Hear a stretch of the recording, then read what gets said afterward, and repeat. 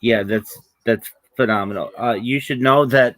Then didn't you have one of those guys buy you a hooker? Yeah, I know. Okay.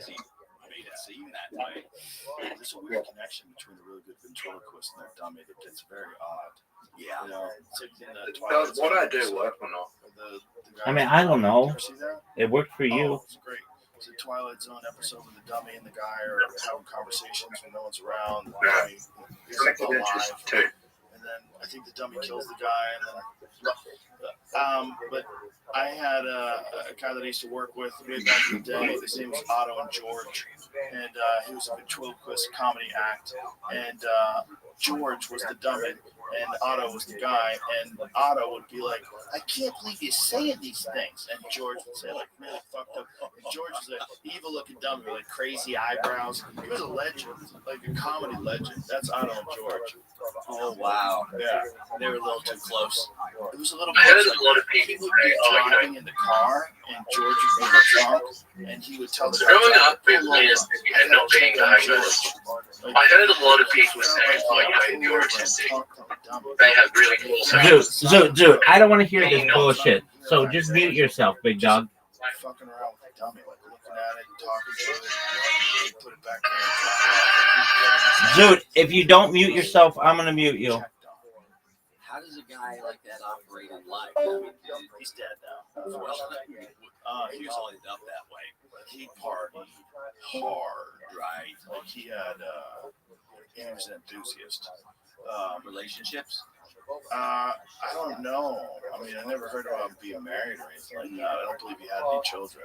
But he was nuts. I mean, I never got to know him all that well. It was I've worked with him a ton of times, but it was always like, he's like, hey, Joe, how are you? You know, he'd have his dummy there, but he would just, everybody would go to the back of the room when Otto would go on stage. We'd all want to watch. That was his relationship with dummy. Well, I was, I don't know if he had other relationships, but that was a big one. And one time he was going back and forth with some guy in the audience, and the dummy was saying horrible things to this guy, and the guy stabbed the dummy. The guy jumped up on stage and stabbed the dummy. It was at Dangerfield. Yeah, I think it was at Dangerfield. What a brilliant move. Yeah. That's inspired. Yeah, when he was part of the program. The guy was a part of the performance. He jumped up and stabbed the dummy. Because he was just That's probably worse than stabbing him. I'm heartbroken. Well, I mean, I'm assuming the guy was doing it for fun.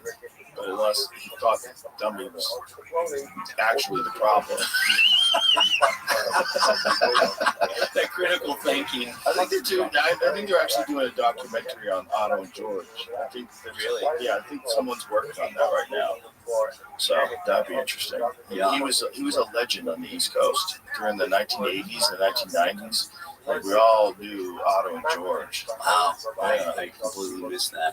Yeah, but like a lot of people that are brilliant, he was out of his fucking mind and never really got traction in terms of like a real national career. But he was very funny. He was a good joke writer. He was a funny guy. Yeah. Yeah, because they don't have that little extra side of them. The business part. Yeah. The business part was missing. Yeah.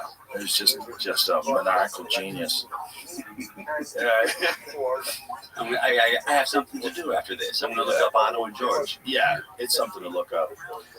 Listen, man, good luck on Fear Factor. Thank you. I hope it runs another 148 episodes, just like when we did it back in the day, and I hope nobody gets hurt. Yeah, I appreciate that. I appreciate you having me on. Oh, my pleasure. It's great to meet you, man. You've entertained the fuck out of me over the years, and give me a lot of anxiety as well. I'm glad you're okay. Yeah, for the most part. man. Thanks for doing this. And tell everybody, when does it air? When does Fear Factor start? Premieres tomorrow. Oh, no, excuse me. No. Premieres tonight, the 14th. Okay. Sorry, I've been on the whirlwind kind of thing, so it's on tonight. Awesome. Yeah. Awesome. All right. Good luck. Thank you. Thank you. All right. Bye, everybody.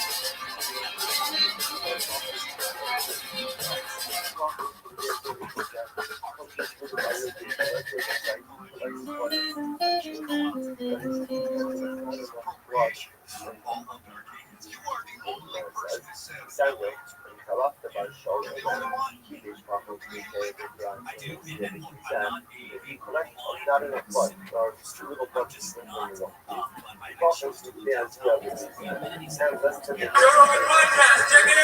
The Joe Rogan Experience. Drink my name, Joe Rogan Podcast my name, all day. Why would I want tattoos? Because you get older and they get all smudgy and Mine are getting kind of smudgy. yeah, well, Look at them. Or smudgy. I owned a tattoo parlor in, I don't know what year it was, mid-80s, and they were illegal in Indiana. But because it was me, they said they're legal. Really?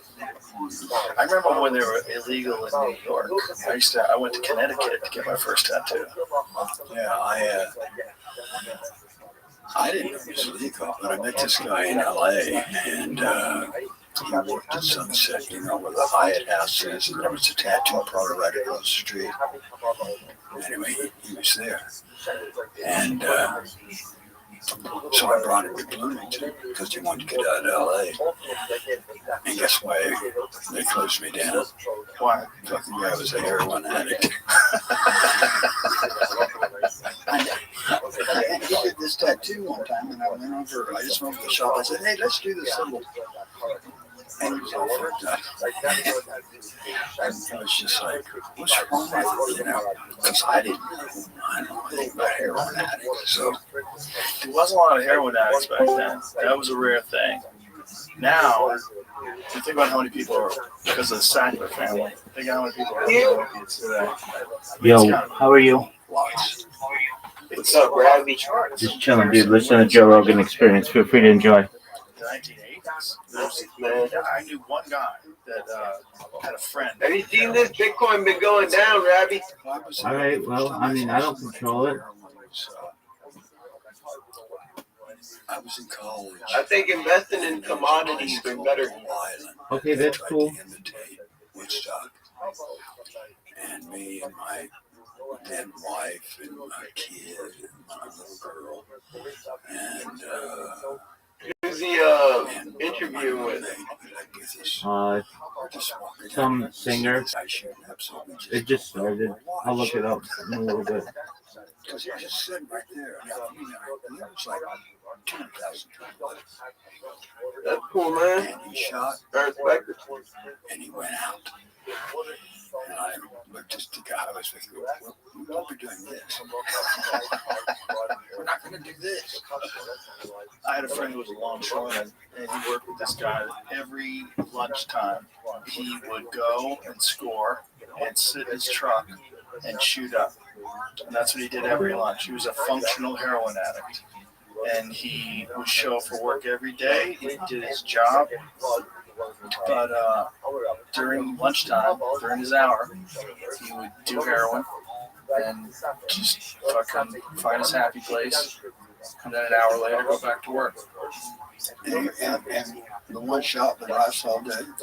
I don't know. I don't know if he did heroin. I didn't ask if he did heroin after that as well. I'm assuming he probably did.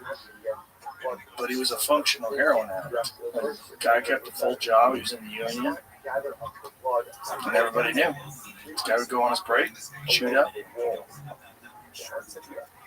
The last time I did drugs was 1973.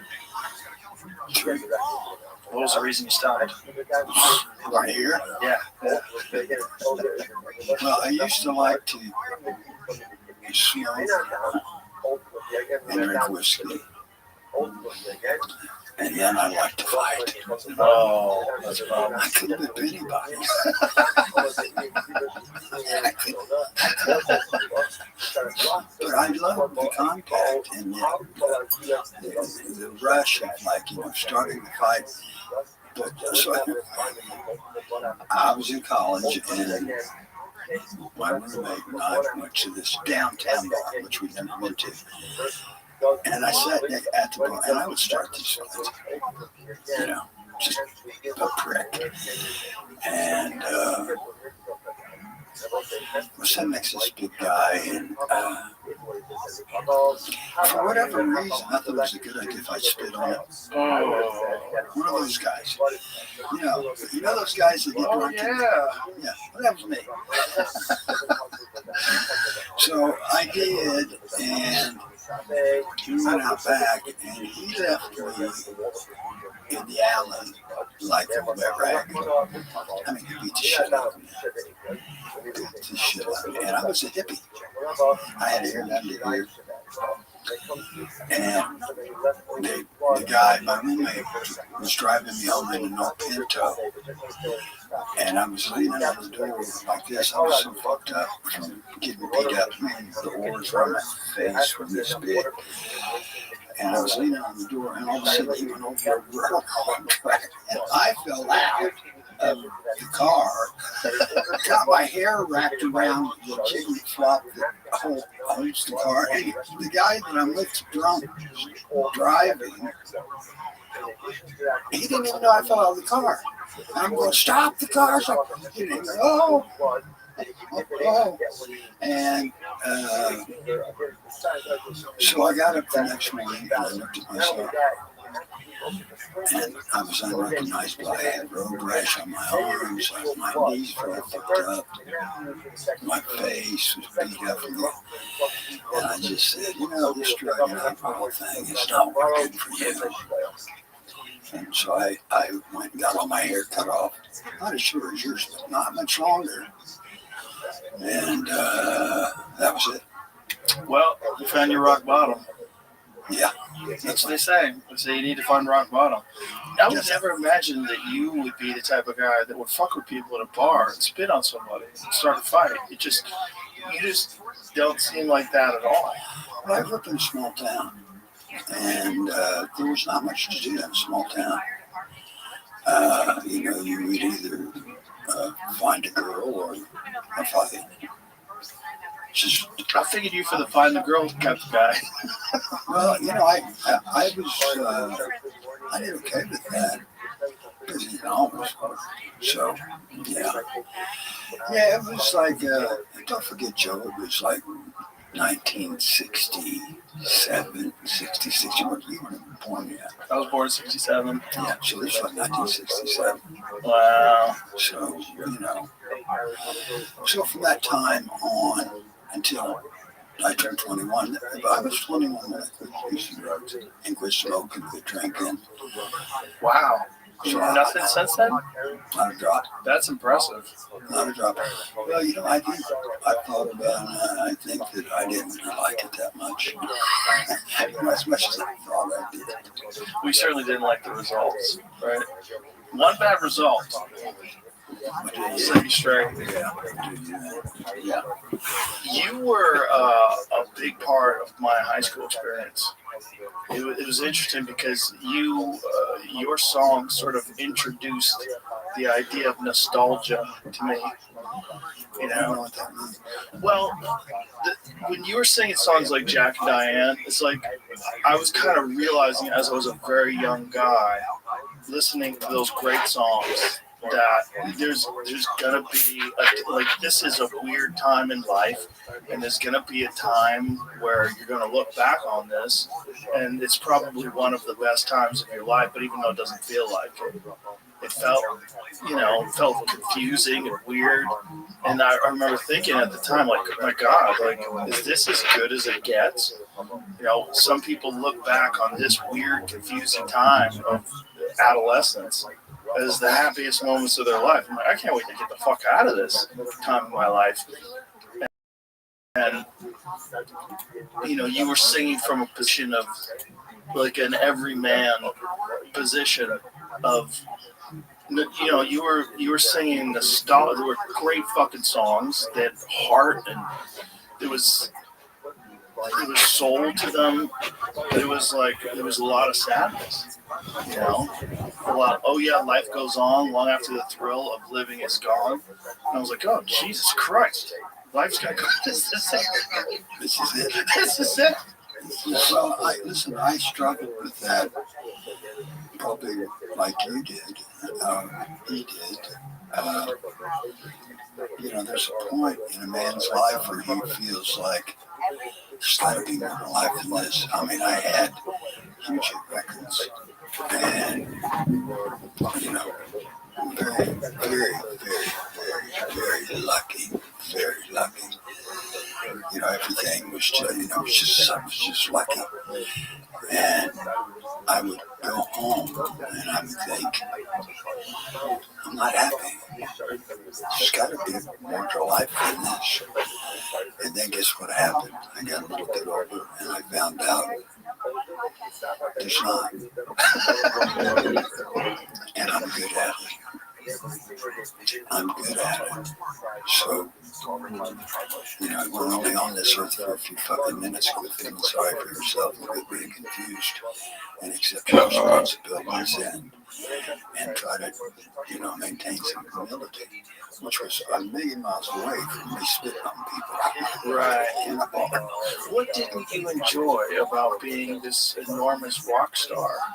In the early days of MTV, I mean, you were a rock star when it became a totally different thing because it was like this visual thing that was in everyone's household now. It wasn't as simple as, you were on the Tonight Show and you would sing this musical segment and people would have to go see you live to go see you perform. Well, I got to see guys in rock bands who were their album covers. Mm-hmm. You would go to a record store and file through the records, and if you liked the way a band looked, you'd buy the record. Yep. I would too. Yeah. And so, I've got the question. Well, I was just saying, what was it? What was not good about that? I mean, what was that experience like, being this enormous rock star that left you feeling like you wanted more, that you weren't happy? I think that for me, I think when that happens, it's the age you're at, and I think it's a chemical imbalance in our brain. And as we grow older, it kind of finds its way. And like I said, I just woke up one day and just went, hey, this is all there is. Accept it and try to show some humility and try to be good at it. And I never thought about it again. That's interesting. Well, you're a snap out of it type of guy, right? You snapped out of drugs and alcohol. You snapped out of feeling sorry for yourself. Yeah, that's a good trait to have. Well, I'm very lucky that listen, Joe, when you're looking at the luckiest fucking guy you've ever interviewed, I don't give a shit who you've interviewed. I'm the luckiest guy you know. I was born with spina bifida. Do you know what that is? I don't. That's where you have a hole in your spine, and the fluid and all of the nerve endings, like on me.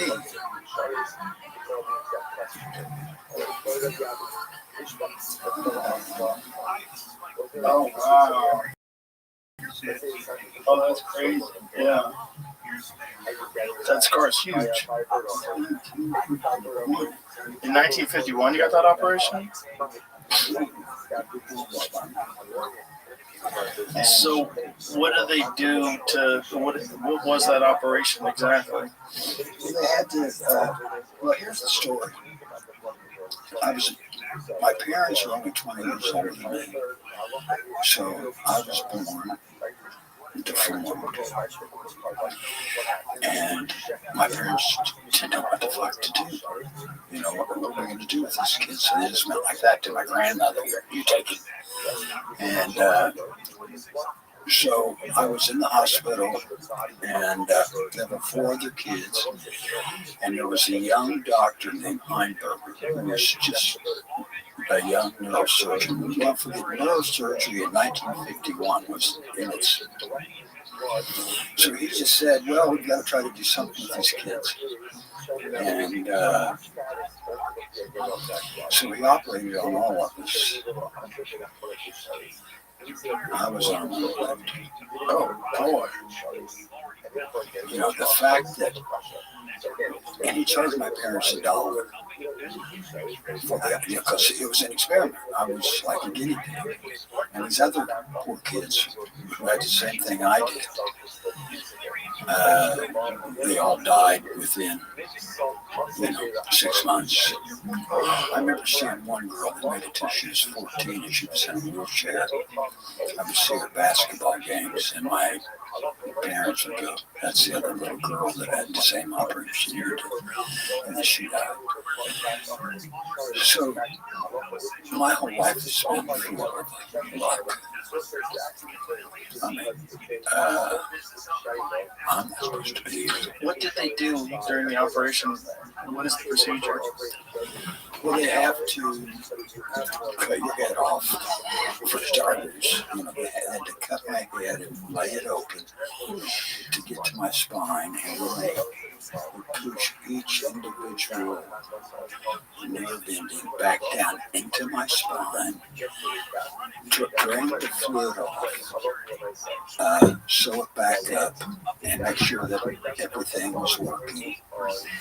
And they told my parents, look, here he is. He's probably going to die, get encephalitis, and his head's going to fill up with water.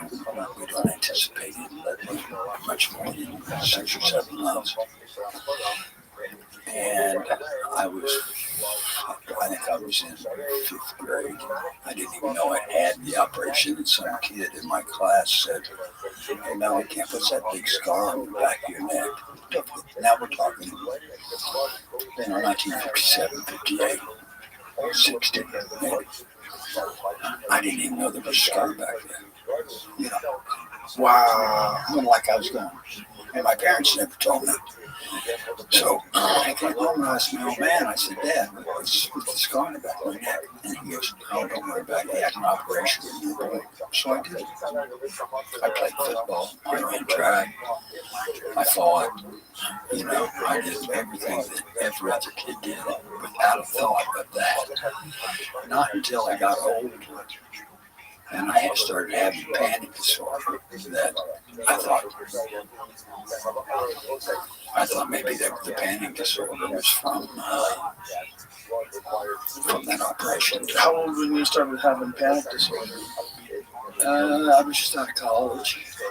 I could leave the house. I became what they call, what's that called? Agoraphobia. Yeah. So I had agoraphobia for about a year and a half. And then I got a record deal. And I had to leave the house. I mean, I was married in high school. I got married in high school. And the girl I was married to was 5 years older than me. How old were you? 18. 18? Yeah. You had a kid, real young?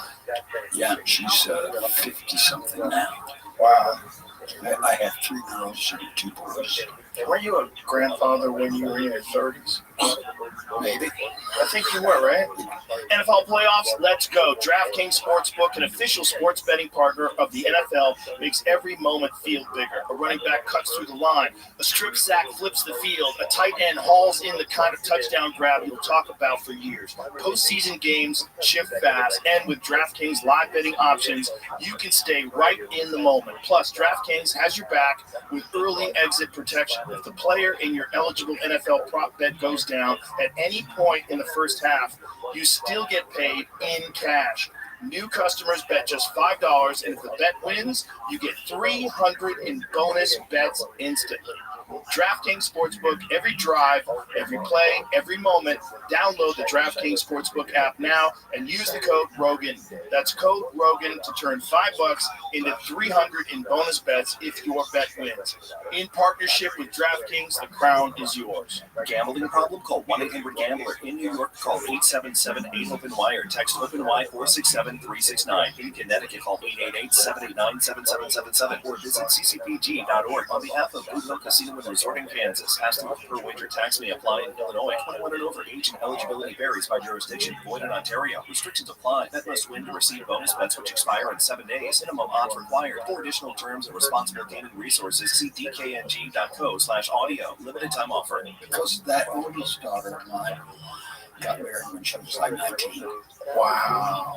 Not much to do in a small town. Yeah. Not much to do. So that's the spina bifida.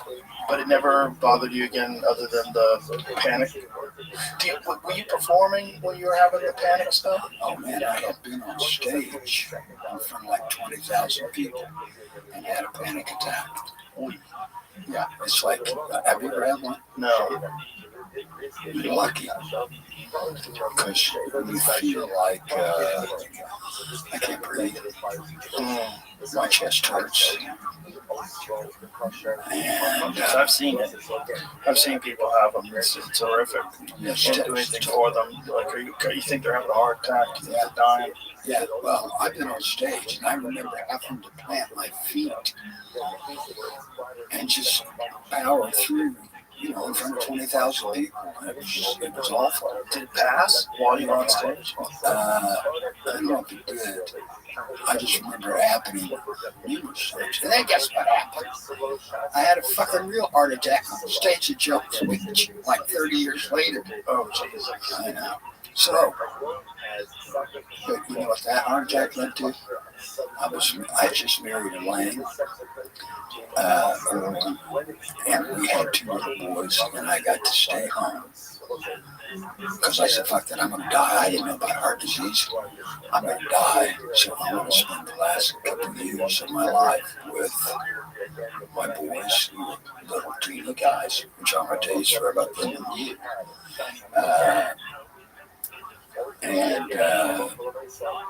So I got to actually kind of not be in the music business, which pleased me. How old were you when you had your heart attack? 42. Oh, jeez. And so I got to stay home. I stayed home for 3.5 years. Elaine did model, and we just, we had TV shows we watched, which is unheard of in my life. Like, hey, it's Thursday night. Let's watch this. Which is where you come in. So the boys were little, and they loved your show. They loved your fucking show. And I was kind of like, I don't know if the kids should be watching this, You talking about Fear Factor? Yeah. Yeah. I don't know if the kids should be watching. So I made a deal with them. All right, you guys, you can watch the show, but you have to watch 60 Minutes too. So if you're going to watch this, then you got to watch 60 Minutes. And they obliged, which surprised the hell out of me. But it was like, Dad, 60 Minutes on. Dad, Fear Factor's on. I know. So we watch it together. I mean, how lucky is that? Well, it sounds like it was a blessing in disguise. Yeah. Well, that's It gave you a pause. You know what luck is? Well, Thinking you're lucky. Thinking you're lucky. yeah. What you think about yourself all comes true. I wrote in a song once. What you think about yourself will come true. So if you call yourself a dumbass, that's what you do it enough, and your brain starts believing. What caused your heart attack at such a young age? Maybe it's stupid. I would go in to get a physical, and they'd go, John, your cholesterol is off the charts. It's at 400. And I would go, am I all right now? And they'd go, yeah, you're all right now. Good. I didn't know medicine. Statin drugs have just become gorgeous work. And at that time, people started using statins, and I didn't want to take them. I didn't know what they were. But I know all about heart disease now. Did you have plaque? Did you have arterial plaque? Yeah. And it runs in my family. I have a sister that has, she used to, I think she doesn't anymore, but her cholesterol is at 500. Imagine. That's it's crazy. Cholesterol is a very controversial subject now because people are starting to try to sort out what is the actual cause of heart disease, and there's a lot of people that don't believe it's cholesterol. They think it's arterial plaque. And what is that stuff called?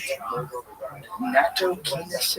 I don't know how to pronounce it, but there's a supplement, like an over-the-counter supplement that's supposed to be able to eliminate arterial plaque in a very profound way. They're just starting to realize. I don't know, but It's clogging of it. Listen, I was in New York once with a girl, and I went to the doctor with her. She was an actress, and she was getting a physical. She wanted me to go, so I went with her. And she went to the best doctor in New York City. And I found myself alone with that doctor. And I said, so the doctor in Bloomington just put me on metformin. What's the side effects from metformin? And this guy, Joe's the guy. He meant longevity. And he said, if it was up to me, I'd put the entire United States on metformin and a statin because the fucking food we eat is terrible. Yeah. It's processed, it's this and that, you know, like he just said, you know, the human body was not meant to eat this crap. That's a fact. Yeah, I think the solution is probably eating food that you're meant to eat. But metformin is one of those drugs that longevity doctors recommend. I've never been on it, but I know quite a few people that have. I think isn't it a diabetes drug initially? Yeah, no, yeah. My mom died of diabetes, so I was always borderline, and I'm still borderline. And this was, She get type 1 or type 2? well, she started out with 2. And then she paid no attention to it, wouldn't take the medicine. We'd drive by Krispy Kreme. Don't tell your dad. Okay. And she'd get a half a dozen Krispy Kremes and eat them. And it's just like, That's where it's at. It's the food. It's a horrible thing that we've done to this country. You know, this is the most controversial thing about RFK Jr., I guess, or one of the most controversial things is the elimination of all the stuff that's already eliminated in a lot of European countries. I had a friend from Europe who had not ever been in the United States and got sick. Mm-hmm. Just eating our food. Yeah. It's crazy. Just our bread. What is that? That supplement? How do I say it? Can you find out what it's supposed to do? Like what? Because there's a recent study. There it is. Okay. So that's it. Nattokinase supplementation can significantly reduce the size of existing arterial plaques and slow the progression of arteriosclerosis. I never say that word. Arteriosclerosis. Atherosclerosis? Whatever. Particularly at higher doses. Nattokinase and arterial plaque reduction. Multiple clinical trials provide evidence that nattokinase, an enzyme derived from fermented Japanese food natto, has a positive effect on arteriosclerosis, hardening and narrowing of the arteries due to plaque buildup. Yeah, so folks, go take that stuff. High dose supplement shrinks arterial plaque by 36%. Very interesting stuff. Yeah. And it's a very common supplement. It's an easy to get supplement, and it comes from fermented food. Well, if I've watched a lot of things about the food that we eat, and terrible. Well, a bunch of monsters decided to make more money. And the way they make more money is throw a bunch of preservatives and bullshit and stuff in the food so that it keeps their shelf life as long as possible. We've heard those stories about taking a hamburger that you would buy at a very popular store and just putting it in a box and leaving it for 5 years, and 5 years later it's... Oh, yeah. Some of my grandkids were at my house in Dom-Defusky, and they had an ice cream sandwich, and they made half of it, and it sat there for 3 hours and did not melt. Yeah, I've seen those. Yeah, that's not ice cream. It's not ice cream. I don't know what the fuck's in there, but it's not regular ice cream. Burger King or the McDonald's hamburger thing's nuts. Because what is the longest that guy? There's one guy that's had one on a shelf at his house for, God, I want to say it's close to 20 years or something crazy like that. It's just sitting there, and you would think that he got it 5 hours ago. Yeah. And we're supposed to be eating that. Yeah. And for a lot of people, that's a big portion of their diet is fast food, which is just crazy. You're just sucking down all these chemicals and preservatives. And if something cannot rot, can sit there and not rot, It's a quarter pound. It's 30 years old. Wow. That is insane. Yeah, That's insane. that's crazy. Wow. Yeah, our food source, and I don't know about our teaching. I don't follow what he says and listen. I try not to listen to much politics. It's good for you. Well, That's another good way to not have a heart attack. you know what? It's all, I was a hippie. Mm-hmm. And I grew up thinking, that anybody over 30 was the enemy. Right. And, it's kind of like, I remember when Kennedy was shot, I asked my dad, I go, and I was like a kid, I go, do you really think one guy did it? And he just looked at me and went, what do you think? And that was his whole answer. Wow. Well, he knew it back then. That's interesting. Because it took until Dick Gregory brought the Zapruder film on the Geraldo Rivera show, which was, I think it was 12 years after Kennedy's assassination, that people realized that he probably had gotten shot from the front. Yeah. Because his head went back to the left. Yeah, and I've seen that, and I remember my dad was a young Democrat, and so he was involved a lot with the Democratic Party back then, and I'd ask him questions, and he never would really give me answers.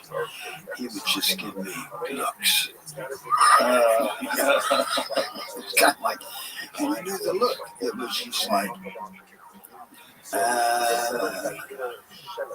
what do you think, John? Do you really think somebody did that? Figure it out for yourself. Yeah, not much has changed. And that's why I don't watch. I used to be very politically minded and cared about what politicians said. I don't give a fuck what they said. I don't trust any of them. I don't like any of them. Not that I don't like them. It's just that I don't. It's just hard to believe anything that anybody says because everybody's spinning everything in such a way that it's just like for their purposes. So. And unfortunately, we're more aware of it now than ever before. There's less trust in politics now than there's ever been, and then there's more people talking about politics than there's ever been. There's more polarization. I mean, I don't know what it was like when you were a kid, but when I was a kid, there wasn't this polarization between people that were conservative and people that were liberal. Like, you could hang out and talk to each other. They didn't hate each other. They just thought the other person was a fool for having a different opinion than them.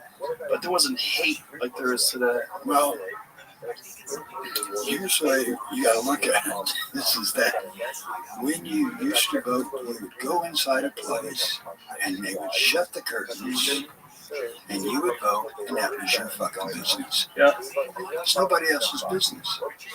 And so, it's like, I'm for anybody that's doing good. If you're doing good and you're not hurting somebody, go in. But I'm not for cheating and how about morality and integrity and what you're saying. That would be nice. It's never been that way. No, never. It's never been that way. In the 60s when I was a hippie, people think that this is like really bad. No, it was really bad when fucking Russia had missiles in Cuba, and it was really bad when kids with long hair were getting shot at Kent State. It was really the separation of adults and kids. There was a change that was happening, and of course the change happened, and all my generation did was go to a bridges tour. That's about all we accomplished. Well, the change was because it was the first generation that realized that the war that they were being sold was bullshit. You know, the people that were involved in World War I and World War II, they thought they were stopping the world from an evil dictator taking over and just ruining the world. That's what in World War II, the United States was fighting Hitler. You can't get a more evil person that's leading an army that you want to fight against than that guy, right? So everybody felt like that was a just war. Came back from that war victorious. America had national pride. We did it. We're the good guys. And then all of a sudden we're in Vietnam. Like, what the fuck are we doing in Vietnam? It didn't make any sense. Back up, Joe. What do you think the Civil War was fought about? The Civil War? Yeah. Well, slavery was a big one. No? Ports. It was fought over ports. The port in Savannah, Georgia was the biggest port in America. And the ports in Boston, New York were struggling. And the North said, hey, why don't you guys send some of that our way? You guys got more than you can handle. And they said, fucking no. No, we're not sending you any of our stuff. And they just kind of went, well, fuck you, we're going to come down and take it. But how are we going to get the American people to get behind that? Slaves. We'll say it's to free the slaves. Really? Yeah, I have a house in the South. And that's what it was about. It was about the ports. Slavery was just an excuse because nobody cared about black people. So North or South? Wow. So you think that if they had just spread the wealth a little bit, that would not have happened, slavery would have still continued? Don't you think that, I mean, there was already a distaste of slavery because it wasn't ubiquitous in the North. But in the South, in the North it was? Yeah. I mean, Lincoln had slaves. Right, back then, but not in the 1860s when they were fighting the Civil War. He was president. Really? He had slaves when he was fighting in the war? Yeah. I wasn't aware of that. Yeah, a lot of people didn't know show. You know, they weren't. They hadn't spun it to be so cruel as the South was, apparently. Well, there was more in the South, right? Because of plantations. Yeah. So here it is. Abraham Lincoln never personally owned slaves. This is according to Perplexity, which is our AI sponsor, which is always very accurate. Either before or during his presidency, according to mainstream historical scholarship, claims that he had slaves through inheritance or marriage come from fringe or highly disputed sources and are not accepted by most professional historians. Catch me. Lincoln was born in Kentucky, raised in Indiana and Illinois, all as a non-slave owner, working as a laborer, a lawyer, and a politician. He was a really good wrestler, too. Being related to slaveholders did not legally make those enslaved people his property, and the best documented homes Lincoln himself maintained in Illinois and Washington employed free servants, not slaves. Okay, where the idea? Hold on for a second. Let me stop for a second. You can call it what you want. Mm-hmm. Free servants. Call it what you want. Well, they were free, and they were getting paid. It's like you said, you had a house. It was still a minstrel show, no matter how you got it. Okay. Some modern writers and websites argue Lincoln inherited or ordered. This is where the idea Lincoln had slaves came from. Websites argued Lincoln inherited or ordered the sale of slaves via the Todd estate. These claims hinge on a small number of contested documents and are rejected by most specialists in Lincoln studies. There you go. Well, it's interesting that The fact that we're even talking about it. Mm-hmm. What's kind of crazy how recent it was. That's what's really crazy. Yeah, it wasn't that long ago. Two people ago. You know, people live to be 100. Yeah. You know, 1865 was roughly 2 people ago. Yeah. That's fucking crazy. Well, I know. I bet you when you were in school, you thought World War II was ancient history. Oh yeah, which is nuts because I was in high school in the 80s, right? So World War II ended in 45, which is nuts. Like, Yeah. I thought it was ancient. I remember sitting in history class in 8th grade going, what do I need to know this shit for? you know. And I was born in '51, so it was only like 3 or 4 years, and the war had just ended. That's nuts. But to me, it was ancient history. Isn't that crazy? Because essentially what we're talking about now is like the 1980s. Yeah. Well, that to us, the 1980s, like to kids today, that must be like, oh my god, fucking dinosaur days. No internet, fucking big old tube TVs. It was a giant box.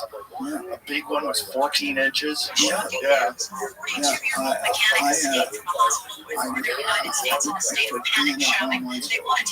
told my dad, I said, hey, Dad, the people down the street have got like a chance. He's got a cord on. And he goes, we're going to change it too. Change the channel. Yeah, I remember we used to have pliers because the thing got stripped. So you had to change the channel with the plier. You didn't know what channel it was until CBS. All right, so we're on 5. Go like this, then you're on ABC. Go like that, you're on ABC. Yeah. I remember the day cable came out. I was like, this is fucking bananas. Look at all these channels. Well, I remember seeing home box office. Oh, yeah. I remember what the movie was. It was American Man or something like that. It's 11 o'clock. It's just starting. Yeah. Do you remember in the old days when the TV would sign off and the American flag would wave and it would just play music and then it would just go yeah. And like this. Yep. And then it would go to nothing. It would stop broadcasting at night. Yeah, 11. Yeah. 11. Those are wild times. Cable changed everything. Home box office changed everything because when HBO came around, all of a sudden you got to see stand-up comedy uncensored. I remember the first time I watched Sam Kinison on HBO, I was like, this is fucking crazy. Like, I'd never seen anything like that before. Like, wild, raw comedy on TV. No, I never met him. I did. What was he like? I don't know. Yeah, I would imagine. He was very unpredictable, very, he was Sam Kinison. You know his story, how he became that way? Got hit by a truck when he was a little kid. He was real normal, like a normal kid. His brother Bill wrote about it. His brother Bill wrote a great book called My Brother Sam, and he said that Sam was just a normal kid, got hit by a truck, got really fucked up, bad brain injury, and then from then on, wild and reckless. Just like impossible to control, just a maniac. Well, you can imagine. I mean, you know, that's, I don't know about you, but if you grew up in the 80s, you know, our parents used to just tell us, go outside. Yeah. Yep. Go outside and you'll see it dark. Yep. And, you know, I could go, I was, I don't know, 10, 9, riding my bike all over Seymour. Yep. Riding the road. And then just, you know, nobody kept an eye on us. No. Nobody, you know. And nobody had any idea of knowing where you are either. It was just your responsibility to come home. There was no way to find you. It was funny. They had to remind us that, I'm going to remind our parents that we have kids. There was a thing that said, it's dinner time. Do you know who your children are? Yeah, because a lot of people didn't. Well, they didn't. And people would yell. They would open up the window and yell their kid's name. Lily! And we just hear it in the neighborhood. Someone like rolling down their window, blowing up the window, and just screaming out the kid's name, tell them to come home. And hoping the kid was in earshot. I remember somebody in my neighborhood. I would look every night.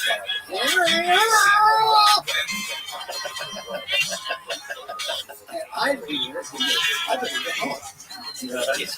It's time for Henry to go. I better get on. What was it like when MTV rolled around? I liked it. How long have you been performing by then? I was in my first band when I was 11. Wow. You know, a little garage band with a bunch of kids. playing along with records. And then I was in a band called the Crazy Soul. I think about this too. I was 14 years old playing in bars. Wow. And my parents were from it's like we're strong. Playing grapes. And it was me and black people. And we shared the vocals. And we would do, we would do songs like and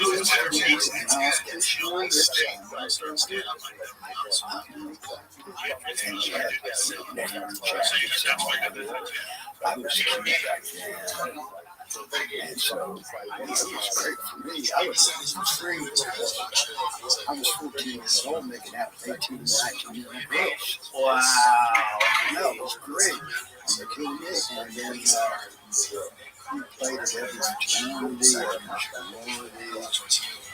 And I came home maybe weekend and I got $60.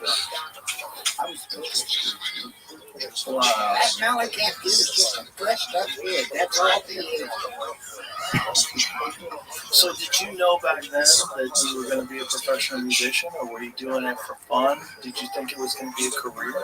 I thought, here's what I thought. I'm either going to be a professional football player, a professional boxer, or a singer. That was my choice. Box? No. Yeah? I'll look for your ass right now. At 74. Is that why you were getting in so many fights? Wow. I liked the contact. Didn't really live to a goddamn night, but it happens. Did you have any professional boxing matches? No, but my son, my son was national Golden champion. Wow. And he played football for Duke. And you don't mess with that. You don't mess with that. And so, he's 31. When did the music thing really start taking off for you? Well, I went to college and broadcasting technology, which at that time was pretty. And I would have dances at college and bands playing, and I would sit there in the audience.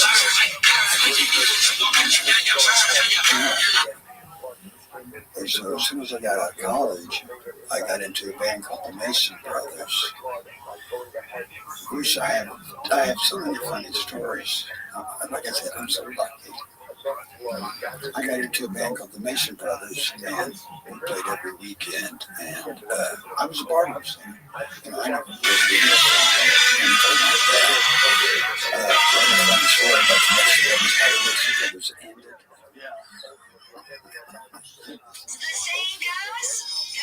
You got it. I was just the same.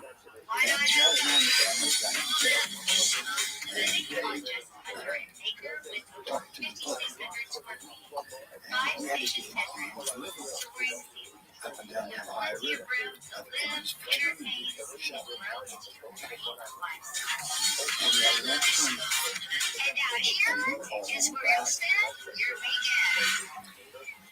And we get there.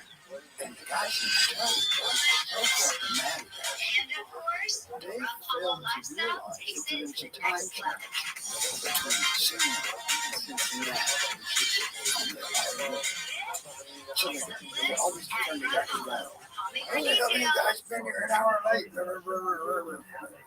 So it really pissed me off the day. God damn it, if you're going to run the band, you got to keep track of this shit. He said, oh, don't worry about it. And as time went on, and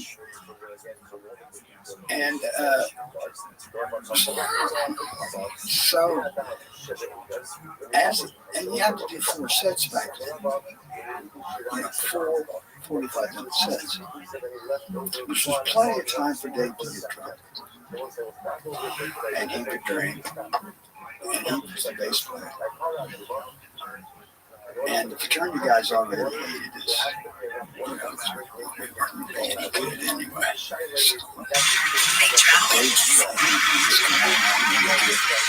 he's putting Johnny lean back. Stand over, boys. He fucking fell off the ship. Then they had to stop and fix it. Oh my God. So I got so fucking mad at him that he said, I said, Dave, I'm gonna quit. This is it for me. I'm done with this crap. And then Dave said, no, John, give us one more chance. And then the drummer quit because he went to medical school. And then the guitar player was still in high school. Wow. And this is my mom and dad's paper. So Dave said, John, let me put the band back together. I'll get some other more guys. And I told him, Dave, how's the band going? And he'd go, it's going great, man. It's going really great.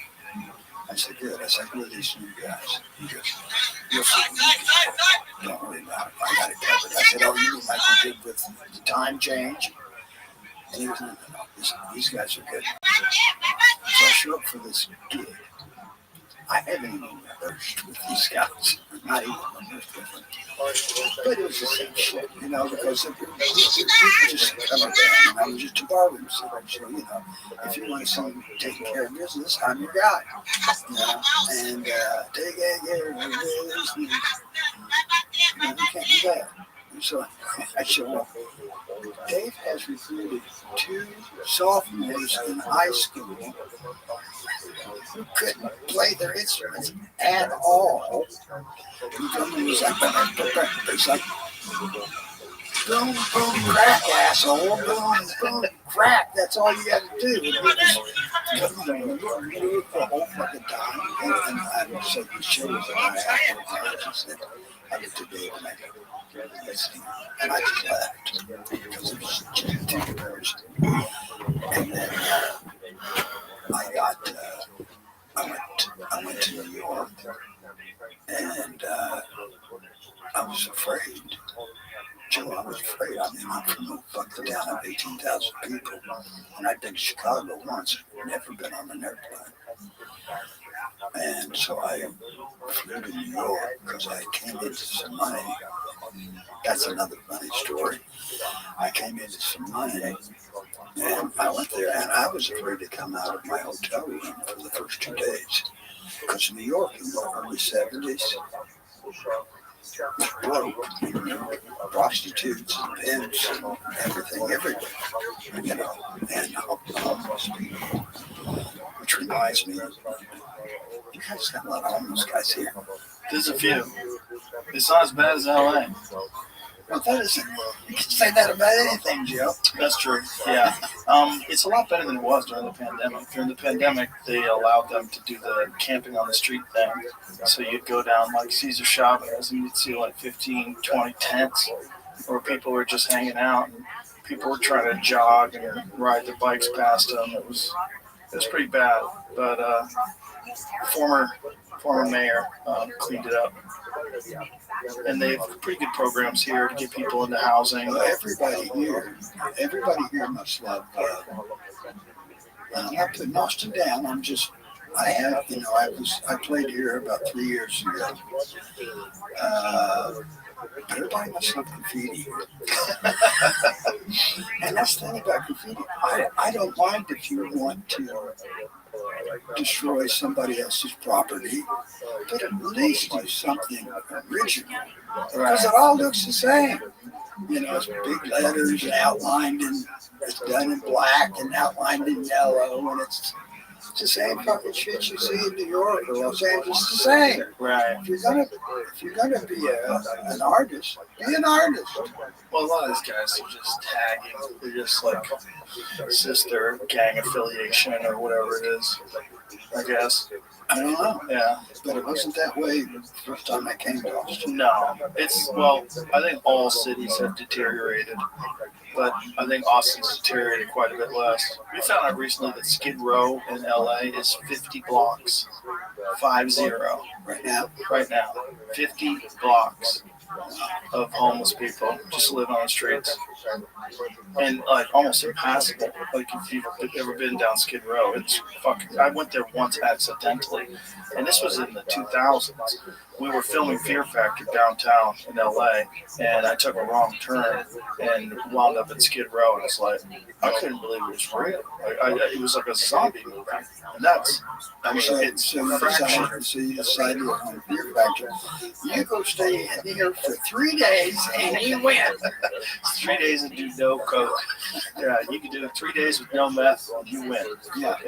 It was sobering. And then we looked up the history of Skid Row, and the reason why it's like that is they would take people out of Hollywood and Beverly Hills, homeless people then, and they would put them in Skid Row and force them to stay there. And they sort of built it as a place where they could deposit vagrants and homeless people. Well, there is a law in this country called vagrancy. Mm-hmm. Yeah. Not very enforced. Well, it's just, let me tell you something. If you grew up in Seymour, Indiana, it's enforceable. Right. Because if you stand uptown too long, which is all kids did back then, Mm-hmm. the cops come in and go, hey, you've been here for 3 hours, there'll be time in here. This episode is sponsored by BetterHelp. New Year's resolutions are great and all, but sometimes I don't want to upend my entire life to create a new and improved me. If you're feeling the same way, I've got a tip for you to let go of those big New Year's expectations and start small. Focus on one thing that's been weighing you down lately. Maybe you want to stress less about what you can control, or put less pressure on yourself at work, or reconnect with an old friend. Whatever goal you have, BetterHelp can help you get there. Therapy in general is a great way to discover more about yourself from an unbiased, outside perspective. It can really help take a weight off your shoulders. BetterHelp makes connecting with a therapist straightforward and simple. And with a network of thousands of fully licensed therapists, they can connect you with the right one, like they have for millions across the globe. According to those same people, BetterHelp works great too. Their live sessions have an average of 4.9 out of 5 rating, so do yourself a favor, try BetterHelp. BetterHelp makes it easy to get matched online with a qualified therapist. Sign up and get 10% off at betterhelp.com/JRE. That's better, HELP.com/JRE. Yeah, you want to keep a nice clean town, that's how you do it. Yeah. But if you let it go long enough, it will be like Skid Row. I mean, and I think that what we're saying, like the documentary, what was the hotel again that won? The Hotel Cecil. The documentary was about the Hotel Cecil, which was a beautiful hotel in downtown LA that's now a fucking disaster area. But it's in that whole area, and they couldn't figure out a way to deal with the homeless problem, but they didn't want it messing up the beauty and glamour of Hollywood. So every time they would find homeless people, they would just ship them to downtown. Downtown LA is really the only downtown of any major city that I've ever been to where nobody wants to go. Downtown New York is fucking downtown. Like, holy shit, we're downtown. Look at all the restaurants, look at all the shops. It wasn't that way in the 70s. Right. The first time I went there, it was just like, yeah. I went to Times Square, it was frightening. The first time I went to New York was to fight. I was fighting in a martial arts tournament in 1980. It had to be, I guess it was 85 or 86. And it was bad. We went through Times Square. And I was like, oh my God, I couldn't believe people lived like this. I remember the first time driving through it, I couldn't believe how big it was. I was like, this is crazy. It was so, because Boston, where I was from, was, a big city, I thought. It was nothing compared to New York. Like, this is nuts. I couldn't believe how many streets there were, how many buildings there were, and how tall they were. But just the seediness of it was so strange to me. The peep shows and all the weird people. When I was a kid back then, I was probably 18. It was very strange. It was frightening. Yeah. Like I don't know, I probably got sidetracked, but the first time I went there, I didn't know my hotel room. I was in a Holiday Inn on 57th Street, and I just kind of peeked through the curtains and looked him up. I can't go up there.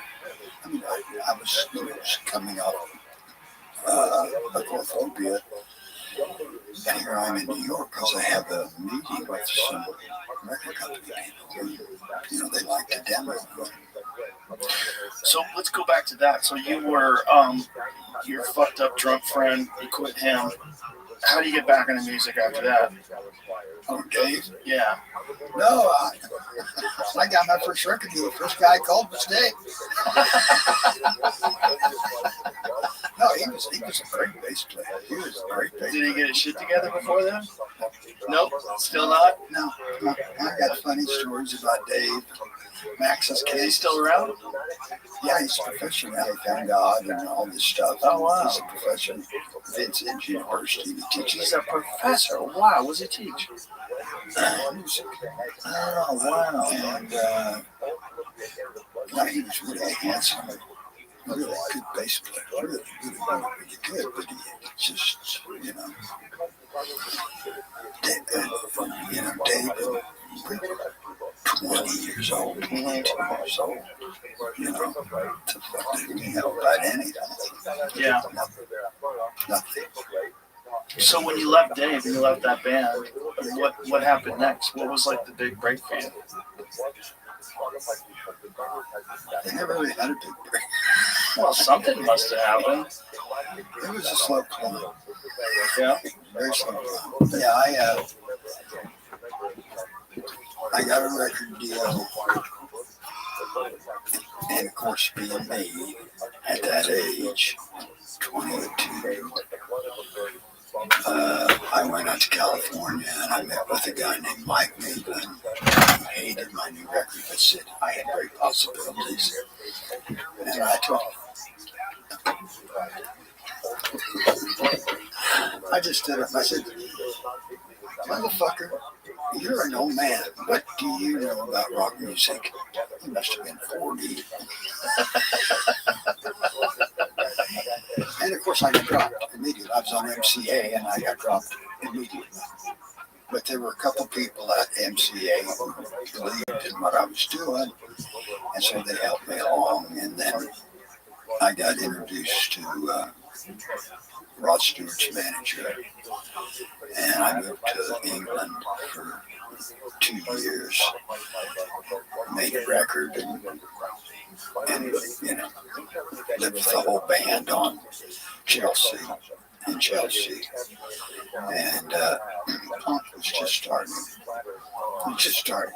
I mean, the Clash and the Sex Pistols. I mean, they were brand new bands. Wow. And there I am with an acoustic guitar going, I need a lover that won't. And it's like,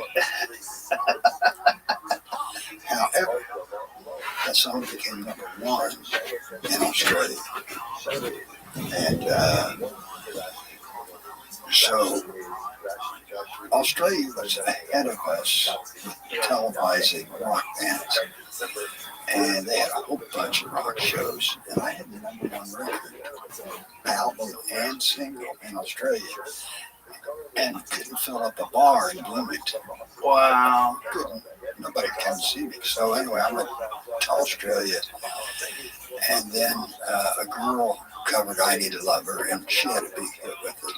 I mean, mine was went to 30 or something like that. But hers went to 2 of that song. And that's how it all started for me. That was the very first thing. Wow. The song, girl covering all my songs. And you were living in England? I lived in England for 2 years. And they had the National Front there at the time. I don't know if you know what that is. The National Front was, if you're not English, get out of our country. A couple guys in my band got beat up because they were, some of the National Front guys heard their accent, and it wasn't English. So it was dangerous to even go to the movies. Keep your fucking mouth shut and let down. What year was this from? 70s? 77, 76. Wow. Yeah, the National Front was, they were like a whole bunch of skinhead guys and violent and did not want any foreigners in the country at all, and even in Americans, you know. So, yeah, you had to keep your eye, you know, I learned real quick to keep your head down, your mouth shut. Wow. And so you got out of there because of that? No, I got out of there because I got mad at the, I know it's hard to believe that I got mad at somebody, but I got mad at the manager because I never could get the cocksucker on the phone, you know. And then I came back to the United States, and he had a record deal based on the #1 record in Australia. And I used to go, well, we have a #1 record in Australia. And they would look at me and go, there are many Australians in the United States, John. So, you know, and then it just kind of, let's see what happened. And I don't mean to sound arrogant, but I didn't give a fuck. I got to the point where I was like, I don't give a fuck. You know, do what the fuck you want. Because I didn't want to be Johnny Cougar, which is how they made me start. Whose idea was that to turn into John Cougar? It was Johnny to start off with. Johnny Cougar. Tony DeFries managed me, David Bowie, Lou Reed, Mata Uto. You remember all these bands? Oh, Lou Reed for sure, yeah. Yeah, anyway. David Bowie, obviously. Yeah. Rod Stewart, obviously. Yeah, Same well, guy. No, Rod Stewart was different. Different manager. Different man, but he was English too. So, It's hard to argue with someone that's got that kind of talent, right? well, it's hard to argue when you're 22 years old with a 45-year-old man who has had success. Right. Yeah, like I signed away my publishing and stuff. This is an old story. But, I mean, an old story from everybody, from the Rolling Stones to, you know, you name it. Prince. If you were black, you know, it's like, here's a new car and a shiny ring and some money. Yeah. And so I remember I was getting ready to leave England, and I heard that Daff had good news for me in America. So that's the reason I went home. And the good news was that he just got a deal for me on Mercury Records. And then, so I went back to the United States, and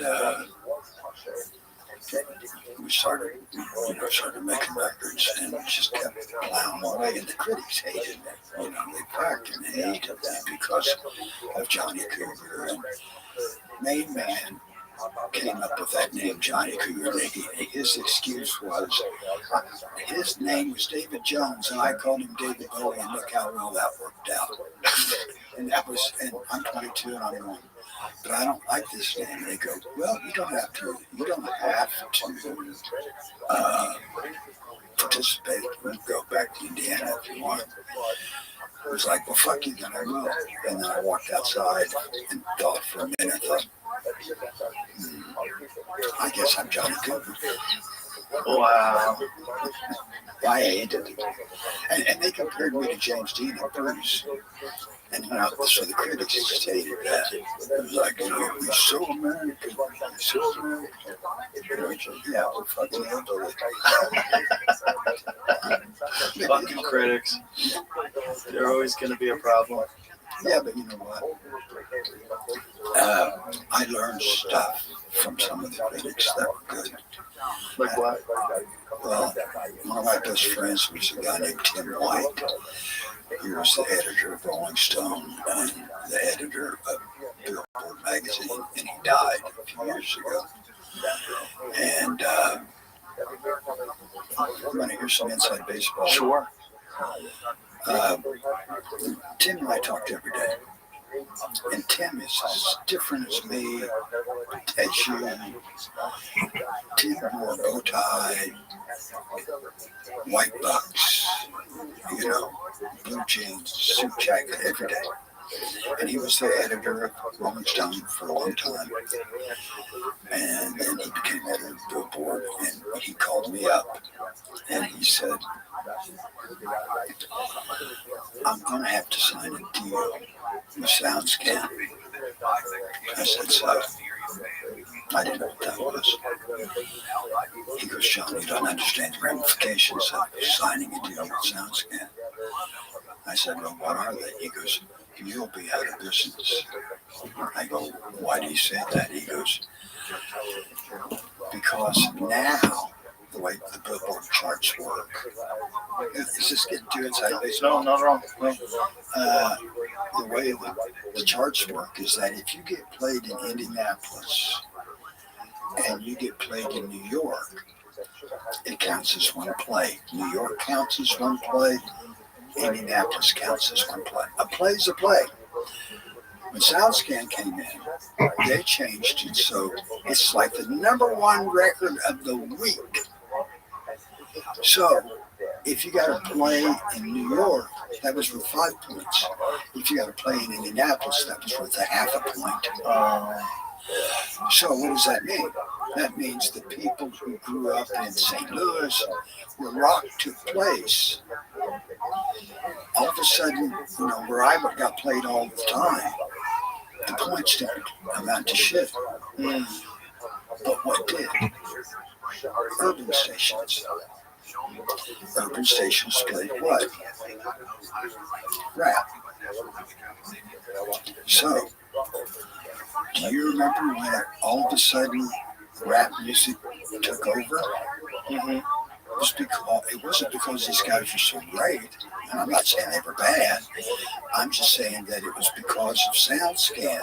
And my friend Tim knew this was going to happen. As soon as I signed this deal with SoundScan, and there was a magazine called Radio and Records at the time, who was rivaling Billboard. And if Tim hadn't bought SoundScan, Radio and Records would have bought them, which would have made them the premier record company because they were the most modern. And so SoundScan changed everything. So I'm sure that you remember that there was a time when you knew every song that was number one. Then all of a sudden you woke up one day and you didn't know how does this song become number one? But the way that it was before SoundScan, each song had to work its way up the charts. So if you had let's say 20 plays, I'm just throwing out low numbers, but if you had 20 plays, that got added to the 20 plays that you got the next week. So now you have 40 plays. So you might move up from 36 to 31. But Joe Rogan in Boston was hearing the songs as they move up. Oh, I heard this new song. You talk to your friend. And they said, yeah, I heard that song. And then all of a sudden the song would build and build and build and build and build and build. And Michael Jackson would be number one or whoever. And once SoundScan took over, if you didn't rock band, the record companies said, fuck this. We're not even going to advertise in Indianapolis anymore. The biggest numbers are R&B stations, and they're playing rap, and that's what we're going to surface those people. Because back then, there was payola and all that stuff going on. Of course. So there was no money coming into Indianapolis all of a sudden there used to be. It was all going to Los Angeles, San Francisco, to all these R&B stations. And then what was that thing called when you could download records for nothing? Napster? Yeah. Yeah. And then that started. And then that really put us out there. They're all rock guys out of this. If you check the Billboard charts right now, I bet you'd be hard pressed to find 2 rock bands in the top 100. Rock bands right now, just in general, are almost non-existent in terms of new bands. It's really weird.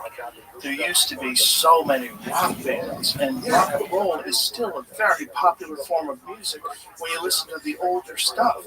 That's why I've decided, I don't mean to plug myself, but they have been asking me, because I got tired of going on tour and being a cheerleader, which is what I was. I still rounding in a small town. I was going, and everybody singing. I was playing to 20,000 people, and everybody was drunk, and I was just kind of the cheerleader. It was a good time. Yeah, giving them the opportunity. I just thought, I'm here to be a musician. This is not being a musician. This is being a fucking clown. I don't want to be a clown, so I started playing in theaters, which pissed everybody off.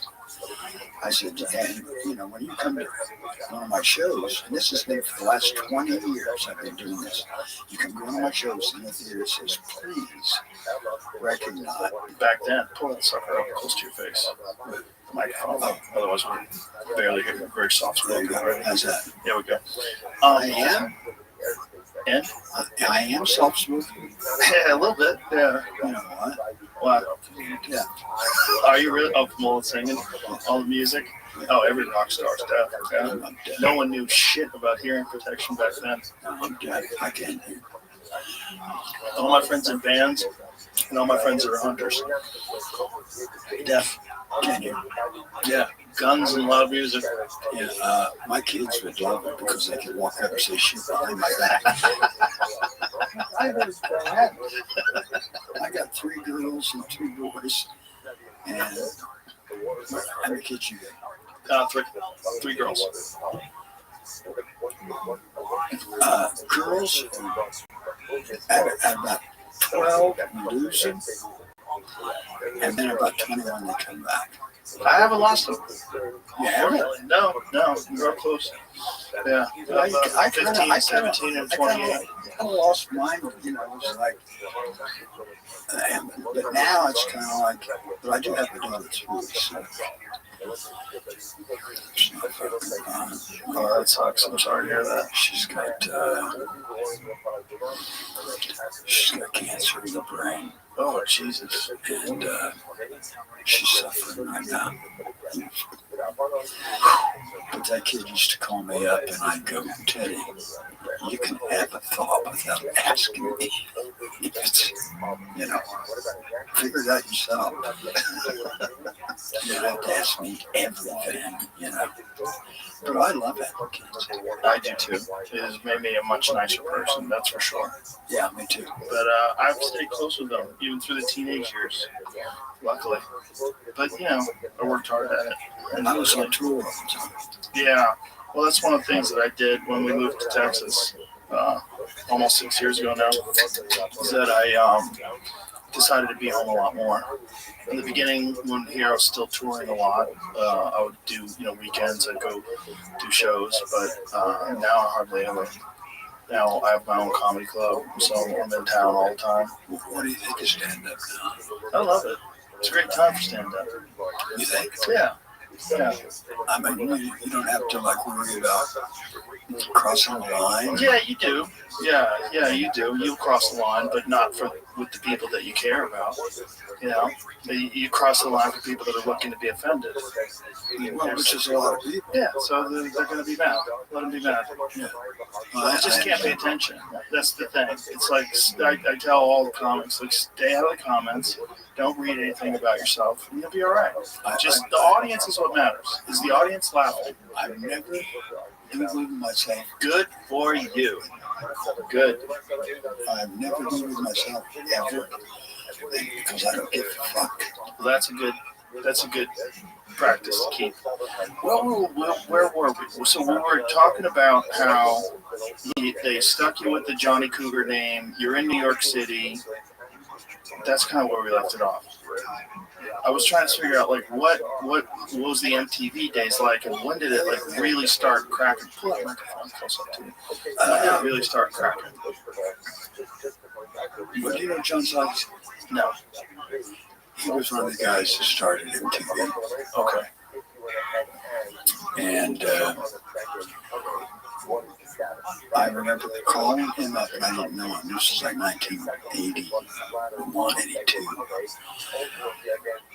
And like I said, it was like the all you really saw of guys in rock bands were the album covers and, maybe on Midnight Special or something like that. Or Don Kirshner's rock concert or something like that.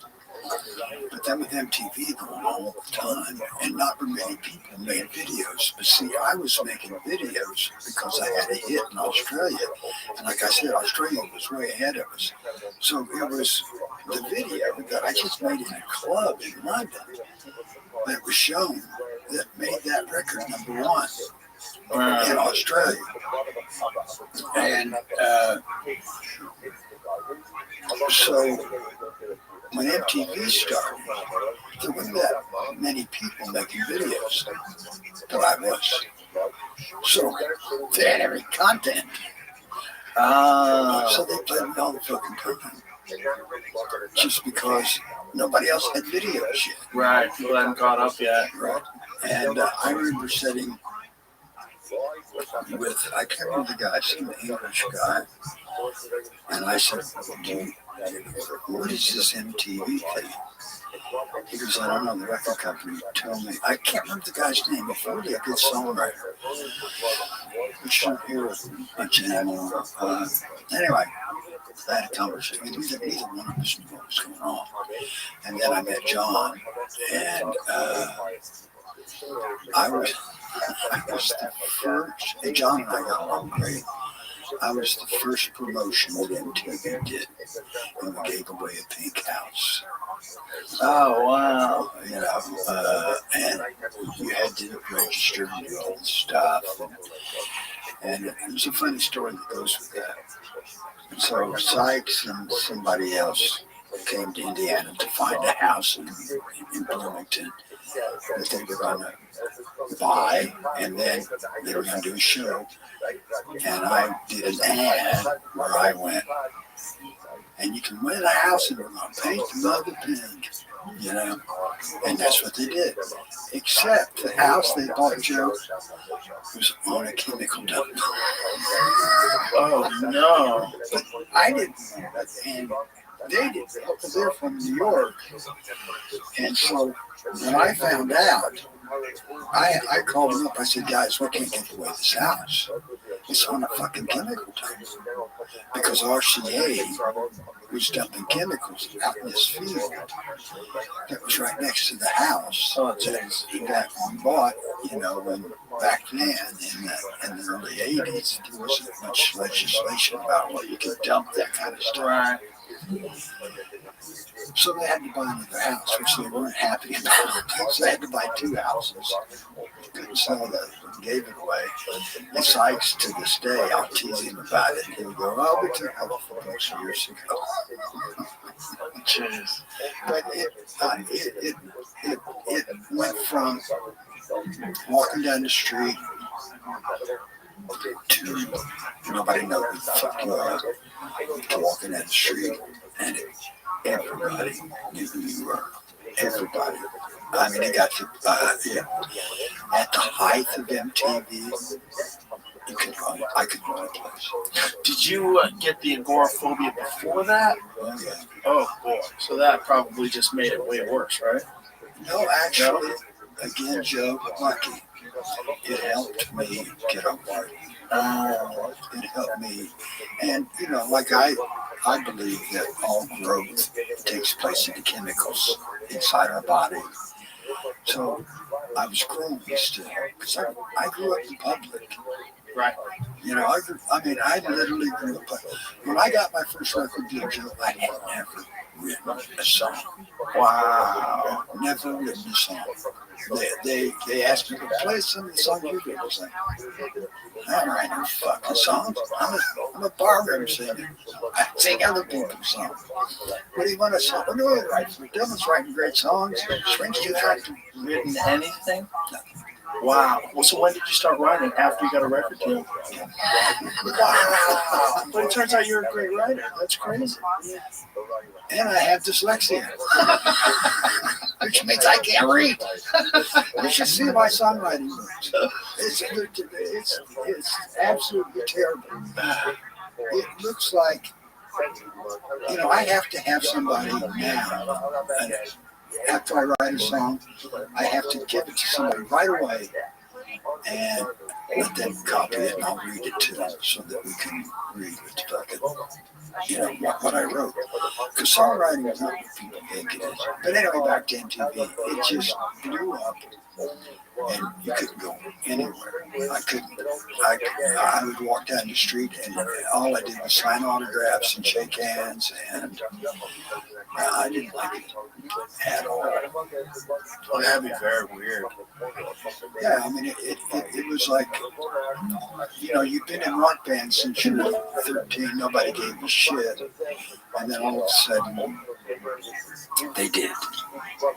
And, it was the baby boomers coming of age, and, I was very fortunate, but unappreciative. So, when you first started writing songs, what was your process when you knew you had to write songs? How did you? Well,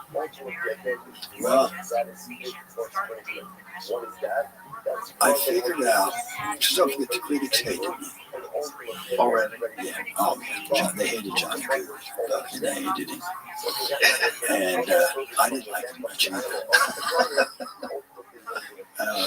Because I'm really good, which is why we did not write songs, we did not do anything. So I figured, how do you reach a lot of people? By being on the radio. So keep it simple, stupid. So I would write like I had a song called "It's So Good." Do you remember that song? Sure. It was so good. I wrote that in the shower, and I came out real quick and I wrote it down, and then I had somebody write it down, and I remembered the melody, and I sang it to a tape machine, and I got so many funny stories. I was down in Criteria, which was in Florida, in Miami, and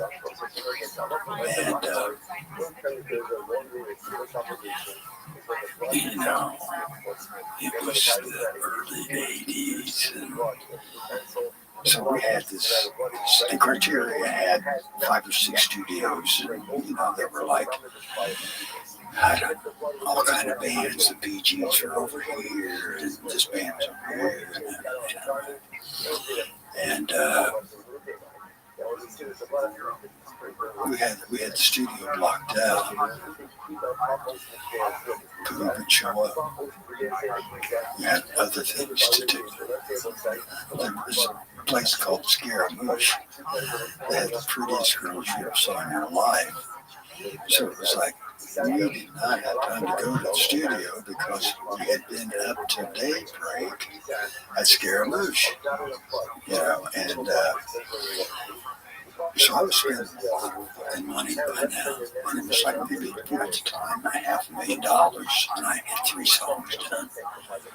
Whoa, that's exactly right. Whoa, and I'd had a couple of hits. I had I Need Love Her, Amy Van Dunwith, and This Time I Think. And so those songs were like, got into the top 20. Anyway, the record company came down and said, "No, we can't. What the fuck? You're spending all this money, and if you don't get on with it, we're going to drop it from the label." And I went, "You can't drop me from the fucking label? Are you kidding me? I'm just starting." Well, we want to come down here when you're done. I said, "Well, come on down." I played them 3 songs, the 3 I had done in 6 weeks.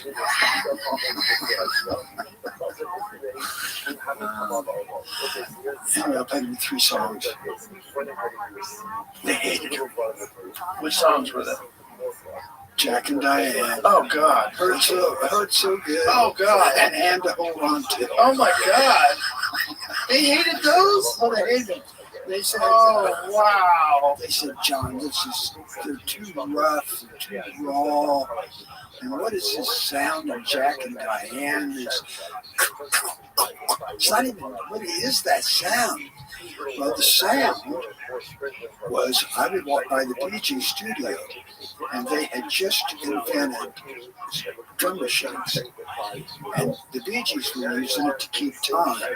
Because most drummers, they speed up. They start the song at this tempo, and all of a sudden they're like, by the end of the song, it's like, I can't keep up with you, God damn it, slow down. So the Bee Gees were using it to keep time.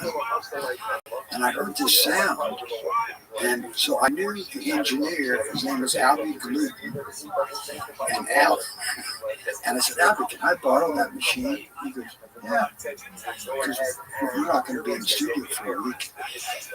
So we were doing a song called Jack and Diane that just was not working out because the drummer kept speeding up, and when we're trying to keep it simple, stupid, simple is hard. Because if you make a little mistake, it's a big mistake now. Because there's not a bunch of shit covering up your mistake. Right. So I called up Nick Ronson. He was the guitar player for David Bowie. Remember Nick? No, don't. Joe! God damn it! Sorry. Anyway, Nick was a great guy. He was Bowie's guitar player when Bowie was great, when he had Ziggy Stardust and all that stuff. And Ronson was an English guy, and he'd call me Johnny all the time. And he said, Johnny, maybe you should put those baby rattles on there. And I go, what? That drum machine thing that makes that noise, just to keep time. And I said, okay, we'll try it.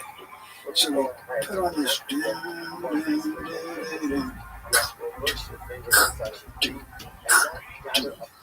it was perfect timing. Perfect. So the idea is that we'll take that drum machine out when we get everything. We'll take it out. And now the drummer had to play in time because that machine did not budge. That machine was perfect. And it was a prototype of a drum machine. That's how new it was. It was a prototype. And it was the only one they gave me the Bee Gees to try it out, see how they liked it. And so we got it all together, and we took the drum machine out. Sounded like shit. It sounded great with the drum machine. So I said, fuck it, we'll just leave the drum machine in. And it worked. Because nobody would ever heard that sound. And the record company didn't like that. Oh, they hated it. They hated that fucking sound. But that song was so good.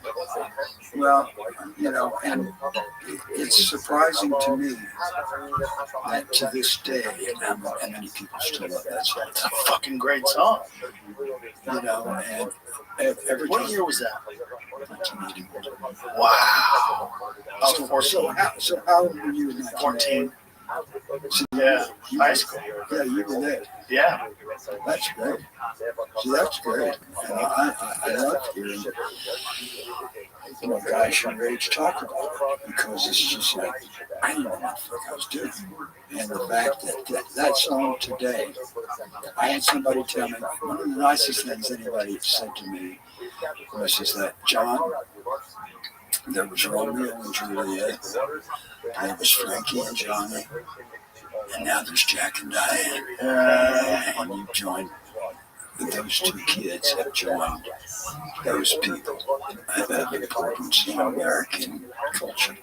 Yeah. Think about it.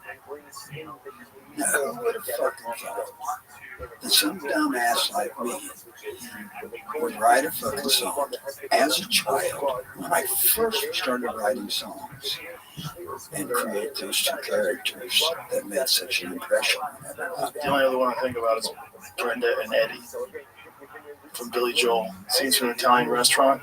Yeah. That's another one. Yeah, Jack and Diane was fucking huge when I was in high school. I can't believe the record company didn't like that. They didn't like Hand to Hold On To? God. And they didn't like me. God. And they didn't like me. Oh, how could you be more wrong than Jackie Diane? Well, Jackie Diane was fucking huge.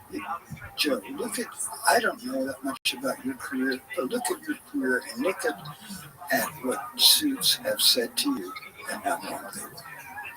Well, the most successful thing that I've ever done, nobody had any input on at all, which is this. Well, there you go. Yeah. There you go. Yeah, there's not a chance in hell anybody would have said, yeah, have unfiltered conversations for 3 hours with random people. And, millions of people will listen and watch.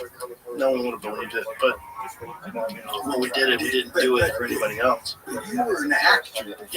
Yeah. Well, I was a comic first, and then because I got a development deal, they gave me some money to be on a sitcom. So I did that. That sitcom got canceled. Then I did another sitcom that was kind of successful called News Radio.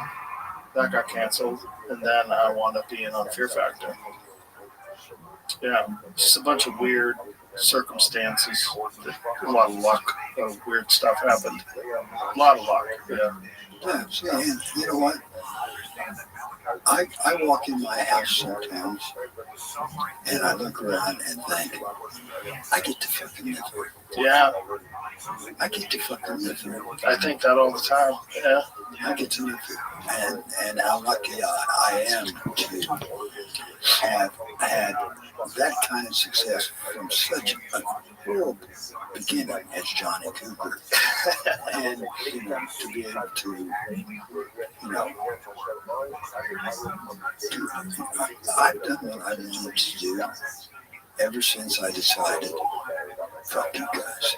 Yeah. After American Fool came out and those songs became hits, nobody has ever said shit to me about anything. Well, they realized they were wrong. Well, those guys, I'm sure, are out of business. And I have to kind of smile about the rock critics because it got to the point where I had so many songs on the radio that they couldn't ignore it. Right. You were undeniable. Yeah. And you know what? That's the word I used to say. That's the key to success. And that's the word I used to say to the guys. You have to make the song undeniable. Yeah. Because if you give them an inch, they'll find a fucking reason. They definitely will. And there's good in that too. There's good in those people that they're valuable. They can fuel you to greatness. They can fuel you to be better. Because if you know that there's people out there that are just gonna fucking hate on you no matter what you do, and you just gotta come up with something that, listen, this will be undeniable. And they'll still hate it. Like, I was watching a fucking interview yesterday where this lady was talking shit about the Beatles. She was talking about how she thinks the Beatles are terrible. And this lady was not particularly articulate. She wasn't interesting or compelling. She didn't seem very intelligent. But she was speaking with such authority about how she thought the Beatles were terrible. I was like, well, you're fucking wrong. You couldn't be more wrong. You couldn't be more wrong. They are one of the greatest bands in the history of the fucking known world. Yep. Fact. But this lady was just going, what shows you cannot make everybody happy because some people don't want to be happy. They don't want to see good. You have 4 really talented people in the band. And it showed because some of the songs, some of the songs, it was good for my generation because we went from cartoons to rock and roll. Mm-hmm. So in a town where I was born, lived a man who sailed the seas. Yeah. And it's a cartoon. Right. And the guy that produced the Beatles, up until that point, he made comedy records. Yeah, he made comedy records and cartoons. And so that's my understanding. And he brought that to them, and you have 4 guys writing songs. It's a lot better than John Mellencamp writing songs. But my point is, it's like, you can't make everybody happy because everybody's not happy. Well, And they don't want to be happy. I have said for years, I'm not for anybody. I'm not for anybody anymore. Right. If you're coming to my show, and this is when I started playing theater, so if you're coming to my show to hear all these hits, you're not going to. But that's why after 20 years, I'm going to go back out and I'm going to play nothing but hits for 2.5 hours. That's how many records. That's incredible. Yeah, that's going to be, and now I'm looking forward to it. Yeah. Because I have not played I Need Another in 25 years on stage. I'm not. So it's fresh. Yeah, it's a brand new song. Yeah. I'm going to be playing it in a way that nobody's ever imagined. Wait till if you come and see me. Wait till you hear Jack and Diane. I have jammed it up, and it's a soul song now. Wow. Yeah, there's a term for it. Smash. What do they call that? Smash something. Anyway, we turned it into a soul song. I mean, what would it be like if Jack and Diane was a soul song? So you leave the melody the same, but you put the instruments around them differently. To make it interesting for you. Well, and to the audience, because when the chorus comes in, they're not going to be singing that chorus. Right. Because if I play it now, He's trying to push that thing up to your face. if I play it now, it's just usually me and acoustic guitar, and it's good because a little ditty, I don't have to sing anymore. Right. They sing the whole song. Right. And I might go, oh yeah, and that's it. And then the audience sings it. This is great. It's got to be really cool. I got to come see you live. Are you in Texas at all? You don't know?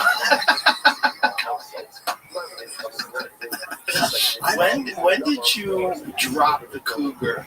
Because at first you were John Cougar Mellencamp, and I remember that. I was like, what is going on? Like, why does he have another name? Like, it was confusing to me. Well, I was trying to, and I think I did it successfully. It was a good transition.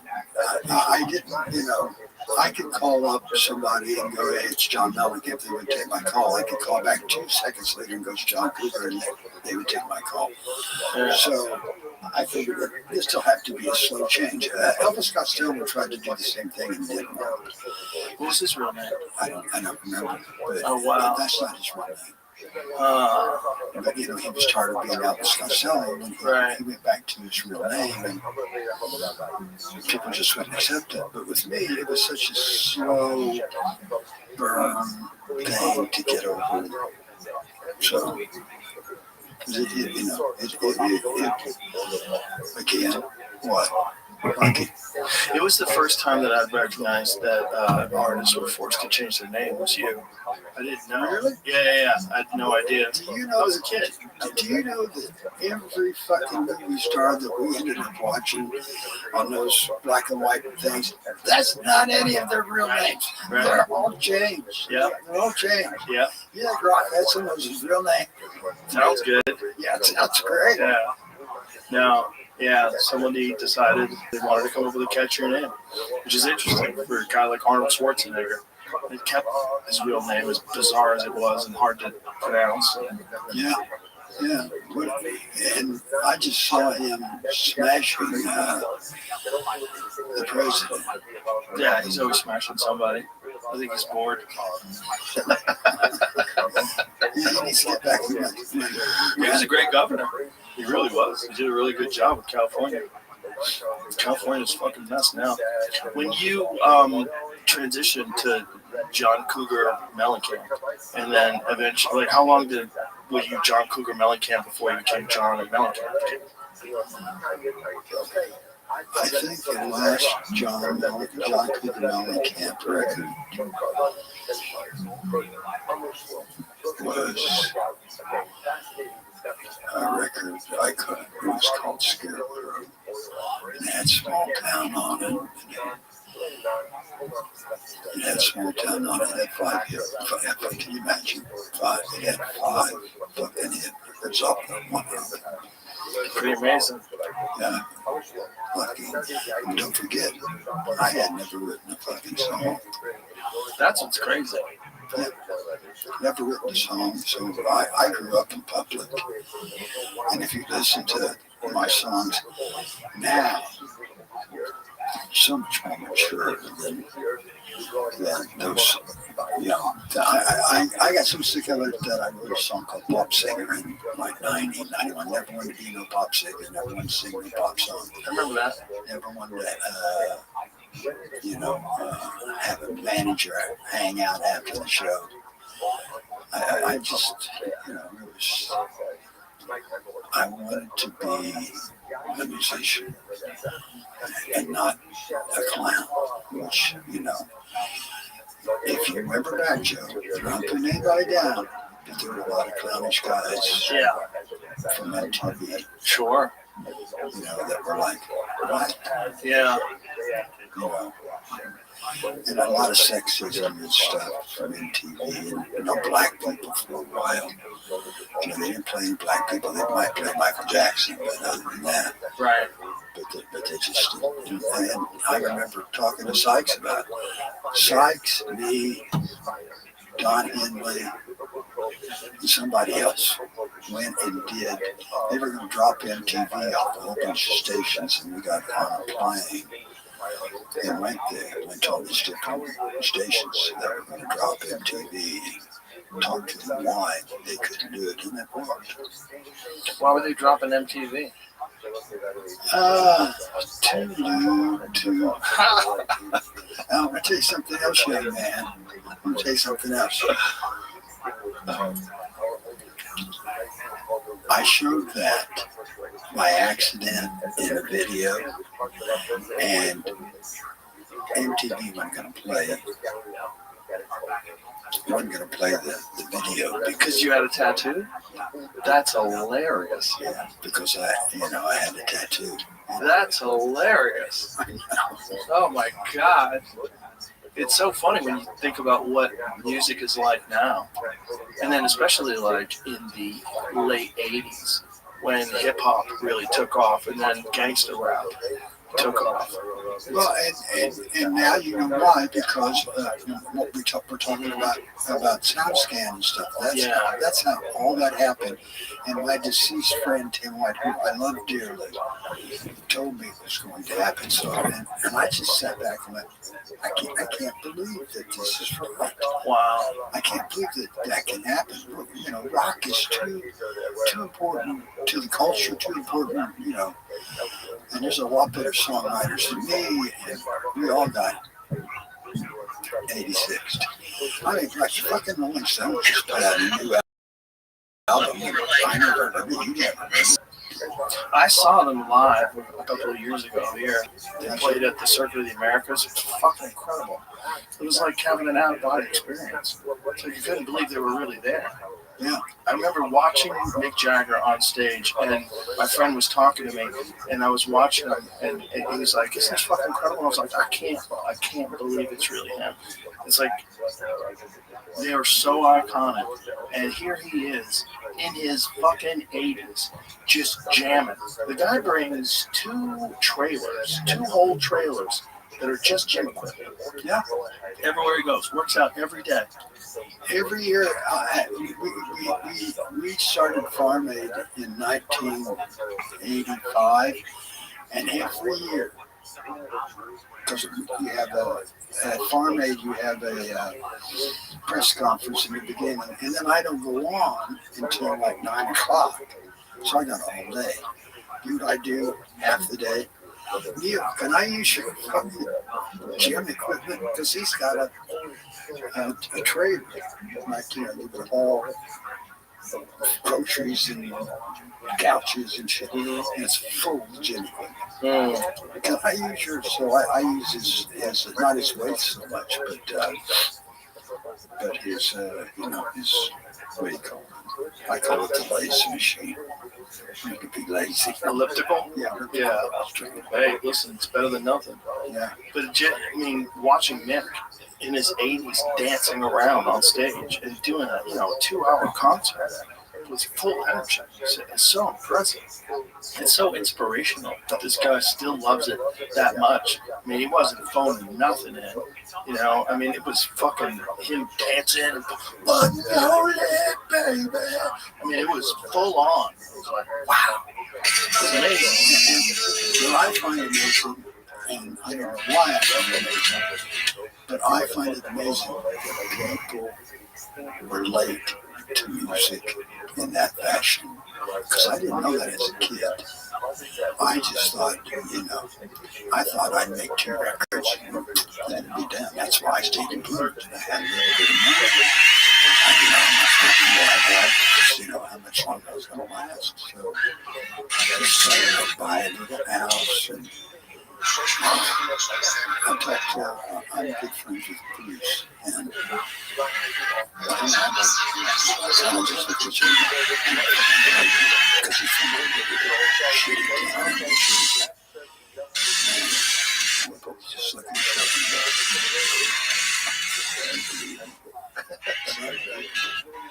Well, gratitude's an important thing. It's kind of co-opted today with a lot of like this spiritual movement. You know, people say it and it kind of sounds hollow and fake. But real gratitude, real thankfulness for a life that you've been so lucky to have, and I've been so lucky to have. It's very important. It's an amazing thing. I mean, how could you not look back at your life and not think, can you fucking believe it? Yeah, and the thing of it is that I sometimes ask my audience, I go, where are you right now? And most of you probably say, I am at a John Mellencamp concert in Austin, Texas. And my answer is yes, but also where you really are, you're on a fucking rock that's going around the fucking sun that has been here for millions of fucking years. And so we are only here for a blink of an eye. So stop worrying about everything so fucking much. It doesn't fucking matter. Don't beep your horn because the fucking guy in front of you didn't take off right when the light turned red. It's not that important. Don't take yourself so fucking seriously and try to have some humility.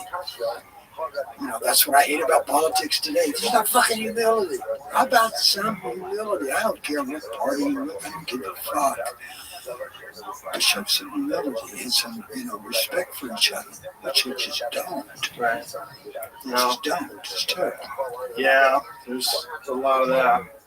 If we could get more people to recognize how brief and fleeting this moment of life is. It's so, well, I got a tattoo. My grandmother told me this. She would be 100.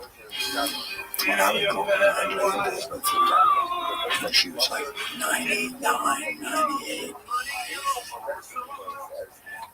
And one day she said to me, she goes, John, if you don't stop this custom and wild living, you're not going to get into heaven. And I went, Grandma. She goes, yeah, it's true. You need to change your ways a little bit. And I said, yeah, well, you'll get me into heaven, don't worry about it. And she said, no. She said, you're going to find out real soon.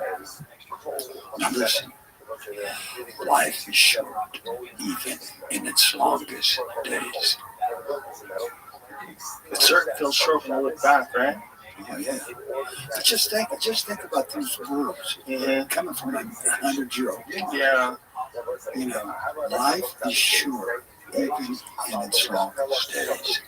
Really, the opposite end of the spectrum. Oh yeah, life goes on. Right. So I wrote a song called Life is Short, and I love playing it. I love playing it because it really hits the nail on the head of how old you say you were? 58 years old. You're still a kid. You're still a kid. How old are you now? 74. Wow. Well, you look great.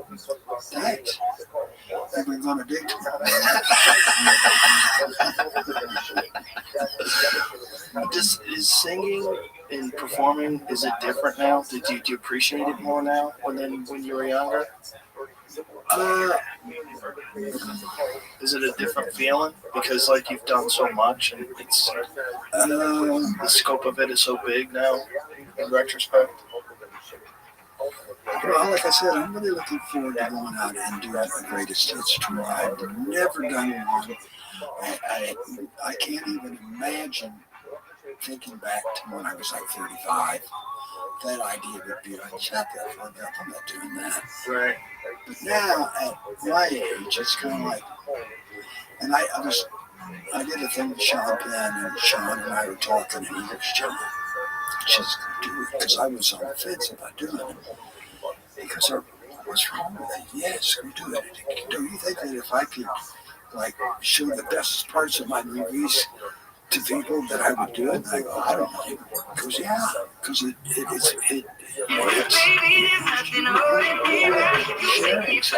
it's also not a whole lot of people have ever done it before, right? Not a whole lot of people have ever had the kind of hits that you've had. So the opportunity to go out there and do 2.5 hours of fucking hits is amazing. And also, I have to, like I said, I went to my house and I feel good about, I'm the only father in the world that does not encourage the kids to work. It's like, what are you going to do for? My son graduated from Duke, and it's just like, man, fuck that one. Do what you want to do. You're 31 years old. You're handsome. You're 31 years old. You can beat anybody up in the room. Why do you? But I think he's getting to the age where he wants to get a job, and I don't want him to leave because he still lives on my property. And it's nice. I love having him in there. I love having him live with me. And let him live with me. He lives in a different house, a different building. But I love having him there because I know that I pick up on my head, and he's there. And I'm telling you, having kids was one of the best things I ever did. It's interesting too because having a kid when you're in high school, a lot of people think is like a death sentence for your career. Well, it was a death sentence for my kid. I was 18 years old, and I was driving.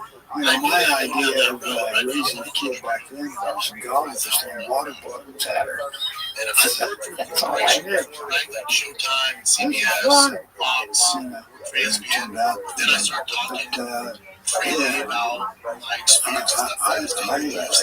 I knew at that time it was like a enjoyed it. My dad told me that. Down the road, I've known all the data to appreciate more than ever. When you get older, I love the UFC. They asked me to do it. I had since done this, that makes sense. So, because I think I love competition. I just got 2 offers, 2 offers. I do the just for me to make my family mad. But I'm definitely open to it. I just think that as much as I would love to do the UFC, I just don't see that reaching out. That makes sense. And I appreciate the kind of I do see that big idea of matchmaking in my college. I appreciate it. I think there's a thing called a company man, right? And there's guys like DC, he's a company man where it's like he can never have Fox. You're prepared to die because the things you've said. I know that go down that road, but I know 100%. That's what most guys do. Right? Showtime, CBS, Fox, ESPN. Then I started talking freely about my experiences that I was doing with the UFC. I knew at that time it was going to be but I get polite. Here's the thing. Fine, not a Texas Find something you like. Let it kill you.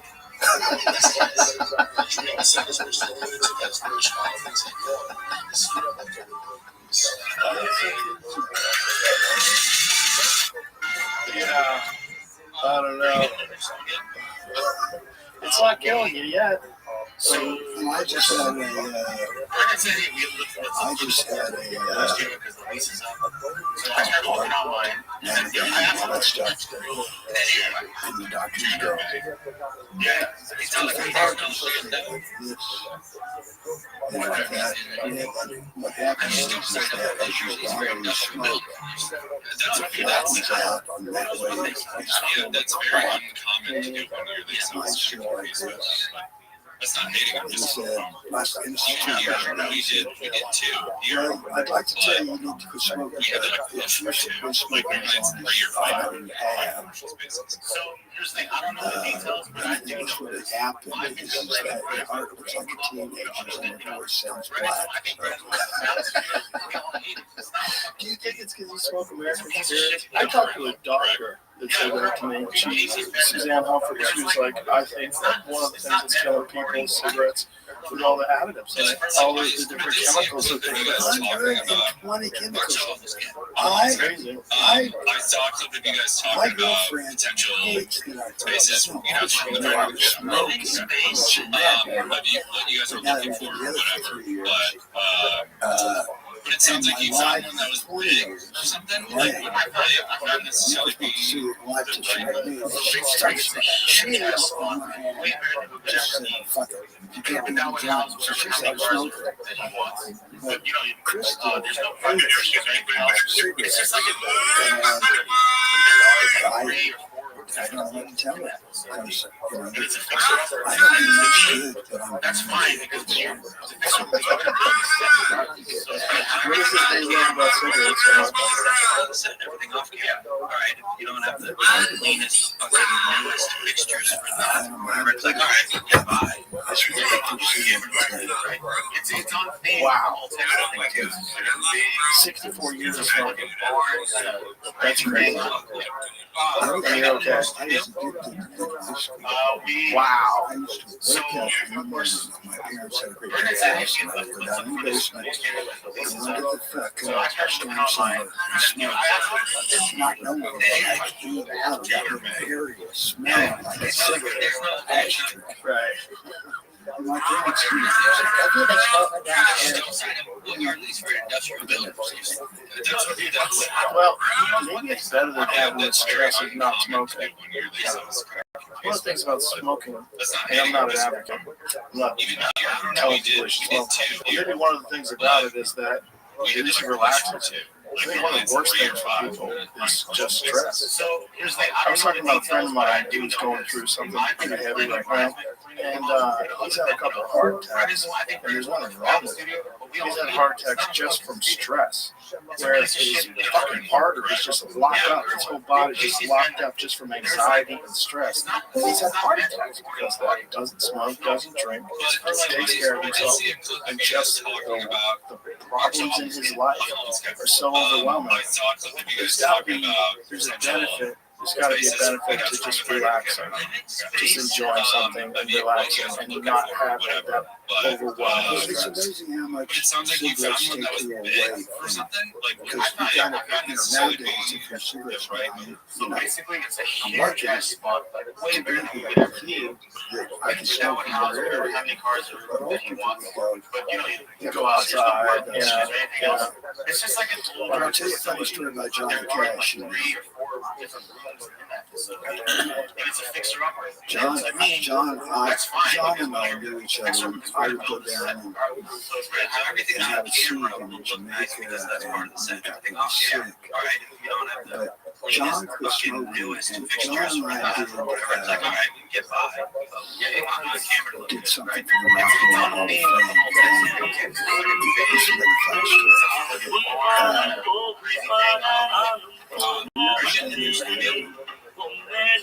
We get ready to do sound checks. A whole bunch of people.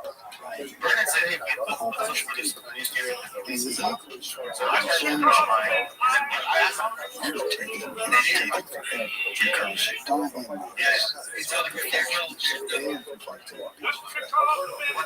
and I was staying with John and Jim, and that's John was up there too. yeah, that's very uncommon to do. That's not hating, I'm just even here, we did two here. Well, understanding I'm smoking, and John We goes, had to "Look, like push start one too. smoking, Like John. normally it's Come 3 or catch up 5. with someday." I I said, "You fucking Here's the thing, I don't know the details, but I do know. I saw this guy from London, Brennan's one, I think Brennan's one that's found studio. We all meet. It's not a fucking maybe I should see that guy." He goes, It's a piece of shit. "Yeah, I will." Correct.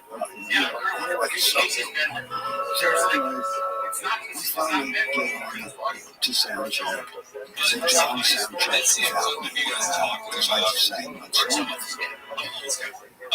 I saw a clip of you guys talking And then about I'll teach potential him to sound check. spaces. You know, it's from the Fire Kevin, I right? ran. Space. Maybe what you guys are looking for, or whatever. Easier. But Yeah, I don't know if you do John. it sounds like you found one that was big or something. Like wouldn't big not necessarily be the right. So basically, it's a And huge I said, ass "You know, spot. John, Way bigger than we could ever be. But that would house I the got country party that he wants. you were doing But you know, it fire." I there's said, no "I know parking that song." issues or anything else. It's just like a teaser facility. But there are like some shit. I said, "Yeah." And it's a fixer up. And to me, that's fine because Thanks, it's because a fixer up. It's going to build a set. So it's going to have everything on camera. Look nice because that's where it's set everything off camera. Next night we get up there, John comes Fucking in, do and is fixtures for Yeah, that. well, Or it's like, all right, we'll get by. Anything on I the started camera. something. Right. It's on theme with the whole Texas thing. It's fucking big. It's a fucking barn. I didn't realize Anything that he had changed the Are you gonna do fucking this key gym? from him smoking to we- a lower key. So I could Brennan said if you know, look for this. because it So drives I started looking online. I couldn't find the fucking note because it was not the note the song was written. I was right along with the song. And I looked over there, and there was Chuck Berry going. And I looked over there, and That's very uncommon to do when you're all those people beside the stage, right? And That's not hating, I'm just- they look like, even here, we did like, two yeah, I know. here. And so anyway, We had to like push as soon as the song came right around, I was totally. So here's the thing, I don't know the details, but I do know this. I just get back there and I said, Other than, Brennan's the one, I think Brennan's the one that found the studio. and I We all asked need it. John, It's not a he's fucking coming in. It's a piece of shit. I don't know where you went to, yeah, Yeah, come that's on, real. yes. Casey's been this. There's like. I told you should have said It's that. not meant for. I see a clip of you guys So talking that about. conversation led down to, I know this guy. I saw a clip of you guys talking about potential spaces. You know, it's from the Fire Kevin space. I mean, what you guys are looking for, whatever. But it sounds like you found one that was big or something. Like, wouldn't big not necessarily be the right solution? So basically, it's a huge ass spot, like way better than we could ever need. That's it? House, whatever, how many That was cars it.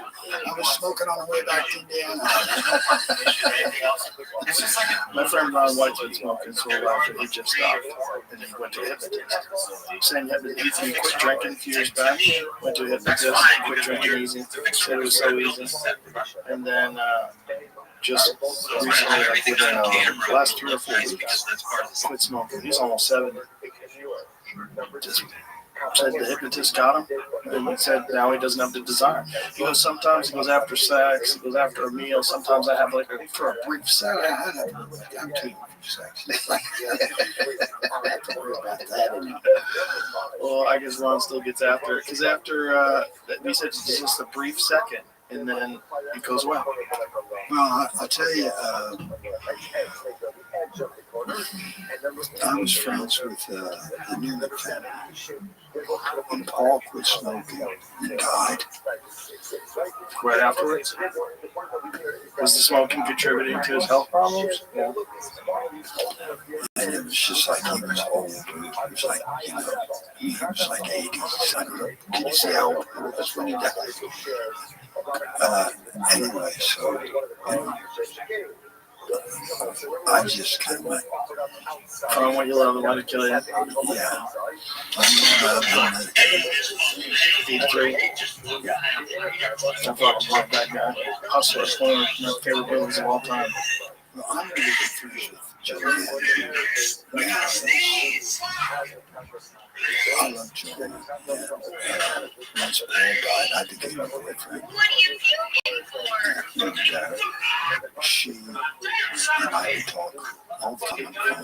whenever I was in New York, or the town she lives in, north of New York, I'd take her to plays,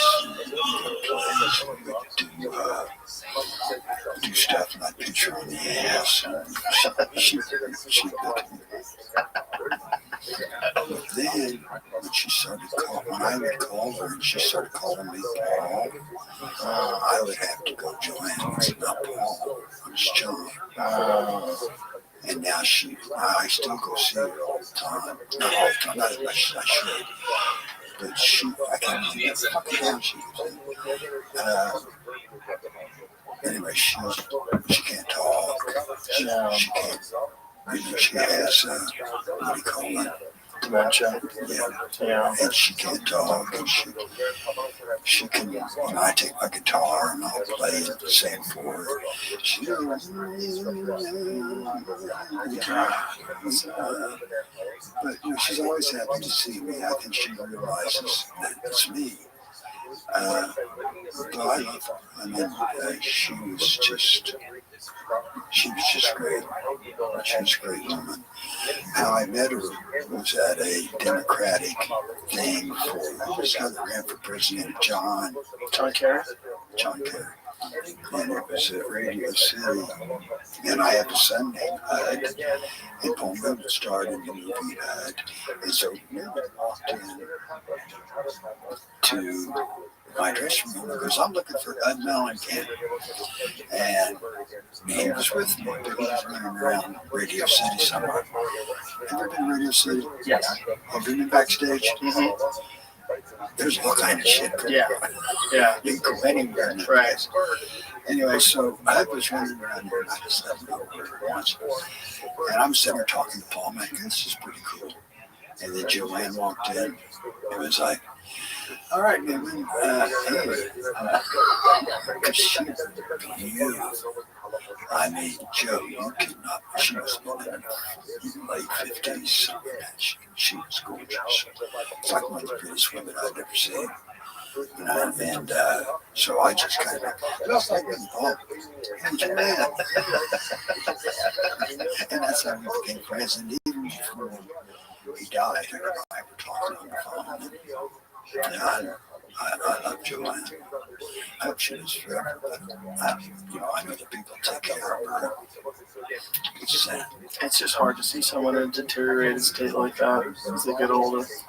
Well, have you ever seen the movie, I can't think, The Fugitive Kind? What is it? The Fugitive Kind? I don't think so. Oh, you gotta watch it. Yeah. Great, I love it. It's called The Fugitive Kind. It stars Brando and Joanne Woodward. And it is just such a good film by Tennessee Williams. It's really, really good. Really good. It's one of my favorite movies ever made, The Fugitive Kind. I'll check it out. Yeah. I know a lot about movies. I don't watch movies. If it's not in black and white, I'm not watching. Really? Yeah. Has it always been the case, or is that a new thing? It's always been the case. Really? Yeah. My girlfriend Kristen will talk to me. You know that actor. No. I don't know anybody in the entertainment business anymore except guys my age. That's probably a good thing. I don't know any of them. I know Sean, but I've known Sean since he was a kid, before Richmond High. Oh, wow. That's how long I've known that guy. Wow. That was a fucking great movie. Yeah, it was. They can't make a comedy like that anymore. Oh, no, they couldn't even get it. They wouldn't make it again. Not a chance. No, not a chance in hell. no. That's the thing with political correctness and then the woke movement. That's the thing that really died. Was the great comedy movies. The inappropriate. Well, you answer me this question. Yeah. Why did anybody give a shit anyway? I mean, 86, and what was the senator, the comedian that worked for Saturday Night Live? Who was Al Franken? Yeah. Yeah. I just said, fuck you guys. Yeah. Should have. Yeah. Yeah, I mean, why did he let some others? The climate got crazy. people lost their fucking minds, and I think it's kind of turned around, and people are kind of recognizing that it was a massive overcorrection. It was. But the problem is the comedy films, like if you go back and watch, a Tropical Thunder or any of those kind of crazy movies that were like really outrageous and funny, like, you can't make them today. Nobody wants to fund them and finance them. Nobody wants the heat. Nobody wants to deal with the criticism. They essentially killed comedy movies.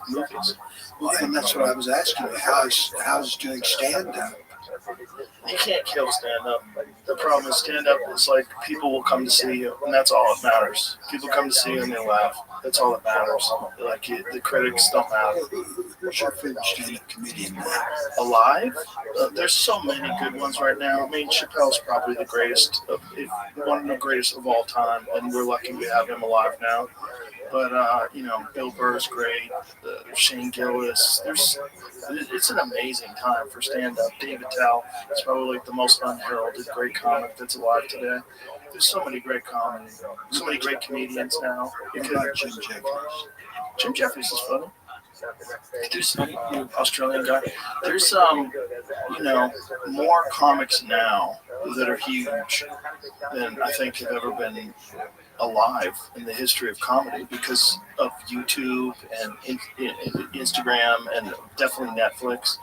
Because there's just more comedy to see. There's more comedy to go watch. There's more comics right now are selling out arenas than ever in the history of stand-up comedy. Yeah, I've seen them on television. You just can't worry about what the haters think. You can't worry about that. You just gotta do what you think is funny and what you think the audience is gonna think is funny and work real hard at it. That's all you have to do. And just don't pay attention to the criticism. If you do, it'll kill you.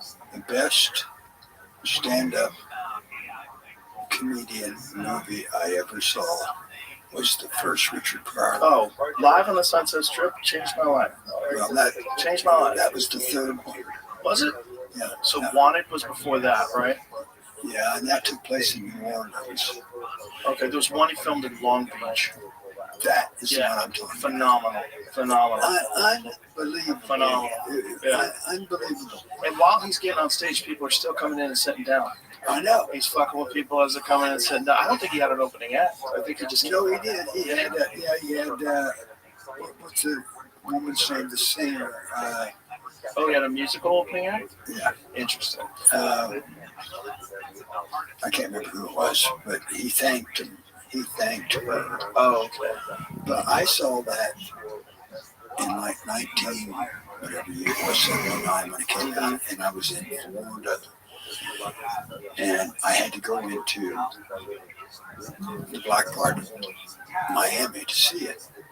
And I took a couple guys in my band with me. And this one guy named Ferg in my band was just an idiot. We walk in there and there's nothing but black people. So I'm okay. Except Ferg walks in with me.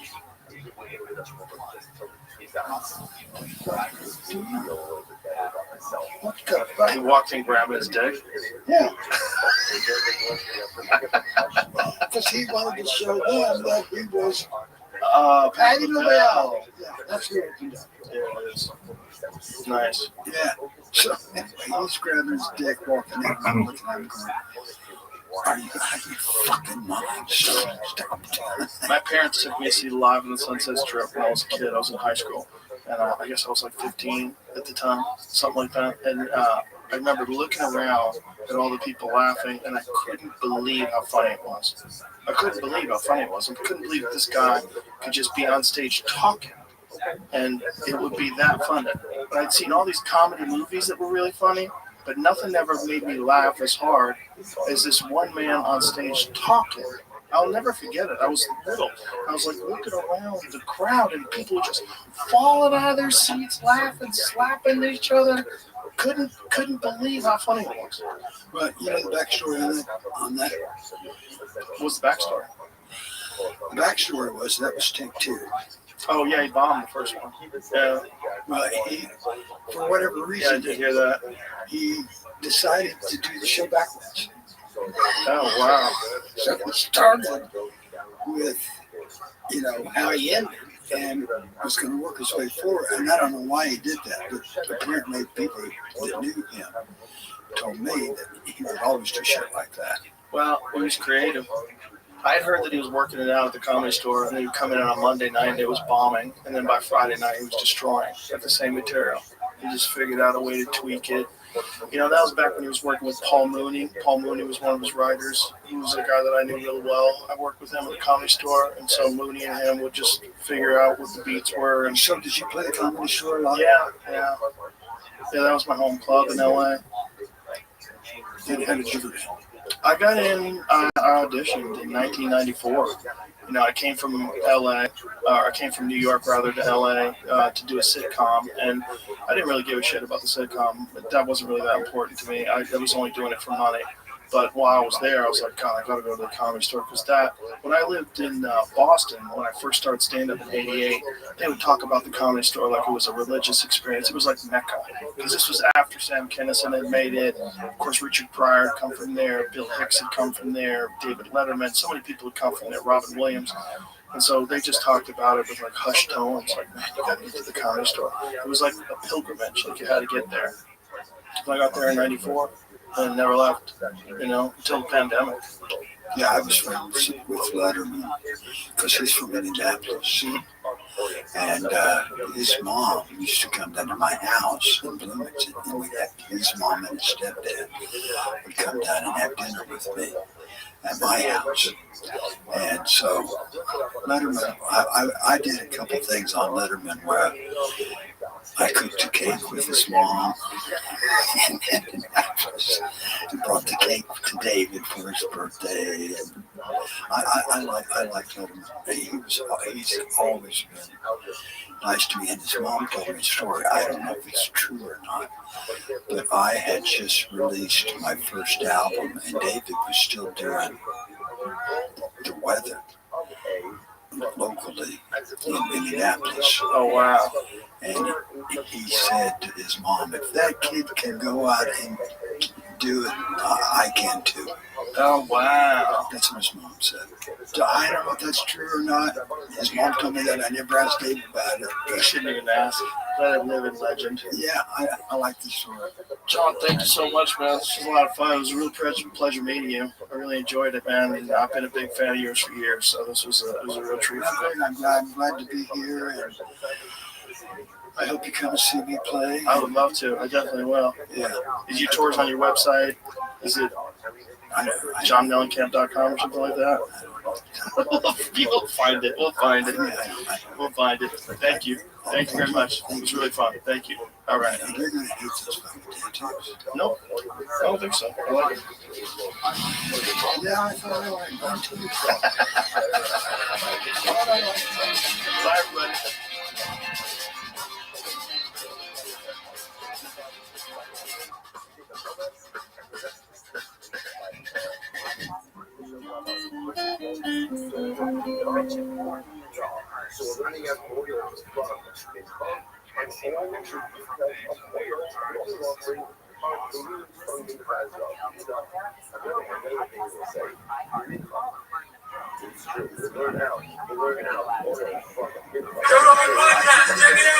The Joe Rogan Experience. Train by day, Joe Rogan podcast by night, all day. Nice to meet you, sir. Thanks for having me. Nice to be in Austin, you know. Have you been here? You've been here before. You know, I grew up in Texas, and so we used to come up here for live music. I went to Baylor, and there was no music, no dancing. If you wanted to hear some live music, you came to Austin. So I've been here many times. Nice. It's a great spot. So here's your book, Deception, The Great Cover-Up. You were a lone voice of reason during the pandemic that, for me, you were extremely valuable. And I was cheering you on every step of the way. When you were grilling Anthony Fauci, with all due respect, you do not know what you are talking about. That guy was driving me fucking crazy.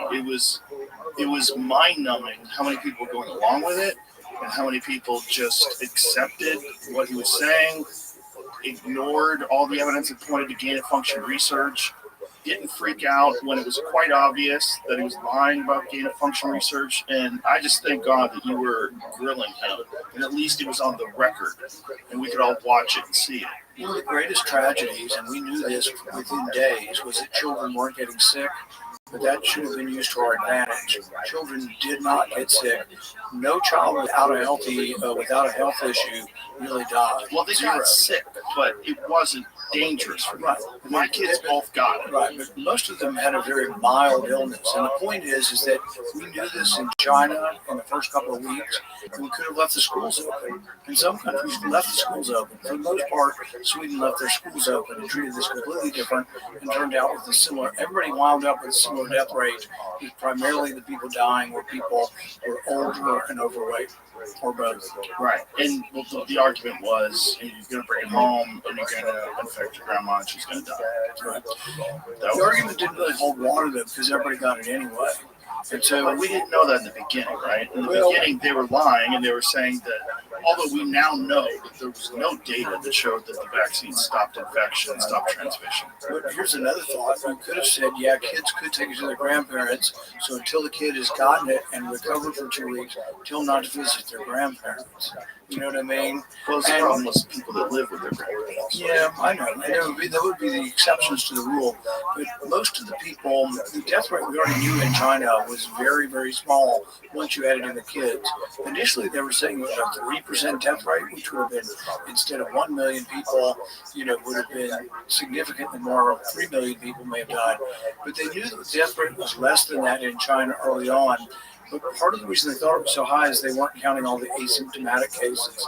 They knew how many people were sick and how many people died, but the denominator was the number of people who actually were sick or who actually got the infection, but they weren't counting millions of people.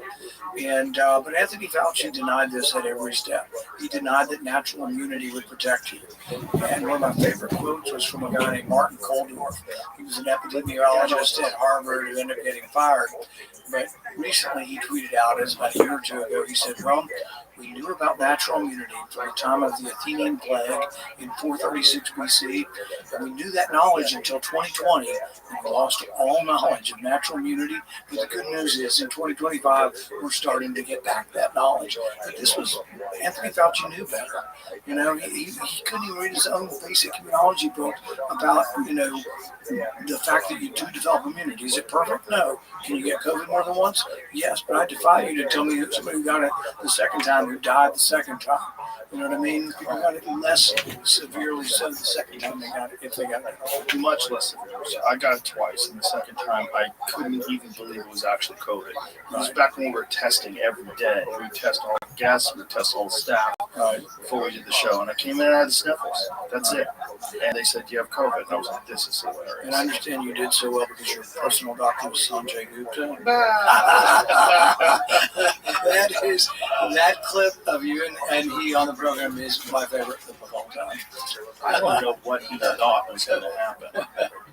I think he just thought he was going to come in here and CNN was going to send a medical mercenary in with all his knowledge. Right. But you can't argue with someone.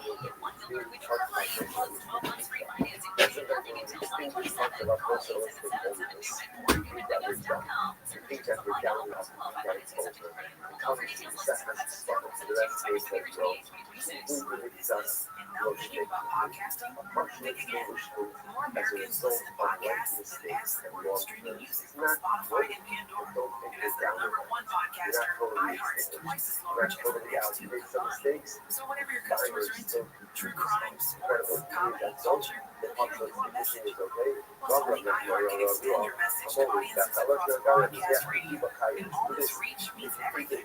Just think about the universal marketing formula. The number of consumers who hear your message times the response rate equals the results. Now let's get those results growing for you. Think podcasting can help your business? Think iHeart. Streaming, radio, and podcasting. Let us show you at iHeartAdvertising.com. That's iHeartAdvertising.com. Or call 844-844-iHeart. One more time, call 844-844-iHeart. Get your podcasting working for you. iHeartGLP1.com is spelled I-H-E-R-T. Feel the free drop. So don't drop by. I did say the cancel. I had this terrible dream last night. I got warnings of graduation, and then I realized I haven't gone to class all week. And then I wake up and I'm like, well, I have a diploma. You can still read the papers or not. Sometimes it's incredible.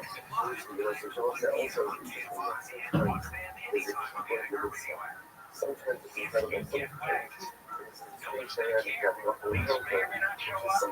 in order to go ahead and do something good, you have to extinguish a part of yourself. You find this all the time, so there's this confrontation between on one hand, being with you, focus on versus being with so very often, you participate in whether it's with like little community or sure whether it's problem stuff. So it's always so much easier just to focus on your own growth. Sometimes when you get involved, it means you get involved, it means you have to give up things from yourself. You give up time from yourself, you give up energy from yourself.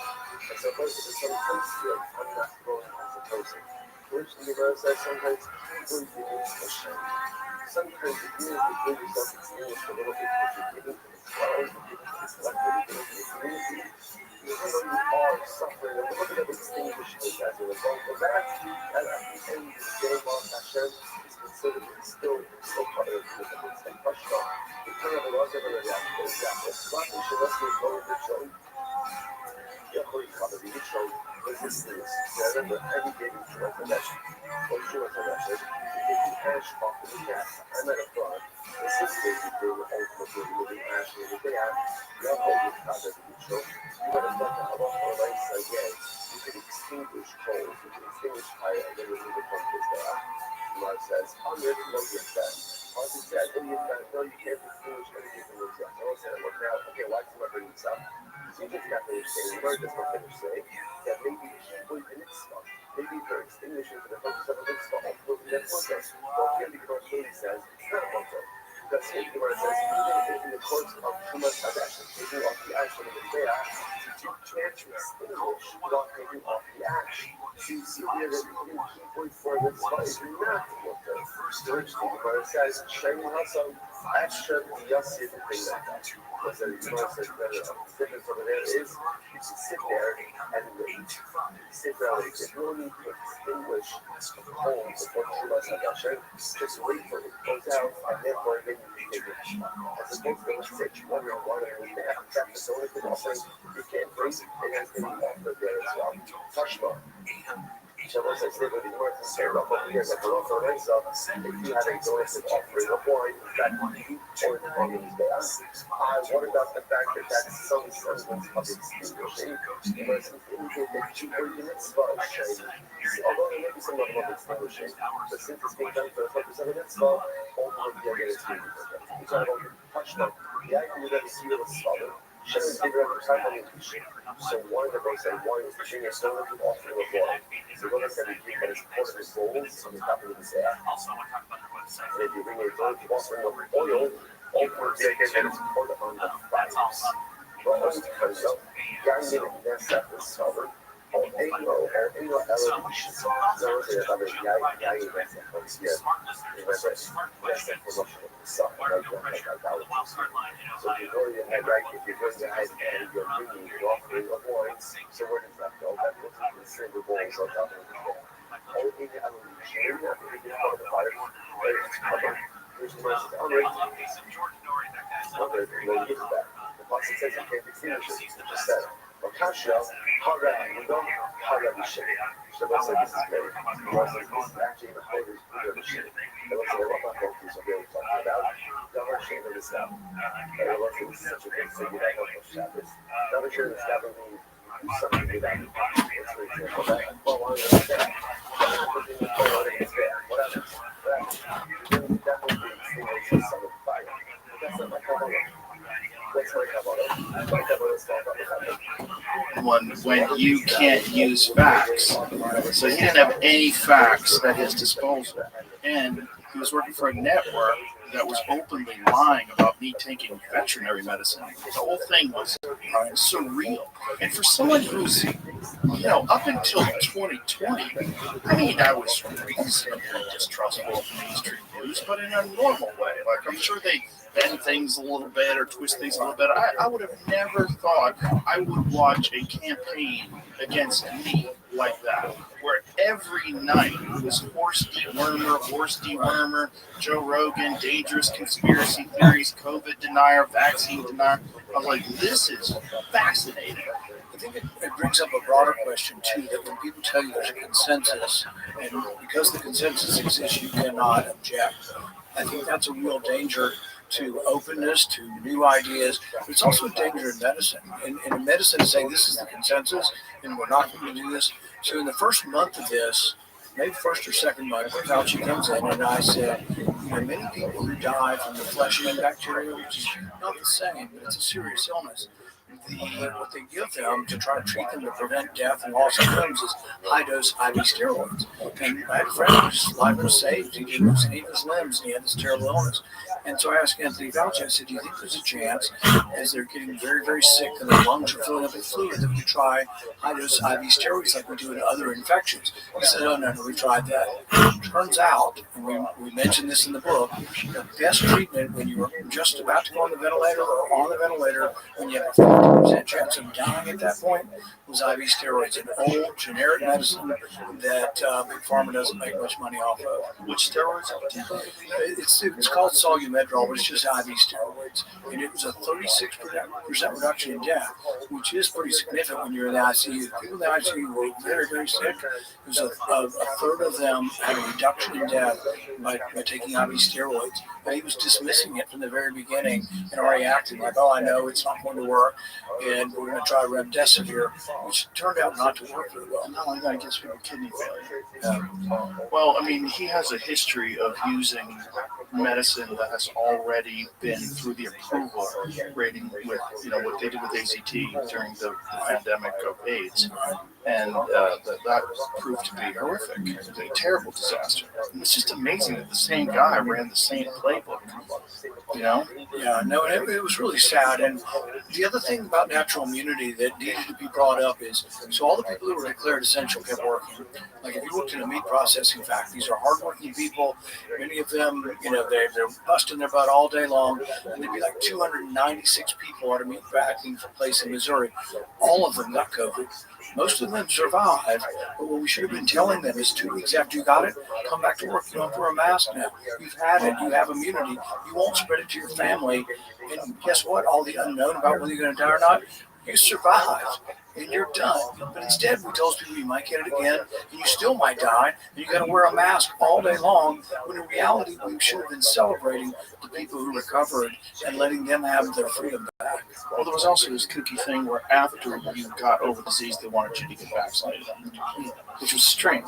It was almost like they wanted you to join the team. Like, take the blood oath. Yeah, I met a man in Orange County, and his mom was like 83, and she was very sick, and she ultimately died from COVID probably.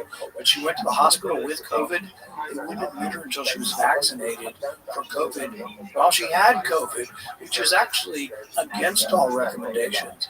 And this is the problem with the mass vaccination thing. If you're going to Walgreens, you think they ask you if you've had COVID recently before they give you a shot?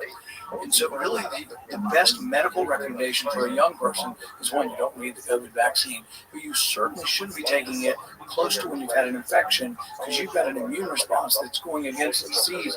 Then you add in another stimulant to it that's actually related to an increase in the rate of the heart inflammation that comes along with vaccinating some of the young people. There's also the weirdness of what happened during the Reagan administration with vaccines, where they're no longer viable for any vaccine injuries. And when you call this a vaccine, it's very different than any vaccine that had ever been used before. But yet you have all of these injuries that people have no recourse.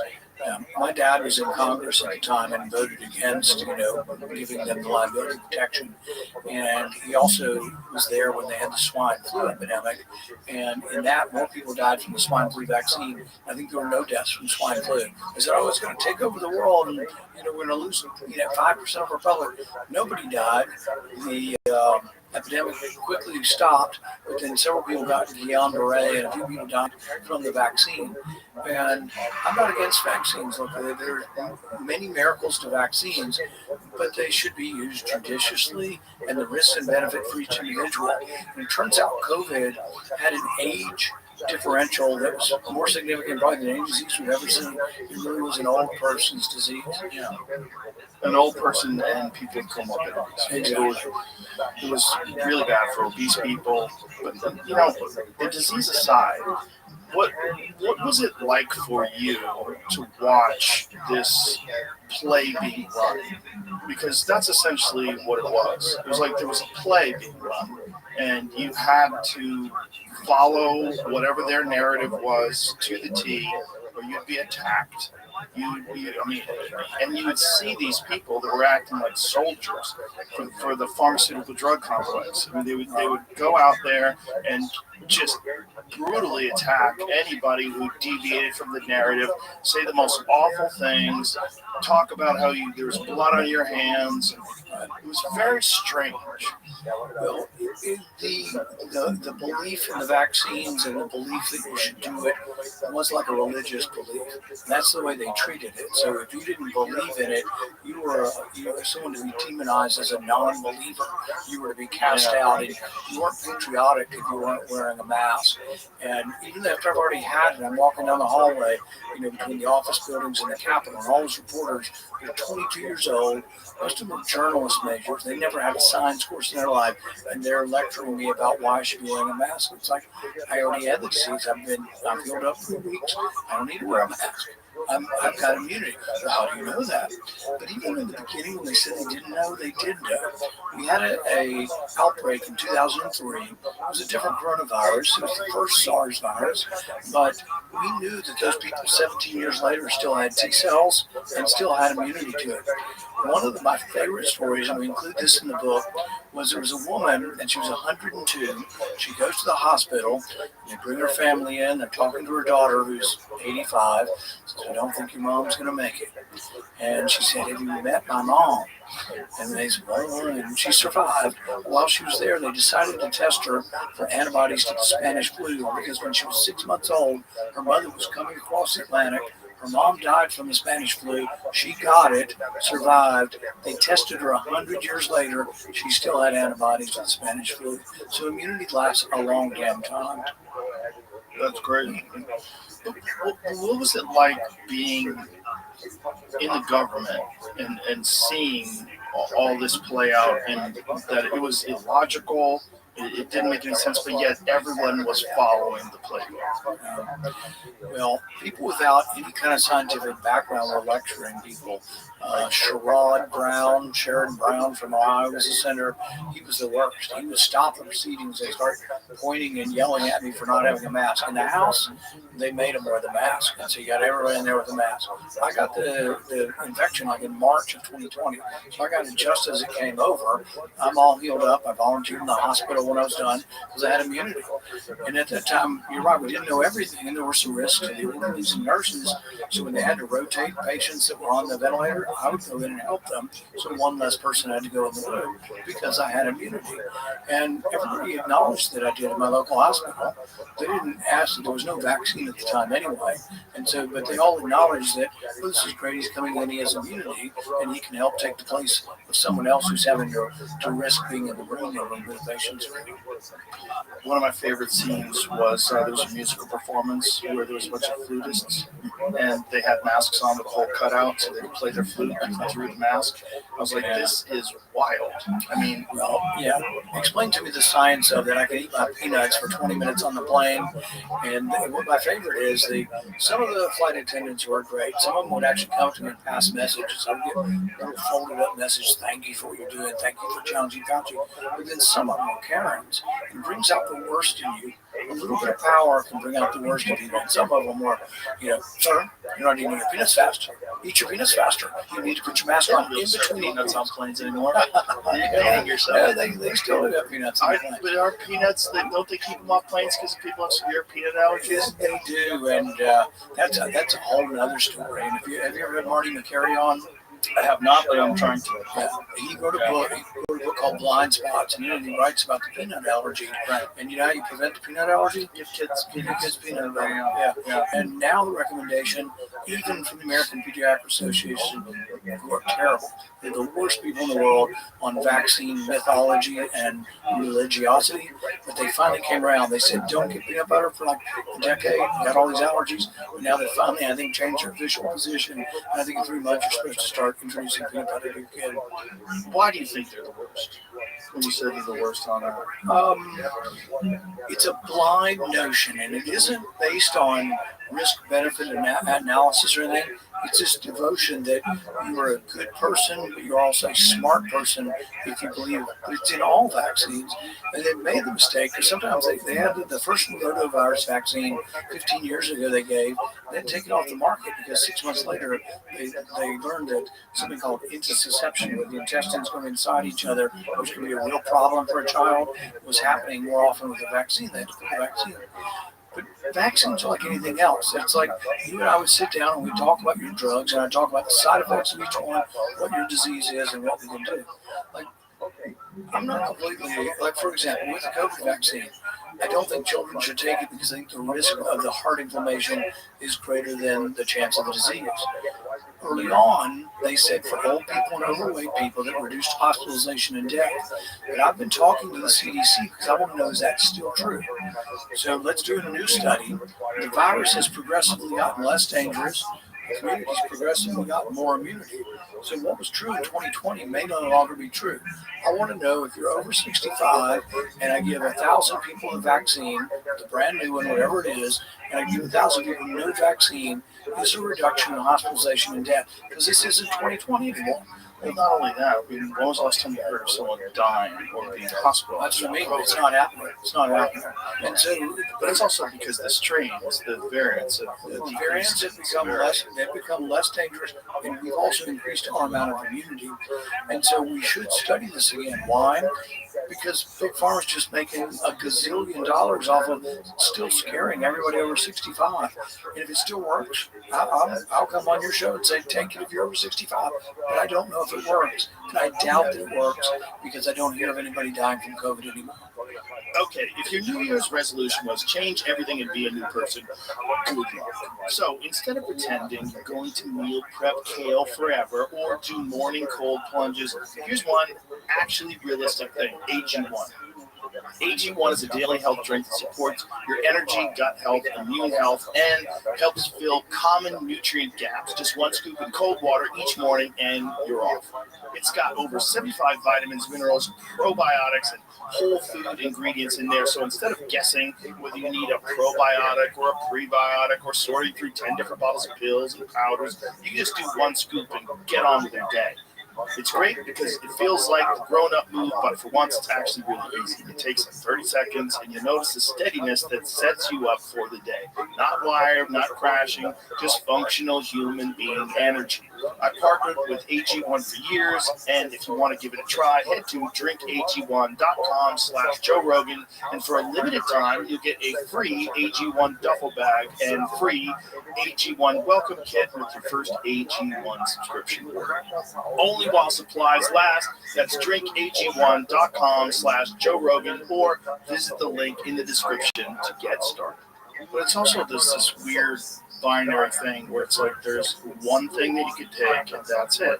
There's no talk about strengthening your immune system, vitamin supplementation, and what are the other options that you could have once you actually get sick. Like, what can you do? IV vitamins are fantastic. There's a lot of different things that people can do that are never recommended. And it's strange. And really, the 2 things that were controversial, at least among a lot of things, but ivermectin and hydroxychloroquine, people will ask me about it, and I'll say I don't know. The government refused to study it. And so it's very difficult because if you took, let's say 2020, the virus was dangerous, and let's say you took 5,000 people under the age of 50 and you gave them ivermectin, and you did 5,000 people and you gave them nothing, almost nobody died in either category, so it was hard to prove. But I don't think ivermectin was harmful. I don't think hydroxychloroquine was harmful either. But they wouldn't study it, and you need a big study. So to figure out, since the death rate was so low for healthy people, you might need 10,000 people in each arm of the study to figure out what works and what didn't work. There were some international studies showing ivermectin worked and hydroxychloroquine. There weren't many here, but Fauci shut them all down. They started to study, and then he shut it down. How does one guy get that kind of power? He was there forever. He was there about as long as Jay. I wrote an op-ed comparing him to J. Edgar Hoover. Hoover was like there for 70 years, abused the civil liberties of people protesting for civil rights. He abused the liberty and the privacy of people protesting the Vietnam War. And so Hoover was a terrible person with his longevity. I think Fauci ranks right up there with his disregard for people's privacy. But even the stuff about the masks, you know that we studied pandemics for a decade. Bill Gates has been given gazillions of dollars. He's gotten the government to spend money. And when we studied pandemics, all the way up until 2020, there was never a recommendation for masks among the public. He recommended against masks in a very public interview. There was a video where he was talking about it's not going to help you, and the worst maybe you'll mess with your face. Yeah, well, the good one was that Birdwell woman. She was in the administration. She writes a letter in January. She says, I have to go to a conference. Should I wear a mask? And he writes back to her, no, we've done all the studies, and there's no evidence that for a respiratory virus works. And it turns out almost all the masks, the cloth masks, you've heard all this, the pores were bigger than the virus goes through them. The surgical mask is a little better, but if you have these big caps on either side, you think the virus isn't going around the mask, and it probably goes through that mask also. The N95 mask, if you're a doctor or nurse and you're going in and out of a room and you wash your hands and throw away the mask, there probably is some value. So in the hospital, they recommended this. But one of the reasons Anthony Fauci was such a danger is what he recommended was actually dangerous. So he's wearing a Washington Nationals cloth mask to show people, or he's wearing a Black Lives Matter mask to show people he cares. But if that's advice and you're 75 years old and your wife has COVID and you're going into her room to take her food and you wear a cloth mask, you are risking getting COVID and dying yourself. He gave us the wrong advice, and then people thought they were safe for the cloth mask, so actually doing something they shouldn't do. Or they're 85 years old and they're going to church but they're wearing a cloth mask.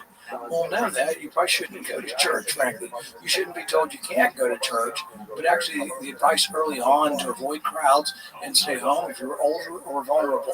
But the kids should have just gone to school and tried to stay away from, people.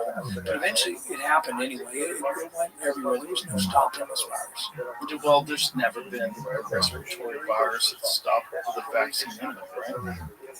No, the flu vaccine doesn't really stop with it either, and I'm trying to get more statistics on the flu vaccine as well to see if it's accurate. Because I think they lie to us every year about they say, oh well, it was it wasn't even the same category or type, but you're getting some crossover effect. I think most of the time that is being inflated. What they're telling you is not actually true, and I'm trying to get them at the CDC to study all of this again because they have the power and the numbers to look at large numbers. Let's be objective and tell people, what is the odds next year the flu vaccine will work for you? And we used to say, well, it may not work, but if you're at risk, go ahead and take it. So it used to be over 50 or over 65. Now they want everybody to take the flu vaccine. It is probably better, unless your child has an immunodeficiency disease, to go ahead and get these and develop immunity over time. And what do you think is going on? And why are they recommending this? Is this purely a profit thing? I think if they were here, they would argue that it's science and it isn't for profit. But they argue vigorously against revealing if they're receiving money from Big Pharma.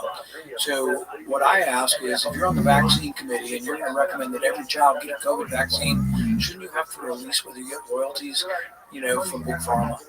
And Anthony Fauci in committee said we don't have to do it. The law, and he quoted the law, says we don't have to do it. So for 2, 3, 4 years now, I've still been trying to get this passed. I've gotten all the Republicans to agree to it, and I've gotten all the Democrats but 2 or 3. And I'm still trying to get it passed unanimously. But it would say if you're a government scientist and you get royalties from Pfizer or from one of the big companies, you have to actually list it on a form. And really, you should be then recused from voting. Well, also, why are doctors allowed to be financially incentivized? Yeah, that should be considered to be unethical or inappropriate. We did change some of the things with pharma and gifts to doctors about 10 years ago. It is better than it used to be as far as gifts to doctors, except that they don't call this a gift. I think this should be into the gift ban. You should not be getting paid to use certain things, because I think it's actually malpractice to give children the COVID vaccine. Are you aware of Mary Talley Bowden? Yep. Yeah, you know her story? Not a lot. I've met her before. She told me that she has a small practice that's in like a strip mall, I believe, outside of Houston. She said that in her small practice, if she had vaccinated everyone, she would have been compensated $1.5 million. It's a significant amount of money. Yeah, and the people I've listened. Yeah, no, it's insane, and it's the one sort of exception. We have all these things preventing kickbacks to doctors, except for vaccines, and that's how it's so yeah, we've looked at whether legislation could fix this, and I don't think we found a good answer, but I have definitely looked to see if there's a way Congress can try to fix this. What's amazing to me is how many people in the general public are not skeptical. How many people in the general public will hear this kind of conversation and immediately their hackles get up and they want to argue against it. Vaccines have saved more. Vaccines are so important. They have no information. They've done no research. They've never looked at it objectively. They don't understand the whole history of compensation and what happened with the immunity. So in the book, I tell the story of George Washington. One, to let people know I'm not against it. The smallpox vaccine was amazing. And in George Washington's day, it was actually live. So that what you did is, if you had smallpox and you were doing pretty well and you survived, and you didn't have a bad case, you had a minor case, you had 4 or 5 pox, not a lot. As you were recovering, they'd open a scab, take pus from your arm, stab somebody else's arm, and take the pus from your infection and stick it into somebody else. That's a live vaccine. That's crazy. And they did have some people die from it. But the death rate from smallpox was 1 out of 3. When it was shown up in Boston, you had like 20,000 people died in the whole town would get it. It was terrible. And so people actually chose. People weren't being forced to do it. But the George Washington case is very instructive. Martha wants to come visit him at the camps, at the war camps. And there were more deaths in the Revolutionary War from disease than there were from bullets. He says, you can't come until you're vaccinated for smallpox. It wasn't vaccinated, it's called inoculated, because you're getting stuck with the disease, not a vaccine. And but people say, well, I guess Washington took it too if he believed so much in this. We're like, no, because he already had smallpox. He got smallpox when he was 15 in Barbados. They understood immunity. We've understood immunity for thousands of years, and yet it just went out the window with Anthony Fauci saying, we just don't know. We just don't know. We do know. We don't always know how perfect it's going to be, but we do know that nobody got COVID the second time around and had a worse case the second time around. Well, one thing we do know is that when Biden left office, he was granted this very bizarre pardon, where he got a pardon that goes back to 2014 for crimes he was never accused of, never convicted. I mean, it's got to be one of the first times that anybody's ever been pardoned. Yeah, and I think it should be challenged. And so we have, under the Biden administration, I sent criminal referrals for Anthony Fauci to Merrick Garland. Twice, and I sent them evidence that he had lied to Congress, which was a felony. They just ignored me. I've been working with Bobby Kennedy, and he's been very helpful on this. I have a good relationship with him. He's given us a lot of information. We've looked at the communications, and in Anthony Fauci's communications, we now have evidence that he was telling people like Francis Collins, read this and destroy it. You can't do that. The executive branch, when they communicate, they're required to keep their communications, and they're required to do it on government devices. So we have this evidence, and I've summarized it again in a criminal referral to Trump's attorney general, and I still haven't gotten action. But there's a couple reasons we should do it. One, that he shouldn't get away with lying. He shouldn't get away with destroying records. And two, we should check the pardon. Is an auto pen pardon valid? And is a pardon a retrospective pardon back 10 years that doesn't mention a crime? Can you give people pardon for everything they did in a 10-year period? I can't imagine. I think the court might narrow that. It doesn't happen unless the Trump Justice Department will do something. And I've been sending them referrals, and I can't get them to do anything. I can't guarantee they'll win. They might lose, but they ought to go to court. Take it to court. When you were having that conversation with him about gain-of-function research, which clearly gain-of-function research was being done at the Wuhan lab, and he was just standing in front saying that under the definition of gain-of-function research that does not qualify. But what was that like? We all knew he was lying, and he was parsing words. He was trying to have a semantics type of argument. One of the reasons we know he's lying, and one of the things that I presented as evidence, is there was a group text chain on February 1st of 2020. So you have all these virologists who are saying privately it came from the lab and publicly it didn't. You have them all communicating. And one of the things Anthony Fauci says about the Wuhan lab is, he says, we know it's dangerous and possible because we know they're doing gain-of-function research. So we're funding them. We would never admit we're funding them because we're funding EcoHealth, this intermediary. So he said, we're not funding them. Well, we're funding them through EcoHealth. It's not gain of function, except for then he says the experiments are doing are gain of function. And so I think everything about it was dishonest. He got away with it because people in the scientific community still to this day defend him. And people on the left made it a partisan. I don't know why it's a Republican-Democrat issue, but all of the main networks still defend him. You know, he was given $1 million prize. Some nonprofit gave him $1 million prize. Well, how's a bureaucrat can't accept a $1 million prize while they're working with the government? You tell me. For the government. Then when he leaves the government, he gets 24/7 limo service and security. He's got people in front of his home stopping traffic like you do for a president getting in the car, which I'm okay for former presidents, but that's about it. You know, Anthony Fauci should have never got this. I will say that Trump ended it. You know, everybody said, oh, he'll be killed. And it's like, you know, I guarantee a lot of us have more threats than Anthony Fauci has, and none of us have a limo picking us up every day. Well, I'm sure he has threats. I'm sure Anthony Fauci has threats, and I think he probably, you know, should be concerned. But so, yeah, but it's based on what everybody knows. Right, but the government doesn't, you know, you're a famous person, the government doesn't pay for your limousine. Right. You shouldn't have a limousine paid for by the government with 24/7. No, I agree. It's also, how much money did he make? Do we know? We know he got the $1 million prize. We know he made more than the president towards the end. He was making $450,000 a year. But his wife, if you ever had an ethical problem, you know he went to his wife. His wife was in charge of bioethics for the NIH. So if there was a question of whether or not his royalties were a conflict, he would ask his wife to find out if he was acting unethically. She made about $250. So they're really making a combined $700, which I'm not against money. You work hard, people pay you money, I'm all for it. But I am against the government paying bureaucrats that kind of money. And so, and you really, there should be term limits for people in those positions. You shouldn't be there for 40 years. So he appointed all the people beneath him, and he stacked the deck. And, you know, I asked the question, and this was an email from Francis Collins to Anthony Fauci. He says, take them down. Talking about Jay Bhattacharya, the head of the NIH now, talking about Martin Kulldorff, and then an epidemiologist from Oxford. Take them down. And so when I have scientists come before my committee, I'll ask them first question, have you ever, or would you ever send another scientist a note saying to take down a fellow scientist you disagreed with? My goodness, that sounds like the mafia or something. Doesn't sound like someone who's supposed to be above the fray, objective scientist. Were there any other avenues for revenue for him because of the creation of the vaccine or any other medications? I don't think with the current one, we don't know all of his royalties. He would say, "Oh, I got $25 or something." That's not. It might have been true for a year, but there are years in the past that he was getting more.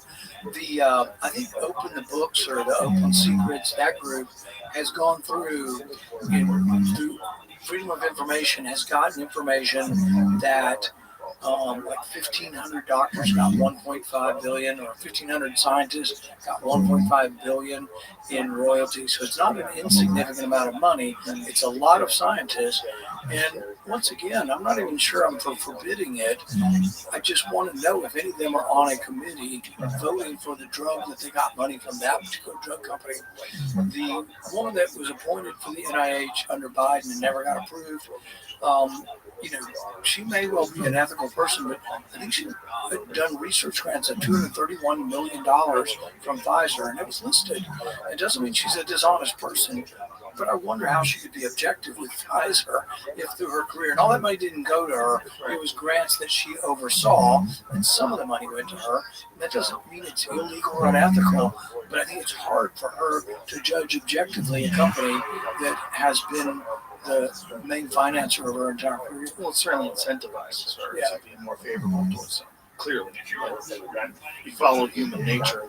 I mean, it just makes sense. Now, Bobby Kennedy has put, the left-wing people hate all he was put on there. I think he's doing a good job of getting the people out who were so pro-vaccine that it was a religion for them. And I think they're better people. And I've noticed as they go around the room, I don't know if you've seen this when they vote, they start by saying before they vote, I have no conflicts of interest. They're verbally announcing, I have no conflicts of interest, which is a big improvement. But I really want to see all the scientists, who they get it from, how much, and then let, part of the oversight is not just Congress, it's the public, it's people who analyze these issues, looking in and seeing how much they made, and what do they oversee, is there a conflict of interest? What is the tone like in the government now in comparison to when the pandemic was going on? I'd say it's a calmer tone. There was hysteria that sort of ruled the day. And I think that, this was sort of the problem and how Anthony Fauci became so prominent. There was, the president was out speaking, and the president speaks off the cuff and doesn't always say things that are always exactly accurate. And so as he was saying stuff, many of these sort of establishment senators were saying, we need somebody else, we need a scientist at those press conferences. So it was actually many of my colleagues who pushed Anthony Fauci, pushed them through Pence, and pushed them through the president to accept him. And one of the things that's still inexplicable to this day is that as Anthony Fauci leaves government, President Trump gives him a gold medal, a presidential medal of honor, as he leaves, which, knowing what we know, I think is should have never happened. Yeah. The people that were so vehemently opposed to your position and the people that were so pro-vaccine and pro-Mavic, a lot of them are still in the government. Yeah, and a lot of them are still in news media too. I was called all kinds of names by people. And it turns out that almost everything I was complaining about, turns out in retrospect, I was right about most of them. The masks, really most of them didn't work. Even the ones that work, a lot of people don't realize this. An N95 mask works to a certain degree, but once you've touched it, you've contaminated it. And also after you've worn it for 4 hours, the moisture from your breath gets rid of the electrostatic charge and it doesn't really work very well. So the doctors don't reuse them. They might use them a couple times, but really, the Breathing in your own bacteria. The doctors throw them away and wash their hands after every. If you can do that, there's maybe some value, or someone's sick in your house. But for the general public, riding in a car, particularly when you ride by yourself in a car and N95 mask does not help you.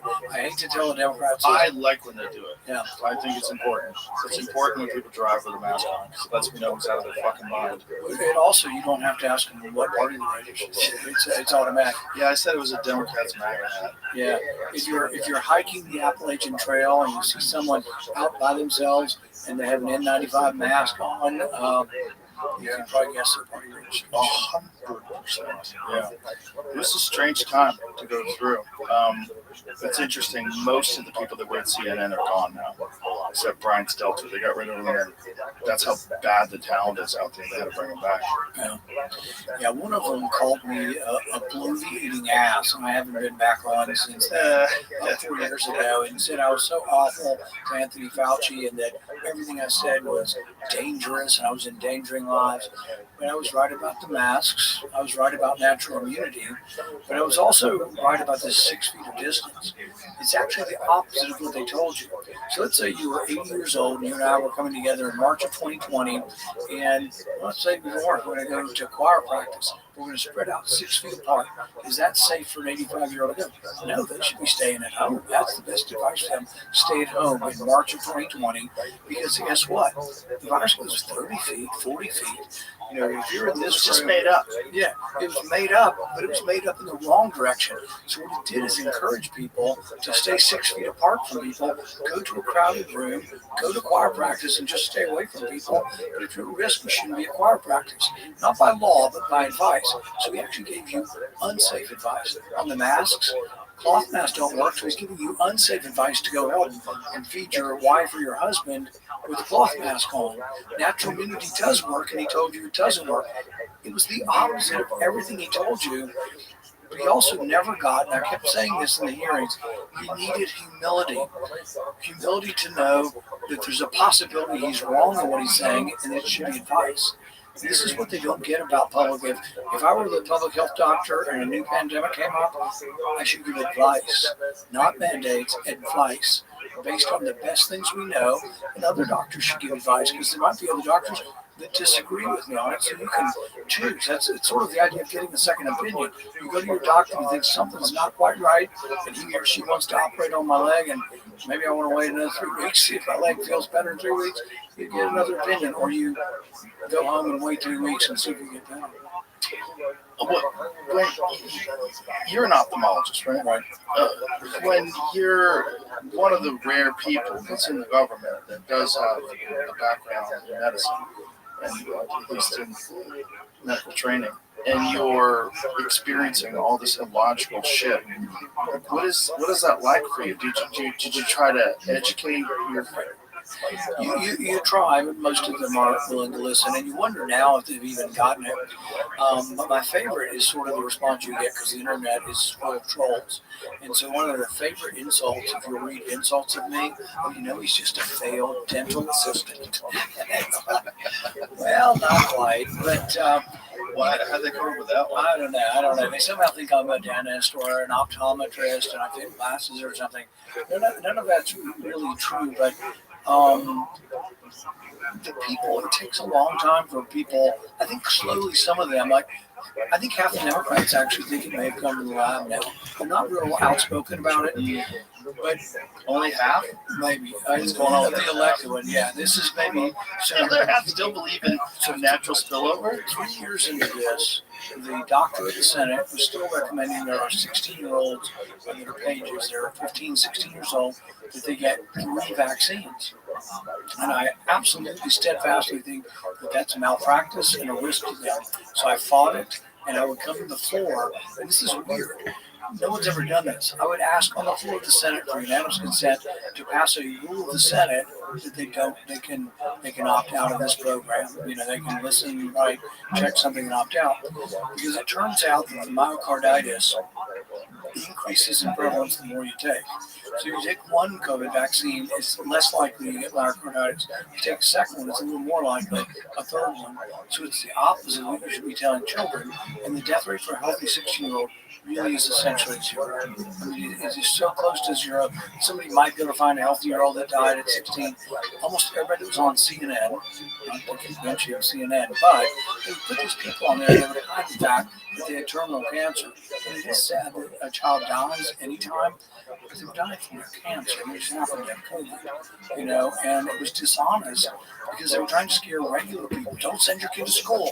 The teacher's reading this right. You should never go back to school. You need another year out, which was just crazy. Well, it's also there's a giant incentive that in this country and New Zealand are the only two countries in the world where they allow pharmaceutical drug companies to have ads.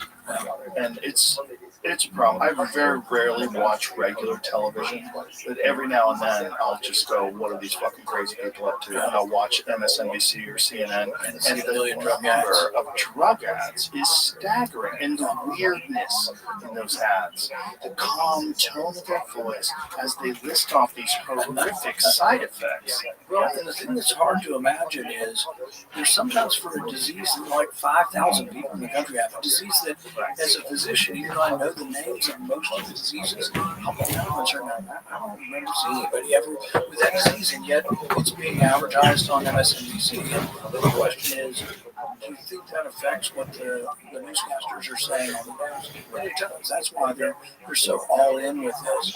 But you're right. It's not. They're not trying to use those ads to sell those drugs. They're using the money by putting those ads up to make sure that those pundits don't talk badly about the pharmaceutical drug companies. It's probably more about shaping the news than it is getting sales. Well, the proof is in the pudding. There have absolutely been horrific side effects of a bunch of different pharmaceutical drugs. You don't hear a peep about any of that stuff on CNN. And you wonder who's buying a drug when they say, you could die, you could become paralyzed, you could have a stroke, you could have a blood clot. Explosive bloody diarrhea, loss all your memories, suicidal ideation. They just list them off. And they list them off like this. But consult your doctor. They're protecting you so you can take Ambien, but God forbid you take a hemp gummy. They will put your ass in jail if you take a hemp gummy. And they've just recently outlawed all the hemp stuff. And I've been fighting this for the last 2 months. But all the hemp products, I know Texas actually has a lot, they're all going to be banned within 1 year. Now, how did that get passed? Mitch McConnell. How is that guy still around when he just freezes up every now and again, locks up like Windows 95? He is very, very powerful, and a lot of people owe him. You know, he raised money for decades, hundreds of millions of dollars, passed it out to the lesser-known senators, and helped them get elected when they would get challenges. And so then they all owe him. And so I forced an amendment. And it's funny, then the people in there are like, why are you doing this? The government shutdown. Why are you coming up to work so they vote on it? Because they stuck it on the bill to reopen the government. It's not my choice to talk about hemp at that time. That was my only choice. And so I brought forward an amendment. I got like 20-something votes, and 70 of them voted. But they voted to set the limit and to change the amount of THC in the plant. So all the plants are illegal now. All the seeds are illegal. There's a real industry of farmers who grow this. And the thing is, who are we to tell somebody who can't sleep at night that an Ambien is better for them than taking a hemp gummy to go sleep at night? Or a veteran who could take Percocet or some kind of psychotropic drug, or who has anxiety or post-traumatic stress, and we're going to tell them they can't take a hemp gummy. I think it's insane and very much, this presumption that we know what's best for them. Is this the alcohol lobby? What is the motivation? There was a little bit of the alcohol lobby and the cannabis lobby. The cannabis people hate the hemp people. The cannabis people hate the hemp people. Well, it's complicated. The cannabis industry develops state by state, and you really can't make a marijuana product in Colorado and sell it in Kentucky. You can't go across state lines. The hemp, because it was legalized nationally, they were selling it across state lines. So we have big companies now that sell the hemp gummies. You get to order them through the mail across state lines until this law came about. And McConnell always felt it was an unintended consequence. And some of the growth might have been, but I don't think there were some bad products out there. And all of us, including the hemp industry, said, all right, let's regulate this. Let's not have 100 milligram gummies. The more traditionalists are like 5 milligrams. That's in a drink or in a gummy that people will take. Yeah, and I think that I haven't taken it. I'm for the freedom to take it, but I sleep pretty good. But so it's not really something I can attest to exactly how it works. The people who do take it to me that happen to drink say it might be like drinking a beer, or maybe not even drinking a beer when you drink one of these THC drinks. So the cannabis businesses in the states where it's legal don't want it legal nationally because then it would interfere with their business because you'd be able to order it through the mail. Well, they'd probably accept it if we legalized cannabis nationally, and then they would compete with him. Right. What's going on is we haven't legalized cannabis nationally. We've legalized it state by state. But I don't think even if your state has legal adult use and another one does, I don't think you can transfer it across the state. You're saying hemp, but you really mean THC. That's for marijuana. That's CBD and THC, correct? Yeah. CBD has some THC in it, and so do the hemp gummies have some THC in it, and then the drinks do. It's about 5 milligrams in a lot of the different doses. There are different doses, but that's so all of those are going to be illegal? Yeah, the McConnell language says you can't have more than 0.4 milligrams, which is such a low number that it doesn't have any effect. I mean, frankly, the THC is the effect, you know, and so if you make the THC number so small, I don't think people will take them. The CBD oil, people might still take some of that, but I assume that the effect that people are getting from the CBD oil, if they rub it on, has to be the THC. No, CBD itself with no THC has a beneficial effect. There's CBD balm that you can use for like arthritis and things along those lines. That may still be legal. The plant, though, it contains the definition of the plant that the CBD oil comes from, so they're going to have to rehybridize all these plants. What I was going to say was, my mom, not my mom, rather, my wife's mom, uses CBD with THC, and she's found that that's more effective for arthritis and aches and pains than CBD without it. She's done both, and she says the CBD with THC is more effective. And there's some people, and once again, I'm not here to tell you to take it or not take it. I'm telling them for the freedom for people to make their own decision. Yeah. There's some people with children who have seizures who take medications, and the kid still has 100 seizures today, which isn't good for your brain and for the child. And then some of them have added some CBD drops they give to the child of CBD oil with the THC, right? And they think it slows the seizures down some. Yeah, I have a friend whose child has severe autism and sometimes has seizures, and the only thing that stops the seizures is CBD with THC. And the best way to think about it is I'll never forget this. This was in, I think, 2007 when Romney was running for president. My dad was. In fact, I know somebody who was a supporter of my dad. I love your dad. But anyway, they go to Romney, and it's a person in a wheelchair with MS, and they said, are you in favor of making it illegal? I take marijuana at night to sleep. Are you in favor of making that illegal for me to take it? I have MS. Would you be for making it illegal? Romney looked right at him and said, I sure would. And that's like, what kind of person says that? What kind of person is so presumptuous of their moral position that they're going to tell you it's immoral to take that, but fine to take some, antipsychotic drug or some kind of narcotic that the pharmaceutical companies sell? We're not going to let you use marijuana. Well, it's ignorance. It's people that have never consumed it and have these preconceived notions of what it actually does versus what it does. I mean, you'd be surprised at how many little old ladies are taking CBD with THC in it to help with their aches and pains and help them sleep. And my joke when I tell people who's opposed to it, it's like McConnell, who's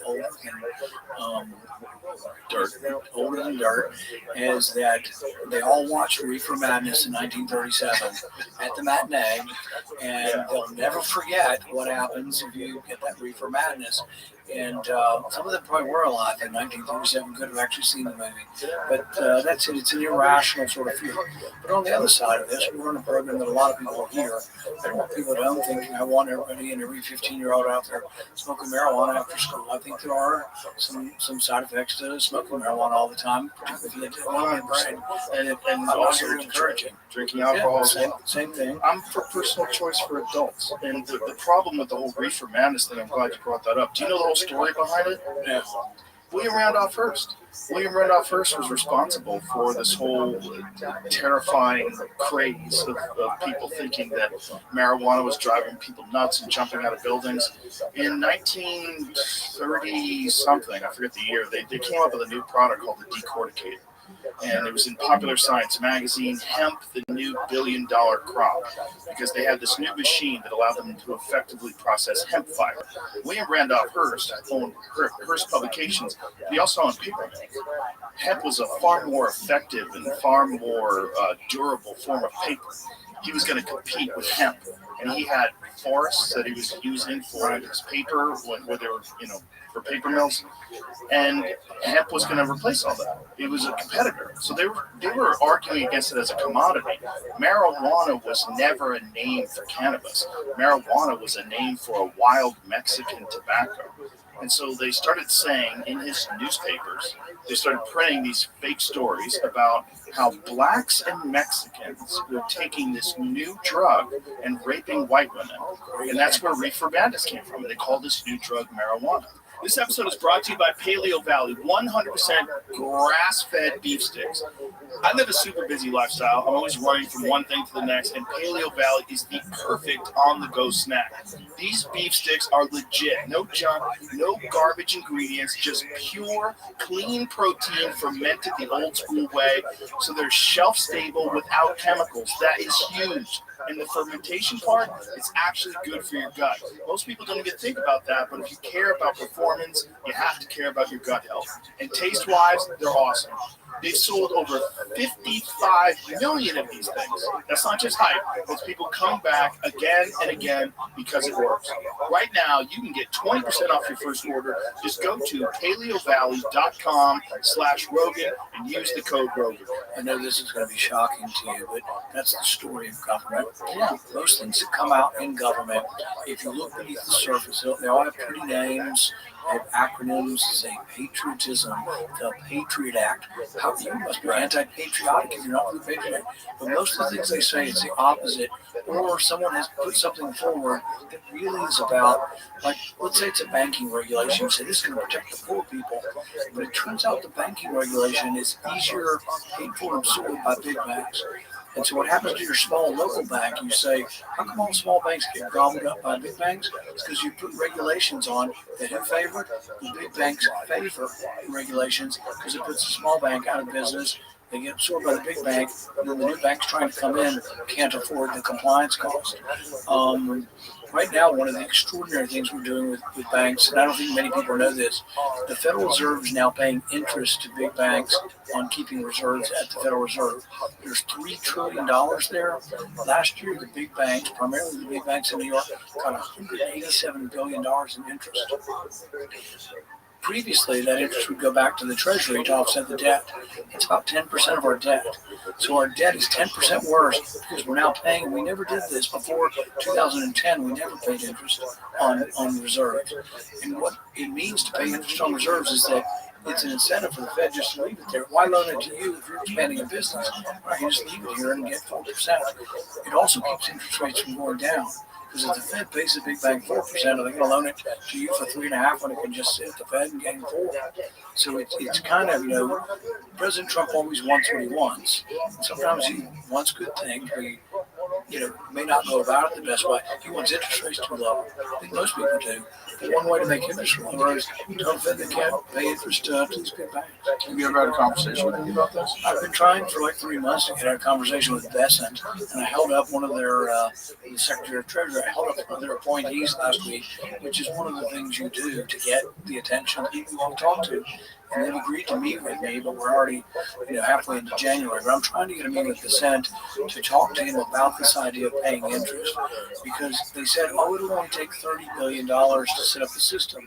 Then it was $1 trillion. Now it's $3 trillion. And I think it just keeps growing and growing. And that money really isn't being productive. It's a gift to these big banks. When it comes to this THC thing, what can be done? Trump's been good on some things. The whole idea of changing it from Schedule 1 to Schedule 3 is an improvement. It's still illegal without a prescription. But a lot of the research with marijuana didn't happen because Schedule 1 is just almost impossible. You got to have like safes and guards and everything to deal with a Schedule 1 drug. And so very little research occurred on marijuana over time. And so lowering the schedule is a good idea. State by state has kind of worked in the sense that it's allowed people to see what it's like and get used to it. But some of the states have backtracked, and some are worried that they went too far. it's harder to determine, I think, in acute intoxication if someone's driving under the influence to do a test. I would guess the technology should be out there, but I don't know that it's widely It available. would have to be a blood test, right? I don't know if you consume an edible, you're not going to be able to get something like a breathalyzer. I don't know that for certain. Your breath is amazing what it actually has in it. So I don't know the answer to that. If So there's maybe it's just technology, yeah, testing is not. yeah. Which reminds me, there's a guy in California I've met, just to meet extraordinary people. He's actually studying contents of what you exhale to look for cancer markers. So I mean, they're really minute, but he's going to try to diagnose things like, you'll hear of a friend, it's like 45 years old and has pancreatic cancer, or actually we have a former senator right now in SAS who says he has stage 4 pancreatic cancer. And the reason it spreads before you know you have it, he's trying to get it, and he has a test. He measures markers just from what you exhale to try to pick up on cancers before they be detected. So there's a possibility that they can come up with some sort of detection method to find out if you're intoxicated. I think probably. I don't know the technology that well. But it's either way, just for responsible use for adults, it just doesn't make any sense that they would change it from what it is now and make it more restrictive. Right. I don't think any states have gone backwards. Most states have gone forward. We finally, in Kentucky, we don't have adult use. I think we've just legalized the medical. But the way medical works, it's still strictly by state. So you have to have physicians who decide to prescribe it, farmers who decide to grow it. And it's a little bit of a niche industry. Most industries in our country, one state gets really good and they export it to other states. Some climates are better for growing it. But that has been a hindrance to the marijuana industry. Well, it's also you're enabling the cartel to make money. That's the real problem. I had a gentleman on my podcast named John Norris. He was a game warden in California, and just checking fishing licenses and making sure that people are following the laws. And wound up chasing down a dry creek and trying to find out like how a farmer diverted the creek, like what had happened here. Well, it turned out there was an illegal grow operation by the cartel. Because when California made marijuana legal in the state for adult use, what they did was make it a misdemeanor to grow it illegal. So it's just a misdemeanor. So the cartel just started growing it in state parks and forests. And so they would find these heavily armed cartel operations in the middle of national parks, national forests. And, his group became, he's got a great book called Hidden War. And his organization became essentially a tactical group. They had Belgian Malinois and bulletproof vests, and they were having shootouts with the cartel in the forest. Because these guys were growing this stuff, and 90% of all the marijuana that's sold in these states where it's illegal was being grown in a state where it's only a misdemeanor to grow it. And so they were growing in California. And they were using all sorts of horrific pesticides and herbicides that are illegal everywhere else, but they would use them. And so you'd get pesticide poisoning, herbicide poisoning. It's crazy. It's like it's just responsible adult use we're curtailing, and the way we're doing this is by propping up these illegal drug cartels the same way that during alcohol prohibition they propped up the mob and the moonshine. And this is what people don't understand about prohibition. When you have prohibition, you get products that are more dangerous because they're not openly regulated. You also have more young people using it because it's already illegal. What do I care if I'm selling it on the back of my car? I'm not going to check your ID. So to get adult use and to get rules on those things, it's better to actually have it legal. So with the hemp thing, McConnell, I'm in the same state, so he goes home and tells everybody, yeah, Rand Paul wants your kids to use hemp. That's not true because Kentucky passed a state law that says you have to be 21, regulates the amount. His law is going to overturn that, and there is no federal law on the age of hemp.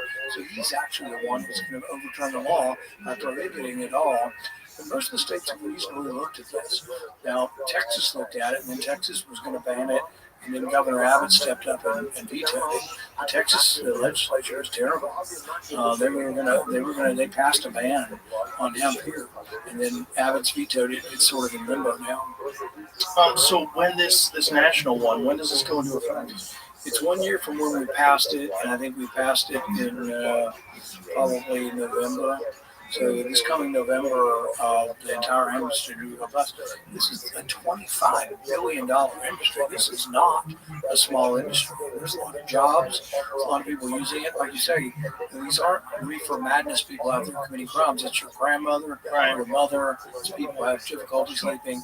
It's there's still hope, and I'm trying to reverse it. I have several bills that we're working on, going to introduce in the near future to either try to extend the deadline and or change it. I'd like to change it where if your state has regulated it, the federal government would accede to your state regulation or allow your state to regulate it. Well, it's got to be very bizarre being a rational person working for the government. Yeah. The people up there are of a different sort. Many of them have never worked really outside of government, and they know nothing about writing checks. Yeah, exactly. And it's kind of when people come up to me, they say, they're young, smart kids that have been interns in my office. I want to be part of government. I say, go out and have a career first. Work some ways. I worked as a physician for about 20 years before I ended up running. And really, you have to have a real career because politics, one, isn't that great a career, and two, there's no guarantee you can be the smartest person in the world. Not, man, it doesn't always. You have to be the right person, right time, right place, and a little bit of luck. Yeah, and how can someone effectively govern if you haven't experienced life outside of the government? It just doesn't seem even rational. Yeah. That you could be a person that would be a good representation of all these hardworking people if you've never actually had a job. It just seems weird. Yeah, that's why people thought one of the Bushes was out of touch. I think it was the elder Bush when he went to the grocery store and he didn't know what a scanner was. He'd never seen grocery scanners. He'd never been in a grocery store. That's funny. Well, what is it like being? I mean, how? It's got to be incredibly frustrating, but it's also got to be bizarre. Yeah, and I'll give you an example of what I think is bizarre. So we've been blowing up these people in boats off the coast of Venezuela. They're accused of running drugs, but nobody knows their names and nobody's put up any evidence. When we had them September 2nd, two of them were still clinging to the wreckage. They're shipwrecked. They blew them up. And so what I think is bizarre is I hear mostly my Republican colleagues say, well, we shouldn't have to. How do we know they're not armed? And it's like, but there's this thing called presumption of innocence. They say it doesn't apply. Well, it actually always has applied on the oceans. We've had drug interdiction, and we have always stopped boats and asked to search them. If they flee or shoot at the Coast Guard, they will get shot and blown up, but it's usually an escalatory sort of steps. We know that when the Coast Guard boards vessels off of Miami and off of California, 1 in 4 of the boats they board don't have any drugs on them. So I look at my colleagues who say they're pro-life and they value God's inspiration in life. They don't give a shit about these people in the boats. And are they terrible people? No, they're probably poor people in Venezuela, Colombia. And really, they say, well, we're at war with them. They're committing war by bringing drugs into America. They're not even coming here. They're going to these islands in the south part of the Caribbean, cocaine, and it's not fentanyl at all. Cocaine's going to Europe. Those little boats can't get here. No one's even asked this common question. Those boats have these 4 engines on them. They're outboard boats. You can probably go about 100 miles before you have to refuel. 2,000 miles from us. They have to refuel 20 times to get here. It really was all a pretense and a false argument. I guess what I don't feel connected to my Republican colleagues is that those lives don't matter at all. We just blow them up. And against all justice and against all laws of war, all laws of just war, we'd never have blown up people who were shipwrecked. It's against the military code of justice to do that. And we're doing it, and everybody just says, oh, well, there's drug dealers. Why do you think they were attacking those people? Because I've heard a bunch of different theories, and one of the big theories was they were trying to get the cartel upset at Maduro in order to get him out of office. It's all been a pretense for arresting Maduro. So we have to set up the predicate. We have to show you that we care about drugs. And the weird thing about it is they really care about drugs, except for the former president of Honduras, Hernandez. He was given a 40-year sentence, was tried, was found guilty. He was given 40 years in a U.S. jail, and he's let go. At the same time, we're arresting Maduro because attacking the United States with drugs. And then I get this stuff. I had this on air from a respectable journalist the other day. She said, well, don't you care about the kids in our country dying from fentanyl? I said, of course I do. But you know, no fentanyl comes from Venezuela. Not a little bit. Zero. Yeah, if we were really interested, we'd be attacking Mexico.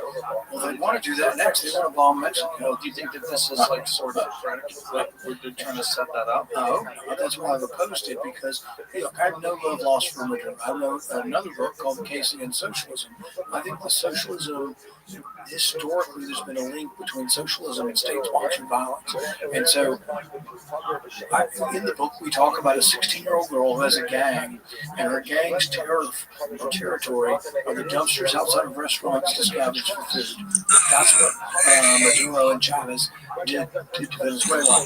So I'm glad he's gone. I'm glad, I hope they choose wiser, but at the same time, if the predicate is we're going to snatch people, why don't we snatch De Silva from Brazil?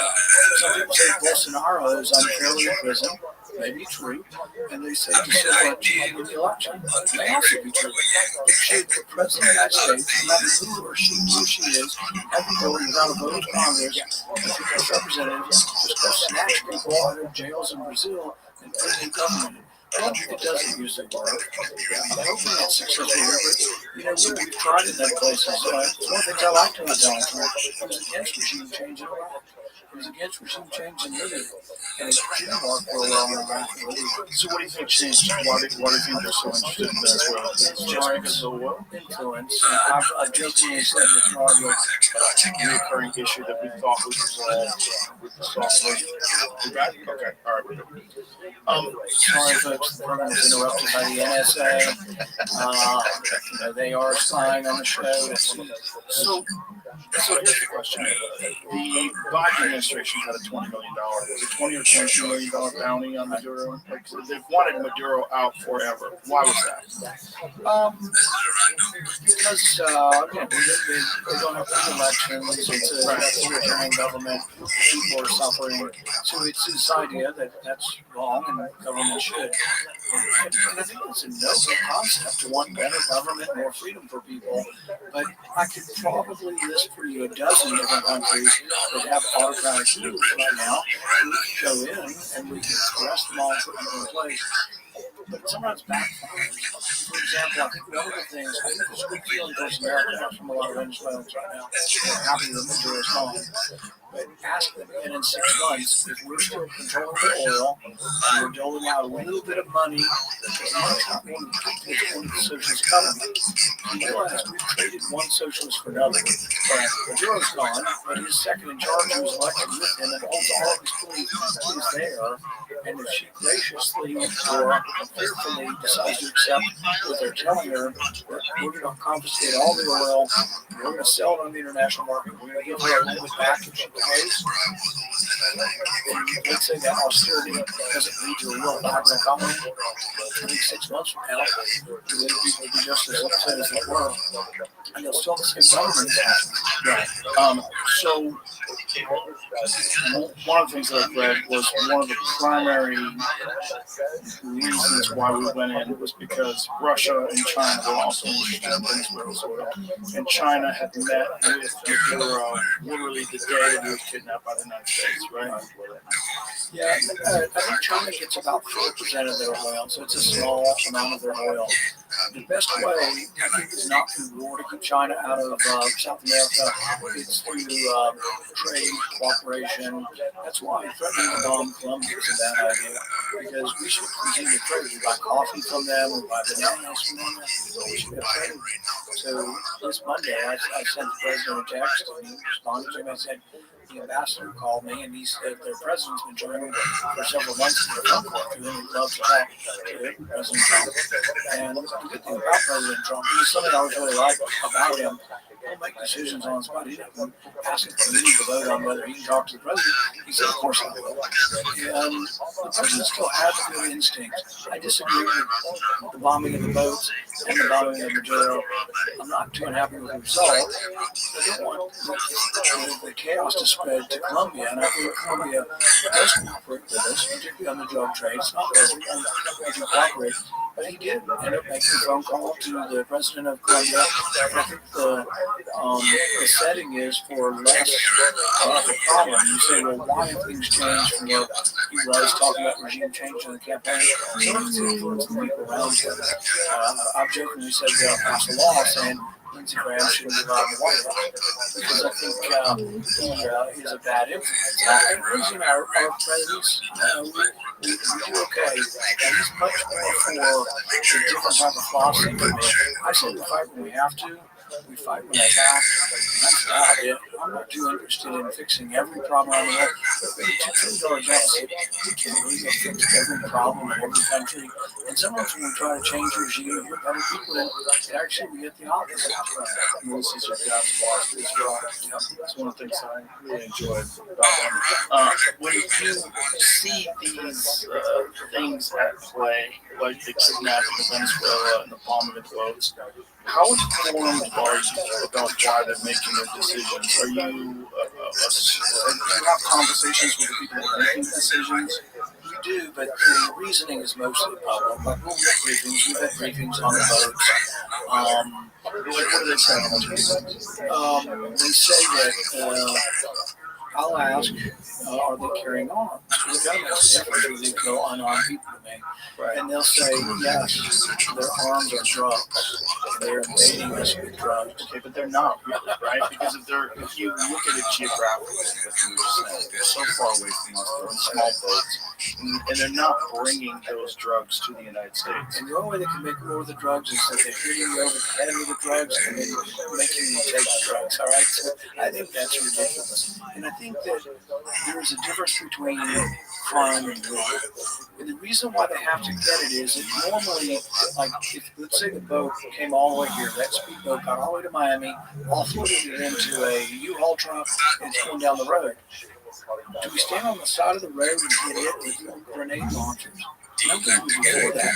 All of a sudden, we're going to believe that, gosh, it might be the wrong, you might build the wrong truck, or maybe we got the information wrong, we'll stop and search them.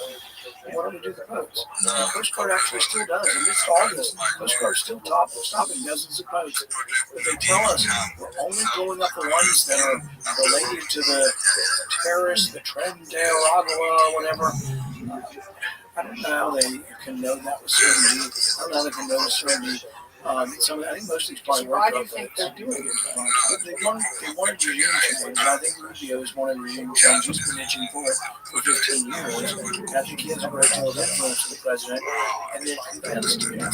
It's selling someone like the president that he can use his power for good is an argument that I think a lot of people would succumb to. He believes that he's doing good. And if it all works out and freedom rings true in Venezuela, people will say, well, gosh, yeah. And that's right now, people think he did the right thing. I think people don't know yet what's going to happen, whether or not people will be happy keeping the same socialist government, whether they'll have a free election, and somebody else will win. Isn't known yet. But I do think that while he's done that, it seems to work. It's my job and others to say that really invading Greenland's not a reasonable thing. Invading Cuba, invading Colombia, that there has to be pushback. I get a lot of flack. I mean, there are people that rally behind the president that are telling me I need to pipe down and I need to be quiet.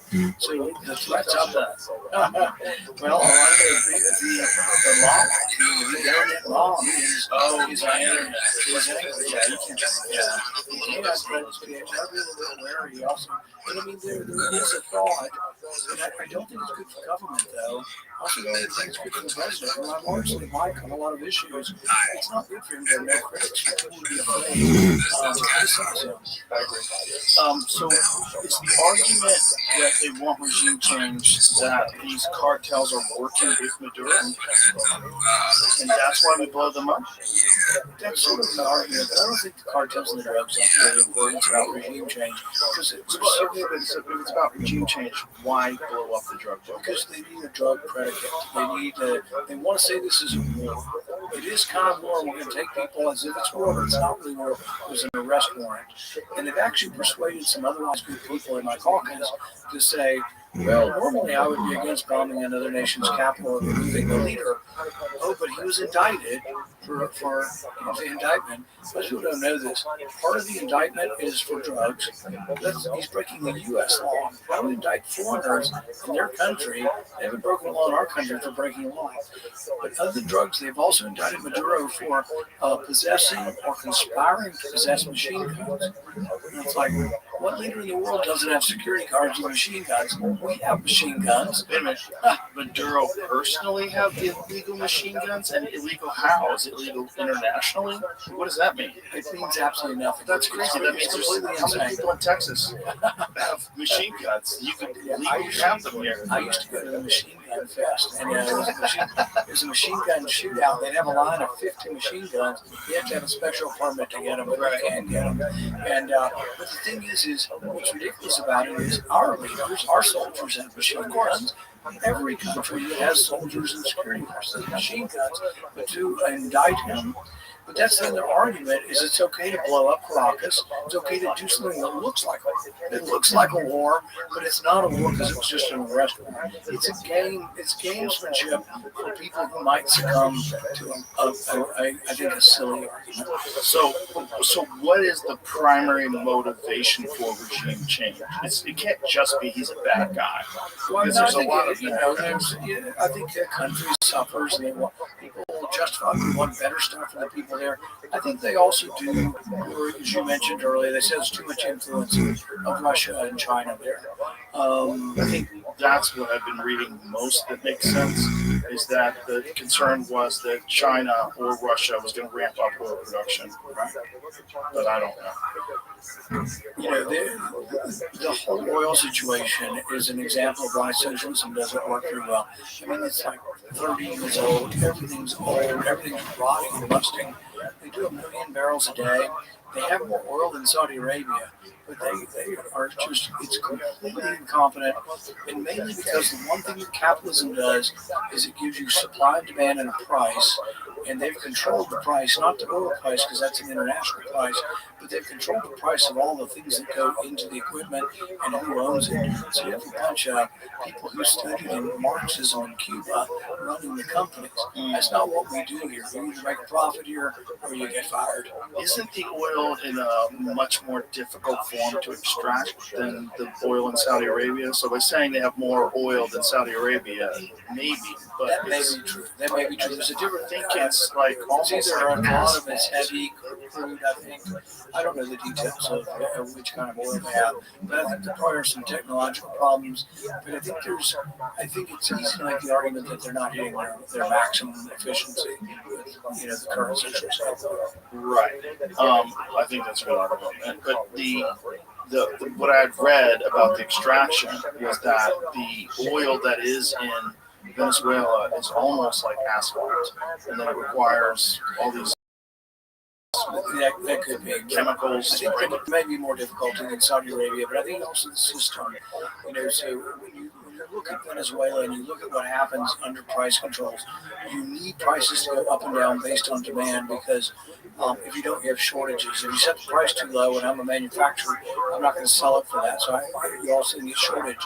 If you set the price too high, then it just sits on the shelf and a black market develops. There was a story in Behind the Iron Curtain. I think it was in Poland. I love this story. The guy goes in a store and he says, "Oh, are you the store that doesn't have any eggs?" And the shopper said, "No. We're the store that doesn't have any toilet paper. The store across the street's one doesn't have any eggs." But it was so common that you always knew that the stores were always missing something. There were always shortages. And this is the main thing about prices that is so incredibly important. People don't think about it, but it's incredibly important to let prices go up and down without the government getting involved. That's why, it's a mistake. It'll sound right, but the president wants to ban interest rates above 10% for credit cards. Well, part of the interest rate being much higher, if you're going for a same-day loan, is one, a much higher risk. You're more desperate, but you having to pay 30%. It's going to teach you to be a better planner the next time. because you can't keep borrowing at 30%. But the marketplace demands the 30%. It's what the market will bear. And if there's too much, then the interest rate will come down. And no one should borrow 30%. I mean, they should teach in high school how people can plan their budget. Don't they so you don't sneak those in on college students? Those college kind of students, people that are a little bit we're more talking at risk. about ignorant people. Yeah. College students and they're high up on the list of ignorant people lacking common sense. Yeah, it's that. Well, they're also People very young. people get into a gambling problem. They get into some problem where they don't have money. But if you say it can be 10%, what does that tell me about my behavior? I just be borrowing at 10%. I might have to stop someday at 30%. You know what I mean? And so the marketplace develops these things, but that price is sending signals back to people. It's the same way with interest rates on houses. The president's always like, we need lower interest rates. Houses are so expensive. Why don't we just fix the price at 2% and tell banks they can't get more than 2%? The problem is this. If there's a boom and everybody's buying houses and the demand goes up for houses, prices will go up, the demand for the money goes up, and as the interest rates rise, then the economy will slow down. So in 2000, from 2000 to about 2007, the Federal Reserve kept the interest rates low. It was like 2%. You could get money, it was free. And there was this boom in houses. And there was some dishonesty too in the subprime market, but the boom kept going. If interest rates had risen to 4 or 5%, home sales would have gone down and people would have lamented that, but you wouldn't have gotten such an enormous boom in the crash. So the cycle of the economy going up and down is dictated by interest rates. And you want interest rates, you don't want high interest rates. Nobody wants that. But if you don't allow them to move, that sends a signal back that we're buying too many houses and we're building too many houses and we'll slow down. If you just send the signal to keep interest rates at 2, you get the boom so high up here that the crash is devastating, like it was in 2010. What are your feelings about corporations buying up personal homes? Like, there's Blackstone, and there's a bunch of different corporations that have bought. I don't know if it's Blackstone, but I heard that Blackstone, there was a drop in their stock price because of this thing that Trump is trying to do now to stop corporations from buying individual family homes and then leasing them out to people. So in a free market, in a free world where you can choose a hemp product, you also make contracts with who you sell to. So for me to tell you, to me it's a freedom issue. If I tell you you can't sell your house to Blackstone, that's me limiting your choices. Maybe Blackstone's going to give you 5% more. I'm stealing 5% from you. Right. And it's not a given that it's going to be bad. It might be bad, but I think if you look at this carefully, for example, what's one of the impediments or one of the costs of buying or selling a house is the real estate price. So the realtor takes, they used to take like 6%, but now sometimes you can get 3%. And you go through a bigger company. So corporatization or making something bigger where a bigger entity owns something sometimes leads to lower costs because they can actually lower costs. So to me, it's just a freedom issue. I don't think I think the price of homes has gone up because the value of dollars has gone down. You're destroying the dollar. It's like, is gold more precious? No, people are freaking out about how many dollars have been printed and how much debt we're incurring. So the dollar loses its value. And prices are home. I'm not making light of the problem. I have kids of the age of trying to get into houses. It's difficult. Prices are extraordinarily high. And interest rates are still high too. Yeah, I think the fear is like people are terrified that these enormous corporations are going to buy up all of the single family homes and you won't be able to get one and you'll be forced to lease a home and you'll never be able to own a home. I know. I think I would probably want to study it more thoroughly to find out if that's actually the result. Because some people talk about a fear of it happening. If I'm Blackstone, I'm not doing stuff just to hold them around. I'm not like, Mr. Potter, It's a Wonderful Life, and wringing my hands together, I'm going to wait. They won't make money holding on to a bunch of houses. They're going to have to sell them. And it may be, what if Blackstone does have 10,000 homes? Maybe they'll do it with a reduced, you go directly to them by website. Goldman Sachs owns homes. There are entities like this. Buffett, Warren Buffett, Berkshire Hathaway owns homes as well. So I don't think it's a brand new thing, but I would explore it. I think it's a reaction to think big is bad and that these big players are going to rip us off. But if it's a free contract, I think more of whether or not I should infringe on your liberty and tell you can't sell your house in Blackstone. I think that's me limiting your ability to contract with whoever. That makes sense. I think the fear is, well, the only reason why they would be doing it is they could make more money leasing the homes out than. Yeah, I don't know. It's the same way with buying apartments too. I'm guessing they buy apartments too because kids are staying in apartments longer, and the apartment business has been a really good business for the last 10 years, buying apartments. But corporations own apartments. I mean, the real disaster isn't stuff like that, the marketplace. The disaster of like rent and homes and not having enough places like to live in Manhattan, which is very expensive, or New York in general. And I'm positive the socialist is going to make it worse. Rent control, what does that mean? So if you're in the middle of Manhattan and you can get apartments for $300, you're like, oh, that's great. But if I'm the landlord and all the stuff's broken in there and there's holes in the walls, I'm not fixing them for $300 a month. I need $3,000 a month to keep the place up. So what happens is the apartments go to, into ruin, and also there's a shortage. You need money, and you need big people with money to build apartment complexes, particularly in New York, where you got to tear something down and build something new.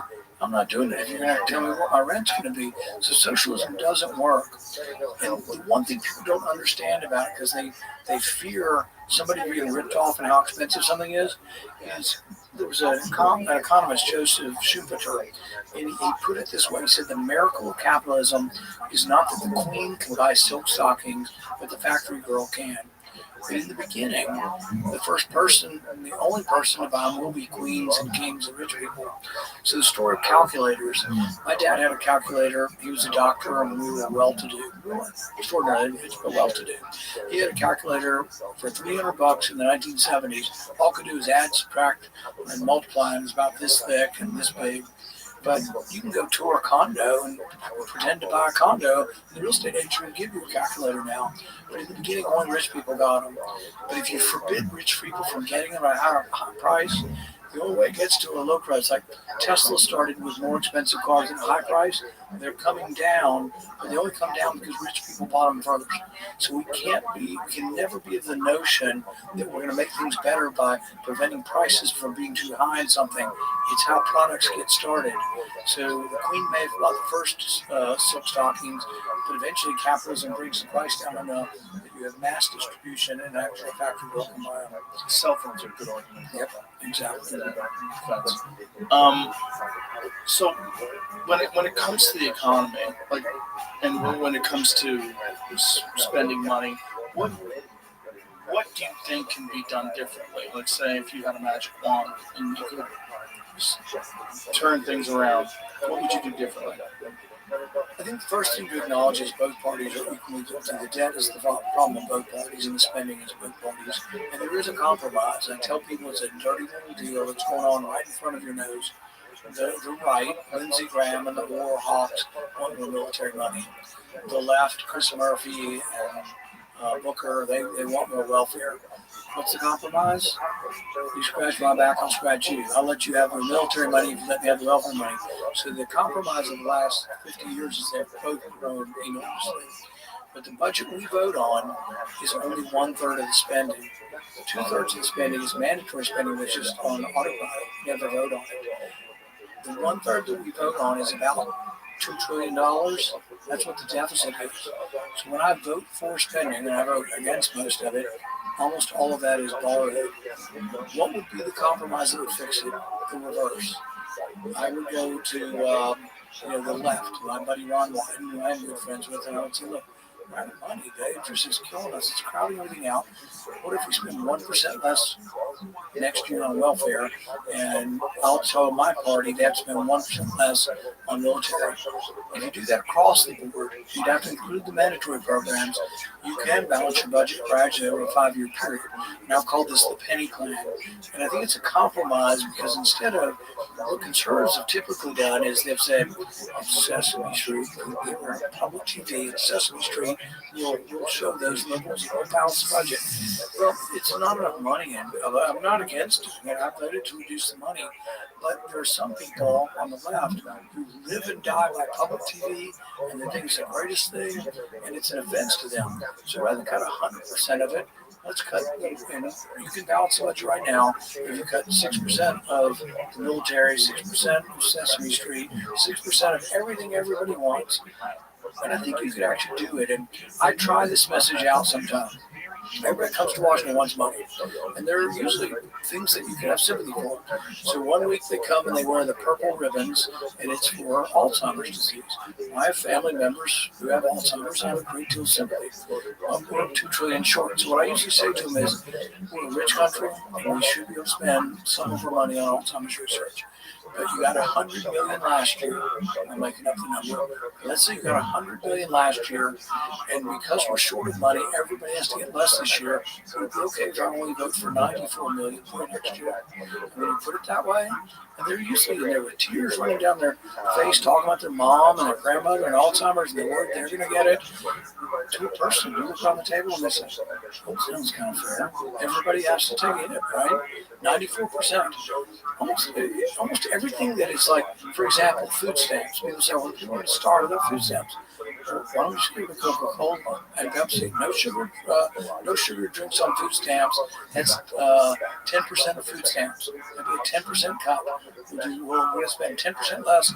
No one's going to starve. Would you spend? Hold on, but would you spend less, or would you just limit the purchasing to non? We'll probably be lucky just to limit the purchase, but I would spend. You couldn't spend, but how could you spend less? You would have to give them less. You say, hey, not only can you not buy sugary drinks, but now you'll have less money to buy healthy food, which is more expensive. Well, what you do is, you know what I'm saying? Well, maybe. If you have a budget, let's say it's $100 million, and next year the food stamp budget is going to be $94 million, and you say you can't buy Coca-Cola and Pepsi and sugar drinks, they would still have to make their decisions with a little bit less, but they, on average, are spending 6%. Or, I think it's about 10% of the dollars are going towards the sugar drinks. They would have to make decisions to do it. But I think even something like food stamps, there's a strong argument, people will be hungry. Hunger's not a problem in our country. It really isn't. Our problem is too much food. It frankly is. There's no one starving in our country. There is food everywhere. Right, but it's not too much food. It's non-nutritious food. I mean, it's not even bad food. It's not even food. It's things you eat that have no nutrition in it at all. Exactly. Like Coca-Cola. Yes, exactly. Like candy and cookies and all this shit that you can buy. You can get candies. You can get a bag of candy on your food stamps. Right. No, that should. And so I've been talking about this for years. And so I had a Democrat senator who I can talk to. We're friends. We're walking down the hall, and I tell him about it. He says, well, "That sounds reasonable, but I don't want to reduce the dollars." So what you're saying is the compromise is probably Democrats are never going to vote to reduce the dollars. We should, but we won't get it. But even when we got push came to shove, his staff piped up and they said, "Oh, I thought you were a libertarian. I thought you were for choice." And I said, "I am with your money. I mean, the taxpayer money. We don't let you buy alcohol." I think it's arguable that sugar drinks are as bad as buying alcohol. It's close. I mean, certainly in terms of health consequences. Yeah. You know, diabetes, and obesity, and all the other comorbidities that come along with more obesity. But the thing is, it's like if you're asking them to buy healthy food is definitely more expensive. Sometimes. If you want to go to if you want to go to Whole Foods and buy things there, it is more expensive to buy all the fresh fruits and things. But there's a lot of things that you can buy that really, frankly, aren't. A head of lettuce is not that expensive. Right, but it's not going to fill you up. If you want calorie-rich food, right? If you want to match calorie per calorie, beans aren't that expensive, and they're healthier for you than most of the things we eat. But really, the thing is going to teach you how to cook now. Yeah, that's the problem. Actually, I would. Not me. Right. I would have this in schools. So I would have the old concept of home economics in schools, and here's what I would teach. Some of this comes from a book. There was a book written by Charles Murray years ago called Coming Apart, and it compared people and said, these are the rich people in your society, and these are the poor people. Just divided into two groups. And the two main statistics that put you in either a rich group or poor group, having kids before you're married, and education. Charles Murray, isn't that the guy that had very controversial ideas about race and IQ? Yeah, but this wasn't racial. This was based on whether or not you were in one of those two categories. But I would teach this in home economics. I wouldn't teach morality. I wouldn't teach people that it's evil to have sex. I would say that the odds are, the statistics are, if you have not had your children, you have a choice. The statistics are overwhelming that if you have your kids before you're married, you'll be poor. And the thing is, it is true. Why not teach that? But in that same class, I would teach how to go to the grocery store, what to buy, and also how to prepare it. I'd go to the grocery store. I would do this for these people in our country. So Medicaid pays just gazillions of dollars for diabetes and all stuff. I would pay for dietary training, but I actually think you need to go to the grocery store with people and show them all the crap they're putting in their cart that they shouldn't be putting in. That sounds like you're for another government. Damn, you got me. Well, it's also, it sounds great on paper, but the reality is, in order to change people's behavior, it takes a radical shift in your perceptions. And that's very difficult to do. You can't just teach people, like, this is how you make spaghetti and meatballs, and then now they're going to eat healthy. It's not that spaghetti and meatballs is the most healthy. You don't really have to teach people. People are as dumb as you think they are. It's not that they're dumb. It's just they're setting their ways. I know. To change people's behavior That's why patterns is extraordinarily difficult. I know, but that's why they have to be able to make choices. They become smart very quickly. If you give somebody 96% or 94% of what they were getting from food stamps, they will be smart within a week. They will make these decisions. I would argue against that. I think that there's a problem in that people are very set in their ways and they've developed a pattern of behavior over the course of decades. So you're not just going to shift with a change in policy and a reduction in their food stamps. What about this? Do you think anybody has changed their lifestyle in America since two people at McDonald's cost $20 to eat now? A burger, a drink, and fries is $20 for two people. Do you think anybody in America has shifted their buying patterns for food and are eating at home more? I guarantee you thousands and thousands of people are less out. Probably, yeah, but it's still a business, you know. It's a bad example because McDonald's is fucking terrible for you too. Like, that doesn't make any sense. Yeah, well, I do too, but it's not good for you. Filet fish is actually a delicious sandwich. People will not. You can't teach. I agree with you to a certain extent. I don't think you can teach people to make wiser decisions. You can sort of encourage it as part of the educational model. And I wouldn't spend more money on this. We spend a lot of money on education. I would make this part of the curriculum. But I do think that if you aren't given a financial incentive to make these decisions, you won't do it. You can ban the foods. And I actually am for taking them off the formulary. We have something called WIC, which is women and children. It's for food during pregnancy. It only has healthy food on it. You can't get Coca-Cola with your WIC dollars. But you can go through the line with your SNAP plus your WIC and all that stuff. But I get rid of the sugar drinks, I get rid of chips, I get rid of candy, ding dongs. Well, I think that's a no-brainer. Yeah. That's a no-brainer because that stuff's not food. But I don't have one Democrat sign on it. I have yet to get a Democrat. No reduction of money, so my bill doesn't reduce money. I think we should. Yeah, the problem is the voters. The Democrats they're held prisoner by their voters. Their voters want that. They don't want you to tell them what to do with that money, and a lot of people feel entitled to that money, which is also very odd. But I don't do it because I dislike people on food stamps. I do it because I want them to be healthier. Yes. And I actually don't want, the goal is, people think the goal is we need more Medicaid. No, what we need is less people on Medicaid. The goal should be an economy where 5% of the economy, really in a good functioning world, 5, 6, not much more than that, shouldn't be able to take care of themselves. There really should be health care that almost everybody can afford, except for a small percentage of people. Once you have kidney disease, you're on dialysis, it's extremely expensive. So almost everybody's on Medicaid. It's a little more understandable. Diabetes, if we fed people right, 80% of adult onset diabetes is curable by loss of weight. I see, and I see where they're going to argue against what you're saying about food stamps and from this libertarian perspective, but I think you're absolutely right, and that you should be allowed to do whatever you want with your own money. But if you're going to get government assistance, there should be some sort of a limitation to you getting food that's only healthy. We shouldn't be paying for you to kill yourself. Just like you can't buy cigarettes, right? You can't buy alcohol. And this is something Bobby Kennedy is changing, and they hate him, just hate him. Because they're voters. Their voters no, don't. Not the voters. The establishment hates him more. His whole family hates him more. But you know what? If he only does one thing, and one thing he's remembered for, is treating sugar as not a sin, as a bad food. Right. Sugar added to convince us that adding sugar to cereals and all these things we add sugar to, that it's bad for your health. That will transform if the people that accept that. It certainly will. And the education, the understanding of that. When I was a kid, I talked about this the other day with my friend Whitney. We were doing a podcast. Like, we didn't think sugar was bad for you. We just thought it gave you cavities. And we would throw sugar on our cereal, and we would put sugar in their coffee, and sugar in this, and sugar. Nobody thought anything of it. And since the government is responsible for so much food anyway, think about how healthy. I don't think we should have sugar drinks in high schools. They have machines in all the high schools. They say, "Oh, we get extra money for our football field. Let them put non-sugar drinks in. If you really want them to advertise $1." I agree. I agree.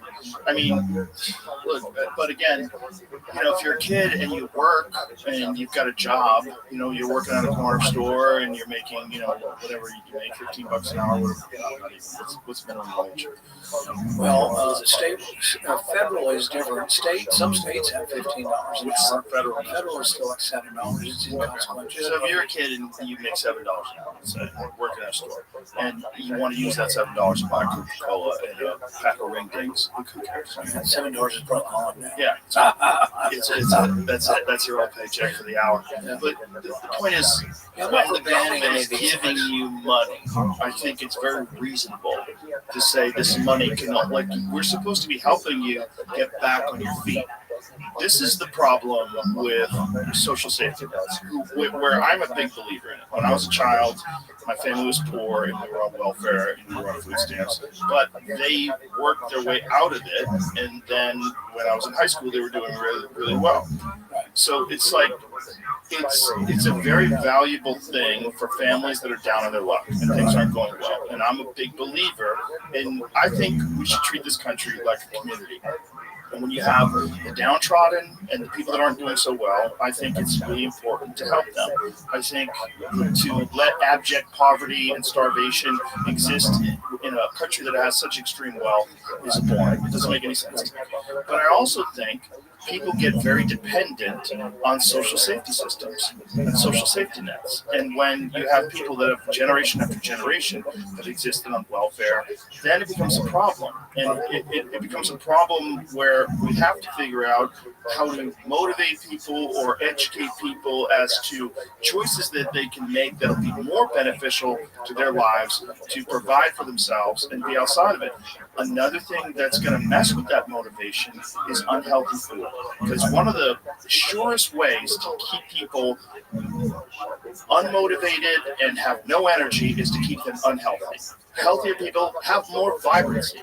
You have more energy to go pursue your dreams and do the things you want to do in life. If you're constantly dealing with type 2 diabetes because you've been eating sugar all day and garbage all day and you're morbidly obese, you're not going to have the same energy as a person who's eating healthy food and getting up early and drinking water. And it's going to affect the choices that you make because it's more burdensome to carry around that body. Yeah, I think that, and I don't disagree with what you're saying on having a safety net, but we have to have tough love involved with it, and we have to have the idea that it's temporary and we're trying to get you to another place. So you can enable people to continue bad choices over and over and over again and say, well, we just have to take care of them. Right. So food stamps, when they started, were really primarily for mothers, single mothers with many kids who can't work. If their mom can't work, you don't want them all to starve. She has 4 kids. And once you've had the kids, I'm not against that. They're there and you got to do something with kids.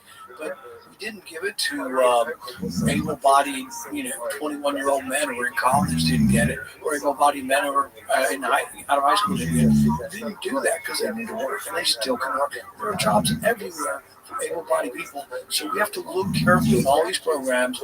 And this is what some people on the left complain about. Able-bodied people, if they get something, should be very, very temporary, if at all.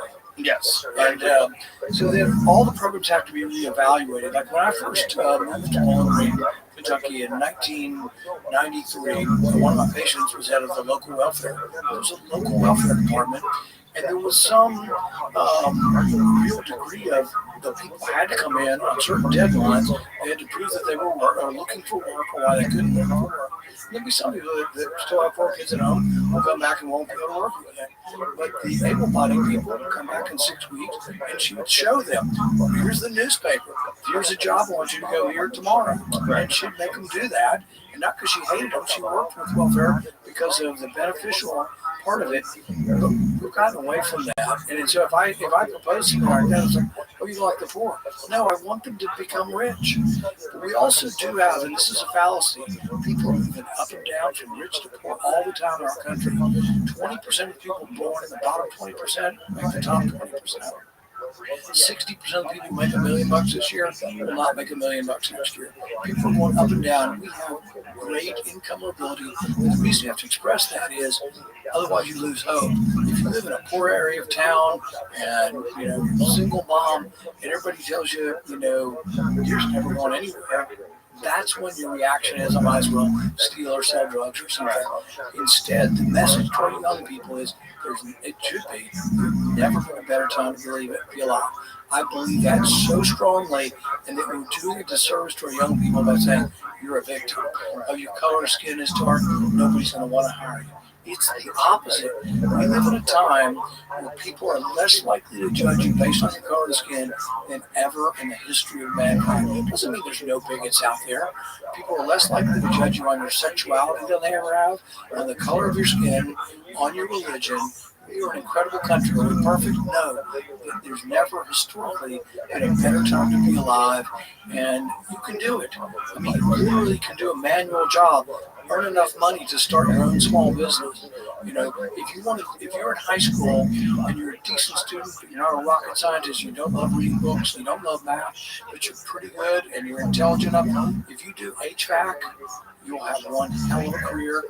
You go to a technical school in Louisville, all of the people in the class, I went to one recently, there's 100 people in the class for HVAC, fixing air conditioners. Every one of them, their tuition was paid for, and they had a job if they completed the course. And HVAC, if you're an HVAC worker, I'm guessing, I'll bet you can make $80,000 to $100,000 a year fixing air conditioners. But if you start your own HVAC company, you'll be the richest man or woman in town. They're in my town. The people in the HVAC companies are some of the richest people in town. Well, it's a good argument also with automation and AI, because automation and AI is going to do a lot of jobs that people are going to school for, unfortunately. A lot of people are getting degrees that are going to be irrelevant when automation and AI takes whatever percentage of jobs that's inevitably going to take. But trades, being a carpenter, being a plumber, those are always going to be valuable. I think things like that, you may have technical assistance when you get there, that a computer helps diagnose the problem and helps fix the air conditioner. But I don't think the jobs, I talk to people every day. Many of them are. Well, you're going to have to carry things and install things. You have to get in, open up walls. I think it's still going to exist. But I talk to everybody every day, and they're scaring the world, saying there'll be no more jobs, and everybody will just sit around looking at each other. And I hope that's not true. And they're richer and smarter than I am, maybe, but they all say it's going to happen. And I say, if it happens, what we'll also develop is secret societies. They'll be like speakeasies, go down the stairs, they'll knock on the door and send them inside, they'll do the password, they'll go inside, and you'll be able to build shit in there. You'll be able to grout bricks and put them together. You'll be able to nail wood together. Secret work. Because people will still want to work. Even though there are no jobs, they will simply want to work. Why would it be secret? Because the government will make it illegal. The government will make work illegal? Is that what you're I think this is a dystopian society. You bear me out. So what novels are you reading? This is. I taught a course on this. So when we have AI, people are saying the jobs disappear, work will become so foreign. But there'll be a small remnant that searches for work. But they'll do it secretly. And after you build stuff, and the little speakeasy down under with a secret password, you'll have to destroy it before the government comes. So that's just my theory. That's what's going on. I might be wrong. I could be wrong. Have a conversation with you guys? Yep.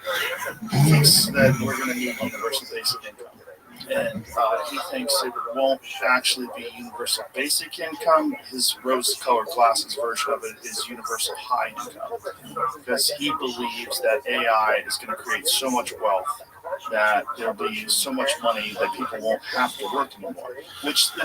So hear me out here. So the question is, like, is it essential that the only way you take care of yourself and feed yourself and house yourself is through work? And can people find meaning outside of work? Can they find things to do, or will they just be sitting around playing video games all day? So the first thing that I'll probably just acknowledge is he may be smarter than me, and he's probably a little bit richer than me. So I don't discount his opinion, Elon Musk, but I hope he's wrong.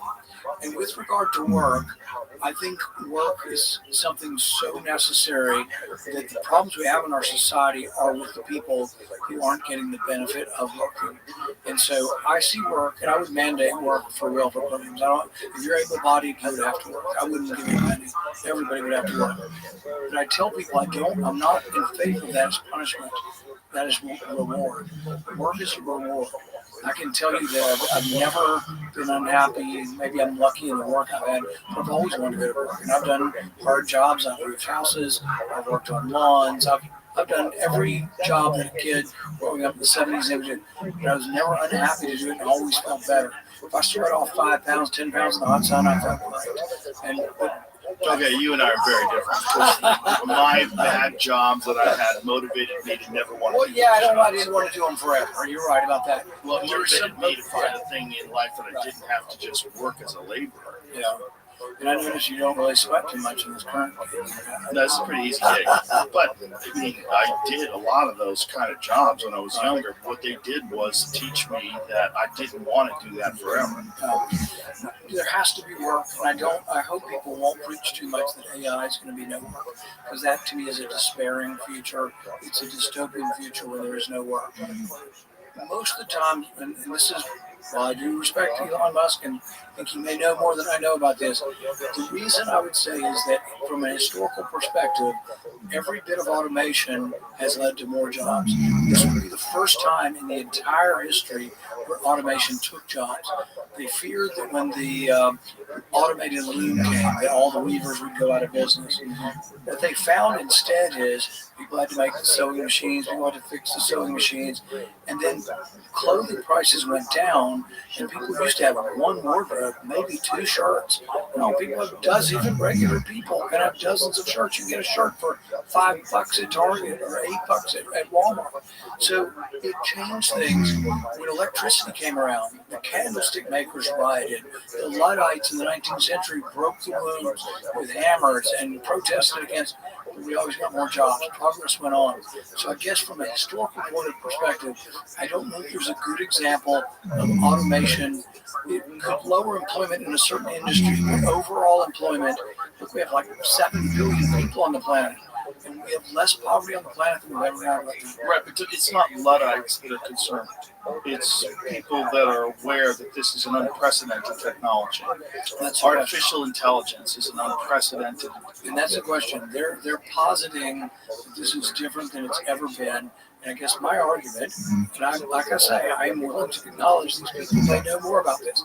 But my argument is from a historical perspective, we've never had any kind of invention or automation that ultimately led to less jobs. It always led to more and led to more prosperity. Now, they're arguing AI is going to get more prosperity, and that's why then they'll say artificial high income. There'll be plenty of money.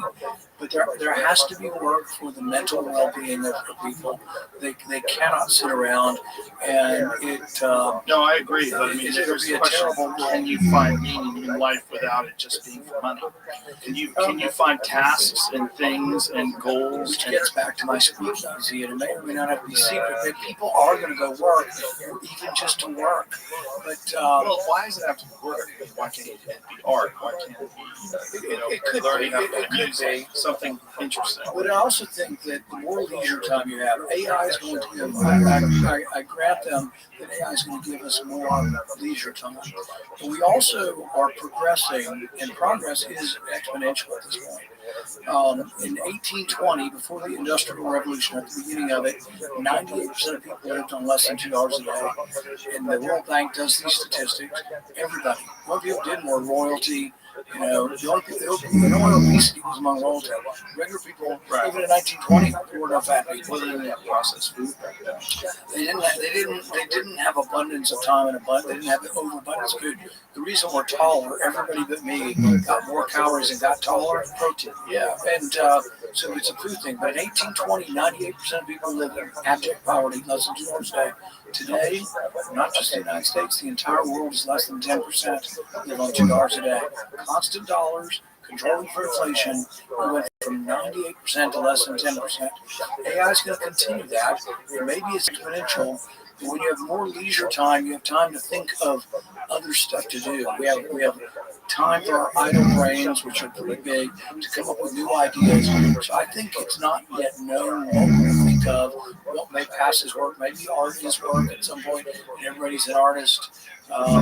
Maybe there also are people who like to, even now, there's automation, and we can grow with pesticides and fertilizers and stuff, just an enormous amount of food. And actually, that's been good for the most part in supplying more food for people.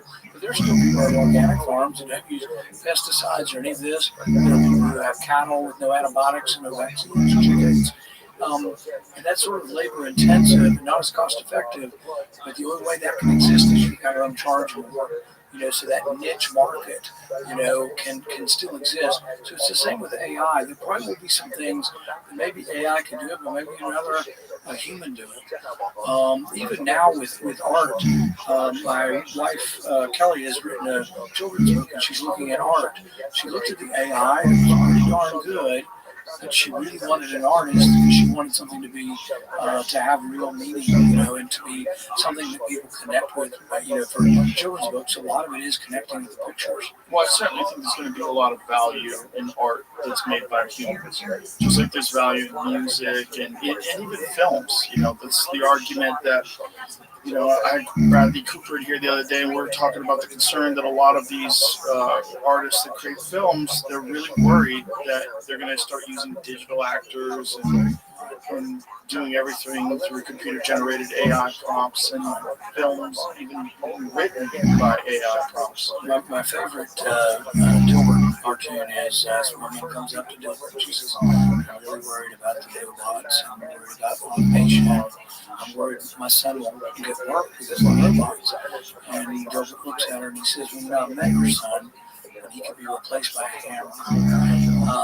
Always has been this fear, but we have to have innovation and get around it. There will be technical jobs or other jobs.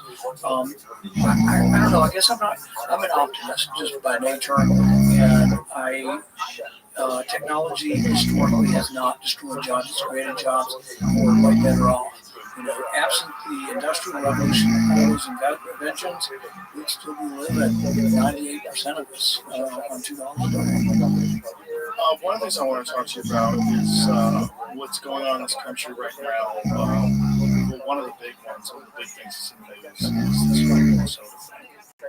Particularly, a lot of things to cover, but particularly fraud. And they're uncovering a lot of fraud that seems like not only was there a lot of fraud, but a lot of these people that were getting a lot of money from this fraud were donating to politicians. I believe $35 million by daycares was donated to Democrats in Minnesota last year. Is that an accurate number? Let's find out. That's one of the best things for AI. AI is giving you I saw a good cartoon yesterday. It was an iceberg. The top of the iceberg was Minnesota fraud, but the iceberg beneath the surface was California. Yes. And can you imagine just well, they're looking into California fraud now because of Minnesota fraud, and it's just the homeless thing alone. Just the fact that California spent $24 billion on the homeless can't account for where the money went. And the problem just got worse. Well, there's a couple things about the refugee thing. I don't think refugees should get welfare, and I have a bill that says they shouldn't get it. If you come to this country and your church sponsors somebody to come to it, you sign up, you sponsor them, you support them. The taxpayer shouldn't support them. The other thing is we did a lot of these people came on special visas. They're not part of the normal, part of this refugee program, but they got part of special visas. The Somalis came because there's perpetual war in their country and famine. No evidence Minnesota daycares gave millions to political campaigns. What is this, Yahoo News? Yeah. I don't believe that. So, I don't believe they haven't given any money. Okay, the figure appears to come from viral social media posts, widely shared video alleging that the daycares. So here's the problem with this. If this fraud is as widespread as it is, you're going to get a lot of people that are covering their tracks right now. And so one of the ways to cover the tracks is to debunk things and to post stories. And I don't think we really know how much money is missing. I think part of the reform is we just shouldn't give out welfare. This doesn't mean we shouldn't help people. Right. If you're coming to this country and you want to experience the greatness of this country and someone sponsors you, they should take care of you. But what happens is most of these charities that work on bringing refugees in, they have a big heart for bringing them in, but the first paperwork they fill out is signing up for welfare. Okay. So according to our AI search, it says fact-checking organizations review campaign finance data and public records report no evidence that most other daycare or child care operators donated anything close to $35 billion to political campaigns. One fact-check notes that supposed chart circulated online misrepresents or fabricates contribution totals and far exceeds what small child care businesses would realistically give. But it depends on how much money they're making. When you say small, I don't like the way they phrase that. Small child care businesses. Because you're talking about a large number of these businesses. And so the total, all told, what is the number? Especially compared to large corporate donors, that's fact, right? Also, they're listing Snopes as a source, which I don't like. It's a very biased source. So I had this debate for years with McCain. McCain said we should admit all these people who were interpreters in Afghanistan, all these people that are interpreters in Iraq. And my response to him was this: if they can speak English and they're pro-Western, they need to stay in their country and be the founding fathers of their country.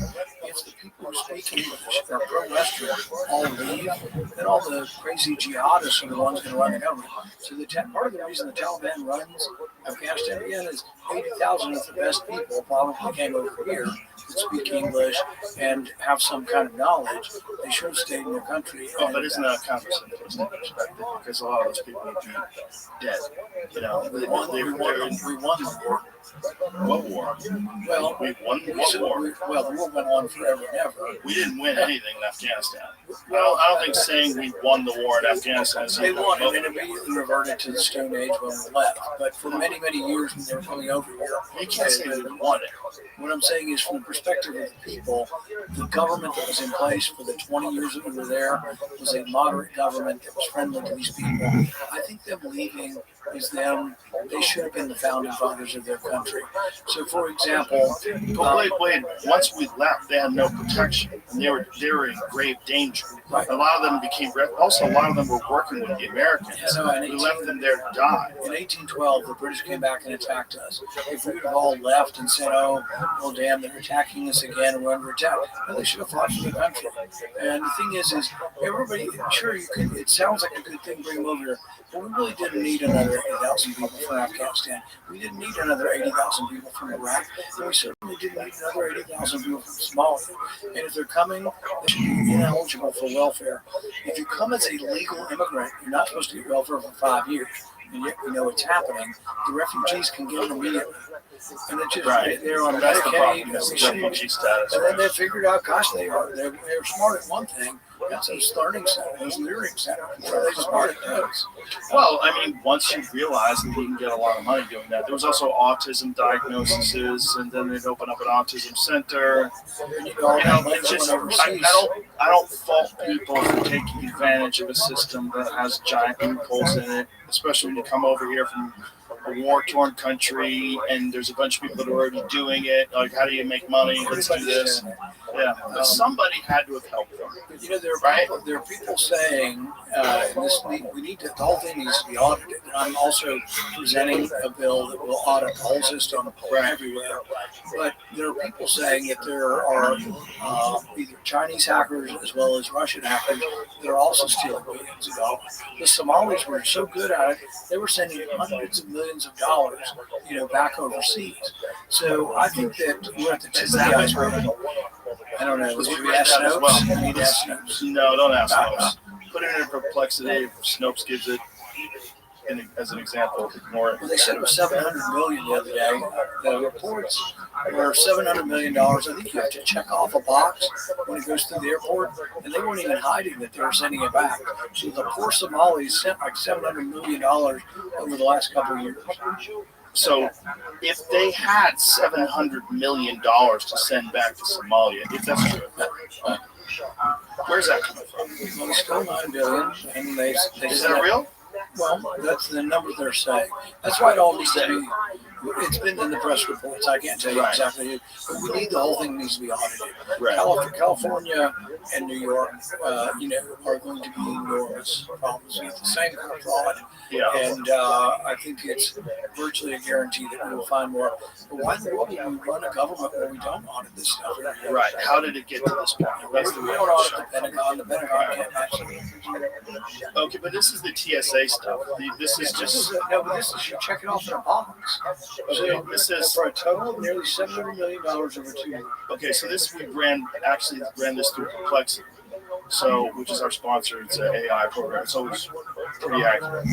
Federal officials say that TSA flagged nearly $700 million in cash and luggage leaving Minneapolis, St. Paul. So if you have more than $10,000, the law says you have to check a box. Uh-huh. And I think these people voluntarily checked the box. So they're looking through data, TSA forms, they just added them all up. So I think it's real. So, but this is the same thing. This is this one weird website that we found the other day, Just the News. So this website, Just the News, published a report saying, a report recently that revealed Transportation Security Administration has flagged approximately $700 million in declared U.S. cash. But the question is, where is Just the News getting this information from? I think from TSA. But why is it one weird right-wing website that is reporting this that everybody refers to when they're talking about this? The governor. John Solomon is a good researcher, and he does come up with stuff. So have him on. Ask him where he came up with it. I'm pretty sure it comes from TSA forms. I don't think he's making the number up. I think That's an insane amount of money to send back to Somalia. But this is also the gall. You're stealing welfare money and you're taking it out of the country, and you are so in the belief that you won't get caught. You're not smuggling it out. You're putting on the form, I'm taking $20 million out of the country. Well, they've been doing it, if it's true. And it seems to be true. They've been doing it for decades. And this is, I mean, when did we start mass immigrating people from Somalia into this country? You know what I think we should do? The next step would be, okay, we know how much is going out of Somalia. Let's look at every airport around the country and see who else is shipping money out. Yeah, we tried to find that the other day too. We couldn't find any. We tried looking at different money that was like how much is the TSA flag over the entire course of the country, the year, all over the country. We couldn't find that data, but that might just be because nobody's published it. Well, I'll ask. I can ask, and I'll have my staff. We'll look into it and see if we can find that answer for you. That would be great. One of the things I was reading recently is interesting because Minnesota has this one group of immigrants in the Somalis, but they also have another group in the Hmong, and they have a completely different result in terms of the amount of people that are on welfare, the amount of people that graduate from college or high school, the amount of people that are on Medicaid. All of them are like radically different. It's much lower in the Hmong community. Right, which is interesting. It's like, well, what is that? Is it education in their community? Is it they don't come from a culture that enables fraud? I mean, you have to realize Somalia is obviously where you get an enormous amount of piracy. Right? I mean, that's the movie with Tom Hanks. Look at me, I'm the captain now. Right? That's Somalia. Right. And by the way, they were kind of forced into that behavior. You know, their original name, they didn't call themselves Somali pirates. They called themselves the People's Coast Guard of Somalia because the Europeans were dumping toxic waste off the coast and killing all their fish, and they were fishermen. So they started kidnapping the people that were in these boats, and then, you know, to try to get a ransom because we destroyed our fishing ground. And then they went, oh, well, you know what? It's probably easier to just kidnap people than it is to be a fisherman. The discussion reminds me of a story. So the Hmongs versus Somalis. Why are 86% of the Somalis still on Medicaid, and why are the Hmongs doing better?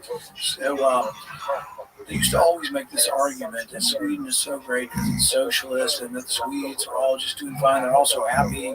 Everybody's happy in Sweden. And so they're talking to Milton Friedman about that, and he was over there, and they were bragging about the country, about how great Sweden was and everything. And they were attributing it to socialism. And he looked at them and he says, you know, the Swedes are very happy. They're also very happy in Minnesota. If you look at the statistics of people from Sweden who immigrated to Minnesota, they're kicking butt. They're in the top 1%, and it gets back to what is the argument? Why do Swedes do so well? Many people say it's this northern Scandinavian work ethic.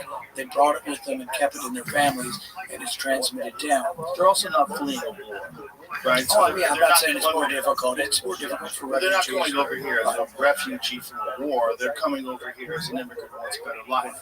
But I will tell you that, so for example, there are people who come and in one generation just kick ass. I'll tell you the Vietnamese. Yeah. The Vietnamese came. I know a guy, he came over here. He was on an island for a year. He had 1 cup of rice. He lost like 60 pounds. And he wasn't fat to begin with. He was just nothing.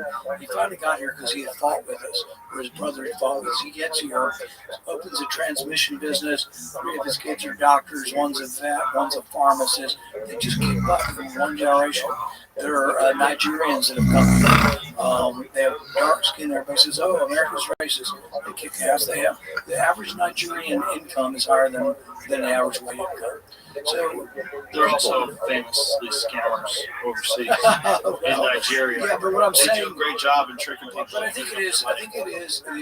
It's not so simple as to say racism keeps people down. It's ingenuity. It's your family. And Nigerians are particularly ingenious when they come into this country. Yeah. They're hard workers, and, you know, but it's also what we should, in an immigration system, select for. Instead of saying we're going to bring in 50,000 Somalis, why don't we look one at a time? And if you want to sponsor a family or another Somali family wants to, let's do it one at a time. And then let's not offer them any kind of welfare. And if they struggle, you take care of them when they come over, whoever sponsors. What do you think they're going to uncover when they do a full audit of the? Let's just talk about Minnesota. What do you think is going to? I mean, what do you envision the real scope of this is? Well, I think it's going to be out and out fraud. It's not going to be like just some mistakes on forums or something. It's going to be these learning centers that have nobody coming to them, that just don't even exist. Food kitchens that aren't feeding anyone. But I do believe the 700 million leaving Israel, they say it's only a few people, but I believe it's real because I think it's marked in the forums voluntarily by people doing it. So this is 700 million leaving Israel. It's 700 million leaving Minnesota. Okay, you said Israel. I didn't mean to say. I was like, what's the new thing? Yeah, the 700 million leaving, I think, is voluntarily checked off on this form by Somalis. So that has to be fraud, right? Yeah, so I think that's part of the fraud as well. But I think that if we audit the system, we're going to find organized gangs of Russians and Chinese doing the same thing. We know that during COVID, there were gangs of Russian hackers and Chinese hackers stealing stuff, or Americans stealing stuff. But we have to have a tie to our problem is that everybody's so generous. Everybody wants to help people, and you're a grumpy old terrible Scrooge if you don't give refugees more money. But ultimately, you have to give them less money, or you won't get to this. So let's say we gave them $5 billion last year. We give them $6 billion. Do you think we're going to do a better job at rooting out the fraud, or a worse job? If you give them more money, they'll steal more money. You have to give them less, so everybody's looking harder at the money, and they do it. It's the same with the Pentagon. If you give the Pentagon, $500 billion more, do you think they're going to be better with our money or worse? Right. So we got to give less money. So you got to give less money to the refugees, and then you have to have more scrutiny of it. But the interesting question is, if I put forward a bill that says we're going to audit all the welfare, not just the refugee program, we're going to audit all the cash transfer programs for every state. Do you think any Democrats will vote for that? I really wonder. Yeah, I doubt it. Well, also the chairman for the base, they found out that these are the people that are voting to audit it. But you could argue you're actually making it better for poor people, because I'm trying to get rid of the Somalis stealing it, so more of the dollars actually go to people who are poor.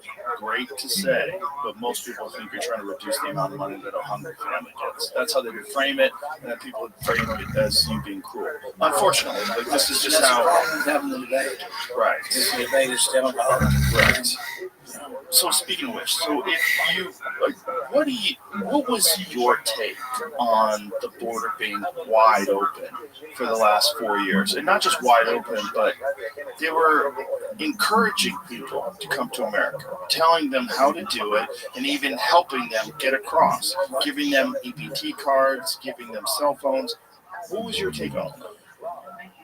I do believe that they understand that most of the people coming across ultimately voters, and that 2 out of 3 will vote Democrat. So it's all power politics. They say it's about humanity and being humane and all that. It isn't that. It's all about voting demographics, and they want these people to come in because many of them are suffering, through sex trafficking and all the other crap that went along with this mass migration. So I don't think it's necessarily the best place to be. But I'd say it's one of the most extraordinary accomplishments. As you know, I occasionally am on the other side with Donald Trump. We don't always agree on everything, but on the border, I think he did a fabulous job by sheer force of personality. He fixed it before any money was allotted. He fixed it in the first 3 months, and it went from whatever the number was down. He reduced it by 98%. He relocated some people there, but by sheer force of personality, before any money was even spent, he fixed the problem on the border. Well, it seemed like the Democrats wanted the problem to exist. I think because they want more voters. They don't vote. And they were moving people to swing states, and the idea being that the census only counts human beings, doesn't count citizens. Right. And so you get more congressional seats. So California probably has a couple of congressional seats that are based on illegal aliens, so there's such a large population that I think you have about 750,000 people per congressional district. There's got to be 1 or 2 congressional districts that they have that they probably don't, they shouldn't be allowed. So then the problem becomes the people are here, and a lot of the people that came across the border are here illegally. Even though they were encouraged to be here, they are here illegally. What do you do? Well, this is going to shock you. I'm a moderate on this. I actually think that most of the people that are here and working lawfully and come back and pass a background check, I would give them no welfare, and I would give them no citizenship, no voting privileges, but they can work and do all the rest of it. Okay. No citizenship, but a potential path to citizenship? I think it's better just to say the trade-off is this, that you can't illegally, right now the law says you got to go back and you'll never get in, basically. So the compromise is you came in illegally, you just don't get to be a citizen, your kids will be. And the new ones, the 8 million that might have come in last year, some of them need to go back, and particularly any of them committing crimes. And I think people are very open. I think the Trump administration has sent a lot of criminals back. I think that's good. There's no question. They've sent a lot of criminals back. There's also no question they've arrested citizens that they thought were illegal aliens. They've sent people back that were in this country most of their lives. They came over here as infants, and they don't have birth certificates, and they don't have ID, they don't have citizenship. See, the compromise I'm offering is different than everybody's ever talked about. Everybody thinks the compromise has to include voting and citizenship. If in Texas we gave amnesty and let, a couple million people vote, immediately Texas becomes Democrat for the next 20 years. So that's what it's all about. It's about voting. Is the problem the census? Because why are they counting people and giving congressional seats based on people that aren't citizens? if they changed that alone and made it so you're counting people, but you're only giving congressional seats based on the amount of citizens. You can change the law, but changing the law is difficult. I mean, you have to end up getting 60 votes, which means we need 7 Democrats. Right, but it's not a crazy law to begin with, where you can get congressional seats based on the amount of illegal aliens you have in your area, which is crazy because then it encourages you to bring in illegals so that you get more congressional seats. Yeah. Kind of nice. And then what do? You give those people Medicaid, you give those people food stamps, and then they're on your side. And it's part of the answer to immigration that makes it less of a burden on us is if we base our society on work, we put a wall around our welfare system, and we don't give it to people, refugees or immigrants, legal or illegal, nobody gets any, and you have to come to work. What that does is you're going to select out who's going to work. And that's why I try to say, and not many people on my side will say this, I think some of the best Americans just got it, frankly. They have good work ethic, they're hardworking people, they work on fields, they pick our tomatoes, they clean fish, they chicken houses, they do a lot of the dirty jobs in the country are done by immigrants. So they also came here with ambition because they want a better life at great peril, at great risk. And some of them here are here illegally. I would have a work program, I'd let them sign up for a work program, pass a background check. But do you think that they should have to go back home in order to become a citizen? If you could check, like if some guy came over here 20 years ago, started off as a laborer, now he's a carpenter, he's working for some construction company, but he's an illegal. Like, the trade is you don't get citizenship at all. Your kids will just say you don't get citizenship as your trade off. You know what? Here's an interesting survey. Let's find 1,000 people who are in Texas illegally into a poll and say, would you accept this?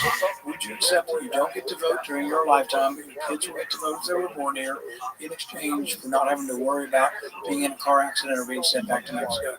I'll bet you 80% of the people here illegally would take work without citizenship. But you know who wants the citizenship and doesn't care about work? Democrats. All they care about is the voting part.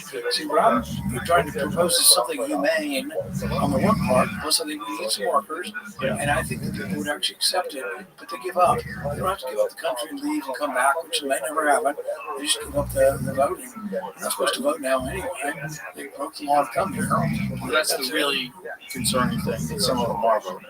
Yeah, and that's your now. And that's one of the craziest things that California's passed, where you're not allowed to show ID when you vote.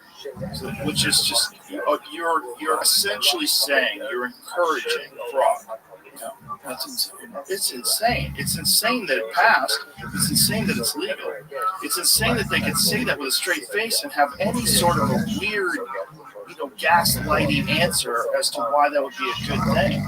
Yeah, but it sort of shines a light on the gulf of the country between, one party and the other. The gulf is so huge that they really don't want to verify who the voters are. They come up with arguments that just frankly aren't true. Oh, there's racism in the ID and stuff. Almost all the voter ID bills have said you can get an ID for free. To make sure there isn't some sort of also, inherent you racism. needed an ID to prove that you had a COVID vaccine just a few years ago. Not me. Right, but you needed one if you wanted to fly just a few years ago, and that was fine with you. Go to New York. Yeah, hypocrisy is astounding. You want to go to a restaurant, you had to have a COVID vaccine, you had to have your ID. It was astounding. But the weirdest one was the open shipping people to swing states. Just the fact that that's okay and that they spend tax dollars just flying people to these states. Yeah, you start to think it's not a humanitarian project, it's a voting project. Yeah, I mean, it does make sense. But how do you feel about the way the government currently is going about trying to round up illegals? Like, obviously, we have this terrible tragedy in Minnesota with that one little shot, which was horrible. I mean, I don't know why I feel way worse when a woman gets shot, but I always do, especially in that situation. Which was, I understand that the officer that shot her, apparently he had been dragged by a car, like, really recently, right? Which I would imagine also tension's very high, but it just seemed all kinds of wrong to me. Yeah. I think there is general consensus about getting rid of gang members, people committing crimes, Yes. rapists, murderers, even among Democrats. I think when you go to Boston and round up some of these really bad people in Boston that are committing crimes, I think some of the Democrats are quietly okay with it. I think when you get beyond the criminals to the next set of people, who some of them are just working our country, I think it's harder. I also think that the ICE agents have a tough job. So do police. Police are trained in this. And there's a lot of training on how you deal with protesters, how you do things. You would be better if it were local police than ICE. But what do you do if it's Minnesota and the local mayor says we're a sanctuary city, we're not asking anybody whether they're here legally or not. Someone robs you, someone rapes somebody, somebody steals a car. We are a sanctuary city, we're not going to tell you. The only way you can have police is you have to bring in the federal police. So one thing I would tell these left-wing cities is, if you want less ICE in your city, why don't you police your city? Yeah, but they don't want to police their city. And if you can't force them to do it, if they don't agree with it, and if the people in the state, largely, if they vote against it, and if you have a large percentage of population of illegals, like, say, California, not just a large percentage of populations that are illegal, but a large percentage of people that think that those illegals are part of the community. Right. I mean, LA without Mexicans would be crazy. I mean, it wouldn't be LA. I mean, they are an integral part of Los Angeles, both illegal and legal, but illegal as well. I mean, how many restaurants employ, great restaurants in Los Angeles employ illegal people from Mexico? I think that local police is better than national police. But the only way now local police is the local police have to enforce the law. And so they are breaking the law and having a bizarre way of interpreting the law to say we are going to defy the national immigration laws. So I think it would be better done by the local cities. But if the local cities aren't going to do it, then you have to have national agents going in. And it is a tragedy. But like I say, I also have sympathy for the people that are in law enforcement trying to do a very difficult job. I do as well. But what was your take on the actual shooting itself? You know, I don't know that I want to go too much into the specifics of it because I don't want to pass judgment like a jury would. Because really someone will have to go into and look specifically at every fact, at every angle, and every angle of camera. So I don't like to judge criminal things that happen in our country and say, well, that person needs to go to jail. That person's innocent. I don't know that I can make that judgment. And then am I coloring the situation for anybody who will have to make that judgment someday on some kind of jury?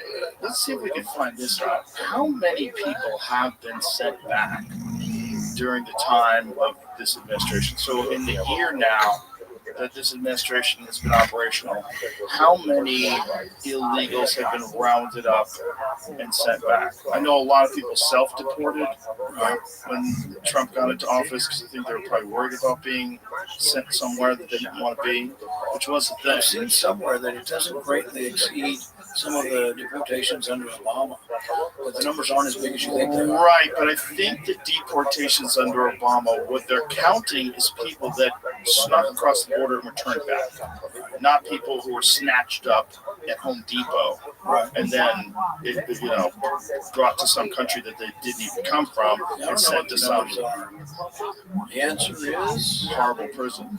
So we'll pull this up here. Public estimates indicate the Trump administration has removed on the order of a few 100,000 people since returning to office January of 2025, not millions. So here's the problem with that. What was the numbers of people that were speaking in every year? It was kind of crazy, right? It was because it was 20 million over 4 years, right? Yeah, Isn't that the numbers on the high side? I don't know what the number is. The numbers are in the billions, but I think it's hard to estimate because some of them didn't get, you're not getting caught. How do we estimate how many there are? But I think millions of people came in, and I think it was a tragedy. And like I say, it's one of the things Donald Trump has been an absolute success on is controlling the southern border. Yes, and it should have been done a long time ago. But the question is, how effective is the removal process? And do they have do they have a quota that they have to meet? Is this why they're being so aggressive about it? So it says here, October 2025 Homeland Security update referenced in one overview stated more than 2 million people were removed from the country in 2025. But that total combined formal deportations, which were 527,000, with roughly 1.6 million people who voluntarily left or lost status rather than being physically deported. A separate NPR report described about 600,000 deportations in 2025, along with about 1.6 million immigrants. So similar, off by, okay, let's see here. Reflecting broader crackdown. Okay, here's the question. What is the estimate of the amount of people who came in illegally between 2020 and 2024? Would you? I think I've seen some guesses 8 million. I think 20 is going to be high. So 20 million is the exaggeration. Oh, I don't know. There's also been reports through the years of how many are here illegally. They used to say 11, now some people say 20, some people say in the whole country. Yeah, I don't know what the number is.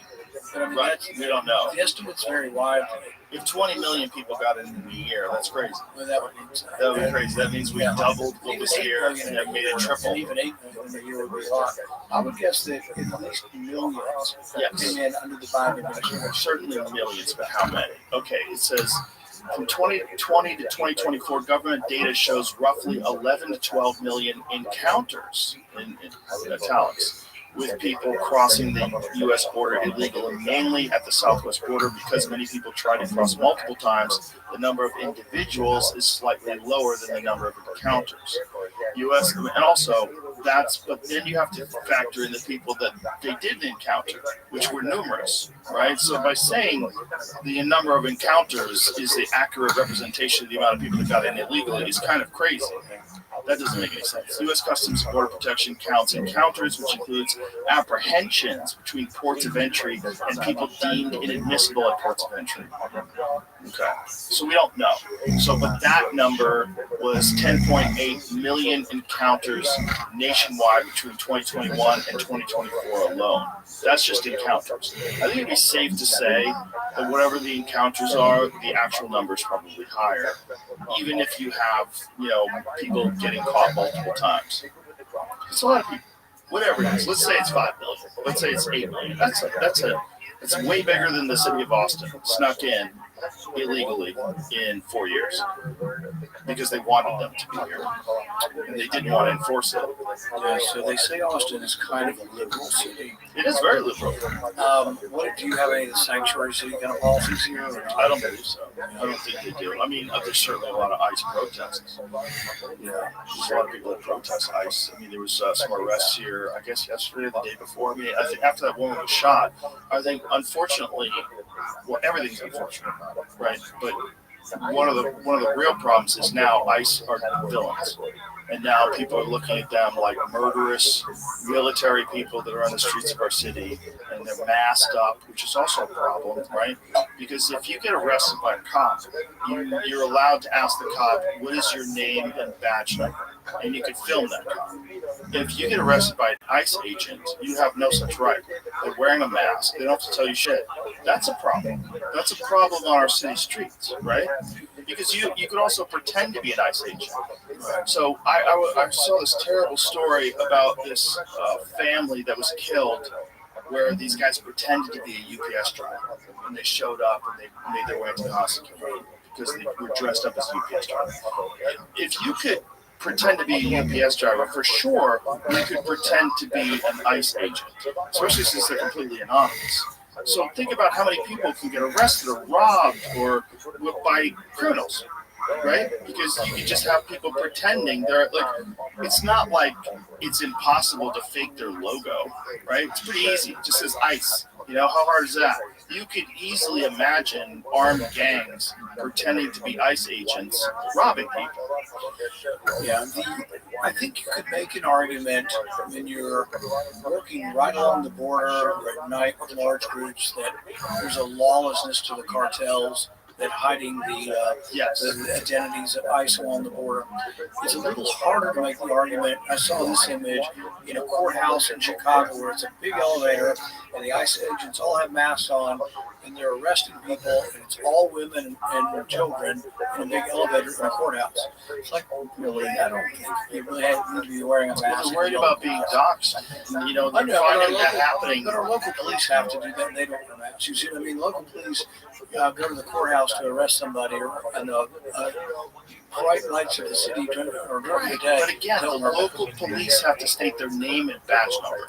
The local police have always been here. Right. The ICE element is completely new. Right. I'm saying, or at least at this scale. I'm saying that for most of the regular arrests, I don't need to have them wear masks. That's what I'm saying. The problem is once they don't wear a mask, then they're going to get doxxed. And people have actively doxxed them and threatened their families. Local police. That's what I'm saying. Local police don't. Right, but the police have always been there, and police are there for a reason. If you call the police, if someone's breaking into your house, you're assuming the police are going to come.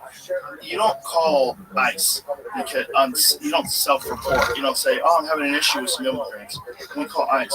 No, they're a new factor in the community. And they're wearing masks. That's a big difference. It's not the same comparison. Like most people, except the kooky people that went nutty during 2020 after the George Floyd riots, that were like, defund the police. Like, and boy, did they change their tune as soon as they started getting riots and their buildings burned down. They're like, where's the police? Well, you fucking defunded them, stupid. Like, most people believe that police are necessary. Most people believe that crime is awful and you can't have murderers and armed robbers roaming the street. You should arrest them. You need to get police officers to do that. But those same people that believe that might also believe that once someone is here, they should be able to stay in this country, and ICE is operating illegally, and we shouldn't have militarized groups of people roaming the streets, just showing up with masks on, snatching people up, some of them U.S. citizens, and shipping them to countries they didn't even come from.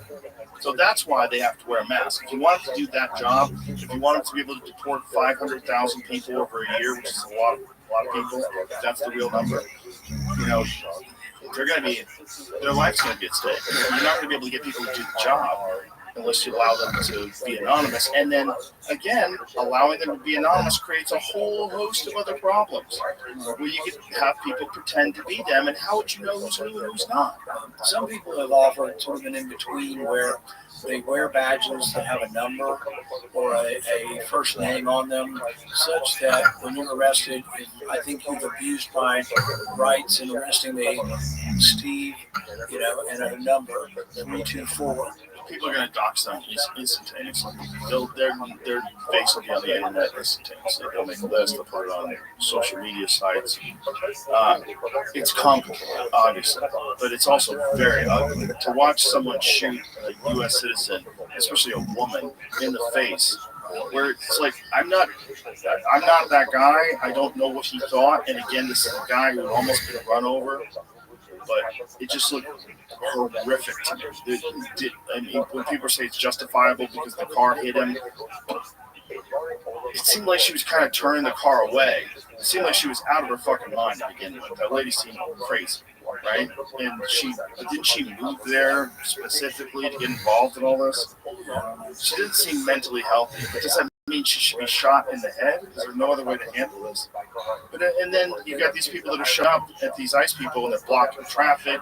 She was one of them. It was doing those kind of things where they think they're an activist and they're an agitator. To get back to my initial sort of argument about having local police do it, they're not doing it. But in an ideal world, the way we fix it, they have less ICE agents in cities where we're having a very difficult job. Is the local people do their job and they're not sanctuary cities. Well, how would you stop sanctuary cities? I'm not sure I can. What I'm saying is that some of the blame for ICE being there is the left and their policies of sanctuary cities. Right. So when they want to just say, "Oh, we hate ICE, we don't want ICE in our city," maybe they should be reflecting that ICE is in your city because you're disobeying the law. And when someone is arrested and they're clearly not a citizzen, you're not reporting them to ICE. See, it's defiance, it's nullification.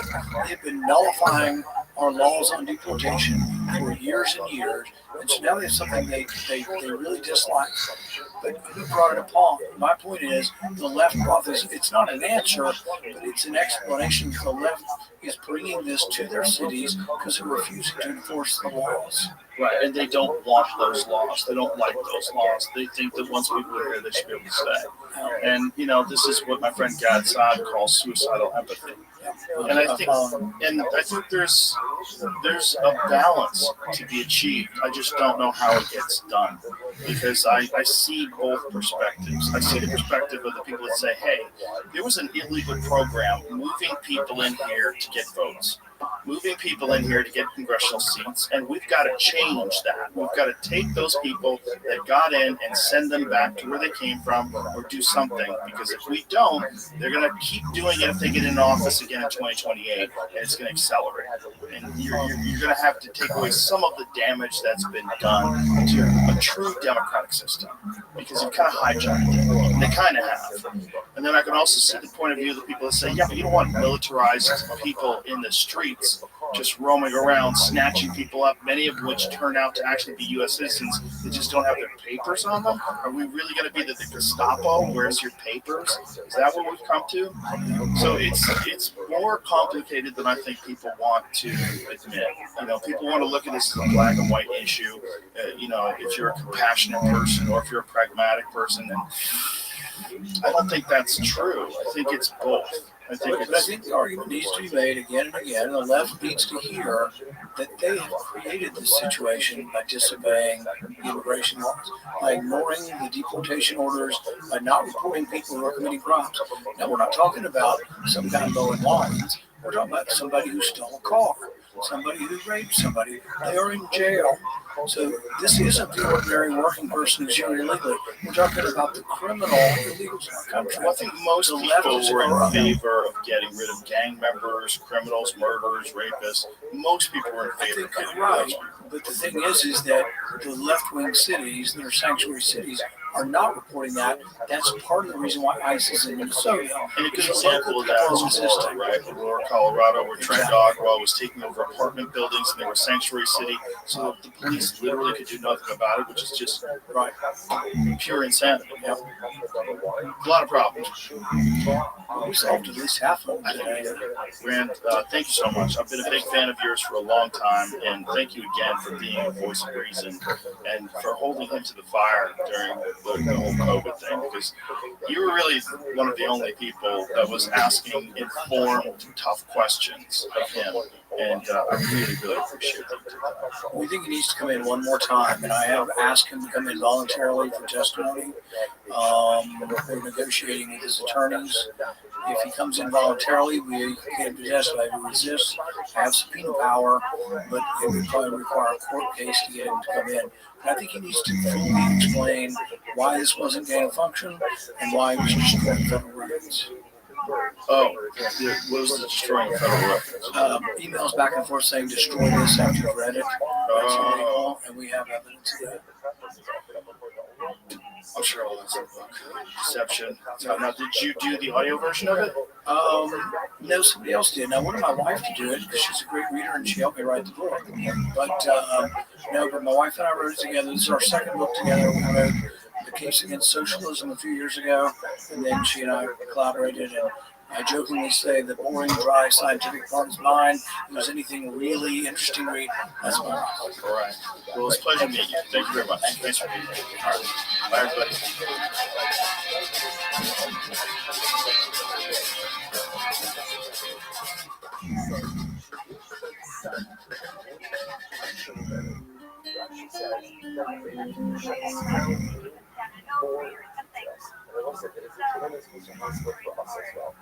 The simple to create a personalistic oneness is to do more. Is do more. Then again, Joe Rogan Podcast, check it out. The Joe Rogan Experience. Showing by day, Joe Rogan Podcast by night. All day. So full. Yeah, he just holds on to it. Oh! And he holds on to them, and then he swaps them out for a new one. Was the unlit cigarette like the original fidget spinner? Well, most people don't do it because most people, when they have a cigarette in their hand, they want to light it. But Dice has got the ability to just hold on to the cigarette. Do you remember when candy cigarettes were a toy for kids? Yeah, I had those. Oh yeah, they were priming you. Totally, and they would poof, like sugar would come out. No, I don't remember that. Oh yeah, you go and like powdered sugar. Really? Yeah. Am I right, Jamie? Am I making that up? I remember them just being like a candy that you Or was suck that on. just the cocaine my parents put on it? It was just a candy stick. Maybe there was a different one. There was more than one kind of candy cigarette. Couldn't you? There was like gummy cigars, I remember, and then the candy cigarettes. That must have been them just trying to get you addicted to just like the motion of it, or like participate with your parents or something. Yeah, it was just a way to sell candy, but probably also engineered by the tobacco companies. That was back when they were lying about cigarettes being addictive too and causing cancer. They used to prescribe it to pregnant women, right? They used to prescribe it for kids with asthma. Yeah, you need to strengthen those lungs up, fella. And this is my favorite thing. Did they know? They already knew. Yeah, they already knew. They already knew. Everybody had to know. You smoke cigarettes for a while, you start coughing up black shit, you feel terrible. According to the internet, this pack did have some sort of blow smoke according to his personal Facebook. Whoa. It's just I like remember a play lighter or a lighter battery. A battery? Smoke to the suck on this battery. What the fuck? As kids, we would suck on actual batteries. We wanted to Oh yeah, remember when you lick them too? We would just try to like shoot the square one. Yeah, the 9 volts. We would split something like. Yeah, we would lick it just to get a jolt in your tongue. It is wild how like yes, the phones are obviously very bad for kids, but when we think about the stuff we did as kids, I would just hang out with the light socket for like 2 hours. That's all I needed. Paper clip, light socket, like to light socket. Or like the electric socket. Electric socket. You would go into an electric socket with a paper clip?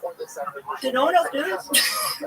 That's really bad. Did you inhale glue or no? Oh, I sniffed Rubber it. cement? Yeah. Yeah. Like okay. Oh, I used to love making models. I used to make like Godzilla models. You know those? Oh, remember with those glue. models? Yeah, you had rubber cement glue. Remember those? Yeah. You would. I mean, Elmer's too. Yeah. Peel it off your skin. We just put it on your skin and just peel it off. Oh yeah. Just like a leprosy fetish or something. Yeah. But the rubber cement glue was a big one. A lot of people sniff glue. We used to have a glue gun. My mom had a glue gun. For what? It's like a hot glue gun. We do crafts, crafts. Okay. Kill men. I don't know. When you look back at shit your parents did, you're like, what was that? Why did she have powdered gold and put it in coffee of the men she was dating? What was that? But like a glue gun. Like, there's just so much dangerous shit growing up. When I think about my like injuries as a kid, I'm like, yeah, I got burned on the glue gun. Everyone's like, huh? Yeah, they weren't looking out for kids back then.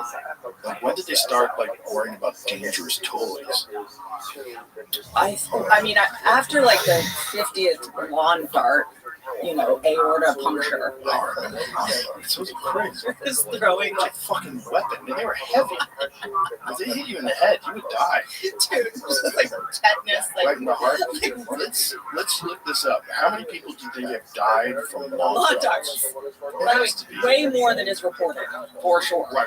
I'm just pretty sure. It has to be dozens. And seesaws. Yes. Remember seesaws?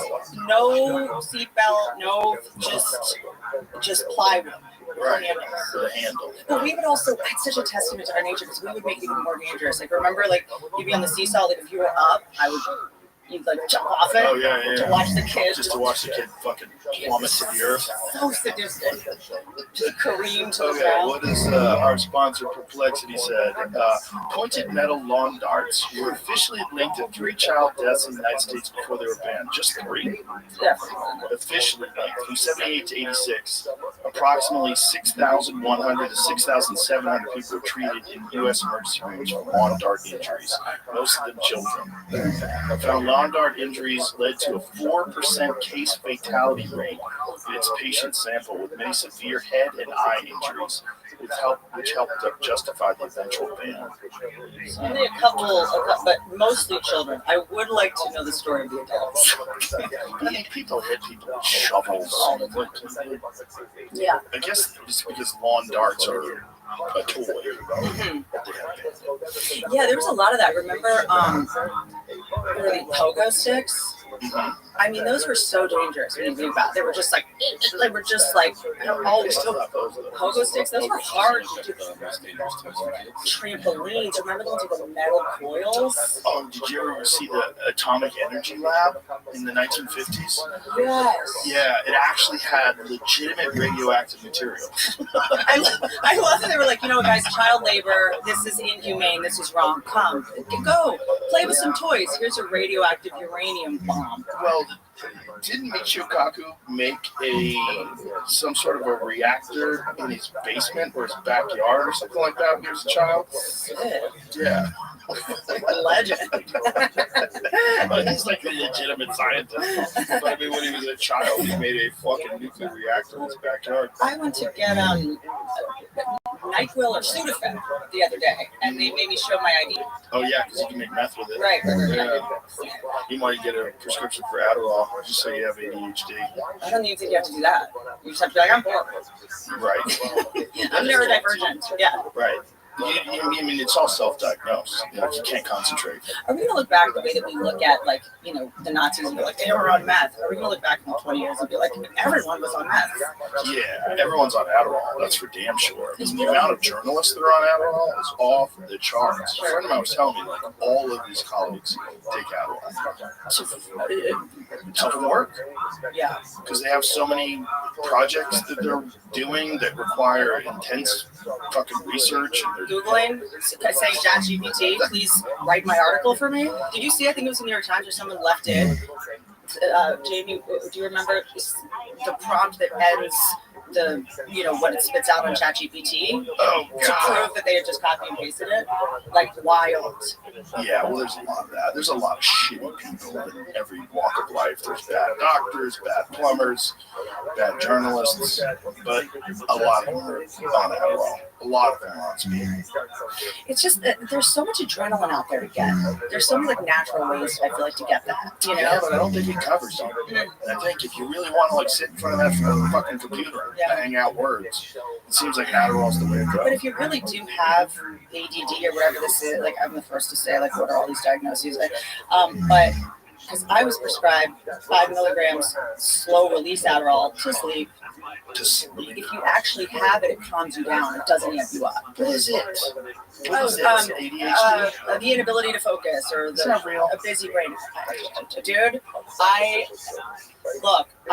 think a lot of our superpowers are being dulled. A lot of people's superpowers are being dulled by pharma, and we're being pathologized for actually kind of extreme strengths, in a lot of ways. So there's a lot of legitimate people that are arguing that about ADHD. Okay, good. I'm not legitimate psychologists, neuroscientists.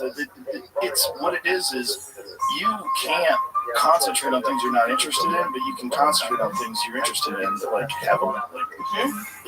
People that supposedly have ADHD, they can play video games for fucking 10 hours a day. That's exactly right. Well, how come? Because it's exciting. So they can sit in a classroom and watch some pedophile lecture them on fake history while they're getting hemorrhoids and some chair with shitty lighting above them. I mean, it's of course kids are bored. Of course they can't sit still. I was remember how Finland, they don't teach their kids to read until they're 7 because it's better to have them develop their ability to focus first on the things they want to do. So by the time they do learn to read, they actually, can focus. That's terrible. You're so far behind my kids. Well, yeah, I mean, look, I reading their little babies. If at all. That's the other thing. It's don't teach kids to read. It's by that time, he's really just going to learn to read for them. Who knows? It's interesting, having a kid now. I'm what world do I prepare them for? Do I even teach them Mandarin, or is that just going to be remember when U2 just put a song on our phone? It was so weird. Well, that was Apple's idea. And, I talked to Bono about that. It was devastating for them. Because all of a sudden everyone hated U2. They used to love U2. Yeah. They had so many hits. They're so good. And then all of a sudden, fuck you, why are you on my phone? Isn't it interesting, the human nature of I love something unless you force it on me? Yeah. Well, it's just people are always looking for a reason to complain. You have this song on your phone right away, hey, fuck these guys. But also, I want to hunt. Let me find it. Let me feel like I discovered something. Well, I think they just thought it would be a great way to promote this new album. And they just really didn't understand human nature. It's also, yeah, it used to be like, you saw 5 billboards for something, you're like, I gotta see that movie. Now you see like 5 ads for it, and you're like, why are you trying so hard? If it's good, I'll hear about it. Yeah, I try to tell that to my friends. Like, do not get overexposed. There's a I mean, I don't just say no to everything because I'm not interested in doing anything more. Yeah. It's also because I'm clearly overexposed. And you gotta know when you're overexposed.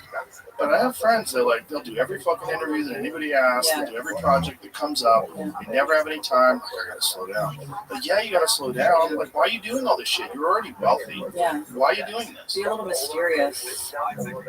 Live a fucking life. That's Live it. a life. On top of what you're doing, live an actual life. Don't wait until you're 60 and go, what did I do? Right. Even if if you need to justify it through workaholic purposes, like it took me so long to get out of my workaholism. Like the first time I had to do it by justifying it by going, I'll be better at my work if I have a life. Like for art to imitate life, you have to have a life. That's how I'm gonna go get stories. That's how I'm gonna go, I think especially as a comic now, there's a lot of funny people out there. I think if we've learned anything from memes and stuff, like this guy just works at Best Buy and who made this meme? This is hilarious, I think in the beginning a lot of it was like stolen from comics. Remember like that fat Jewish thing? Oh yeah, whatever happened to that guy? There's another one too, I don't know. But he was stealing memes or he was stealing jokes? I think turning them into memes? There's a couple where you would go like, that's a Mitch Hedberg joke, like that's definitely a Stephen Wright joke or Dimitri or something, but like Zach Galifianakis, or it would be lesser known comics, like they go to a lesser known comic and get people that wrote for Fallon or Leno, and then it was showcase night at the store. Or like get their tweets. You just pull their tweets and change them a little bit. What happened to that guy? Because he was hated. Boy, when he started getting exposed, he was hated. And he just kind of vanished. He was huge for a while. There was another one too. And I don't remember the name of it, that was doing the same exact thing. But the fat Jewish guy almost seemed like he was like a corporate creative entity. He had like the crazy hair, right? That weird fucking bun. That's right. Yeah. He was like a slob, but he had like a wine. Like it. What did he sell? Right. What is rosé? Type of wine, but that's Oh no! I know what rosé is. Oh, I was like, please flip that. That is the my heart cannot take. What the fuck's rosé? I know what rosé the wine is. I see that now. Rosé company called Babe. Oh, so he sold his wine and then he just like, I'm out? No, yes, he's about to open a bank. Oh, yeah. God. Where do I sign up? It must be hilarious if he's opening up a bank. Definitely didn't steal those jokes. Yeah. Most really hilarious people want to open a fucking bank. I love that he's just like, I'm Jewish. What am I good at? Just open a bank. Like, what? That's not even Jewish. Yeah, Jews are like, we're not fat. What is it? Like, get your shit together. But also, yeah, that was so, like, for a second, I was like, Joe, there's a chance he doesn't know what rosé is. No, I know what that is. Like, I just thought it was a company. It's what, like, the Rainy Street Killer gets his victims with low-coaching models. Dude, your boy Brandon over here, I was like, what's up with the Rainy Street Killer? I was on the updates on the Austin serial killer who's pushing gay dudes up bridges. And he said, he's like, I think it's tech guys. They come down from San Francisco to South by Southwest, and he strikes when it's like a tech conference. Really? And it doesn't live here, yeah. They're trying to pretend that it's not really a serial killer.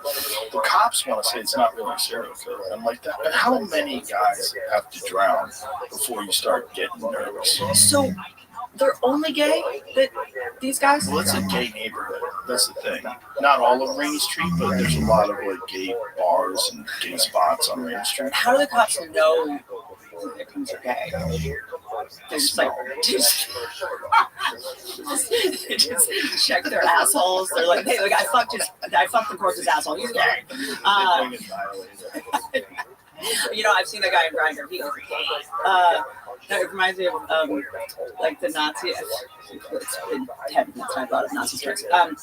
The Nazis also killed gay people, and like I'm obsessed with how there were Nazis that had to find out who was gay. So Christians. Oh, really? Of course, it's in the Bible. So like, I just feel like these guys, they are gay. Let's get them. In the old days, in the Bible, if a man layeth with another man, you're supposed to be put to death. That means like someone signed up to be like, I'll do it. I'll investigate who's gay around here. Well, the thing is, though, they were all Yeah. That's the crazy thing. Like, you go back in history, and guys were fucking each other all the time. Yeah. The Spartans did it. They had a philosophy that you would defend your lover more, because like if you were fighting alongside a man that you loved, you would defend him more. What's love? Is that what love is? I'm still trying to figure it out. Everybody's got their own definition for that. Like, what is it? Yeah. Love is mysterious. Mm-hmm. That's wild. I always think, like, what are the things we're doing now that we're gonna look back in 50 years and be like, remember in 2006 when trans surgeries, 100%, especially on children. Also having phones 24/7. 100%. Phones will be like cigarettes. Will be like no, it'll be in your body. Oh right. It'll be fun. They'll be laughing. When you used to have to carry your phone around. Right. Back in my day, you could leave your phone at a restaurant. Right. Remember when you couldn't just print from your mouth? Remember when you could find a phone and just make calls from it because there was no passwords? If you found some flip phone, you just open that bitch up and start calling. Yeah. You have to shut your phone off. You have to go to the Verizon store and go, hey, shut my fucking phone off. And by then, it was over. Yeah. That was the other thing. You have roaming charges. Do you remember those? Yes. Also, remember when you lost your phone and that was it? Oh, yeah. Now I can find my phone within my own house. So tell me where it's in. Well, not only that, if I don't find my phone, I could just go to the Apple store and my phone is in the cloud. And then instantaneously, I get a new phone that's the same phone as my old phone with all my messages, all my notes, which is even more. My notes are more important than my messages because I keep some materialized. So you back them up. Oh, yeah, always. This episode is brought to you by Visible. Have you heard of Visible? It's the one-line wireless with unlimited data and hotspot for $25 a month. Taxes and fees included, all on Verizon's 5G network. It's the ultimate wireless hack to save money and still get great coverage and a reliable connection. Got a resolution to save? Kick 2026 off right now for a limited time. New members can get the Visible plan for just $19 a month for the first 26 months. Ring in the new year with code SWITCH26. Share the savings with a deal that's too good to keep quiet. Switch now at visible.com. Terms apply. Limited time offer. Subject to change. See visible.com for plan features and network management details. Yeah, that's I do. Not only do I back them up, but I use other apps as well. I use Evernote. I back them up. Oh yeah. Like Evernote and Elephant was one I was using for a while. It's like same thing. Like it helps me organize because you can also search like by keyword. You know, because sometimes like I look, mom brain, you know, is real. But I think it's kind of good. I think it's like a software update. It's like deleting shit I didn't need to be remembering anyway. That's a nice way of coping. You know, like my hippocampus was just full of some. I actually, in some ways, feel like you might be smarter if you forget half the shit you know, because half the shit we learned has been debunked anyway. Like half of like science and history, like is not even. So me unknowing it might even make me smarter. Like Andrew Huberman was having a conversation with a professor at Stanford, and he said, "What percentage of what's in medical journals and what's taught in school is no longer applicable?" He said, "At least 50%. Unbelievable. At least 50% of the stuff that they were telling people. Look, they just turned the food pyramid upside down. Crazy. The food pyramid. Not only did it used to just be like bran muffins, but it was just rice. like bear claw. Like what the fuck? Like, yeah, you need spaghetti. That's number one. SpaghettiOs and base. That's so crazy. Ravioli slightly above that. I remember they just had a fish with like eyeballs. Like that's actually probably a good one now. But at the top, you know, now like the littlest amount of stuff you're supposed to get is grains, and you're supposed to get meat and eggs at the bottom, which was always. I mean, look, there was a study that was like widely criticized fairly recently that labeled Fruit Loops as being healthier than ground beef. But who sponsored that study? That's the thing about all these things. It's like, who are these people, and can I see them naked? Yeah, that's it. Take your fucking clothes off. Let me see what you look like. That's my same thing about quotes. You know how like we're in this quote culture where you're just like, and you probably don't have this in your algorithm, but it's like inspiring quotes, and I'm like, I need to know who said it. I need to know who said A it. lot of times it's fake. You'll see quotes attributed to Einstein, Sure. and then I'll try to find out if it's real and it's not. Oh, right. But it's just sort of like, it's like, Slightly anti-Semitic quotes. Oh, it was, Aristotle really say this? right. The Stoics, yeah, like, I don't know, man. But Who were the Jews back then? there was, What is this guy talking about? I'm gonna unfollow Ari Shafir once and for all. But it said General Mills on it. It said GM on the side. When we were all looking at this pyramid, we knew that General Mills put this pyramid out, Right. and we didn't even think that there was a conflict of interest there. Did you know how the whole Kellogg's cereal thing came about? The Jerry Seinfeld movie? No, Kellogg's. Yeah. Do you know why he decided to make these bland cereals? Why? To keep people from masturbating. That was the whole idea behind it. To give people bland food so that they wouldn't get aroused. Is that what causes erections? Asking for a friend. Yes. Is that how The you? way. The only Is that way how is to turn my spicy guy food. on? Yeah, spicy food. Put it on your pussy. Right. That's it. Because I remember the Seinfeld, it was the Post. That was Pop-Tarts. So this is how actual cereal was invented? Cereal, breakfast cereal, Kellogg's breakfast cereal. Specifically, he was like some sort of a weird Puritan. Hey, let's look it up because he had some really bizarre ideas. But the primary idea was that if you feed kids bland food, it would stop them from being horny. Kids. Kids. Do kids get horny? I'm sorry. 13, 14, Okay, 15. sure, okay. As soon as the hormones start going, Sure. I remember being like, where is all this coming from? Like, you're all of a sudden horny, like where you were never horny, and then all of a sudden you're 12 and it starts coming on like a storm, Yeah. and then you're 13, like, what the fuck? And all is your happening? female teachers want to fuck you. Especially if you live in Florida. They're all just letting you motorboat them between periods. Yeah, it is. Once you have a kid, like, it really is. I feel so cliche, like, about the ways you change once you have a kid, and when it runs you, and you're like, okay. I mean, you really look at every authority figure around kids differently. Every teacher, every coach, you're just like, what are you in this for? Like, Right. you're not in it for the money. Right. You're getting paid nothing. You don't want kids to go to school. Like, what are you up to, dude? Indoctrinating kids. Here it is. Bran flakes. No, Kellogg's bran flakes were not created to stop kids from getting horny. But the broader Kellogg's cereal story is tied to some very weird anti-sex ideas from the 19th to 20th century. Kellogg's bran flakes were introduced in 1915 as a high-fiber breakfast cereal marketed as a health food to aid digestion and promote better-for-you breakfasts. Where the sex myth comes from. John Harvey Kellogg, a physician and Seventh-day Adventist, there it is, did believe that bland, plain diets, especially cereal and nuts, could help reduce sexual desire and masturbation. And he pushed those ideas at his sanitarium. So what the fuck is no, it's a myth? It's not a myth. This is his idea. He believed it and he sold that stuff. How can they say that's a myth? Can you imagine how hard the publicists at Kellogg's are working Yeah, because to make sure that's not on the that's why internet? it's listed as saying that it's a myth. That's the only reason why Perplexity is getting confused, because there's a bunch of propaganda saying it's not. All you have to do is look at the first thing.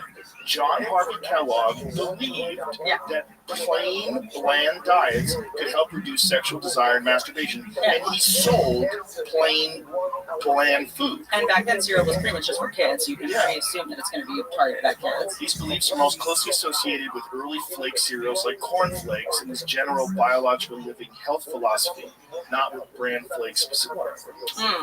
So how true is the rumor? It is fair to say that some of Kellogg's early cereal experiments were influenced by his belief that plain foods could encourage sexual restraint. So it is a good rumor. So why are they saying that it's not, that it's a myth? Oh, bran. There's It was the bland. Not, did you think I said bran? I typed in brand. I meant bland. But bran is like a little bit more flavorful. I used to like You really like bran? I love Raisin Bran. Yeah, It's delicious. Raisin Bran is the bomb. It's so filling. It's so good. Especially frosted raisin bran. Oh, the sugar. Oh, and you need more sugar on it too. Oh, we always thought sugar just gave you cavities. Nobody thought it was killing you. Yeah. So we take scoops of sugar and just throw it on those fucking raisins. Frosted Flakes was my shit. Yeah, I was a big Captain Crunch man myself. Peanut butter? Captain. Yeah. Captain Crunch. Captain Crunch. We used to mix White Trash Till I Die Apple Jacks with Cinnamon Toast Crunch. Those are good ones. Now what, RFK? Yeah. Now what? Yeah, you better let me keep having those. You know, I don't think you should ban those, man. I think like it's important to have restraint and to have the option to do something, and then how about have a little fucking discipline? That's it. That's it. Yeah, that's it. How about give me the Fruit Loops with the dye? I want to look at pretty colors. Yes. I want my shit to be neon. I'm not gonna get cancer if I eat one bowl. Well, Okay, shut up. That's the other thing. It's like the stress is the worst for us. So the stress about the sugar is worse than the eating it. I was just talking to a friend who has suffered multiple heart attacks from stress. His doctor says there's nothing wrong with his arteries. Right. And he's gotten these heart attacks because literally his body constricts. He's in like a very serious situation, and his body constricts so heavily that his arteries fucking close up, and he has heart attacks. So what is the difference between? Because I'm all about like good stress on your body, like exposing yourself to good stress, and then bad stress.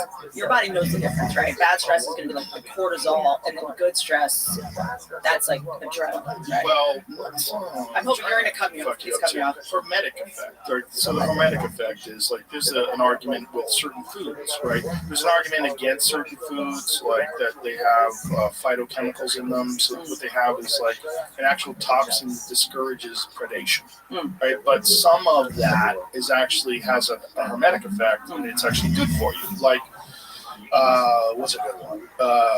Broccoli sprouts. You know, what does that have? Phosphorus? What is it? What is the word? I can't remember the Photosynthesis. beneficial. Photosynthesis is how they convert sunlight into food. But like when you're doing good stress, like exercise and sulforaphane, is that what it is?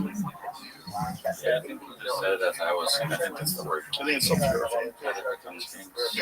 Sulforaphane. Yeah, sulforaphane. A plant compound formed when you chew or chop broccoli sprouts, which activates an enzyme that converts a precursor called glucoraphanin into sulforaphane. Broccoli sprouts have far higher levels of glucoraphanin in mature broccoli, which is why there are such a concentrated source of sulforaphane. So you're eating the plant stress. That's well, plants do these chemicals. When you're a crazy one, this is really nuts. Plants are intelligent in some sort of a weird way, and one of the things they found is that if, like, say, if a giraffe is eating certain bushes, and they're eating them upwind, and so the wind comes down, and the other plants recognize that they're being consumed, and so they change their chemical profile to make them disgusting. It's just tasting bad. Horses, same thing. Horses will all be grazing in one place, and then they'll just pivot out of nowhere and know what's going on, and they'll move to different grass. Yeah, it's like the grass realizes that it's happening. Oh my God, it's grass apocalypse. And like lets off some kind of acid or something. That's wild. So this is the argument against consuming plants that all the carnivore people use, is that there's these chemicals. Well, find out what the chemicals they talk about. What are the chemicals that carnivore diet people think are dangerous from plants? The idea is that plants can't defend themselves, they're stationary, and so what they do is they release things that make them disgusting. Got it. Yeah. Makes sense. It is like, after being pregnant, I kind of just surrendered to being like, what if I just ate what I crave? Like, let me just let my body wisdom or whatever, like, kind of go, and it was sourdough bread, not regular bread, just sourdough, which I wonder if that's allowed in the pyramid. It's a lot better for you. Right? Yeah. Sourdough bread, eggs, and meat, no salad. Like, it made me like nauseous to like think about salad.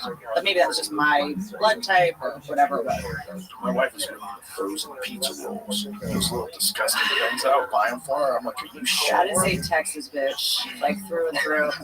Carnivore diet advocates often argue that many common plant compounds are toxic or anti-nutrients that harm digestion hormones and or nutrient absorption. Carnivore influence usually group these under umbrella anti-nutrients or plant defense chemicals. Oxalates is one for sure. Oxalates is terrible for you. But the way to get around that is cooking them. So like this is like I used to always drink kale smoothies. I used to take kale, throw it in there with garlic and ginger, and drink a smoothie every day. Then you left LA.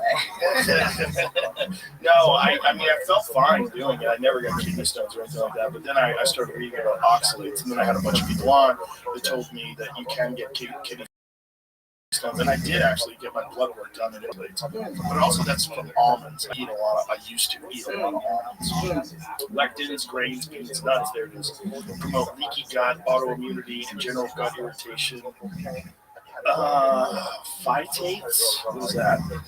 Phytic acid, grains, legumes, and nuts criticized for binding materials and reducing their absorption. Tannins or other polyphenols described by some meat advocates as additional plant defenses that can inhibit nutrient absorption or act as pro-oxidants. But one of the things that I've heard from people that are pretty knowledgeable is that the issue might not be the actual plant itself, it might be pesticides. That's the other thing. That's the worst thing you can eat at a restaurant anywhere is salads because it's just covered in pesticides. Like I am washing my fruit and vegetables more than I wash my own body. See if this is true, because I read this, that 100% of all California wines tested positive for glyphosate. And out in Malibu, Raytheon, because there was a Raytheon plant. Oh yeah. Oh yeah. And cum actually. Rocket time. Yeah, I used to be in my neighborhood. Wild. Yeah, I wonder if I got juiced up. Remember when I went out and before I had a kid and I was just fighting people over rescuing giraffes, I had an instinct to mother, and I was just mothering everything except an actual baby, including giraffes. And the wine that was made up there at that place, Malibu Safari, I tested positive for Raytheon. People were getting sick. For Raytheon? How do you test positive for Raytheon? Like the Raytheon. Okay, they tested 10. And a 2016 investigation by ABC7 News and Beyond Pesticides reported that 10 out of 10 California wines tested positive for glyphosate. Whoa. That's nuts. I'm obsessed with these sort of health and wellness sort of myths, and where they like wine's good, red wine's good for you. Like what alcoholic like made that popular? Remember, it's like it's got resveratrol. It's this. It's like the amount you would need to get the amount of resveratrol that would make a difference is it would kill your liver anyway. But like dark chocolate's good for you. Like these things we just like. I think dark chocolate is good for you. Is it? Yeah, I think that's legit. I don't think wine is necessarily bad for you. I think alcohol is bad for you, but I think it also loosens you up and makes you happy, which is better for you than being sad, depending on where you are, right? So if you're with a group of people, like you and I and a bunch of friends went out to dinner, we all had wine, we're laughing our asses off, that would probably be really good for you. And it removes a little bit of the ability to, and that was always my thing. Like I'm 3.5 years off pretty much anything. I mean, I was pregnant, I have a kid, like I gotta be focused. Like a toddler is just like suicidal. But I think with, at least I'll just speak for myself, my brain, a glass of wine, I'm just able to be present without going, this is a good joke, which I write about. It just takes off that like sort of like interior anthropologist narrative that is like, I always have to be categorizing things and filing things as jokes or cross-referencing things and, filing things away for a future stand-up. And that's the thing, right? It's because you always need new jokes. It's like you're always farming. And when you hear something that's like, oh, that'd be such a good premise, it's like, sometimes I'll just like do what you do. I'll put it in notes to just file it away and just so that I'm not thinking about it so much. That's the only thing that keeps me sane. Because if I don't do that, if I don't, it's going to get away from me. Same. I have to, like, at least my family knows. Like, sometimes I'll jump up from the dinner table and I have to run away because I know it's slippery. I'm like, this idea is slippery. I'll be right back. I got an idea. Let me just write it down. I write it down. I come back. And I don't tell them the idea because it's usually what? Yeah. Trust me, it's gonna sound bad. No. Okay, Jews do run the meat. Just let me flesh it out. This idea about Jews and blacks. But yeah, as long as I'm able to write it down, then I can be present. Then you know you saved it. And Neil Brennan used to say that his joke book was basically like a net for catching ideas. Love it. I have one. Great premise. I promise I have a joke. Like I'll write it down in my like a notebook, but I'll of course leave it somewhere, and it just looks like my suicide note. It's just like words. It's just like Kegels, episiotomy, like just crazy words. And that's the other thing I think having a kid gave me that I didn't even know was possible, which is what I thought like weed or a glass of wine or whatever before was. I've always just been trying to figure out how to get present, be in the present moment, which, by the way, is there a biological basis for being in the present moment? Probably, it's probably, was, a detriment back in the day. You want to be like 2 steps ahead, like this is what just happened, and like eating that berry was bad. Like being in the present moment probably got you killed back then, but that's what the thing ADHD is about. It's about being a persistent. We have a problem with the software that we're running, and perhaps maybe the computer. So the last few episodes. Jamie, please cut my audio. Reddit will love this episode. They don't love it either. Just cut me out of it. There's a bunch of people that like to see all the negative Reddit commenters, like, you guys need to go outside. Touch grass, babes. I look at those guys and I'm always, guys, girls, whatever. Like, I don't know. But like, I always think, like, if we didn't get to do what we do, would we be doing that? 100%. I would say that, like, when people are like really mean to celebrities online in comments, I'm like, I would do that. 1,001,000,000%. If I was 16 years old and I had a fucking Twitter account, and they have a plane, yeah, fuck you. It's like, hey, asshole, like, yeah. Oh, yeah, I would go after everybody. I would 100%. That was all, especially if I get them to respond. Right. I'd be like, ooh, I got him on the hook. Mm-hmm. Look at this. And then like Kimmel would like read negative comments on his show. Like you can get on a show, which is by the way what's happening with like crowd work. People come to shows now trying to get in a crowd work video, just heckling and yelling. Yeah, especially if someone is known for responding to hecklers. I don't know. The first 4 rows are people that are like in hair and makeup. They have like hats on, like their tits are out, like they're ready with. They're like, "Hey, bitch," and I'm like, "I'm not filming this show, guys. Yeah. Sorry." People just want to be a part of something. Do you want to know where I'm from? It's like I don't care. I'm in Austin. I know you live. I don't give a shit. Like, well, that's the weird thing about social media and in general is that everyone has a voice now, which is great. And it's also terrible. Yeah. It's both things. It's great because some people emerge from that voice, just like we were talking about memes. Some of the hardest laughs that I get during the day are these memes that anonymous people have created and someone sends me. And I'm like, and then I send it to people, who the fuck made it? It's now not recording the audio, even though we can hear it. It just stopped all of a sudden. Did it record any of what we just said? Go to this, still go to this, still go to this. Stop. I'm going to trust it. It's just not visually showing. I will trust it. We're having a conversation about being in the present moment. And we're like, wait, you didn't record that. Yeah. I was so present. Damn it. I have to.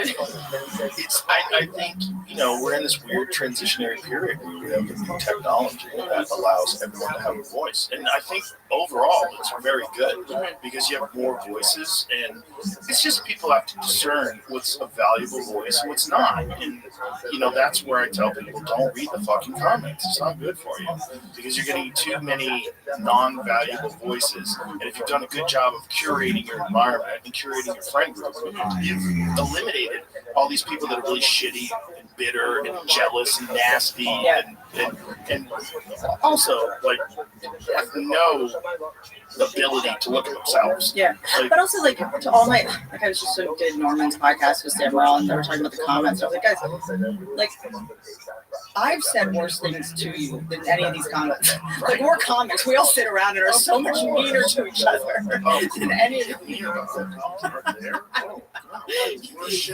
Totally. It's just sort of like nothing in this comment section is worse than what Tony Hinchcliffe just said to me on the phone. in a conversation.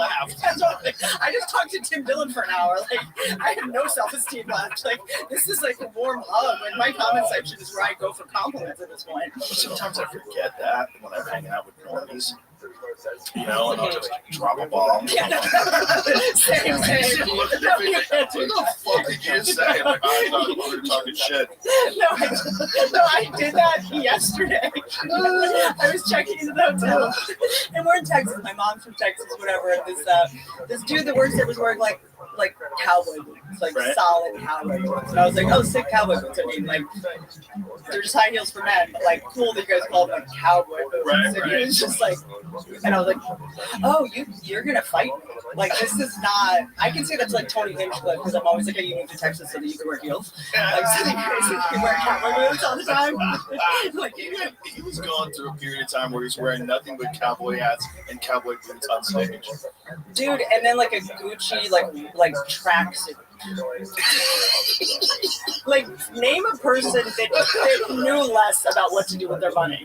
Tony Hinchcliffe doing now. He's wearing vests. He wears vests all the time. It's 1,000 degrees outside. Bulletproof vest after he was at the Trump rally. Smart.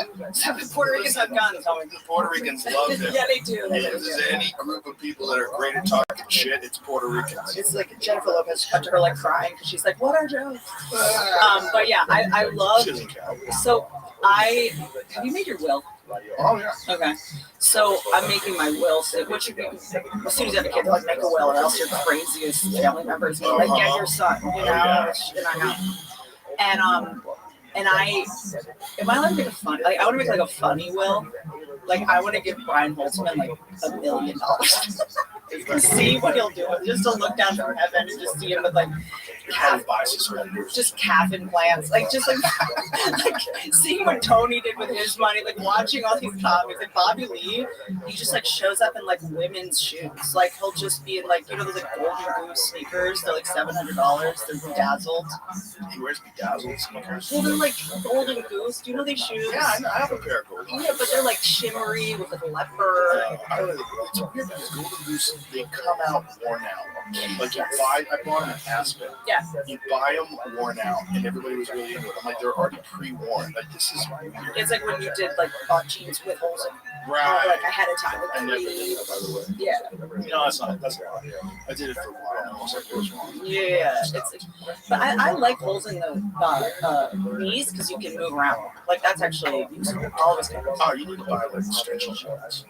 You know what? I did start buying stretchy jeans, and this is actually the worst thing I've done since becoming a mom. Just I'm such a dork. Except your wife. Your wife is just like, she's like my hero. I'm like, how do you stay? Why are you so hot? Like you're a mom. You're like allowed to just look like Rachel Maddow, but you do this. Like I need to get back on the horse. I started buying sweatpants that look like jeans, and I'm just like, what am I doing? Like it's just. There's a bunch of jeans like that you can get now.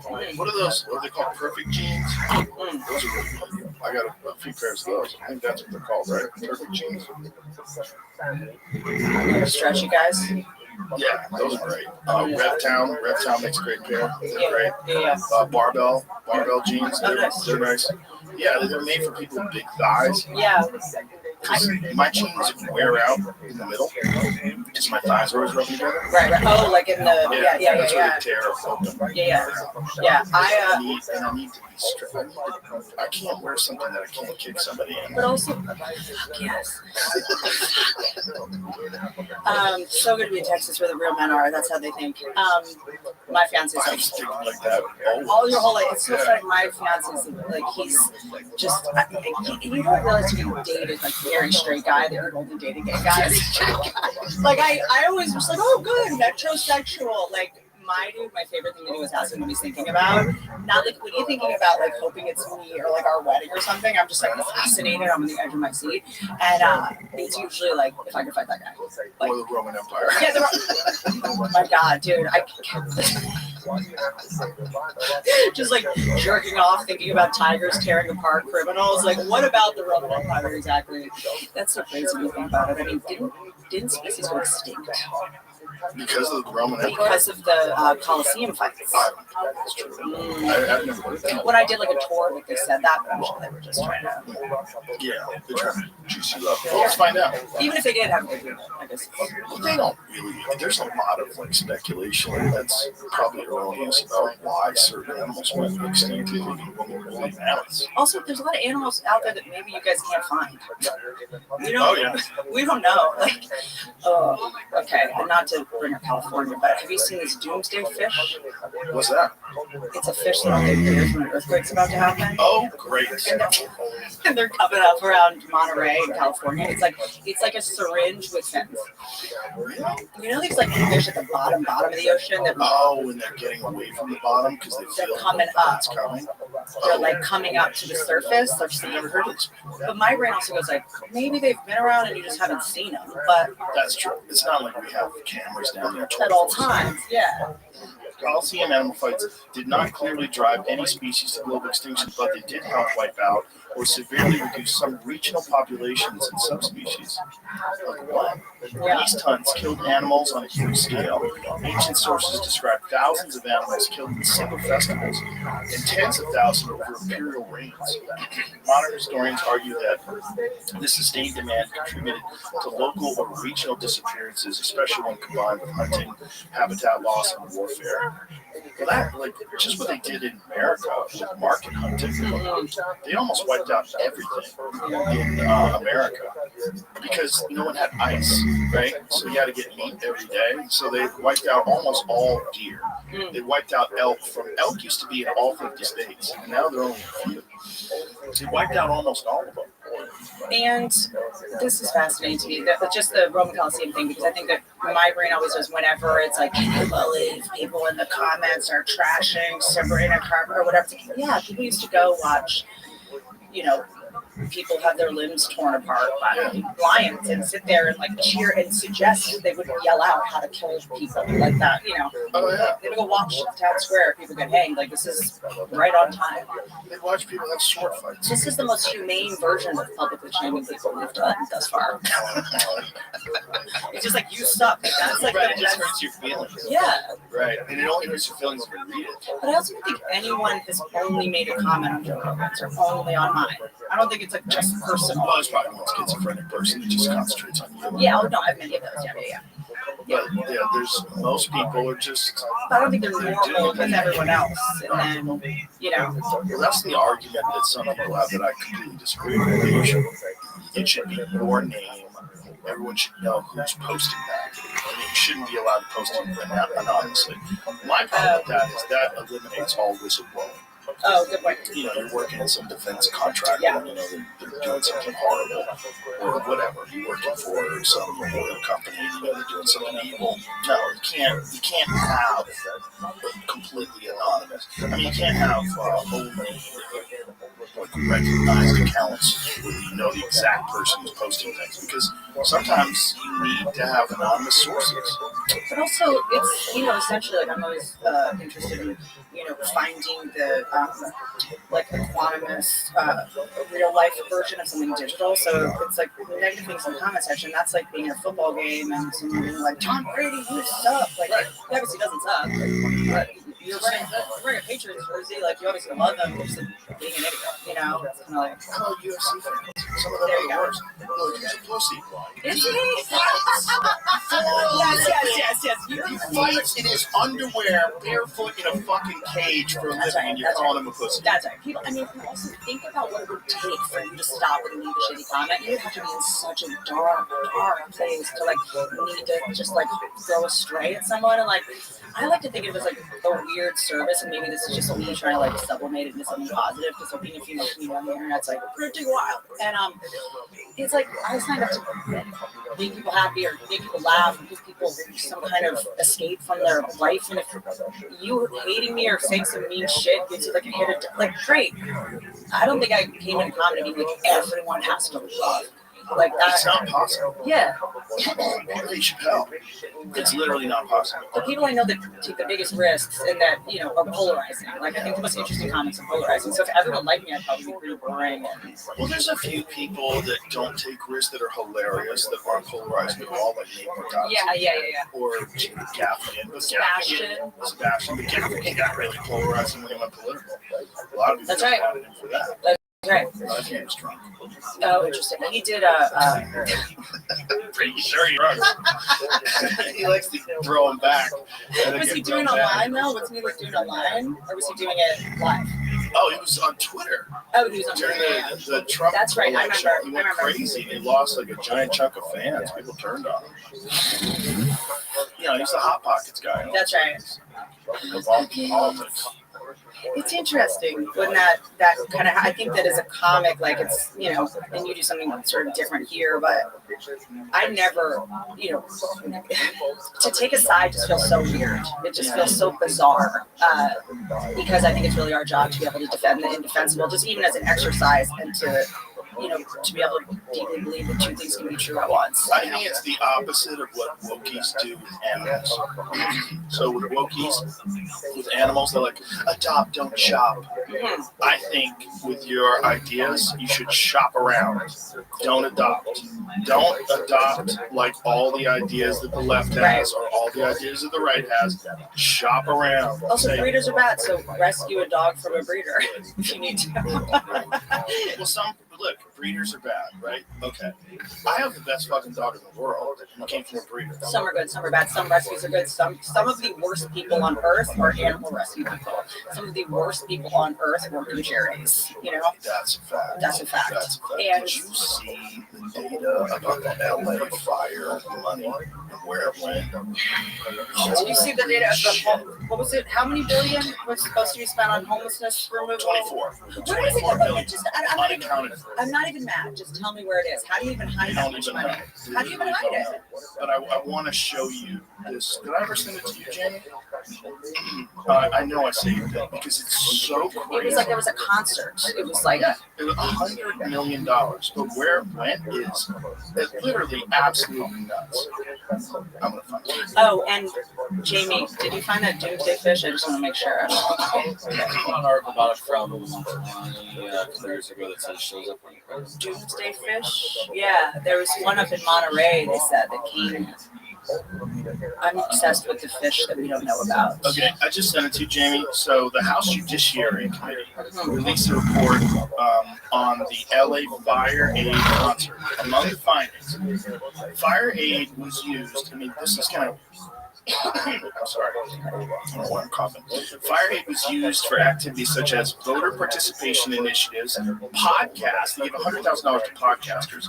Approximately $550,000 in donations went to organizations involved in political. Well, that's money laundering. That's just $550,000 out of $100 million. $250,000 was directed towards programs benefiting undocumented immigrants.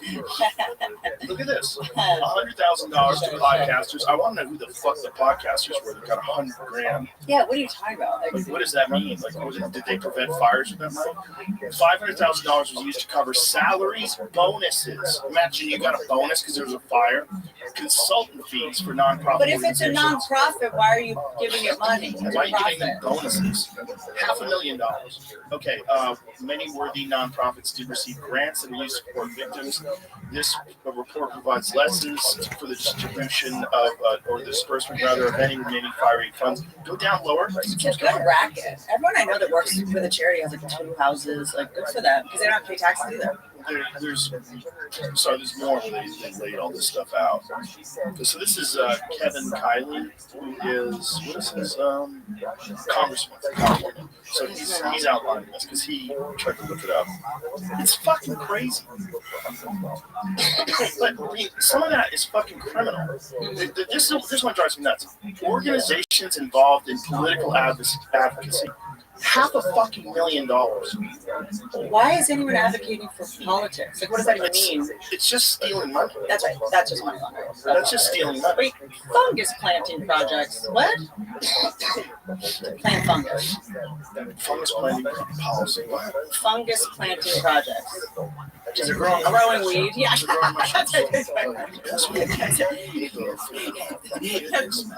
This is what it is, dude. It's like literally like everyone that's pissed that their house got on fire, take these mushrooms, and you will realize materialism doesn't. It's all bullshit. Yeah, it's just we're all connected. Like if someone else has a house, you have a house too. Like It's just the universe telling you to fuck out of here. I mean, it is like a lot to process. I mean, there's a point where you're kind of like, my brain goes like, when there's nothing you can do about it, you're like, what do I do? Like, do I just get mad? Do I just look away? Do I become the person that's retweeting shit and just being that person? Like, you know, the things we have to kind of just decide with our economy of bandwidth what to be outraged about. And maybe this is it. The idea is like, we'll throw so much at you that you'll just get exhausted.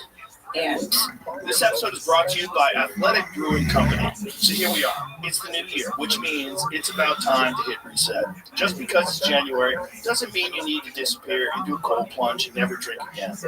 Just rotate in some Athletic non-alcoholic beer. You get the taste, the perfect meal pairing, and the night out, but you wake up without the hangover. With over 185 taste awards, they brew all kinds of styles. IPAs, Goldens, Hazies, you name it. Athletic is proud brewed in America and sold at over 75,000 grocery or liquor stores, bars, and restaurants across the country. You can also purchase a variety of limited styles exclusively on their website. Go to athleticbrewing.com/Rogan to find stores near you or get brews shipped right to your door. Use code Rogan to get 15% off your first online order. Near beer, terms and conditions and certain limitations apply. Athletic Brewing Company, fit for all times. I don't think it's a vital. I think it's just a function of the whole social media ecosystem. but also they're like, we know we're gonna get away with this. Like I just love They're not, because this guy, the congressman, is looking it up. It's gonna. They're definitely going to talk about it. It's going to be a problem for these people. It's going to be a problem during re-election. And it's supposed to be. They're monsters. These people are evil. They're really evil. What they're doing is stealing money from people that decided they were going to donate money because they thought it was a worthy cause, and it wasn't a worthy cause. And also, when those fires happened, the idea that it's like donate, it's like, well, you were just in a fire zone too. We pay enough taxes in California to not have to have charities to donate to fire victims. Right. Do you know what I mean? Charities are such a scam because it's like, well, no, this is where our taxes should be going to stuff. We shouldn't have to have these charities where people are donating money to help them. They don't have money either. Well, it's a scam when you find out where the money actually goes. That's when it becomes a scam, when you find out that the vast amount, like if you have $100 million that gets donated to a legitimate charity, it's very likely that only 30% or less is going to the actual cause. And that person doesn't pay taxes on top of that because the charity's a tax write-off. So my taxes aren't going to pay for that cause, and then you're not paying taxes anyway, and then I have to give you extra money. It's just like, it's just such a charity culture. It's just such a bizarre. Does every country have this charity culture? I don't know. Well, our charity culture is really weird because of USAID. Because USAID, everybody thought I was like, oh, it's aid. We're giving aid to all these other countries. That's important. People are going to starve. Right. And then you realize, like, oh, no, it's not USAID. It's the U.S. Agency for International Development. So a lot of it is about throwing foreign governments. A lot of it is about funding these NGOs that are supposedly nonprofit, but people extract the money out of them. Like, what's your It's a lot of definition? money laundering. Yeah. A lot of it is money laundering. It's so much more. Mike Benz is the guy following that. And Mike Benz is like, he's gone deep into all this shit and uncovered an insane way. He said the USAID is for things that are too too dirty for the CIA. When it's too dirty for the CIA, they send it off to a non-government organization. That's an NGO. So an NGO can do things the government can't do legally. So they'll go and use this money in a way that our government can't do it. But it's our government's money. So it's your tax dollars go to do things that the government's not allowed to do. And the government just does it that way through an NGO. And people profit massively. And money is just flowing around and no one knows where it goes. Like the $24 billion that went to the homeless problem in California, where it only got worse. I don't even get how you hide that much money. I don't even get how you launder and hide. I mean, that's like. It just shows you how crazy scams are in this country. We're learning that out about the Somali. Oh, yeah, in Minnesota. But that's just one part of it. The Somali daycares in Minnesota is the tip of the iceberg. California is way bigger. So people are digging into the problems in California now. And they're saying, no, whatever you thought the fraud was, there was a guy that was running a bunch of daycares. He had no already a red flag in California. No one at his organization, no kids, pulled up in a fucking Rolls Royce when they were investigating. A Rolls Royce. Couldn't even just get a Lexus. No, they can't just be cool. It's like Dane Cook's brother or whatever who stole from him, like pulled up in like a Bugatti. It's like you couldn't have just. Really? It was like something crazy. Like you couldn't have just got an Acura. That's when he found out that his brother was stealing from him. I think it was like a car that pulled up. I know what I think. I know what car. Like sunk Dave's brother. By the way, he got out of jail and the money's still missing. Stop. Yeah, there's a ton of money that they never recovered. He might have hit it in a coffee. There's some real rich hookers in Pensacola, I'll tell you what. He might have blown through all of it, but I'm pretty sure. I mean, you'd have to ask Dane. Yeah. But I'm pretty sure that a lot of the money was unrecovered. He donated it to the LA fire victim. Yeah, it's like people that steal like that, like it's like, from what I understand, it's like kind of a gambling addiction to it's like, I got away with this. Like you get this invincibility complex of like, now I can get away with this. And then you just get in over your head and you show up one day in a fucking, Ferrari. And I was like, huh? Did you ever see that documentary, The 75? No. The 75 is all about the 75th precinct in New York and how corrupt it was. It's a really good documentary. I had the guy who was the main guy, Michael Dowd, who was a corrupt cop. Love it. I had him on the podcast and he explained it. He said the first day if you watch the documentary, the first day working, they threw a guy out of the building and killed him. And he was like, shut the fuck up. Like, you know what you saw. Now, you didn't see shit, right? Like, yeah, I didn't see shit. Like, they killed a guy on his first day on the job. And he's like, okay, this is I guess what we do. And so he was selling drugs, robbing drug dealers, and showed up at work with a Corvette. He had a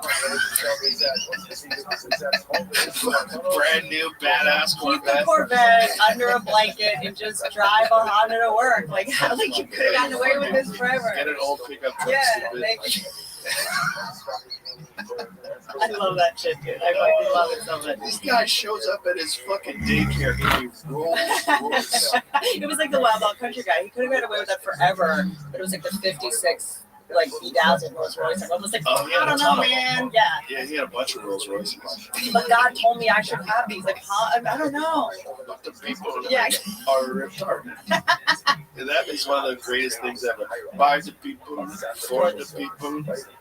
In the pause, dude. But the people are retarded. Tough ditties. So it's for the retarded, but so look at this. 42.1 million. This is the guy. He's trying to cover the car with his body. Pull back and let's hear what he says in the beginning of this.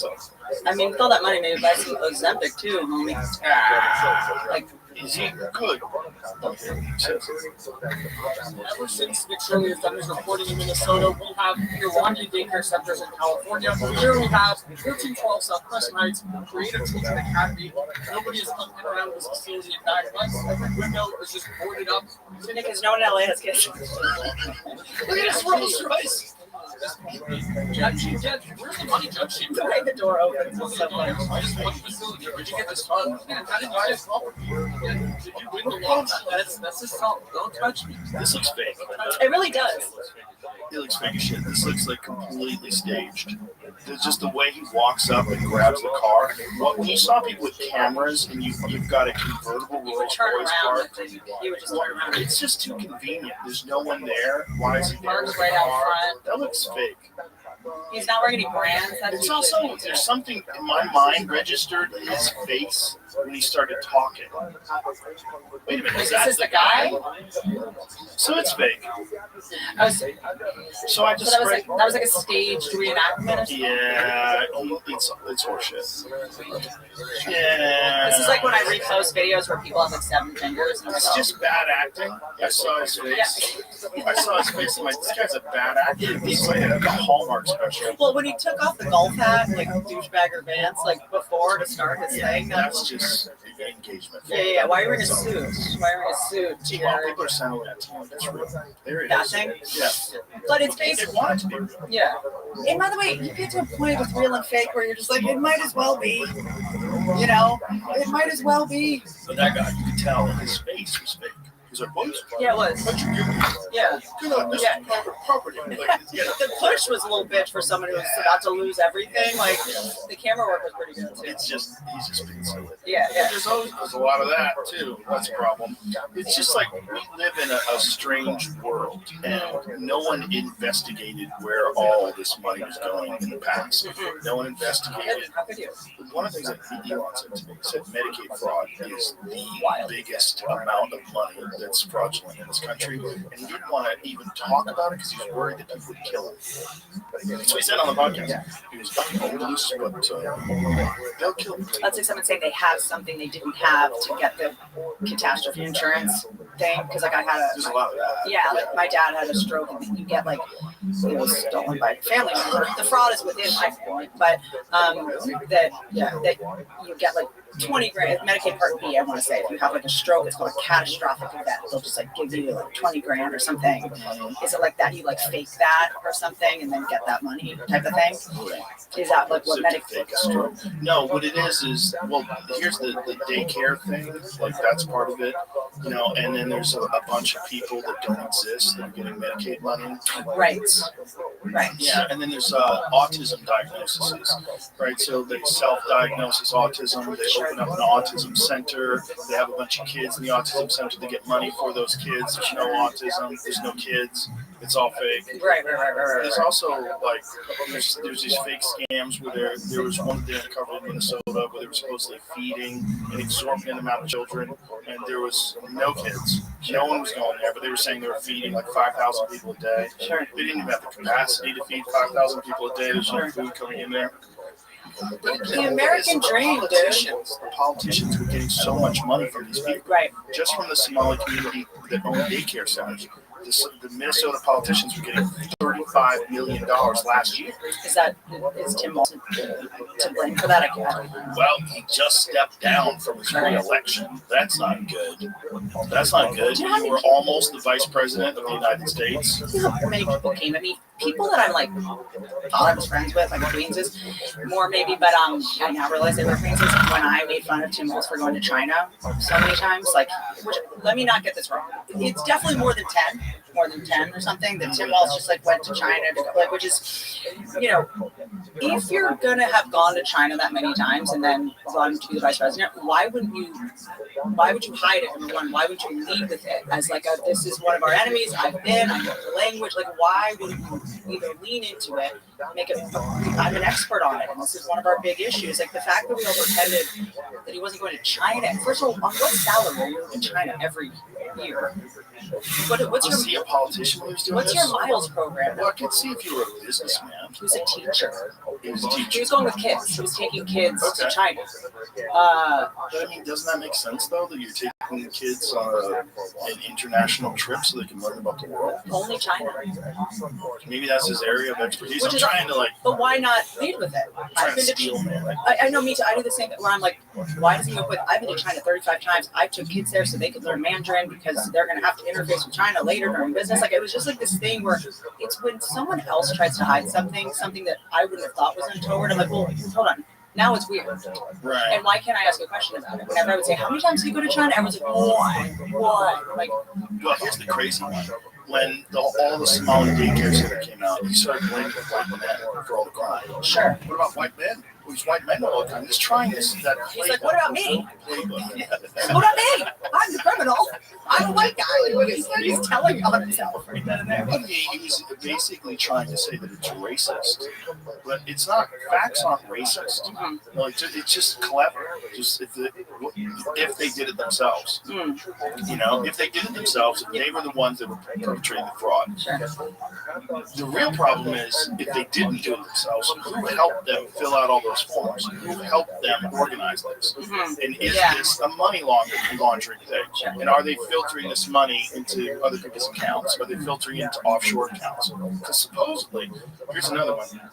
Supposedly they were sending money like on a regular basis back to Somalia, and they were catching them at TSA in Minnesota. Sure. See, that's true, Jamie. It's a lot. It's a lot, you guys. I mean, it's you know, I guess also the other question is, when all this is going on, I'm like, do I focus on this, or like, are we going to war? Like, you know. Well, you can only focus on so much. I know. That's the thing about the internet. If you want to get outraged, it's there to feed. Yeah, totally. And then once you click on something, they're just going to keep feeding you more and more of that. And I'm sort of like, is this as big of a story as my algorithm is telling me it is? Because I remember, you know, and this is, I think, why it's like more important than ever to be on stage as much as possible to just corroborate like a premise to make sure that everyone is aware of it, given our little echo chambers and stuff.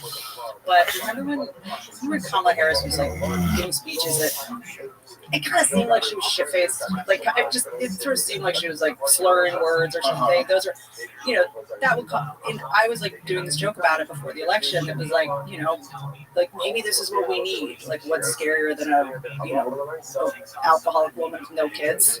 You know, like she can just be calling up like Putin in the middle of the night, like hey, like she's just, you know. And I was doing it. It was doing well. Everyone got it. And then somewhere like New York City, I think it was doing it. No one had seen that video. People were like, what are you talking? No one had any awareness of that. And it was kind of bone chilling. Because I'm like, well, she's probably exhausted, right? Of course. You're running around, you're doing so much, you're campaigning, you're constantly doing it. If you catch me and I'm really tired, I sound like I'm on pills. Yeah. But yeah.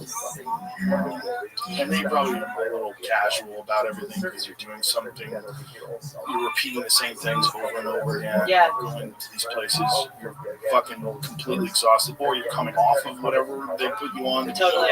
Yeah, adrenaline, and you know, it's also, I think that there's this old way of doing things where you could say the same thing on every platform and no one would cut it all together. And, you know. Okay, here it is. I found it.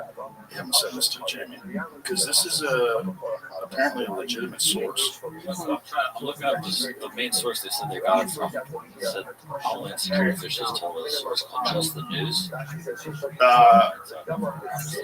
Well, this is the TSA. Yeah, that's what it says. Yeah, federal probe, hundreds of millions of dollars expected small cash living in Minneapolis airport. It says that this is the source. Find out if it's a legit source. Yeah. For sure, that money didn't just stay in the community. Especially if they didn't have the ability to organize this, develop this scam, someone else helped them, and those people were getting money from it. So how were they getting the money? Were they getting the money in cash? Was it being sent and wired to offshore accounts? Like, how are they doing it? It's clear that there's so much money missing. It's in the billions now. It's bigger than the entire GDP of Somalia, just from Minnesota, allegedly. Wild. The entire GDP of a country, one state's fraud is supposedly over the course of X amount of days that they did. And is it true that the guy that uncovered it was kind of like some guy? Like it was like a Nick Shirley kid? Yeah, it's like young internet. kid. Yeah. Good for him. But I mean, there's the other question: like, did someone direct him towards this? Is this like, you know what I'm saying? Like, is this like, did the Republicans set this up to try to expose it? Is it him just being an independent journalist? He seems like a very smart kid. I've seen him. He was on Patrick Bet-David's show. Yeah. He's a virgin. Why do we know that? Because he's Talks about it. Talked about it. He said he was a virgin. He said they can't get him on anything. You can't get me on sexual assault or virgin. You can't get me on anything. We can get you on being a virgin. Transportation Security Administration flagged nearly $700 million in cash detected in passengers' luggage leaving the Minneapolis airport in the last 2 years. That's crazy. That's probably it, yeah. That's crazy. A massive cash exodus believed to be tied to Somali immigrants and their money couriers. Homeland Security officials told Just the News. So who's the Homeland Security official? You know what I mean? Reading through it, that first statement doesn't say like all flat paid. Sorry, let me start this over. Some of these were $1 million, and it says that they were legally declared every time they did it. Right, but you could legally declare it if it was cleared by whoever the fuck is involved in this fraud, right? So if you're donating $35 million just last year, in 2025, to Democratic politicians from these small daycares, which I believe is true. Bundles of cash and luggage, some as much as $1 million in a single trip, raised suspicions. Yeah. This is the part I was like taking each statement as it doesn't say that those were each like that particular one was a Somali person. That could have been someone going to Vegas, could have been someone to buy a house. I don't know, like I'm saying all 335 million. Nobody buys a house with $1 million. I'm not saying they did. I'm just saying that could have been anybody. It could have been buying a Bugatti. Could have been a poker player going to the World Series of Poker. You know, Dane Cook's brother. I'm just sort of saying to beat I don't know. Tony Hinchcliffe going to the cowboy boot store. It's conflating a bunch of stuff together. Right. JustTheNews.com. Is that a legit organization? Is that a far-right organization? Let's look at their side articles and we'll get a view of what their perspective is. Is that what you do? Look at the trending ones? Make it a little larger. Let's see what Trump orders government to buy $200 billion in mortgage bonds to lower rates. That's pro-right-wing. CDC misled the public with study implying COVID vaccines save healthy kids. UCLA expert warns, also right-wing. U.S. seizes another sanctioned oil tanker in the Caribbean. Sanctioned oil tanker, not just oil tanker, they were sanctioned, right-wing. Maduro's ouster leaves China holding the bag on oil investments, right-wing, right? Also, what's a UCLA expert? What's up, the top one? Larger. Comrade Singham to face House subpoena as his CCP-tied network reveals, or leads rather, renewed anti-ICE protests. So it seems like this is a very right-wing. This Just the News seems like at least Just the News, no noise. Yeah, House fails to override Trump veto. It's like Minnesota travelers alone. I was like, well, that could be anybody from Minnesota then. Minneapolis travelers alone had $342.37 million in their luggage in 2024. That's a lot of money. Okay, let's find this out. So Minnesota travelers alone had $342.37 million in their luggage in 2024. So let's put in perplexity, how much money did California travelers have in their luggage in 2024? How many Bitcoin did California travelers have in their assholes? California travelers have in their luggage in 2024. But who puts that? At the TSA. But at TSA. Does anyone ever measure your money when you go through or count it? No. But we lie. Right. Everyone lies. I know. That's true. That's what they said. These were all. But if I went through with $1,000, they never would know. Or is it? So the amount cannot be determined from available data. TSA and regulated agencies track only limited categories such as unclaimed money at checkpoints or certain cash seizures. And these figures are nationwide rather than specific to California travelers or all money carried in their luggage. Okay. So how do they know that about Minnesota? That's right. One source. That's why did they only tell one source? Why wouldn't they tell all? Like, why wouldn't they call Fox? Why wouldn't they call Right. CNN? Also, it's this one very right-leaning website, right? It appears right-leaning. How do they ascertain cash someone's carrying? I mean, with Tennessee Star has it as well. They were just reporting the same article from Just the News. Right. So that's another way that you can distribute propaganda. You have one source, and you send that source out, and a bunch of other people repeat it, as reported by this one website. And that one website might be bullshit. I also like to look at the ads that are on the surrounding the article. Exactly. If it's like gun safe, I'm like, this is right wing. If it's like tampons for men, I'm like, I think this is the left wing one. Okay, got it. That always kind of helps. That's wild. family member who works in like kind of banking, and I'm like, what's up with this oil? What's up with the China buying up all the silver? What are we doing? Did you see the Doomsday Plane?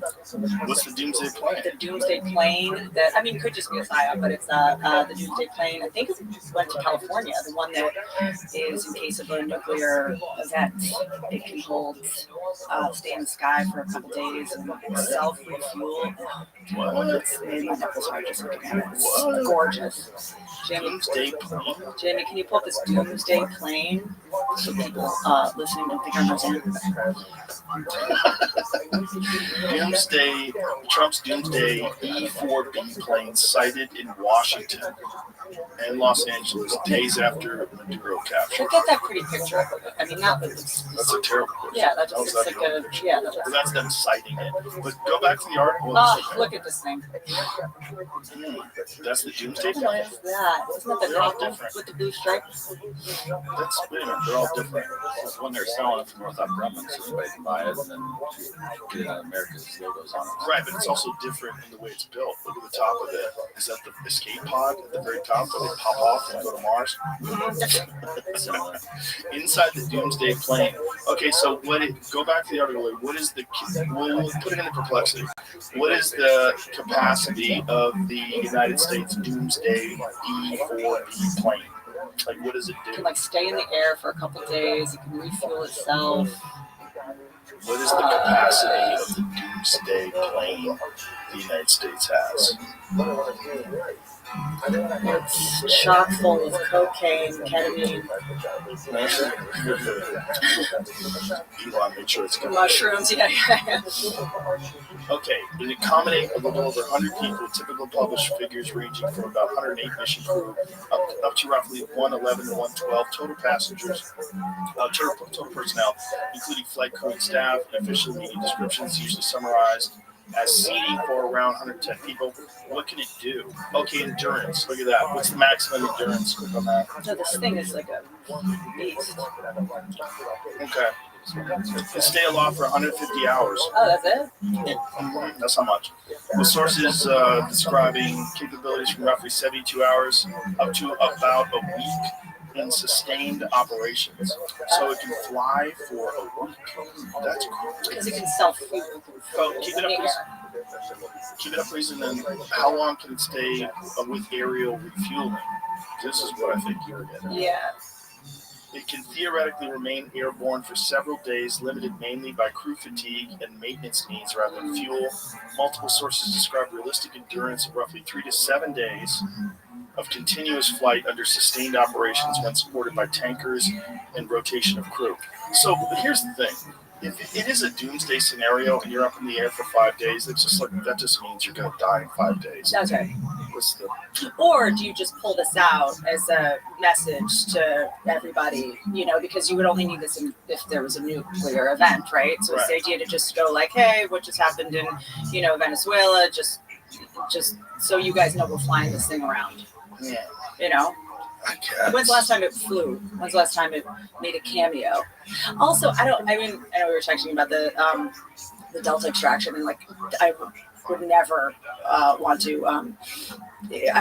Watching the video of the Delta extraction, how they of Maduro, they built like a replica of the building and were blindfolded, going through it, practicing it and stuff. But it I was talking to your guy when you were coming over.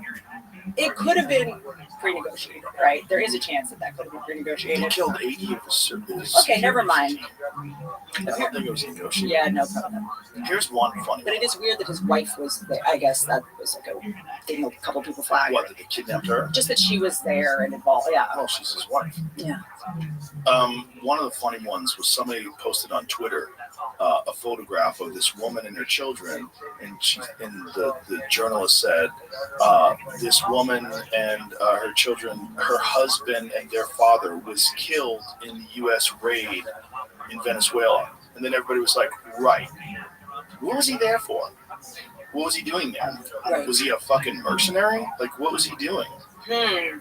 He was Cuban, apparently, because there was a lot of Cuban defense that they used, that Maduro used, for whatever reason. I guess communists love each other. Yeah.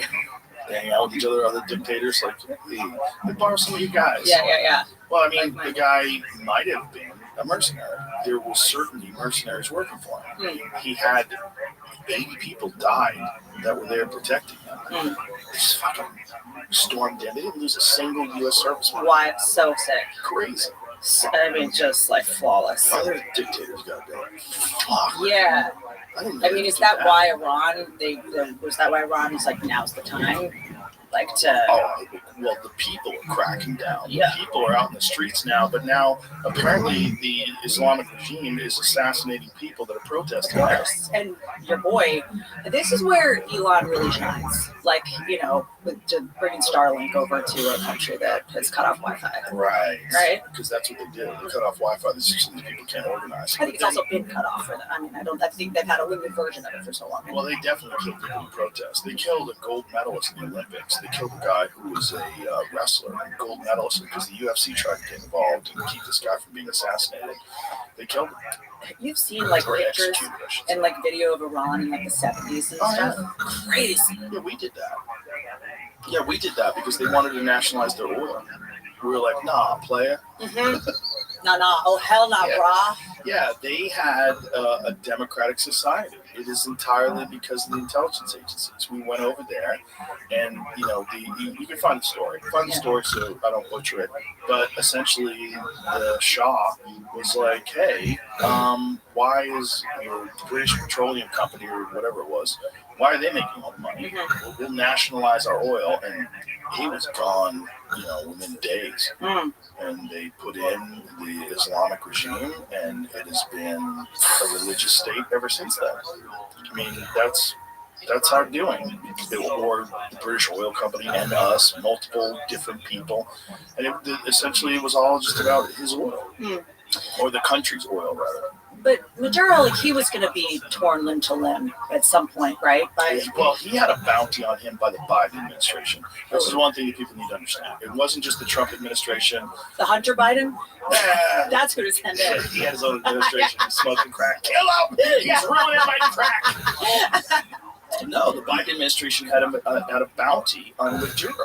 They had, I believe it was 20 million or 22 million, trying to get people to off that guy. So it wasn't like we're the only ones that think he was a bad guy. They were trying to use money to get people to kill that guy. And besides the oil of it all, like, were they going to allow China and Russia to put, like, use it, like, to put missiles there? China was there negotiating with Maduro the day the U.S. came and kidnapped him. Bad move, homie. They came in that day, were having meetings with Maduro, and that night they snatched him out of his bed. You think to get oil or to put nuclear sites?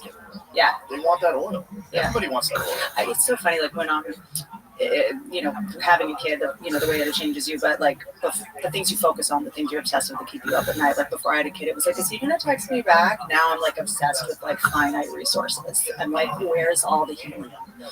Like we're running out of helium. Like, where's the helium for? Besides hilarious. Yeah, I won't be able to have a birthday party for my son. What are clowns gonna do? No, it's for ventilators. Although I think we found the ventilators actually in COVID harmed people. But I think it's like ventilators and medical stuff. Like, you know, helium is finite. Like, there's only a certain amount, and we kind of just use it for like the Macy's Day Parade for like floats and shit. But I think that there is actually a lot of helium in Texas, maybe Oklahoma, and then Qatar is like the other place that we have it. But we have a limited supply of helium. I never even thought about helium before, except for comedy clubs. We're gonna be started on. Shout out to Philly. Helium, Philly, awesome club. Also, sand. I think. Jamie, what's the story behind Iran and the nationalization of their oil? That's a longer story. That's right. 50s and 70s. Right. But when we did it, because we definitely were involved, the U.S. was involved in overthrowing the legitimate government of Iran. Oh, yeah. Oh, yeah. Putting the Ayatollah in. And then they ruined the entire country because Iranian women are fucking hot. Mhm. They're beautiful. And smart as shit. I truly my OB who like saved me and my son's life during childbirth, like just Iranian bitches do not play They around. make great wrestlers too.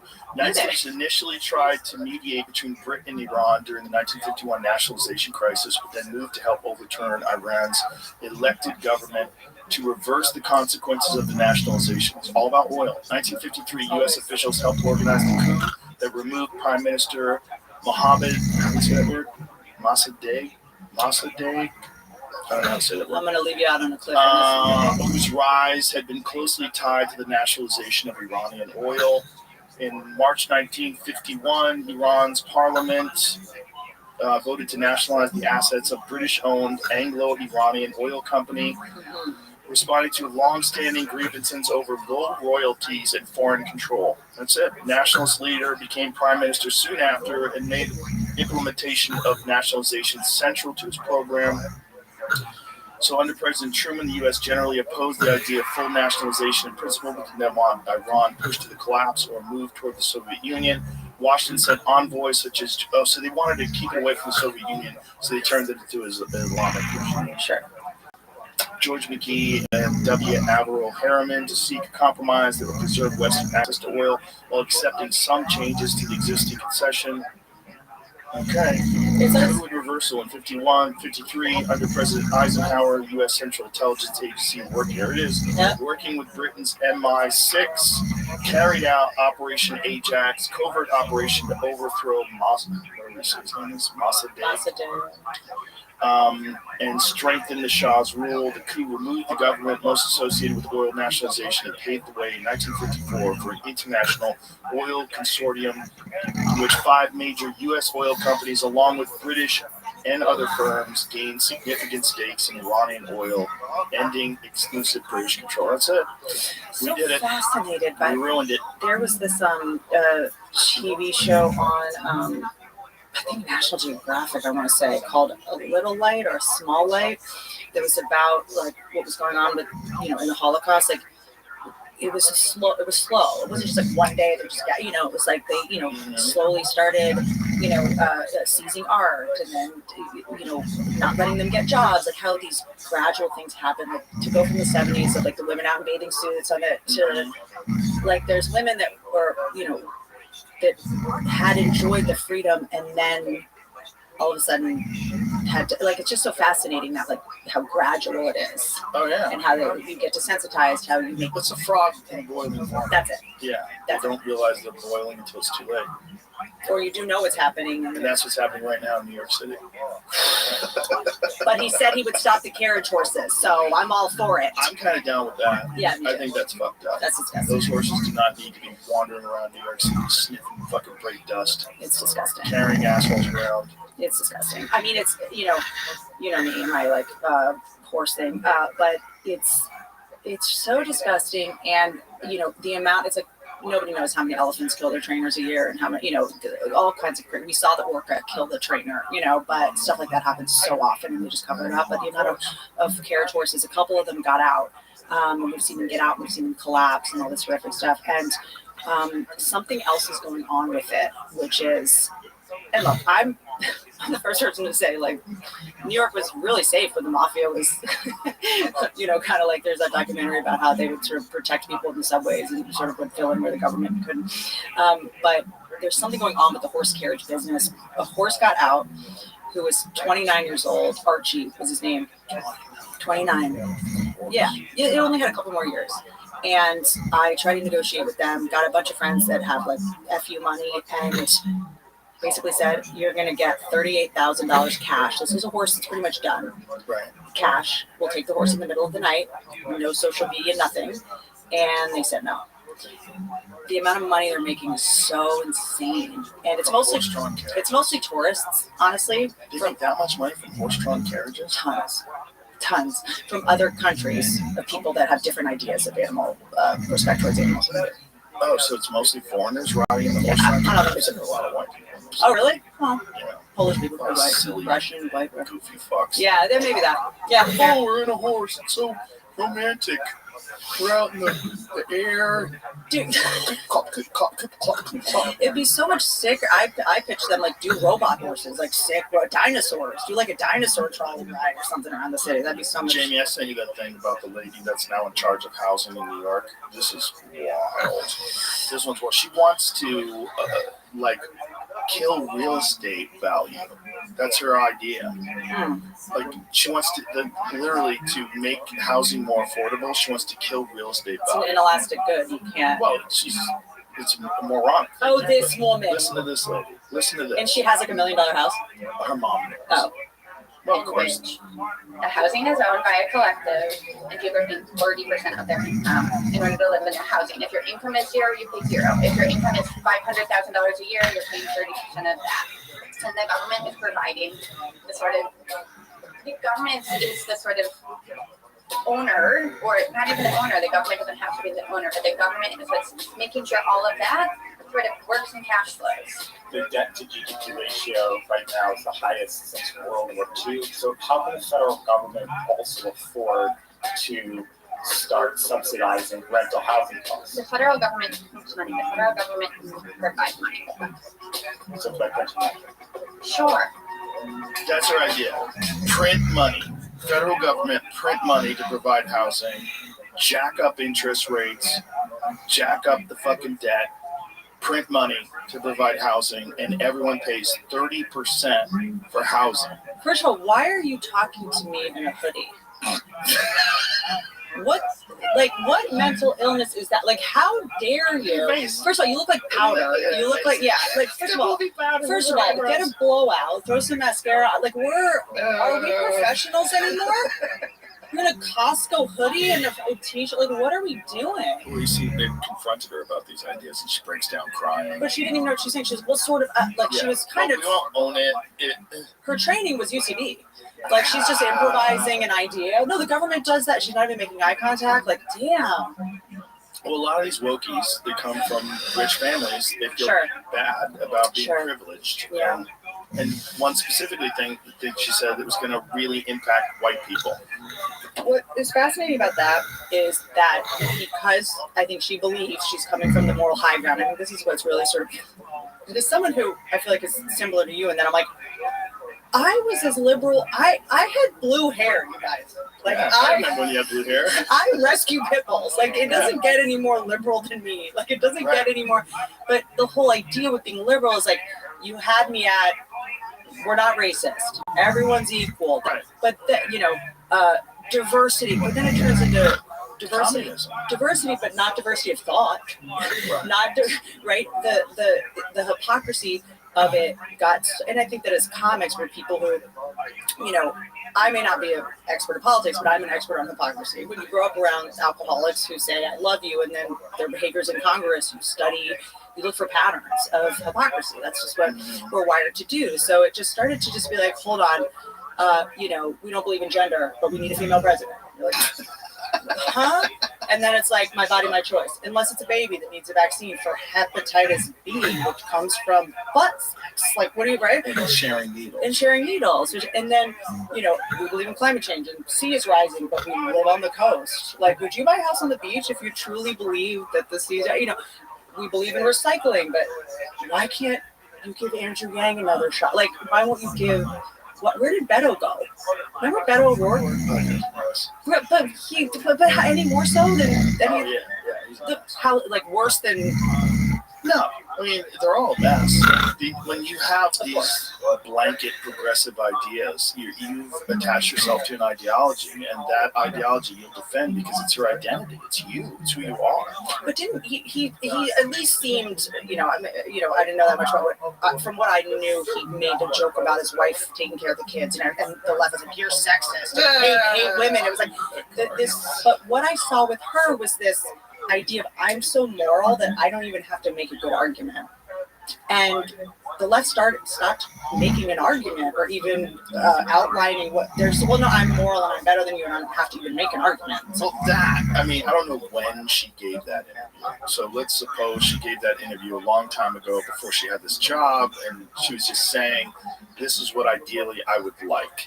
And then she gets the job, right? And now what is her official job It was 2021 was the interview. There you go. The Office to Protect Tenants. So was she working for that office back then? No. She would have been, I think, on Mondami's. I don't even know if he was running. He wouldn't have been running back in 2021, would he? Right? Well, she definitely was doing podcasts with him back then. Yeah, she definitely just got out of Soul Cycle in this video. And I don't know what her actual position was back at the time. She might have just been on his campaign. Okay, so this was Reason, and they were having this conversation with her. Yeah. And so to lead the city's office to protect tenants. Look, there's definitely slumlords. You should definitely protect tenants. There's definitely shitty owners and landlords. She's basically saying government housing. Yeah, but what she's saying is crazy. Like taking 30% of whatever you make. That's nuts. So if you make $1 billion a year, if you're Elon Musk or whoever it is, you have to pay 30%. Yeah. That's bananas. The thing about New York, and maybe this is, and I don't even know what, side anything, an idea makes anybody on anymore. Sometimes I'll say something and people will be like, oh, so you're like alt left. And I'm like, I don't know. I just thought that was a good idea. And then people will be like, oh, so you're like super conservative. I'm like, no, I just. Yeah, you got it. And so New York is expensive. That's the deal. If you don't have, you can't. I remember one time going to Howard Stern's house, and Howard Stern he's got more money than the guy, and it was like still he was able to get buy 2 floors of it, but it's still like an apartment. You know what I mean? It's like New York. This is whatever $100 million rivers gets you in New York. Like I know it's nuts. Still not that big. like I know. My horse's stable. Yeah, my horse's stable is like twice the size of this. Like, if you want to live in the city for convenience, that's what it costs. That's right. Yeah. So it's like, and if you're Jeffrey Epstein, somebody donates your house. That's right. That's or an office on the Harvard campus. Yeah. I love it when people that like are professors at Harvard, or like I was a professor at Harvard, like, well, so Epstein had an office too, but like, okay, I feel like it's just like New York's supposed to be expensive. That's the deal, And I had a place there for like a year. I remember I was in like Chelsea area, and because I just want to go back and forth, I was like, there's something about New York that does really put a fire under your ass. Like I remember, actually it was Dice back in the day. I used to just ask comics, like, because you're a nobody and you're just starting and you're in the hallway with a legend. Like, what do you say? And I would always just go like, if you have any advice, happy to hear it. Some people love giving advice. Other people, I was like going up to Bill Burr, like, help me. Like, I could read the vibe, and he said, sleep, like, get as much sleep as you can. And then he was like, when you make sure you don't get too comfortable. Because like as comics, we still need to kind of, and I think that for a long time, I think I took bad advice that maybe I had just gleaned. I don't remember anyone giving it to me. Like, you have to be crazy to be funny, or your life has to be a mess to be funny. I think a lot of comics hold on to that. If I ever get happy or have a kid or am in a healthy relationship, I won't be as funny. I don't think that's true. I actually think it freed up bandwidth, like getting out of. It doesn't have to be true, but it can be true. It can be. That's right. Well, comfort can make people fat too. They can get lazy. But also, it's like if you're not, that's why I go to the grocery store. I got, not that I, wouldn't, but like you got to make sure that you're still in the trenches and that you don't make your life so easy that you know you're not disassociated, you're not disconnected from the outside world. That's right, and just atrophy, like, and less resilient, and So what am I talking about? This is where mom brain does come in. You're talking about New York City? New York City. So I'm in New York City, and I just wanted to write new stuff. It was like things were going well. I bought a house, and I was like, New York just there's a little more of a dogfight. And I wanted to go to the Cellar and the Stand and all those places. And I'm in this apartment. It's probably 8 right before the pandemic. Oh, yeah. You got an apartment in New York before the pandemic? Mm-hmm. For like I was already out of it probably 6 months before. So you going back? Go, okay, if I'm going to be in, Florida at the end of, Friday, Saturday, Sunday, I should just go to New York because then I go to North Carolina that Thursday anyway. Right. I was just like doing clubs during the wow. Right. Like, I might you're single, so it's exactly. easy. Have a kid. Exactly. Yeah. And let me just stay on the East Coast, right? And let me just like do a software update. It's like Ari made me go on a hike with him once. He was like, you need to go to Somalia for a year with no phone. I was like, how about I get a place in New York? Ari's ridiculous. His ideas are so ridiculous. I'll go to Little Italy. How about that? I should go to Tibet. Yes. She lived in Europe and Mongolia. And I remember like every time I would turn on the the bathtub, the toilet, the effluvium from the toilet would come through the bathtub. It was like some wild dude. And then there was also an elevator in the building that people could get off on your floor. So half the time I'd be sleeping in like a bunch of dudes would just like get off, you know. And I had this plumber come and I was like, "Oh, can you help with the shit, the gutter going into the bath? The one thing that's relaxing is a bath, and then I'm just like in sewage." And he was like, "It's New York." And I was like, "Oh, but like, can you fix it?" He's like, "Nah." Like, his job is just going around to people and reminding them they live in New York, and this is the deal. Like, there's no way to stop the fucking sewer water. He's like, "I could snake it, but like, that's not. It's just this is part of why the Trump won. Like infrastructure. You know, there's pipes explode all the time because they're just hitting their limit of being 100 whatever years old. Like, but New York is the place you go when you kind of want to be in a dogfight on a daily basis. You're going to be spending more. Every time you sit down, it's $100. It's even if you get affordable housing in New York, like a bottle of water, food, like everything's expensive. Right. Just it has to be brought in. It's emotionally expensive. It's literally expensive. Figuratively expensive. Like it's, Well, this lady's going to reduce all that. She's going to make everything valueless.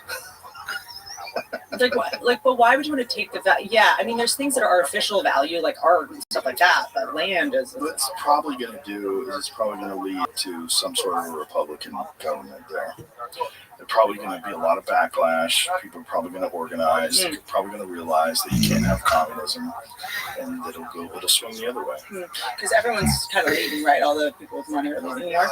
So they're saying like fucking Robert De Niro was talking about it. Whoa, he's like they the want king to of New York. tax his savings. I don't know if that's accurate. But also, that might have been a fake quote. They need to use everybody's tax dollars to pay for all this, but all the taxpayers are leaving. Are big money. Exactly. But if they're taxing everybody, the thing is, it's like you can't just tax your way out of problems, because we know that money goes, and it's grossly inefficient what they do with it. The government is not good at using your money. They've never been good. There's not like one example of the government doing an amazing job with your money. Originated as satire. There it is. It's fake. I mean, he owns like hotels there. He does like the film festival there and everything, right? He's like, yeah. He loves it there. He's like the guy. People stand outside his house and yell at him. In New York. Crazy Trump people. I mean, they know where he lives. So they stand outside his house and yell at him. Fuck you, Bobby. Good for everyone. Trump won, Bobby. You fucking boozer. That's the crazy thing about living in New York. Somebody just walk right up to your door. If you have one of those walk-ups, knock. It's the sidewalk is in front of your house. That's where De Niro lives. Let's go knock. Didn't some crazy person break into his house recently? An ex-wife? Like a lady. Oh. I think like some crazy lady stalker broke into his house and he wasn't there. Lady stalkers can really get far. Because no one thinks that they're... I don't want to talk about one too much, but there's one in my life who can just... Serial burglar accused of breaking into Robert De Niro's New York City townhouse went on new crime spree after release on bail. Did they know it was Robert De Niro's house? 2023, yeah. Who was this person? How do they know he lived? Serial burglar Shanice Aviles was allegedly caught red-handed trying to steal Oscar-winning actor's Christmas presents. Whoa! She's the Grinch. She was released from Rikers on May 3rd. Since then, she's been charged with at least 2 more thefts, one in which she allegedly snuck into a Columbia University building and slugged a security guard. She's a villain. I love like a Christmas present marauder. Well, she was charged with stealing $416 worth of merchandise from TJ Maxx on 6th Avenue. You can get a lot for that amount. Yeah. The TJ Maxx. That's like most of the store. She was busted again. Let me see her face. Let me see if I can see crazy. Yep, crazy. Look at her eyebrows. Are those shaved? Look at her face. Oh, yeah, you got me. Whatever. Poor Robert. I mean, like, if you're stealing Robert De Niro's Christmas presents, like, what's she gonna do with an Aura ring? Look at that. Just go. Security guard patrolling the building around 6:30 p.m. spotted tools sitting near an open window that should have been locked shut. Then found Aviles inside the building. She used tools, filling up her bag with various items, according to a criminal complaint. Yeah, she used tools, broke into the house. Bro, get a fucking dog. Get a Belgian Malinois. Oh, dude. Get a meat missile. People not having dogs, like, what are you doing? I don't know how to convince people. I mean, yeah, I never have problems like that. I leave on my door. Well, I wouldn't do that. I'm like, I wish a motherfucker would. Oh. I mean, I have large dogs. Yeah, but still, Yeah. you shoot your dogs pretty easy. And then, so your new dog was Marshall, like instantly, like Loved them. of course. They're best friends. The new dog's also like a little anti-wolf. They've taken wolves and turned them into these cute, cuddly things you can carry around with you. When I look at that to me is like, I feel like humans were kind of like, this is never going to change, but things do change fast sometimes. Like, you know, like smoking. I remember when I first moved to LA, people were smoking inside, and then I remember people going outside to smoke. Like it just, in our lifetime, we like watched like a huge change, like they banned smoking in bars. Yeah, huge cataclysmic changes like can happen, you know. But that's just because the people that were working in the bars were getting fucking cancer. So if the thing is like, I want to be able to smoke in a bar. That's great. But what about the poor waitress? That's right. The second is right. This lady who just wants to make a living and doesn't even smoke, now she has lung cancer. That's crazy. So that's a liability for the organization, for the city. Totally. It's bad for everybody. Yeah. Pregnant women can't come drink at the bar. Right. Go outside. And you can't drink if you're pregnant. I know. What? Now you tell. Damn it, Joe. But also, you can get hit. I'm obsessed with the things that are so dangerous that used to just like be places like in shoe stores. They used to have little X-ray machines, and a lot. Shoe stores? Yep. And people started getting foot cancer that worked there because all day they just put their foot in the X-ray machine. What? That's how they used to. I remember because there was a shoe store where my mom lived, and it had like an old antique one, like an old antique one. It was a little X-ray machine. That's crazy. And if you're working there and you're bored and you're just sticking your foot in it all day, that's nuts. I never knew that. That's how they would take your foot size. Isn't it nuts how like new technology? They have no idea it's killing people. No clue. Do you know about the Radium girls? Love it already. Oh, this is a horrible story. So when you have a watch like like a Rolex, and it's at night you can see its lume. So during the daytime it charges up with the light, and at night you can see the indicators. They light up. They glow in the dark. The reason they glow in the dark is because they're fucking radioactive. Yeah. So they paint, not now I don't think, but they paint them. And so these girls were touching the tips of this fucking paintbrush when they were painting lume on these dials, and they were all getting horrific cancer, or they were getting holes in their face. See if you can find some of the images. Oh, bummer. Well, there's some images of irradium sickness. Are these just your porn searches, Jamie? Yeah, For the uranium girls. Bummer. Radium Girls is like, I think there's a documentary. Yeah, there's a movie from 2020. Yeah, because that's Joey. The Dark Story of America's Shining Women. Well, it's like all kinds of stuff like this. Like Christopher Reeve's wife got lung cancer from his machine. Oh, God. I know. Really? Yeah, that kind of stuff kills me. I always think about nail girls. The girls are in there doing acrylic nails. Like, you're just inhaling this all day. I know, and they wear like a fucking mask, like a surgeon's mask. Like, that's just so they can talk shit about us. But that surgeon's mask is not going to help you from the fucking fumes. Yeah. People that work around toxic chemicals, I was reading this thing about women that clean, the women that work with cleaning solvents all day, they get lung cancer, and it's like they're smoking 3 packs a day. Totally. Like the woman that's been with me, she's like my family, who helps me maintain my house. It's all, we make it. It's all clean, like not ammonia and stuff. Yeah. It's like vinegar and. Well, you should just have that in your house. Tea tree and stuff. It's not you cleaning. You don't want that shit in your fucking house, period. Yeah, but then, like, as women, then we like to spray our hair and put a bunch of makeup on, Yeah. And we're all high at all times, just chock full of chemicals. Like, it's so wild to think about the amount of endocrine disruptors we put on a daily basis. But pumping botulism into your face to keep it from moving. You know what? I don't do it anymore. Wow. Congratulations on your eyebrows. Forehead. Your eyebrows have been freed. It really is. My hairline went back. Well, you said you've been doing the red light. Red light is the key. Yep. Like red light, it brings collagen to your skin. It gives your skin a more youthful appearance. It like helps your entire body heal better. It helps your mitochondria. But we were talking about this before the podcast for both of us. It's improved our vision. That's right. It really has. Like my vision was on a downward, like very steady. Like I have these things here, these reading glasses. I don't use those at all anymore. Yeah. I can completely read my phone now with no reading glasses. And before it was a blurry mess. Also, by the way, everyone I know with kids, like and I'll be exaggerating a little bit, but their kids are getting glasses so young and having eye stuff so young. They're staring at screens all the time. You know, one of the things you're supposed to do is if you're staring at something like really close to your face all the time, you should take breaks and look at things that are far away. Because otherwise, I guess your cornea reshapes and like your eyes literally become more accustomed to trying to look at things closer. It just fucks your eyes up. Right. And then the light from the screen, that can't be good. I know. I try to do the blue light glasses as much as I can. The amount of glasses and lights I have, like in my house right now, it looks like a fucking chemistry studio. But yes, I do red light on my skin, and because I was like, look, the Botox thing is like TV executive ages ago when I was truly like in my 20s. The way they sell you on Botox is they say it's preventative. And you go, oh yeah, okay. In your 20s? I was like 27. I was like, dude, maybe a TV show, a couple TV shows, and they're like, well, she looks tired. I'm like, yeah, because I'm tired. Because you keep sending me notes at 2 a.m. to take out all the good jokes. Like, of course I'm tired.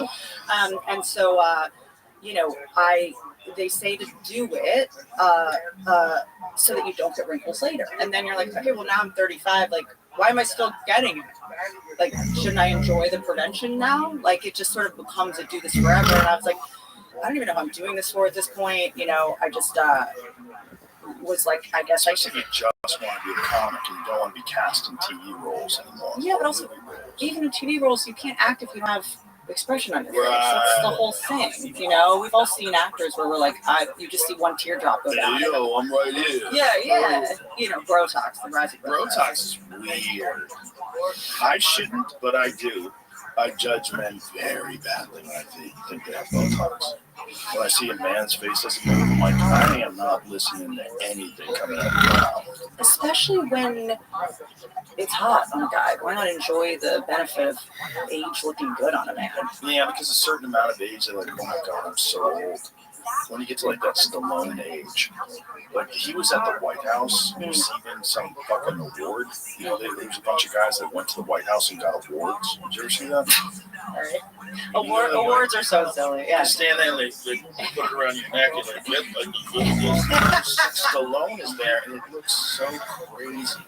Like he used to be my canary in the coal mine because I'm like, wow, you can be 70 but jacked. Yeah. This is awesome, because like he kept it together for a long fucking time. Like he was in great shape for a long time, but now it looks like he's just doing a bunch of stuff. I think look at him there.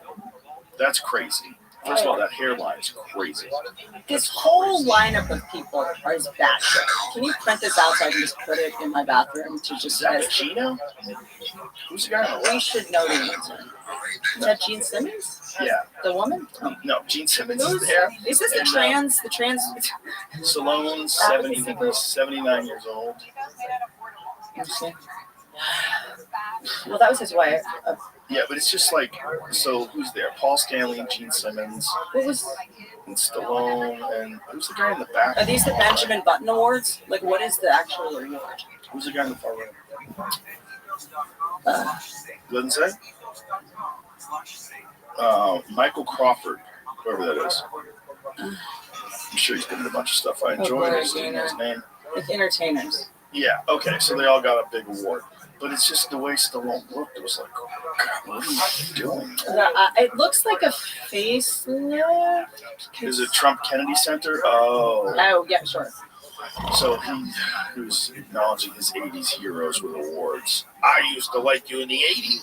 But by the way, just ask them to go to dinner. Like, how insecure you have to give an award. Like, there was, what was it?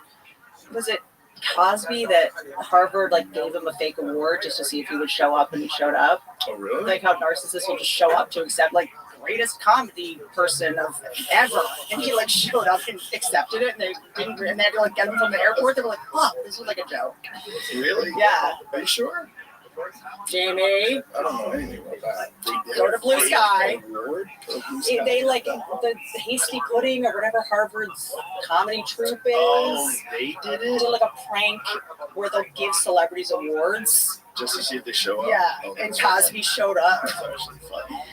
Conan and his friend, Conan O'Brien convinced Cosby that he was awarded the Harvard Lampoon's Lifetime Achievement in Comedy. To be presented at Harvard, Bill Cosby actually flew all the way in a private plane to be picked up by Conan in his parents' station wagon. A modified bowling trophy was given as an award. Oh boy. Like he showed up to get it. Imagine. That is hilarious. Imagine. So that was Conan when he was in Harvard. Yeah. That's so many funny writers came out of Out of Harvard, yeah. Yeah. Kind of crazy. It's kind of crazy. I mean, it's interesting because they've not to like talk about TV dorkery, but I know a lot of them. We're friends with a lot of them, but like there was a little bit of like a elitism. I think it's part of what made TV start becoming kind of irrelevant. Is these sort of like elite writers from Harvard who don't necessarily have a, I think that the best comedy, everyone can see themselves in it, or it's about something that we can all kind of relate to on some level. It's all these sort of kids going to a $70,000 a year elite school, making shows like The Office and these comedies that look like it's a lot of my friends worked on The Office. I love you guys. It's gonna get me in trouble, but it is kind of like making fun of poor people. It's like, would it be funny if people like worked at a paper mill and like went to Chili's? Like, what a bunch of losers. It's like, my family members like go to Chili's. That is real funny. It's Conan right there. It was 19 when this happened. Like they had to like scramble to pick him up. That's actually amazing. That's actually amazing that he did that. That's actually amazing. Like that is, I love the little things where when you find out someone was a sociopathic monster, that you're like, we should have known. Even though it had nothing to do with drugging women, like the fact that he showed up to receive this award, like, well, actually, the Harvard Lampoon is like a famous comedy thing, so it would make sense that they would give him an award. That's true. That's true. And before he was a monster, like you look at that image there. That's a black and white image. So Conan was 19. Conan's got to be in his late 50s, right? How old is Conan now? 85. Okay, so he was very respected back then. Yeah. Like Bill Cosby was the man. Look, that show, I mean, when I tell you, like, my top 5 shows, it's Cosby, Martin, Married with Children was really big. Can you even get Cosby anymore? Have they hit that? Maybe not even because no one thought it was weird that he was a gynecologist that worked out of his basement. Like, how about that one episode where he had his secret barbecue sauce that made everybody horny? That's right. Remember? How fucking who greenlit that? You're gonna drug people? Cliff Huxtable would walk up the stairs from his basement, take off plastic gloves. Oh, because he was just touching pussies. They wouldn't just been inside a woman. Oh my presumably, God, he kept them on. He would just be like, yeah, like whatever he was doing, and they'd be like, anyway, so what's for dinner? And you're like, wait, hold on. That's nuts. I didn't know that. I He never was watched a that show. gynecologist, and he I worked didn't even know he was a gynecologist. out of his house. Oh my God. Or he would deliver babies, but that. Babies. Yeah, I always thought that was wild. So great. He'd take the plastic gloves off at the top of the stairs. Like, oh. I was dating a girl once back in the day, and she told me that her gynecologist hit on her. And she said she was so creeped out. Her gynecologist called her up at home and asked her out on a date. And she was like, what? Because he got a chance. I take a look at that thing. I'm doing pretty good. I mean, it's so crazy.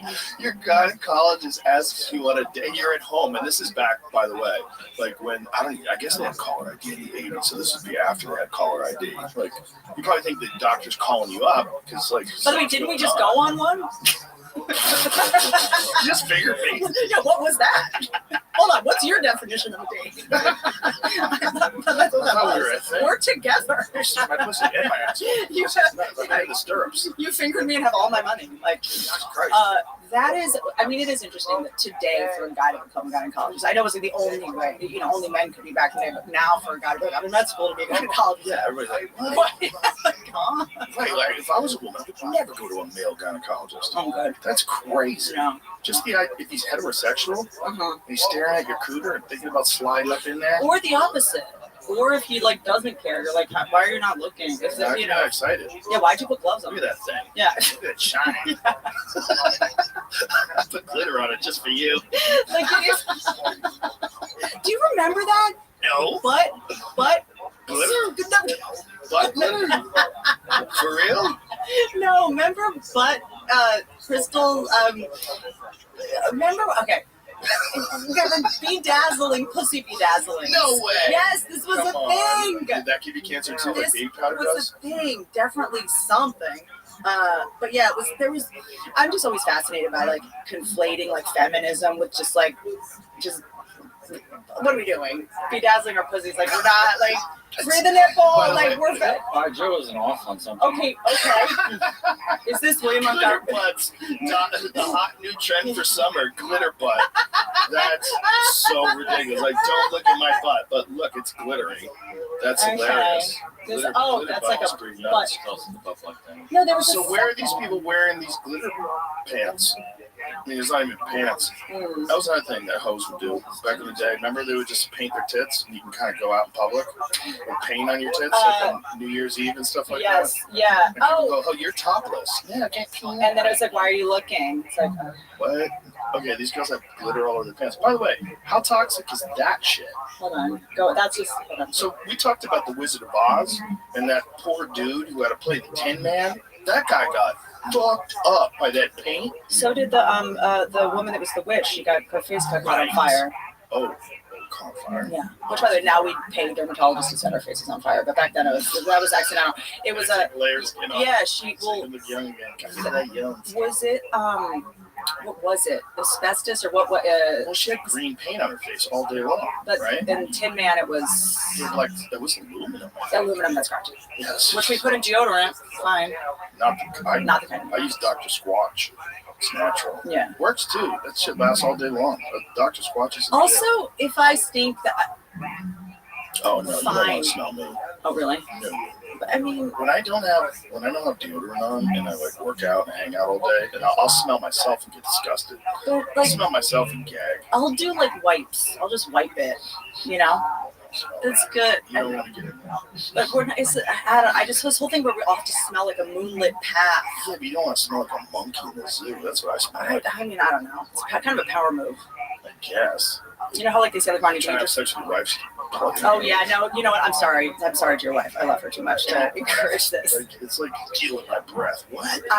Brush your fucking teeth. Are you crazy? But isn't there something about like smelly? If someone smells bad, like your wife, your BO probably smells good to her. Huberman actually talked about this when he was on my podcast back in the day about like if someone doesn't smell good to you, it means you're probably related. I think you want to talk to her. She'd probably correct you. Yeah. I fucking smell gross. I eat mostly meat. Because you're always in ketosis. Yeah, that's different. Rotten meat coming out of my pores and pneumonia from sweat. But if someone's like morning breath smells bad to you, and they just like everybody's morning breath smells bad. Yeah, that's true. Yeah. But if you gotta be really horny to make out with someone in the morning. Like full on that's ultimate. I don't give a fuck. Yeah. I don't care what your breath smells like. Come here. That's like crazy. Just flip me over like an adult. Yeah. Don't. That's like if you don't care about yeast infections. Who cares about that smell? Let's go. Let's fucking go. There is something sick about once you birth a child, you're so tapped into this like feral, like it's just so wild that I don't even think about morning breath anymore. You're just like, well, you're cleaning diapers all the time. Yeah. It's like when I was on Fear Factor, I didn't even flinch if someone threw up in front of me. I'd seen so many people throw up. One time my wife threw up in her car, and this is how I am immune to throw up. Because some people puke if they see. Because of all my years on Fear Factor, I'm completely immune. When I was a kid, if you threw up in the hallway or in high school, I'd be like, bleh. Which there's a biological basis for that. Yeah. We probably ate the same thing. Right. In the truck. Exactly.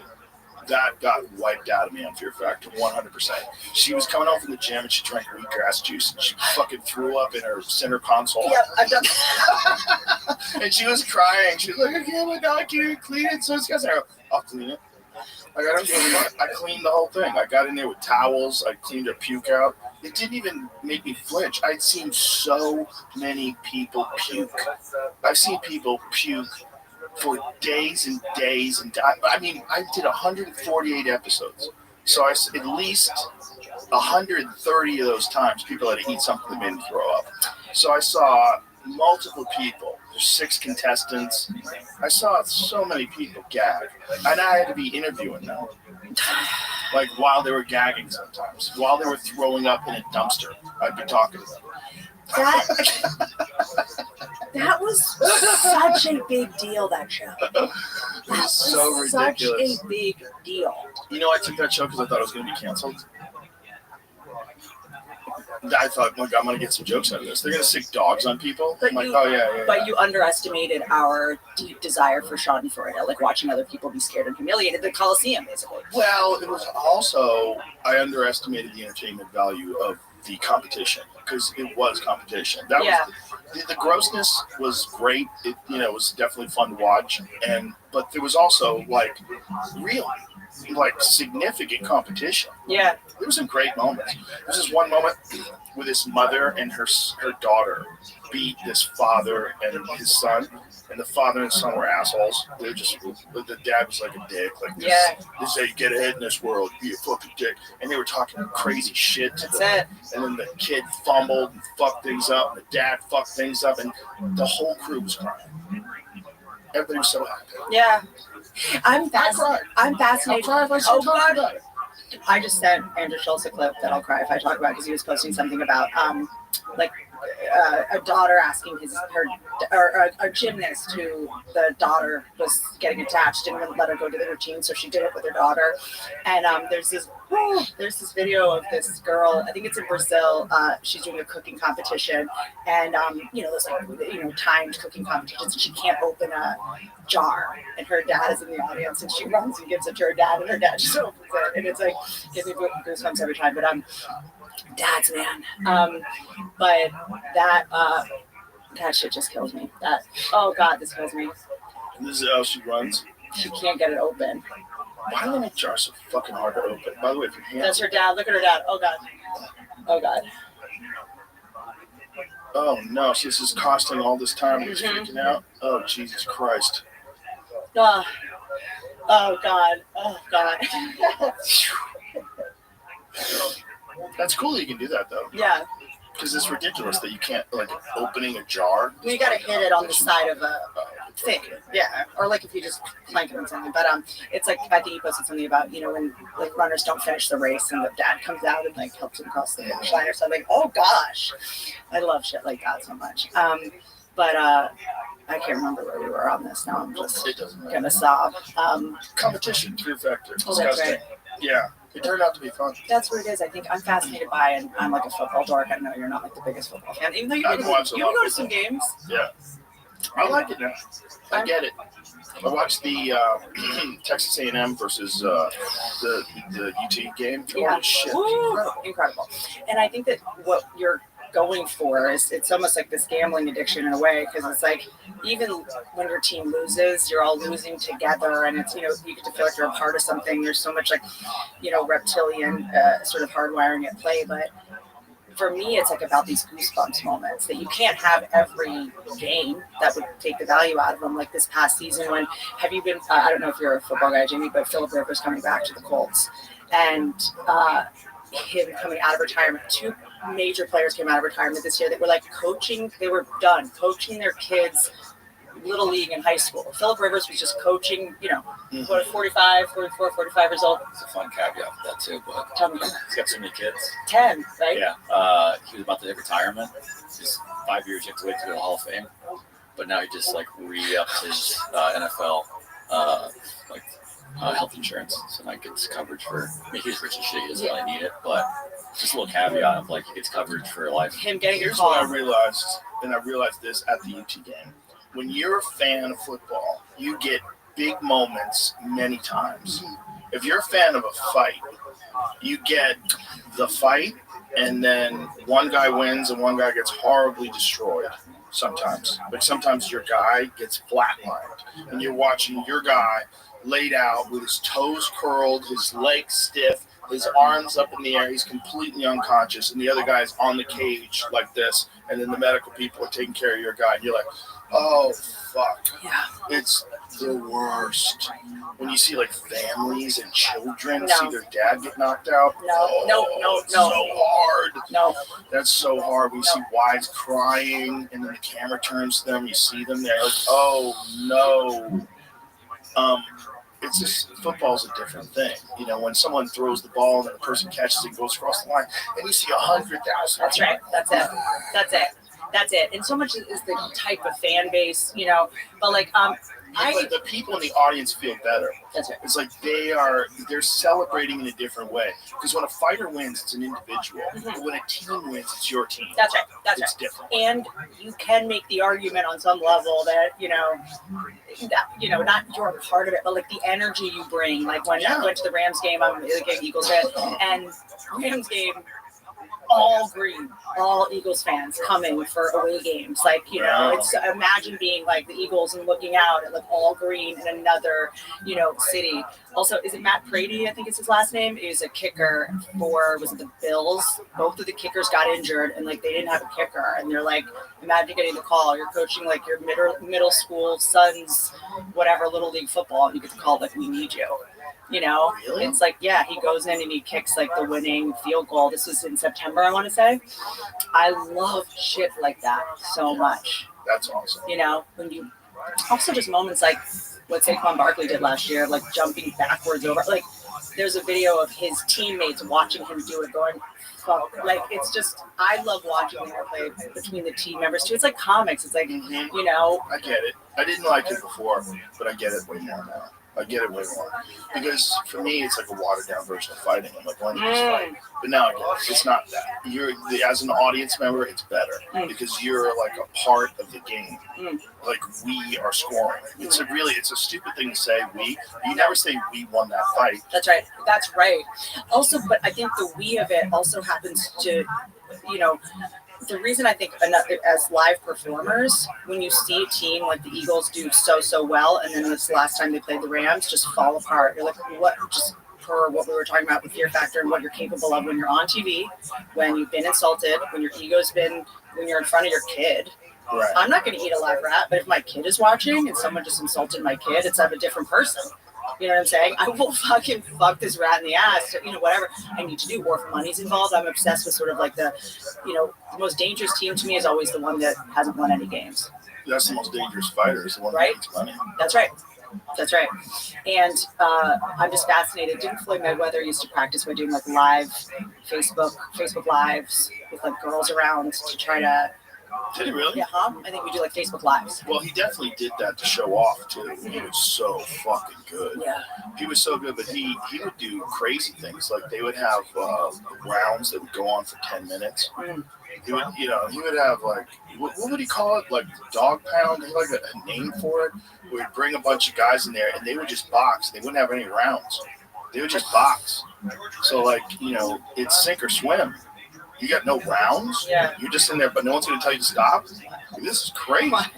This is crazy. But he also was a master at boxing people and talking shit to them. So it was, sorry, but it was part of like the whole thing of it was that you were watching all this chaos and then you're dealing with the psychological aspect of each guy talking shit to each other.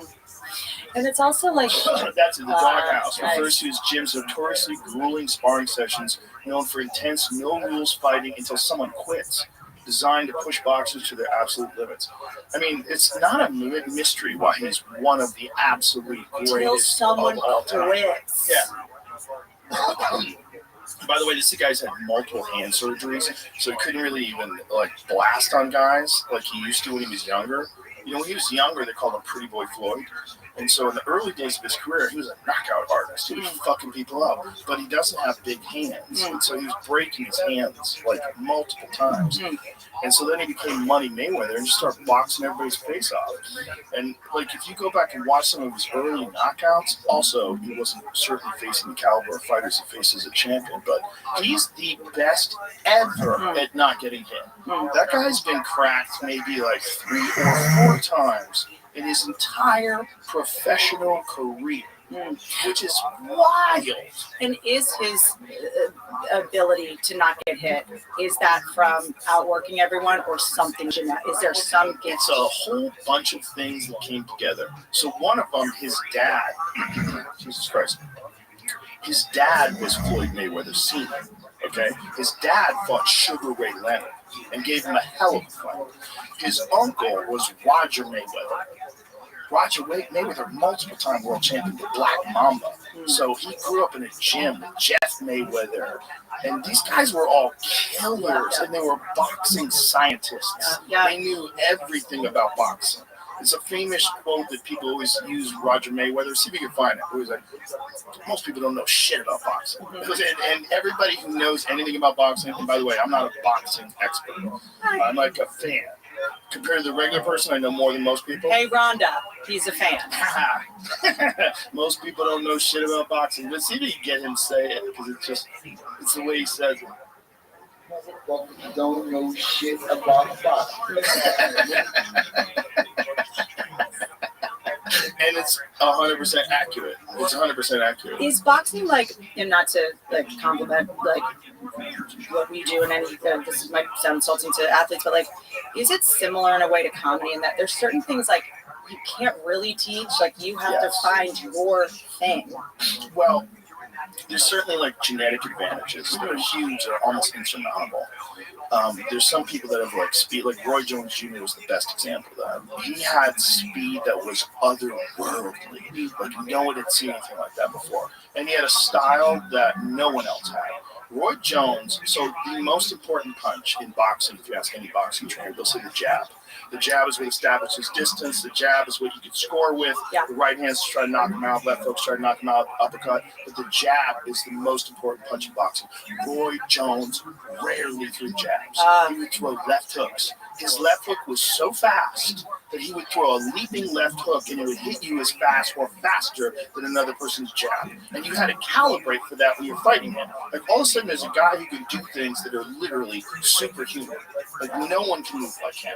He has a left bicep that's like twice the size of his right bicep from throwing left hooks. And is this like how Michael Phelps has abnormally long arms or something, right? No, he developed that left bicep. That's why his right bicep is small. His right bicep is normal sized. His left bicep is fucking huge. So look at the photo. Whoa. Bro, let me tell you something. Roy Jones in his prime was a freak of nature.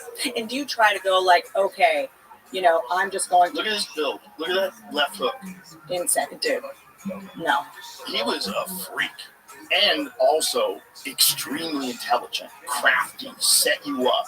Knew what to do to get you to move this way, and then you're moving that way, and then he's doing things you can't do, so you don't anticipate that someone's going to be able to leap in from there and catch you with an uppercut. Like, you don't even understand how it happened. He's the only guy in the history of, I believe, CompuBox. It might still be the case, and it was in this fight, the Vinny Pazienza fight. Look at that. Put his hands behind his back and knock you out. One of the only fights in the history of the sport where the opponent landed 0 punches. That's the stoppage of Vinny Pazienza. He was a freak. Wait, how did that even happen? He hit him with a left hook to the body. He was so fast. He would hit you. Yeah, he was so good. All of his fights were essentially executions. He went from 168, he won the world title at 168, went up to light heavyweight, won the world title at light heavyweight, went up to heavyweight, won the world title at heavyweight. He was a fucking middleweight in the Olympics. That looks like, remember the video of Putin doing like Kung Fu or Taekwondo and they're pretending to fall? That's what this looks like. It's like, Roy was so this is fast. nuts. He was so fast. And he was so hard to hit. Oh! Yeah, the cartoon. There's a 1-2 he hits this guy with that I sent a friend of mine who's a boxing fan the other day. I'm like, look at the speed of this 1-2. He hit this guy with a counter right hand, like a counter 1-2 right hand. It was freakish. It didn't even make sense. There's the left hook. Oh, that left hook. Look at that left hook. That left hook's great. Look at that. Like, what the fuck? He just went there. Watch that left hook again. He's trying to get up and he's face planted. And that's Montel Griffin, who was a world champion. Look at that left hook. Good Lord. He even was like, good Lord. Yeah, there's guys that are amazing, and then there's Roy Jones. Roy Jones he was a freak. I mean, it was like nothing. But that was unbelievable. Oh my gosh. It was all his fights. Look at that right hand to the body, Virgil Hill. He knocked him out with a right hand to the left side of his body, but that's not even where your liver is. Your liver's over here. guys get dropped all the time with a left hook to the body. He hit him with a right hook to the body and stopped him. I always get obsessed with as comedians, the more comedy there is and has been, the more original we have to be. You know, I'm always fascinated by fighting or sports, football, for example, go Birds at the Eagles doing the tush push. It's like everyone had to start studying that. And this thing that worked, now everyone knows you do it. So, now, it's fascinating to me when a fighter's so good at one thing, everyone starts learning to defend that. And then, because it used to be like, you could just fight and people saw the fight once and that was it. But that's where Roy had the advantage over everyone else. There was no internet back when Roy was on top. So the thing about the internet now is any kid with, limited resources can study all the greatest boxers of all time. So Mike Tyson, when he was young, one of the great advantages that he had was Jim Jacobs was his manager. And Jim Jacobs was a legitimate boxing historian who he carried these tapes and old films of everyone. Jack Johnson, Harry Greb. He was watching Sandy Sadler, all these Willie Pep, all these Rocky Marciano, Jack Johnson, all the great champions of history on film. So he'd study film footage all day. He would put these 32 millimeter or whatever, was it 32 millimeter or 16? What are those things back then? 16? So the reel. So he'd have to feed the tape into things. Right. And he would sit there and watch everybody fight. So he had this massive advantage of seeing all these incredible fighters. He mirrored his style a lot around a bunch of different ones, but one of them in particular was Jack Dempsey. He was one of the most, I think Dempsey was the champion and I'm trying to figure out what year this was, where Jack Dempsey was the heavyweight champion. It was a savage time. I think he was a hobo at one time in his life. It's a savage time. He was a savage man, and he was annihilating people, and he wasn't very big either. From 1919 to 1926. Whoa. What did he weigh? What did Jack Dempsey weigh when he was fighting? Okay, I'm going to guess 180 pounds. 187. 187. He was the heavyweight champion of the world. He weighed 187 pounds. That's nuts. That's 13 pounds less than me. He was the heavyweight champion of the world. That's fucking bananas. And another one that's even crazier is Rocky Marciano. Rocky Marciano, who was the heavyweight champion in the 50s, I believe. One of the only heavyweight champions to ever retire undefeated. He was 5'10", and he weighed, I think, 185 pounds. And he killed everybody. He killed people. He hit them so hard that they would just go dead. He would just shut them off, and they would collapse. He was a murderous puncher, and he was a small guy. And 184 pounds when he won the title from Jersey Joe Walcott. Now, Google or look up that fight. He was shorter and had shorter. Look up that fight where the KO of Jersey Joe Walcott. You just have to see the punch he hits him with. This is before peptides and. Oh yeah, this is just he was eating spaghetti. this is a crazy Italian from Brockton, Massachusetts. But just see if you can find the KO, because the KO is no. By the way, Jersey Joe Walcott is one of the all-time greats. He was a phenomenal boxer. This was a little later in his time, but he had a long career. Oh. So he knocks him down with that right hand. But we'll watch the KO though after this. Yeah, they must have fought twice. So find the other one. This is the one. Okay, watch how he KOs him. He hits him with that right hand. He had the craziest work ethic of maybe any heavyweight of all time. He would work out. He would run 10 miles in the morning. He would work out all day long. Sometimes he would spar 100 rounds for a fight each week. He was sparring constantly, and then he would swim after training 5 miles in a lake. His cardio was just off the charts, and it was because he got tired once in a fight when he was an amateur. And he said, "I'll never get tired again." And so he just decided to outwork everybody. And you got to see the KO, so you zoom in. It was a brutal fight. Jersey Joe Walcott give as much as he got, but here it is, right there. Ooh. Watch that again. Back that up again. Watch this right hand. Mic drop. Boom. Mic drop. The power in that. It's his every ounce of his body. Watch how in slow motion he creeps in. Look at the explosion, the extension of his back leg. See that? The extension of the back leg, the turn of the shoulder, the back gets into it. Boom. Look at his back. Oh, holy shit. Just fucking boom. That's over. I mean, and he's done. And again, Jersey Joe Walcott was a legend. And then he hits him with the left hook on the way down. Oh, he's gone. Oh, he's dead. Gone. It's crazy how powerful that guy was. Before all the things, Before the cold plunge, all of it. Well, Just no steroids, no anger nothing. and just having been molested. And eggs and an immigrant. From Italy. I was thinking about this the other day because I was in England. My brother lives there, and I was like, I believe his family's from Italy. I think he was a child of immigrants. I'm obsessed with Italian immigrants because, like, you go to Italy all the time. Imagine, like, the people that were like, nah. Like how beautiful Italy. Like we pay to go to Italy to see that view for 3 days, and they're like, no thanks. I'd rather maybe get leprosy on a boat for 10 weeks. Well, I don't know what life was like in the 1920s when my grandparents came over here, but it wasn't good. Yeah, there was a lot of them came over from Ireland, from Italy. Yeah, bad ones. And they came over before YouTube. Someone drew them a picture. This is what it's like over there. You gotta get a job. Imagine, like, when I look at what goes on in the comment section in America, so torn apart. I'm like, this wasn't ever going to go any other way. Like, imagine. I'm obsessed with just the ocean. Like, just imagine looking at the ocean in a boat and being like, all right, I'll get on that. Right. Fuck. With your kid. Only the craziest like people. Right. That's why everyone on the East Coast is so fucking insane. I always say that. I always say that the most violent, crazy fucking people are on the East Coast. Why? Because their grandparents came over on a fucking boat. All their ancestors had toxoplasmosis or whatever it was, and we're just like, I'd rather die and have frostbite and warm my frostbitten fingers in my wife's carcass, leprosy carcass, than not be able to worship who I want or say what I want. There's a lot of that too. I mean, that's what brought people over here initially. A lot of people came over for religious freedom, which is a crazy thought. The Quakers, like, what were those fucking people all about?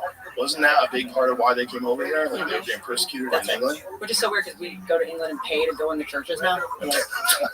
I was like waiting in line to go in an English church. I'm like, what was the deal with the Quakers? They were a cult. Like, are they around anymore? Are there any Quakers? Uncle Ben? Jamie says yes. Yeah.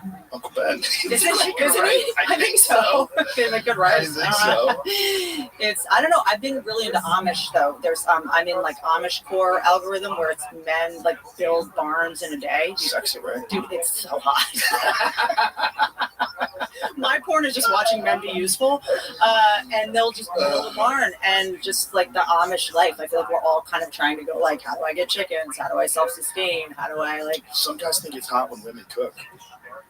Same reason, same thing. It's like sexy. Because they're gonna eat soon? Yeah, I mean. Well, no, because a woman can cook. Yeah. Like a woman that's like really into feeding you. Yeah.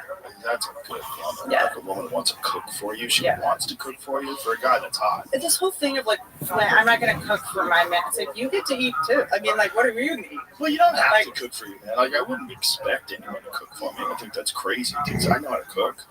But there's something about somebody wanting to cook. Yeah. It's wanting to do it. It's not doing it because it's a chore that you're making them do. Yeah. It's like if somebody does something nice for you because they want to, it's so much better than if you have to ask them and they don't want to do it, but they concede to doing it. Yeah. You know? No, I love that. I want to know what's going in your body. Well, it used to be a valuable trait for someone to be building something. Mm-hmm. Like a guy who could go out there and do something with his hands. Oh, that is a man that can provide a shelter. And if the roof breaks, he can fix it. Mm-hmm. Like, this is a good also, he can do hard shit. He's a guy who's got endurance. He's durable. Yeah, he's not going to fall apart. Like, this job is too hard. Right. There was a list of jobs that like were more likely to be replaced by AI and less likely, and for some reason less likely was roofers, which I thought was interesting. I don't think they're right. They're going to have robots that can do a lot of things. Yeah, for sure they'll have a roofing robot. That's not that difficult. A roofing robot, Cosby will just start using a roofing robot. You're going to miss the value of a really fucking hard job, because there's a value in a really hard job, and I know a lot of kids avoid hard jobs, and you shouldn't do a hard job for your whole life. but there's a real value in a hard job. And that I had a job. Well, I've had a bunch of construction jobs when I was a kid because my stepdad's an architect, so I worked on a lot of construction sites. But I also had a very good friend, Jimmy Lawless. Shout out to Jimmy. And when I was a kid, I worked with him. He was a year older than me, and he'd already graduated. He was a carpenter's apprentice at the time, I believe. He might have actually been a carpenter, and I just needed a job. And I think I was probably 18 or 19. And I got a job working on this construction site, building a wheelchair ramp for a Knights of Columbus Hall. And I had to carry cement and pressure-treated lumber all day. That was the job. I had terrible nutrition. I would eat sub sandwiches and drink Coca-Cola. And you're out there in the sun all day long. You're not hydrated. I was always dehydrated.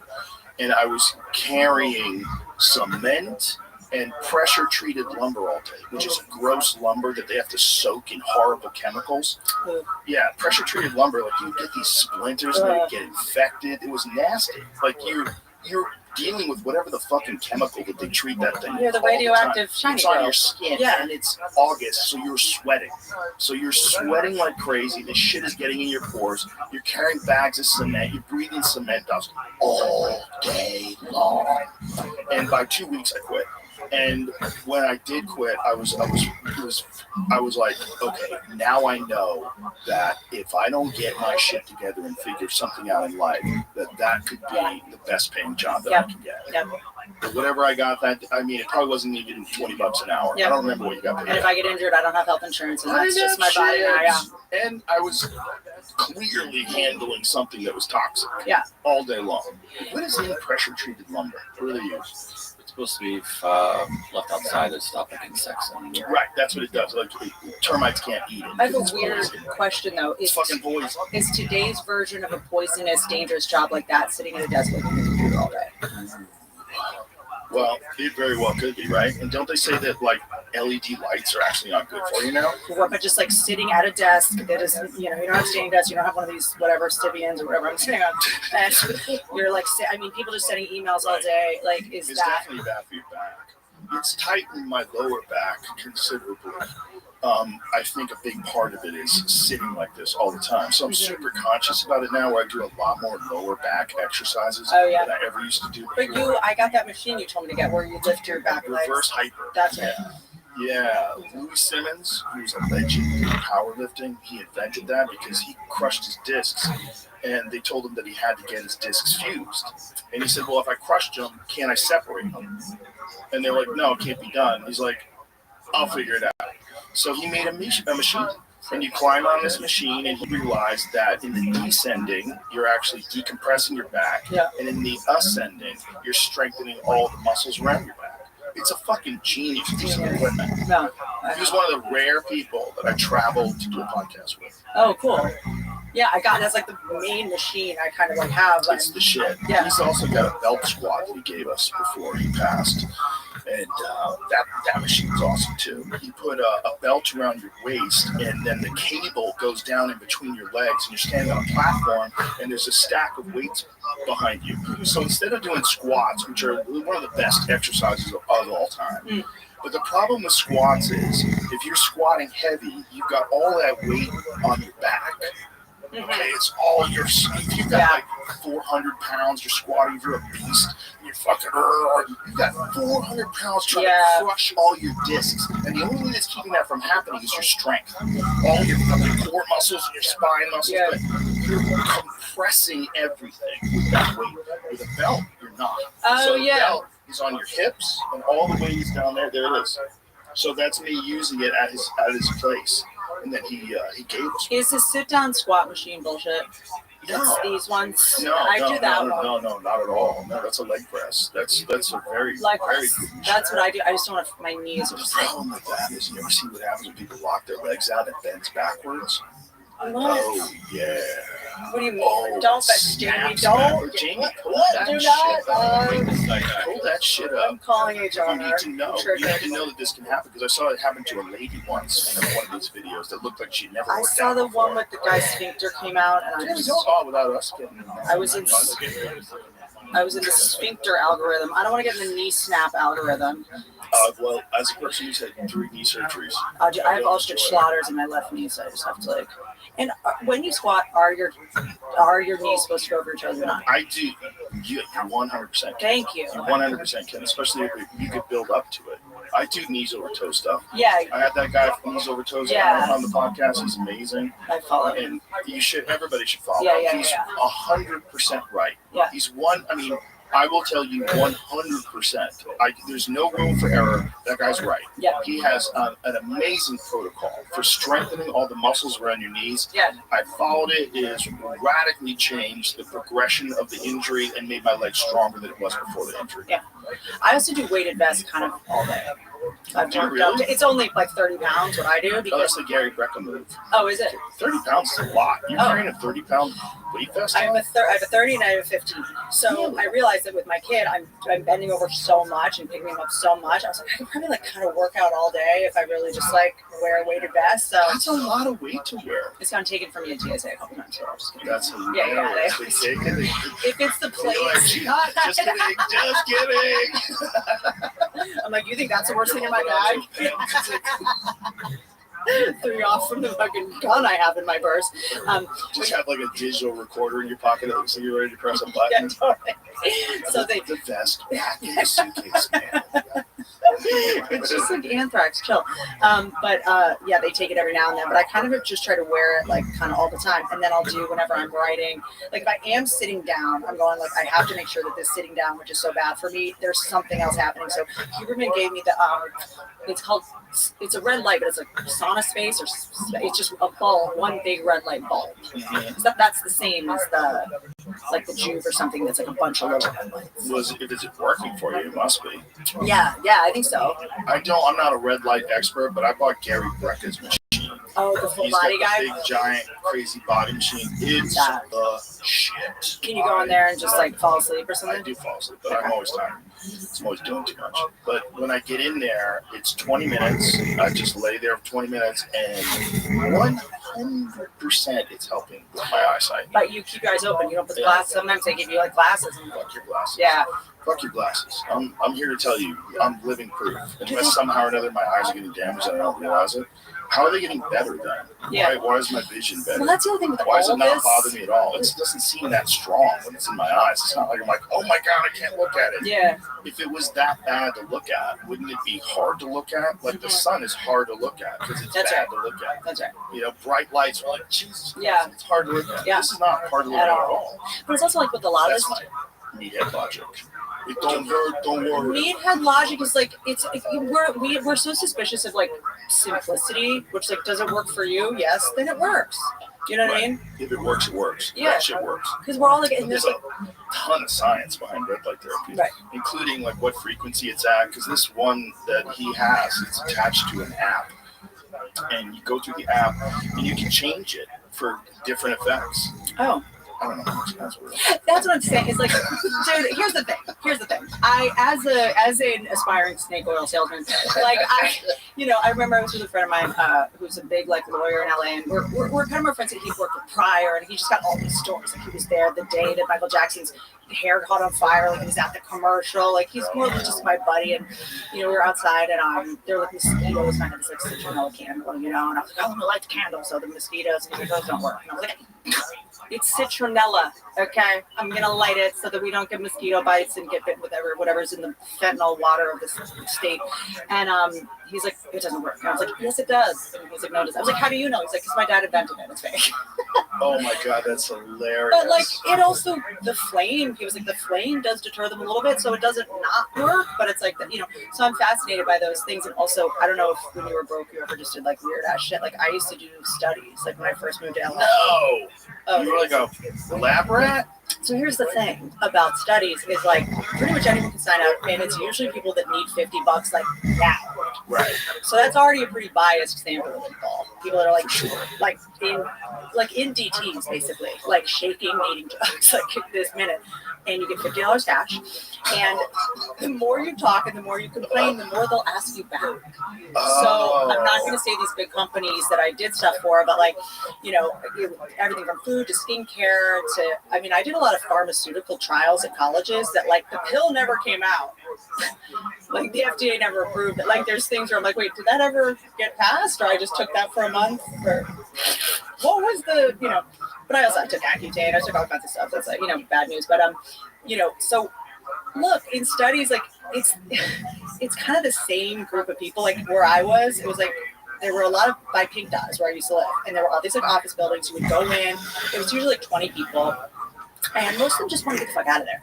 I would be like, so yeah, no, Did you see some of the same people over and over again? There was like 7 or 8 people. We would all go to every study. We'd all get called back. Okay. And you get to know them outside of the study. And then now when I like look at like side effects of a pill and it's like drowsiness, I'm like, that's Jocelyn, dude. That's her. She's always drowsy though. She's drowsy even when she's not in the study. Like we hung out, but like these are people that always would like headaches. Like he always has a headache, dude. I saw him before he took that pill. Like he's always complaining about headaches. Like these are human beings that just say what they have to say to try to get into more studies. I'm not saying this isn't all true. Like that's hilarious. I'm just fascinated because as someone who was a flawed, desperate person who needed $50, I was very much like, well, what about this? Yeah. And by the time they ask you if you have it, you probably do. They're like, did this cause anxiety? I'm like, well, I'm in a study for money, so yeah, I have anxiety now that I think about this. If I wasn't anxious before, you just made me realize how much my life sucks. Like it was like UCLA would be like depression. If you have depression, come do this study. It's like even if I don't have it now, by the time I get to the study, I'll be depressed that this is my life. So sure, So studies, I'm always a little bit like, and what person? Like the thing that gets thrown around a lot. I had a boy, and people always want to throw around like girls who mature faster. It's like it makes sense, but you're like, who put me in a cage with the guy that wanted to study boys and girls maturing? What do you like you were watching girls and boys mature? What is this? Human biology is fascinating. Physical maturity, emotional. Leave out the possible both, right? I think, but why wouldn't you want to study that? That's like one of the weirdest things that happens to people. Is when a person is an adult. Well, we have an agreement. At 18, you get it. Yeah. Okay. So what's happening? How do you define? Is it physical maturity? Well, girls are better in school. It seems like their minds develop faster. They believe their frontal lobe is fully formed quicker. With boys, I think it takes till they're 25 until your frontal lobe is fully formed. It's probably testosterone, which is like probably some kind of mental poison, which is probably why people associate testosterone with shitty behavior, right? Because there's probably part of it, at least, that's like a little bit toxic. You say boys should be moving when they're around. Yeah, well, they also need to blow it out, and a lot of boys don't. They don't blow it out. So if you're not playing football or wrestling or doing something that's really hard to do, you're at this weird stage of your life where you used to be a child, and then all of a sudden you start getting testosterone. Yeah. And then you're looking in the mirror like, what the hell's happening to me? And you're a child, right? So you're 13, 14 years old, your body's developing. It's fucking weird. Yeah. It's weird. And then you start getting aggressive. A lot of boys are aggressive early on, but a different kind of aggressive. Yeah. Like a violent, dangerous aggressive. Yeah. Kids are 15 and 16 and they start playing around with violence a lot more. And, you have schoolyard fights that get pretty brutal. Things become different when boys become more dangerous. And that's a primordial instinct to find the pecking order of the tribe kind of thing. Yeah. The Lord of the Flies type thing. Do you think, I want to go back to that in a second, or don't have to. I was just going to say, this is why it's probably important, because it's always associated with dumb people. And there's probably some accuracy to that, because the people that I know that have been the most brilliant scientists, except for Huberman, there are a lot of them with very low testosterone males. Yeah. Right? And they're males that became very interested in intellectual pursuits, and they're way better at it. Is it because they're better at it because they spend so much time doing it? Or is it because of the testosterone? Is it because these higher testosterone men are distracted all the time, they're more angry, and they're more horny, and they're more reckless, they want to fucking skydive and do crazy shit? Is that what it is? It might be a factor. If these guys did have low testosterone, they'd probably be interested in being stimulated in some other way. Or is it just that intelligent people recognize that these are stupid pursuits. Yeah. And I'm not interested, even if I have normal testosterone. It's probably a combination of all those things. Mm-hmm. But it seems to be like there's a lot. When you associate a scientist with like a nerdy, weak guy, you associate a meathead as, you know, some jack guys being really fucking stupid. Mm-hmm. Why? Because we pattern recognize. Right, of course. But is it because they're actually dumber? Like, biologically, or is it because they're dumber and they have more testosterone? I'm also fascinated by the way we define intelligence and maturity. By the way, I heard this quote the other day, and I don't know who said it. It was in a, I don't know, but it was because we spend so much time trying to gain intelligence. I want to know everything. I want to, you know, I want to learn. I want to, you know, and then I think at a certain point, maybe it's because I've had a kid, I'm sort of more interested in like wisdom, especially also when you've been around long enough and you've seen things you found to be true be completely debunked. Like, remember when we all thought soy milk was healthy, and now half of my guy friends have tits, and my girlfriend's tits all got cut off. I'm like, everyone I know has cancer, and like we were just like deep throating soy milk. Like, you know, so how much glyphosate's in that stuff? After you've been conned enough, you're sort of like, you know, I think very skeptical about accepting these like new truths. And look, we learned that the Native Americans and the Pilgrims had like a fun dinner. They like got along great. Like that's what like. Did you have I had a mural in my school of the Native Americans and the Pilgrims like having dinner, like having a great time. Like, I feel like that's not how it went down, you know. So when enough things get sort of debunked, but this quote I love, which is intelligence is knowing that a tomato is a fruit. Wisdom is knowing not to put it in a fruit salad. And I like that. That's good. That's logical. You know, because like there's different kinds of intelligence. Yeah. And there's the intelligence to be able to push yourself physically. Mm-hmm. It's you don't think of it intelligence because it's not like equations, it's not problem solving, but it is problem solving because it's problem solving emotions and anxiety and fear, and you're doing it with your willpower. It's mental fortitude. It's a part of intelligence. It's just not a recognized part of intelligence for people that are absorbed with all the other pursuits. People that are really heavily absorbed with mathematics would never think that like endurance running is a mental pursuit, but it might be all mental. Well, that's the thing when you say like athletes, meatheads, like I mean, football's all math. You know what I mean? It's like I think we also just have this. We talk about stereotypes against women. We don't talk about stereotypes about men. Like he's an athlete, he must be dumb. You know what I mean? Like there's just these kind of I think sort of silly assumptions. Like, you know, I'm obsessed with commercials from the 90s where every man just like had Down syndrome. Like remember in like every commercial, the woman was like, I have to feed my husband, and he's just like, where's the front door? Like it, like in sitcoms, men are always portrayed as if they just like have one chromosome, you know. And I'm sort of fascinated by that. But the definition, what does intelligence mean? Does it mean memorizing a bunch of stuff from a book that like weren't our textbooks written by like Ghislaine Maxwell's dad or something? I'm dead serious. No, I think you might be right.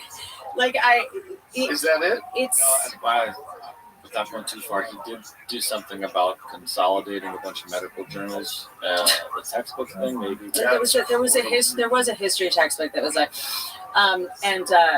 you know, so memorizing a bunch of stuff that like may or may not be true, like that's not intelligence necessarily. Like you could be falling for a con. I think intelligence is right. Like we were talking about what Huberman said about medical journals. Right. You know, that he had talked to that professor and he said, what percentage? The guy was like, at least 50. Yeah. 50%. And then is wild. And who paid for the other ones? That's so wild. Yeah, the idea that we know everything is crazy. Here's another weird thing. You said something that football's all math. There was this really weird thing that I was reading about the invention of mathematics, and they were talking about one of the biggest conundrums in the universe is that they invent this thing, humans invent this thing to try to solve the universe, and they find out that the universe is encoded with it. Is this like the turtle shell is the calendar? This really stressed me out. I did see that. But I didn't look into that at all. Turtle shell. This was like I wanted to bring it up on here, see if we can fucking dive into what exactly this guy's saying. But essentially, he's saying the universe is made out of the thing that we invented to measure it.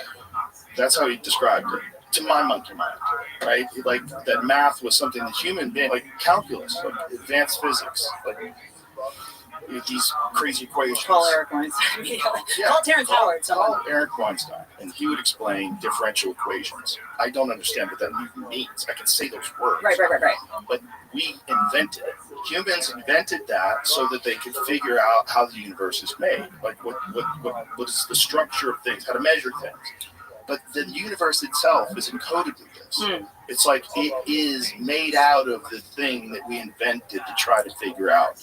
My adjacent tangent while Jamie looks up whatever that is, because I can't really respond to it except with this sort of realization that all the movies that current tech our Benjamin Franklins of our day grew up on, science fiction movies, in many ways formed what they believe a future should look like. Mm-hmm. Like, you had some on the podcast, someone sent me this clip about how you said, like, how's AI going to kill us? And he goes, I can't tell you because I would never have thought of it. Like, I can't think of it how. Like, it wouldn't even occur to me to know what they would do. Yeah, they'll do some slick Roy Jones Jr. shit on you. That's what it's going to do. It's going to do the Roy Jones Jr. of tech. And it's going to do it where in a way that we could have never possibly thought that it would control us in that manner. And then it would just govern us and probably limit our breeding. And that would be a wrap. Like how tech bros, like, grew up watching Weird Science. So by the time they go to start inventing stuff, you know, like how that influenced the way that they invent things. I think AI is probably going to tell us to either adapt or go away. It's going to give us those options. Because I think it's going to say you can't keep doing the same thing over and over and over again and expect a different result. Yeah. When you're talking about war and stealing money and embezzlement and fraud and the amount of money that's in politics and Congress and the amount of politicians that lie. You've been doing it this way forever. Mm-hmm. Forever. If AI said, listen, you can't govern things anymore. You guys are super fucking corrupt. Yeah. You're now going to change. You can't do any of the things you've been doing in terms of distribution of wealth, controlling of natural resources. But you dug a hole in the ground so you get the world's oil. Fuck you. Yeah. That's crazy. You don't own the oil because you own the ground. It's literally a part of the world. So we'll take all the oil and distribute it to everybody. If I was AI, that's what I would be saying. To try to find some kind I'm not saying oil to oil people. But then it kind of AI would think that. So you think AI would have a concept of like fairness and would go, everyone should have a certain amount of happiness, or would AI go, well, this is how things have always been, so like it would recognize that human beings are so destructive and so often full of shit and manipulative and looking to just figure out a reason or a way that they can sneak something through or make something happen or overthrow a government. AI's going to go, you can't do it that way. Yeah. We're not going to give you that kind of power anymore because you guys are abusive every single time you get a lot of power. But then it's going to be like, okay, what did the people do now? What if the people resort to violence? And then it's going to say, like, look, you can't have any more fucking kids. You guys are making kids. You're going to either have to integrate with us or you're going to have to go away. So they're going to go, you have to fuck us. I guess you have to fuck us. Of course, that's always where it ends. So, but because AI is based on an amalgam of all of us, by that very nature, wouldn't it mean that they would abuse their power once they get it? So we go, you abuse power, but because we do. But why are we doing it? Like, are we doing it because of chimp instincts? Right. I'm reading this book, The Chimp Paradox, recommended by Ronnie O'Sullivan. You ever heard that book, The Chimp Paradox? That's what it's called, right? Make sure I get it right. But it's all about you have like a person in your head and a chimp in your head, and you got to decide like when to listen to the chimp and when. Yeah, that's a book. Very good book on mental matters. Right? And Ronnie O'Sullivan's like one of the greatest snooker players of all time, if not the greatest. What game? Snooker. They call it snooker. Snooker in England. It's a crazy cool game that's like a pool game, but it's a way bigger table. It's like a 12-foot table. And there's different rules, and I don't understand it totally. I don't know how the score goes. I've never played it, but this guy was just a fucking wizard at it. But like most wizards, he's a crazy person. He had a hard time managing his mind. You know, he'd just go off the rails and think he was useless, and think he could never win. Yeah. You know, and just whatever fucking mental demons you battle when you're truly brilliant at something. He recommended that book. I could just get into some weird space about Pythagoras' stuff. Somebody wrote an article about the math thing. Yeah. That was kind of in the title. You mentioned about mathematics and what the world is made of. We wrote about it. Pythagoras' revenge. Most people think mathematics is a human invention. To this way of thinking, mathematics is like a language that may describe real things in the world, but it doesn't exist outside of the minds of the people who use it. But the Pythagorean school of thought in ancient Greece held a different view. Its proponents believed reality is fundamentally mathematical. More than 2,000 years later, philosophers and physicists are trying to take this idea seriously. As I argue in the new paper, mathematics is an essential component of nature that gives structure to the physical world. Honeybees and hexagons. Bees live in hives, produce hexagonal honeycomb. Why? According to the honeycomb conjecture in mathematics, hexagons are the most efficient shape for tilling the plane.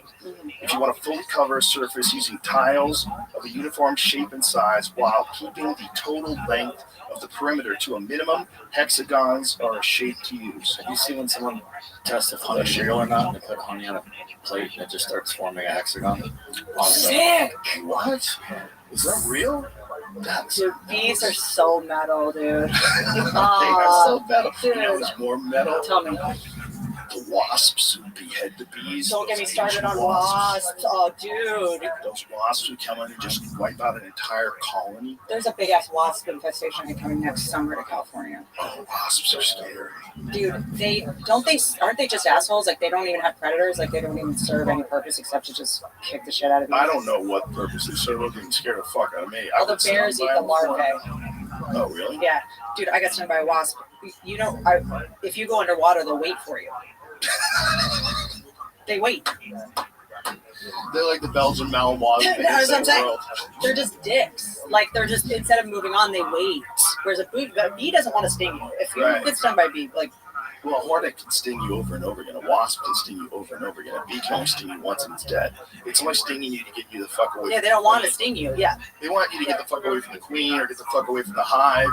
They don't just want to sting you for no reason. You had the bee lady, I think, on here. Yeah. She DM'd me about something because I'll get bees out of my pool all the time when they're like drowning, even though they do have the ability to make their wings go so fast that they can get out of the water when they go in circles. So sick. But I was like rescuing them from my pool, and she was like, if a bee is out, that means they're a forager bee and they're gonna die in a couple years anyway.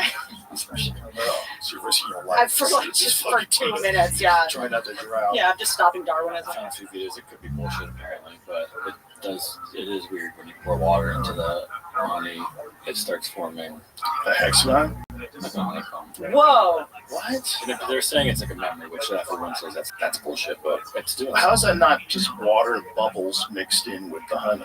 When people type fake honey, it dilutes it in a different way. But someone top comment here said they did the same thing. That was one of the things that beekeeper lady was telling us. Was a lot of honey's bullshit.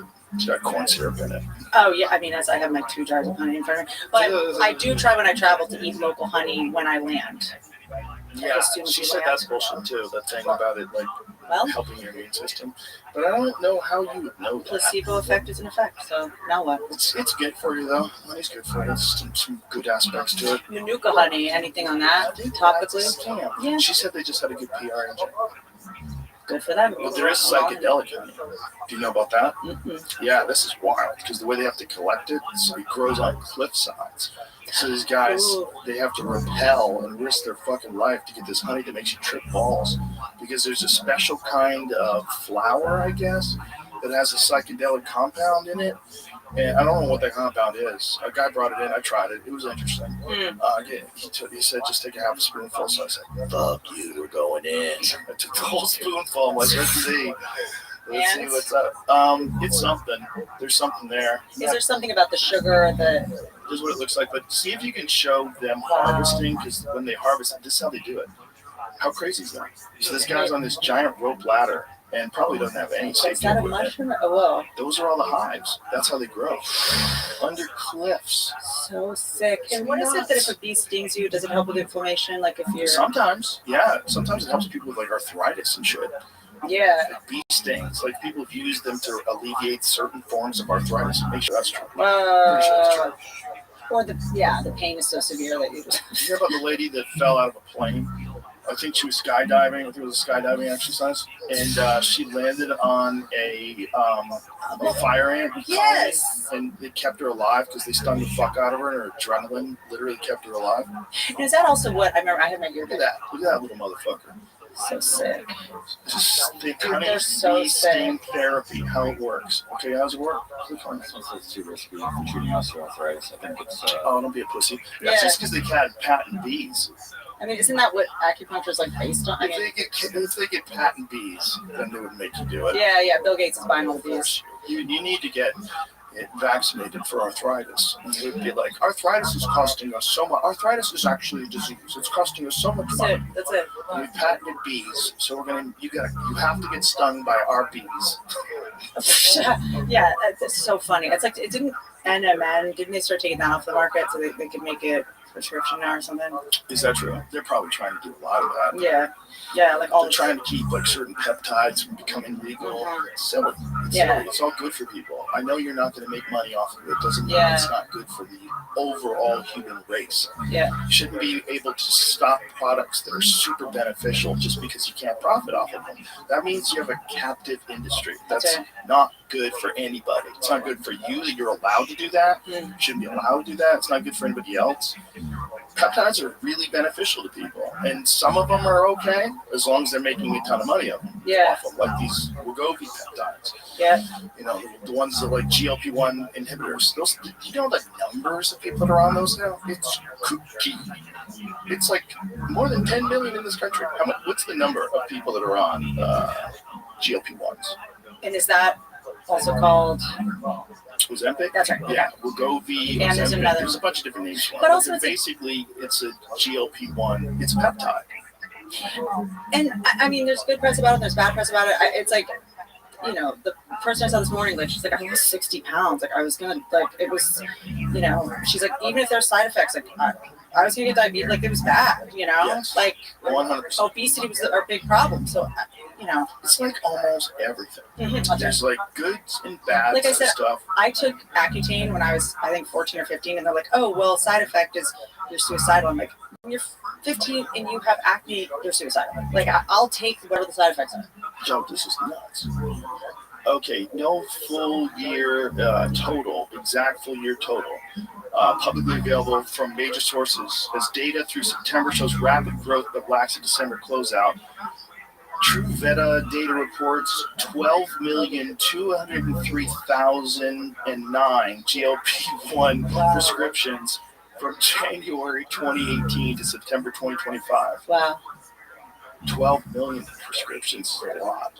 But I gotta think that's way more today, because in 2018 you not get a lot of people. Like, I would like to see like a chart of when it kicks in. So that's 6.5% of all U.S. prescriptions, up slightly from prior quarters. And when your insurance companies, they should theoretically support it and pay for it. Well, definitely if you're morbidly obese, it'll prevent you from a lot of real problems of morbid obesity if you really get it together with this shit. And then when there's a bunch of negative stuff about it, I'm like, did the lap band pay for this? Well, it's all, look, you can definitely have side effects. Like Brian Simpson took it and he had horrible side effects. He had to get off of it. But it also, there's a lot of people that took it and they lost 100 pounds and they're way healthier than they would be before. It's just like the way Brigham Bueller from Waste to Well described it, he says, like, it has to be taken in conjunction with other things that keep your body from wasting away. And you should be doing strength, like Peter T has talked about this as well. You should be doing strength training while you're doing it. Like, because you're going to lose weight because you're at a calorie deficit. So you're going to lose muscle too. And you're going to lose bone density. So you got to mitigate that. So there's an idea that they would combine them with, I think they did something with peptides. So like an IGF-1 along with this, and the two of them together keep you from wasting away. Yeah, I was doing like that metformin for a minute, and I was like, yeah, you lose muscle mass, but you're like, nah, but also the effect of sugar, like, you know, so now I'll just take it every now and then when I eat like a lot of pasta or I want to have like a, you know. The metformin one's very polarizing. Yeah. A lot of people really believe in it. A lot of people think it's a crazy idea. Yeah. I'm pretty steady. I do like the NMN, NR, which is like the true Niagen stuff. I mean, Huberman is, I'm just like telling them what to do. NAC. I'm sauna. And then also sometimes it's like the absence of things. Sometimes like, what are you doing? It's like, what are you not doing? Like, there's a point where you're just like, that person's an acquaintance, not a friend. Like, there's certain, like, I feel like maybe it's when you become a mom, you have to also reassess like your emotional diet or your mental diet of like as well. Yeah. You know, you just have to do that as an adult anyway. Sure. Otherwise, you're just going to wonder problems all the time that are totally avoidable. Yeah. And then these people just they make the same fucking mistakes over and over and over again. That's right. drag you into their bullshit. And you don't want to change. Like you're addicted to adrenaline. I'm obsessed with all the addictions that aren't like substance, drugs, alcohol. It's like, oh, you're a gambling addict just with women or just with men, or like you're an a drama addict. Like I can't. It's like, this is how I think. Do you look forward to hanging out with that person? And if you don't, then it's a chore. If you look forward to hanging out with someone, like even if they're crazy, it's like, all right, it's okay. Yeah, totally. It's okay. This is fine. It's all like, what are we all doing? We're all trying to get along together, you know. And if one of us is not trying to do that, one of us is out for self. Yeah. You know, there's certain people that they just can't get their shit together. Yeah, and desperate people do desperate stuff. And I think that with what we do, like, you know, it's interesting because some friendships, you know, they'll just be like, oh, come on the podcast. And it's like, we haven't hung out, though, either. Like, we don't text. Like, right. Comics, I think. It becomes transactional. It starts feeling weird. Such a big part of what you've done, like, for comedy is, like, you know, that green room and having a space that's like not on camera. Like comics, I think started going so crazy during the pandemic, myself being one of them, because it's like all of our conversations were monetized and for public consumption. We stopped just hanging out off camera. Right. And a lot of people were doing it remotely. So they were having podcasts remotely with their friends. That was like their only human interaction. That's right. That's so bad. Nothing I did during the pandemic should have been filmed. But like, you know, we also have to actively go out of our way to be off camera too, guys, you know? Yeah. Well, community is so important. Yeah. The people that don't think it's important just don't have it. That's right. If you have it and you have a bunch of friends and you get to hang out and have fun together, it's like, yeah. It's like stepping into a well of love. Like, that's it. Oh, we're all here. What's up? And also just like, you know, I don't have to tell you, you know, those comics that you like look up to so much, that they're legends, and then all of a sudden they just stop being funny.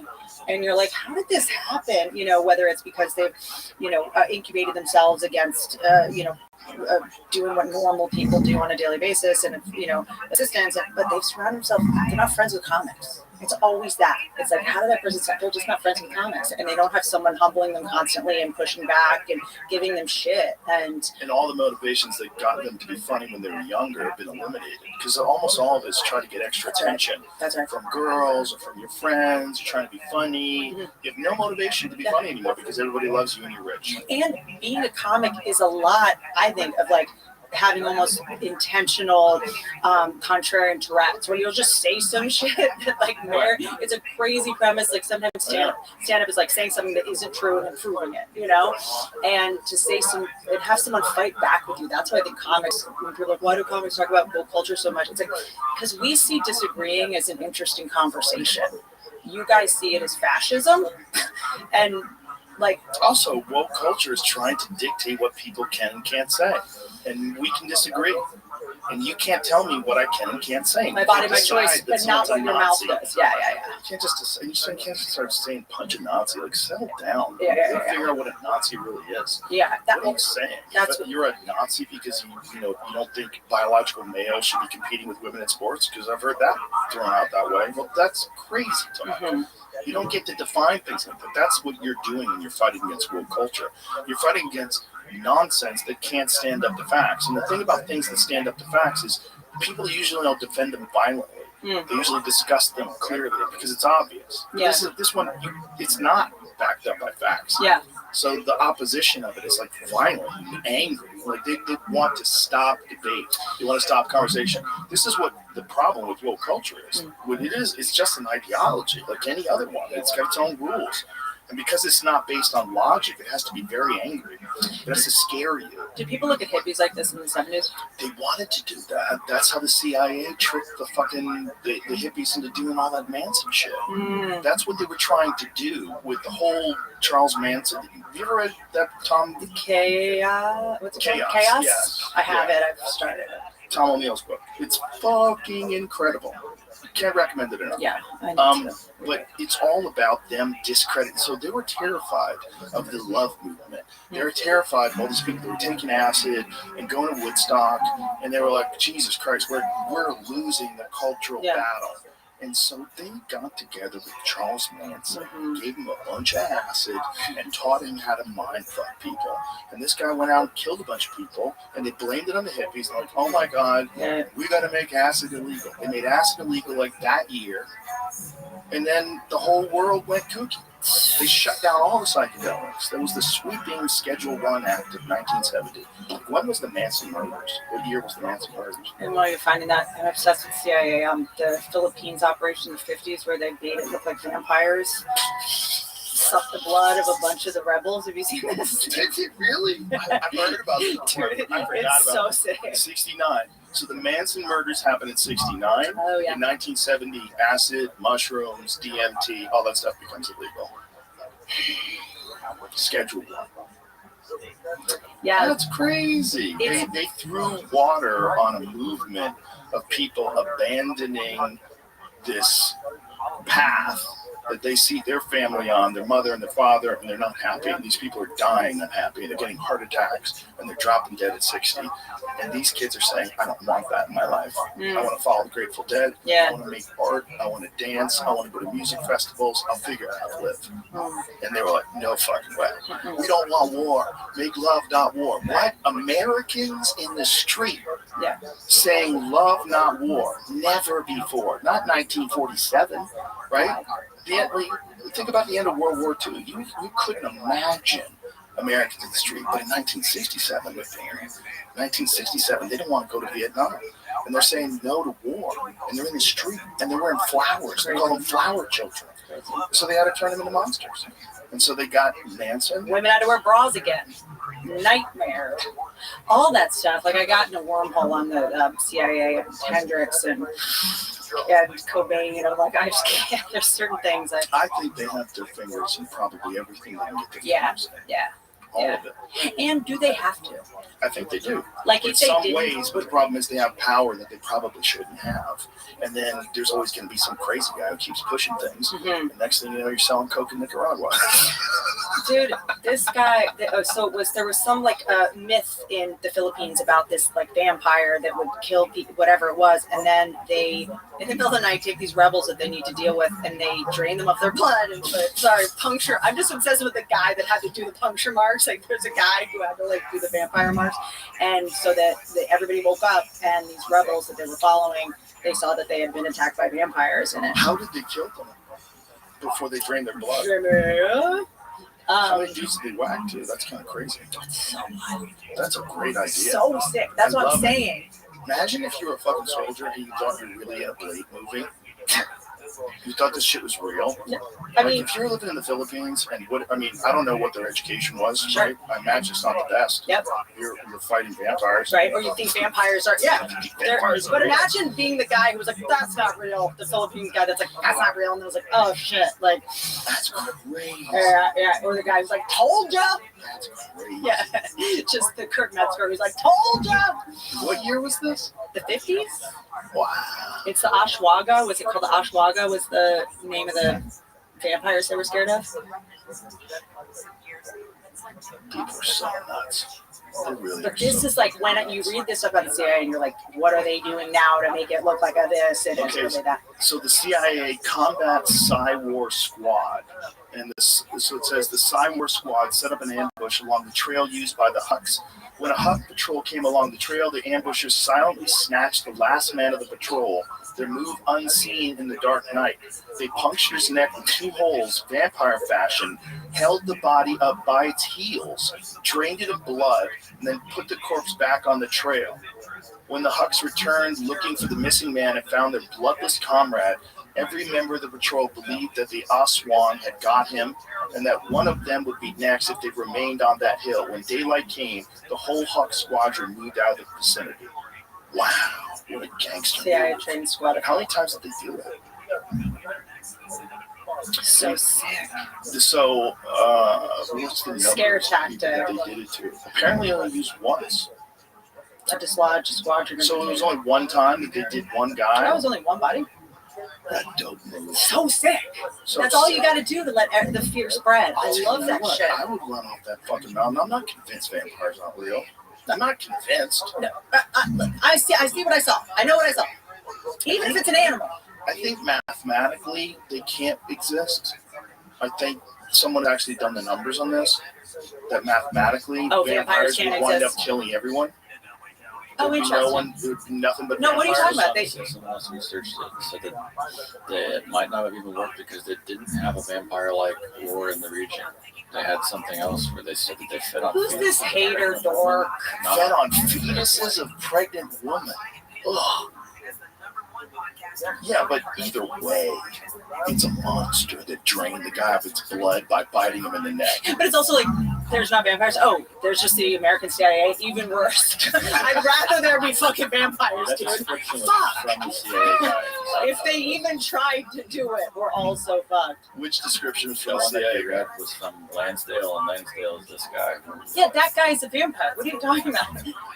So he's the ad exec turned CIA operative who masterminded the plot. What a fucking genius. I love shit like that. What a genius. But there's something going on here right now that is that. Being in a room doing coke and pitching that idea.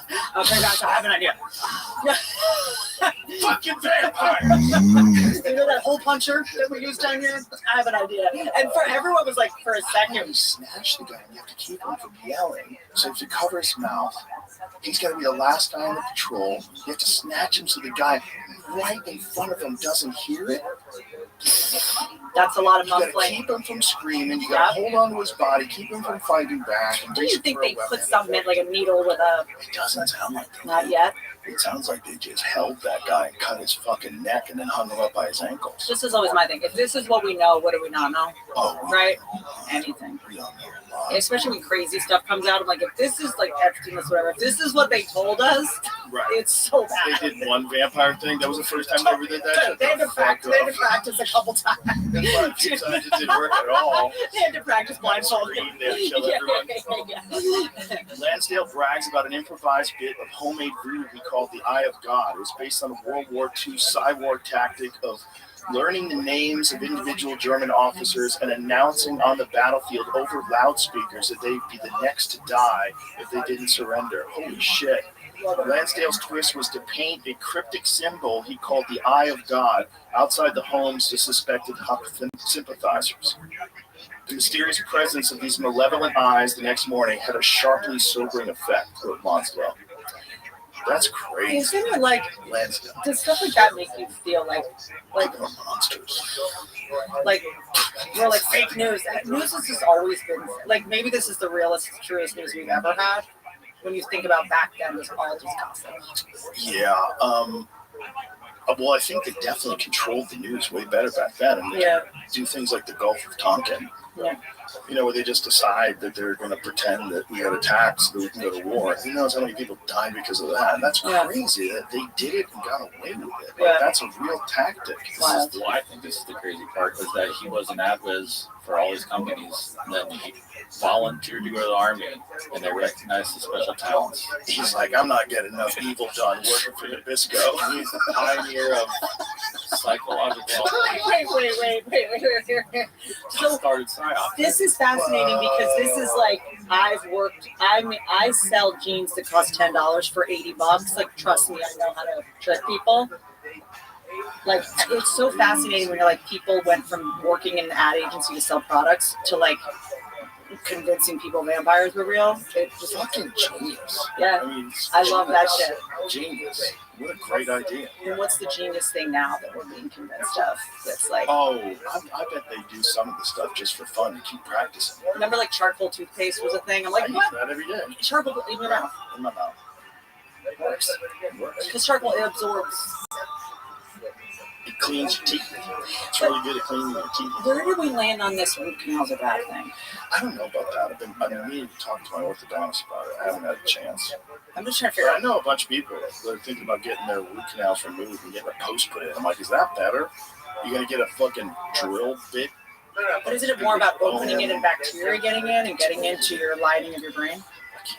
I know, me too. I'm like, dude, I've been sucking on coconut oil and doing black seed oil in my mouth. And it's like, tell me what to do. I'll start eating charcoal if that's what needs to happen.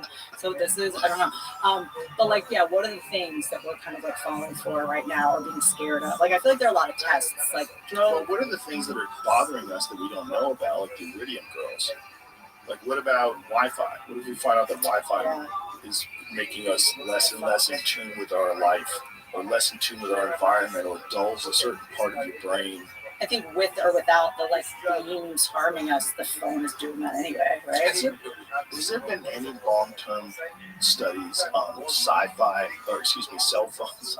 cell phone signals on their interference with things other than bees? Because I know they do interfere with bees. Well, isn't that was that confirmed because it was also could have been fertilizer and? I think there's a reason why they believe that it has an impact.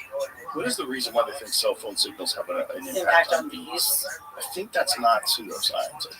I think there's a real reason for believing because that. there's something about how they navigate and what they do. That those signals that are in the air with them could fuck them up. I don't understand. I have a lot of Wi-Fi masks and I have bees fucking everywhere. But yeah. That may be why.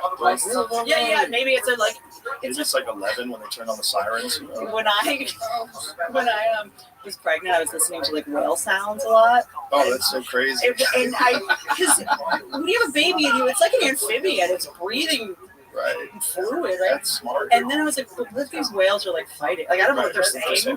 Yeah. Yes, cell phone signals can affect bees, causing behavioral changes like increased agitation and worker piping, alarm sound indicating disturbance. Those sensationalized claims linking them directly to mass colony collapse are not fully supported by science. Studies showed bees are sensitive to the electromagnetic fields from active phones, disrupting their normal communication and potentially leading to disorientation. So here's the thing. Do we know if it affects us? Like, we don't really know. I mean, there's a lot of people that, EMF, man. There's a lot of people who are like, it's all bullshit. But what is the reality? Do we really know? And isn't all this stuff fairly recent? Yeah, I mean, there is, Jim, you can find this, and I won't to corroborate it because I won't know the exact year, but T-Mobile had put aside like a lot of money for possible lawsuits with all this stuff. So I did, I always have some weird side thing. You made a documentary on violence. That's right, on Calcio Storico with Pete Berg, by the way. I still want to go. It's in Florence every June. Wouldn't you want to go? No. To see Calcio Storico? No. That'd be so good. That'd be so sick. No. Because it's not trained fighters. It's just like butchers and. Oh, those guys are trained. Oh, I mean, they're not like professional. I mean. Oh, I don't know about that. Oh, really? Some of them look like they absolutely knew how to fight. Agreed. They train all year to do this, but they're not like. Is that sure? Are you sure that they don't have any MMA fights or anything?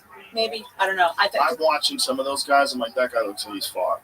They're all training all year for this thing, but I think they have other jobs, like professionally. It's kind of like, and it's right. Okay. But yeah, they all look like they're like. But not all of them. Just like a few guys look like ringers. Yeah. When I'm watching it, I'm watching these guys duke it out. Some guys look like they belong there, and other guys look like that's an MMA fighter. That's a guy who's throwing leg kicks. And they say that crime goes down in the region to zero during that month. I mean, why am I opposed to that when I'm not opposed to MMA? I don't know. Yeah. Oh yeah. It probably just would annoy you to watch people so bad at this getting. No, it's not even that. It's just like I worry that we're moving in a direction where violence is team violence. Team violence like that leads to fucking war. Like individual violence is a one-on-one person. Sure. It's your skills against his skills, your mind against his mind, your will, how well you prepared, the discipline you showed in training, your IQ in terms of fighting IQ. It's a fascinating contest to me. But when you see the teams of dudes running each other and fucking each other up like that, to me is like, what are you asking for? What are you getting people excited about? And what fascinates me about it is what we were talking about earlier with the AI and everything, of like knowing what humans need in order to stay, whether it's satiated, bridled in some way of like, if AI takes away all of the hard things or whatever, like with a whack-a-mole, like what are people going to start doing, when they don't have, like, if AI is like, this is too crazy, you guys are fighting too much, like, but if we're born to kind of fight and need to extract. That's why we're going to have to merge. Put that chip in your brain, Whitney. Look. We're all going to have I think I have worse things in my brain. Just like we're all saying, like, I don't want email. Everybody has an email. We've already merged with our phones. I mean, when I leave my phone, I feel it in my gut. 100%. I'm like, where is it? 100%. Like, there's times that I'm like driving home and I'm like, I've completely atrophied. Like I don't even have peripheral vision. I don't have muscle memory of how to get home. Right. You forgot how to navigate LA. Yeah, like we are a unit. If you try to go through LA and you don't have a navigation system now, you're fucked. They call photos memories because your memories are in there. They're not in your head. It's like I look they're like memories. I'm like, oh, I forgot about that. Yeah. It's in here. Right. You literally don't even remember, and then you see the picture, and now you remember. Yeah, they do like a year ago today. I'm like, oh, right. Right. I didn't log that. You ever have a friend tell you a story? Like, oh, I fucking forgot about that trip. Crazy. It's weird. Crazy. It's like you just didn't have it accessible. That's right. How did I delete that? You deleted it. Why did I delete it? You got no room. There's too many things. Yeah. Especially a person like you who's constantly talking to people, constantly going to different places. Like, it's too much novel shit that's getting into your head. That's right. Too many novel stories, novel conversations. Like, oh, wow. Oh, whoa. Did you know? Did you do? And it's like, after a while, your hard drive's like, bitch, we're deleting now. Too much. Yeah. And I'm like, why do I remember every lyric to every R. Kelly song, but I cannot remember what happened last week? It's funny. Bitch, I wish you would. Do you remember America? Have you seen America? I'm going to bring you back to America. America. Doesn't he say like, did you get your shots?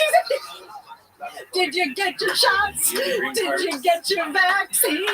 It's just like, let's fill out the paper. Welcome to America with Robert or something. Yeah. Oh my God. It was fucking amazing. Amazing. Can't.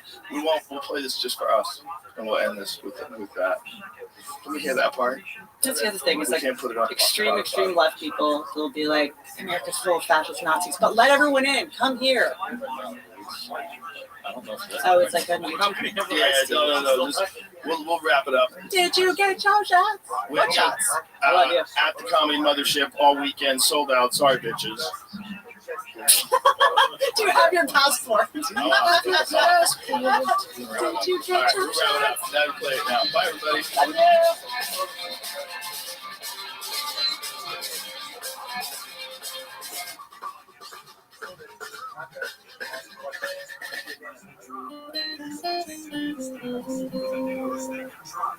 You're watching great shows with Rothschild, so more. If you're tired of big being, start watching Newsmax. It's free to start.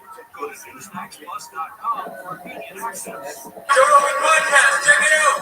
The Joe Rogan Experience. Train by day, Joe Rogan Podcast by night. All day.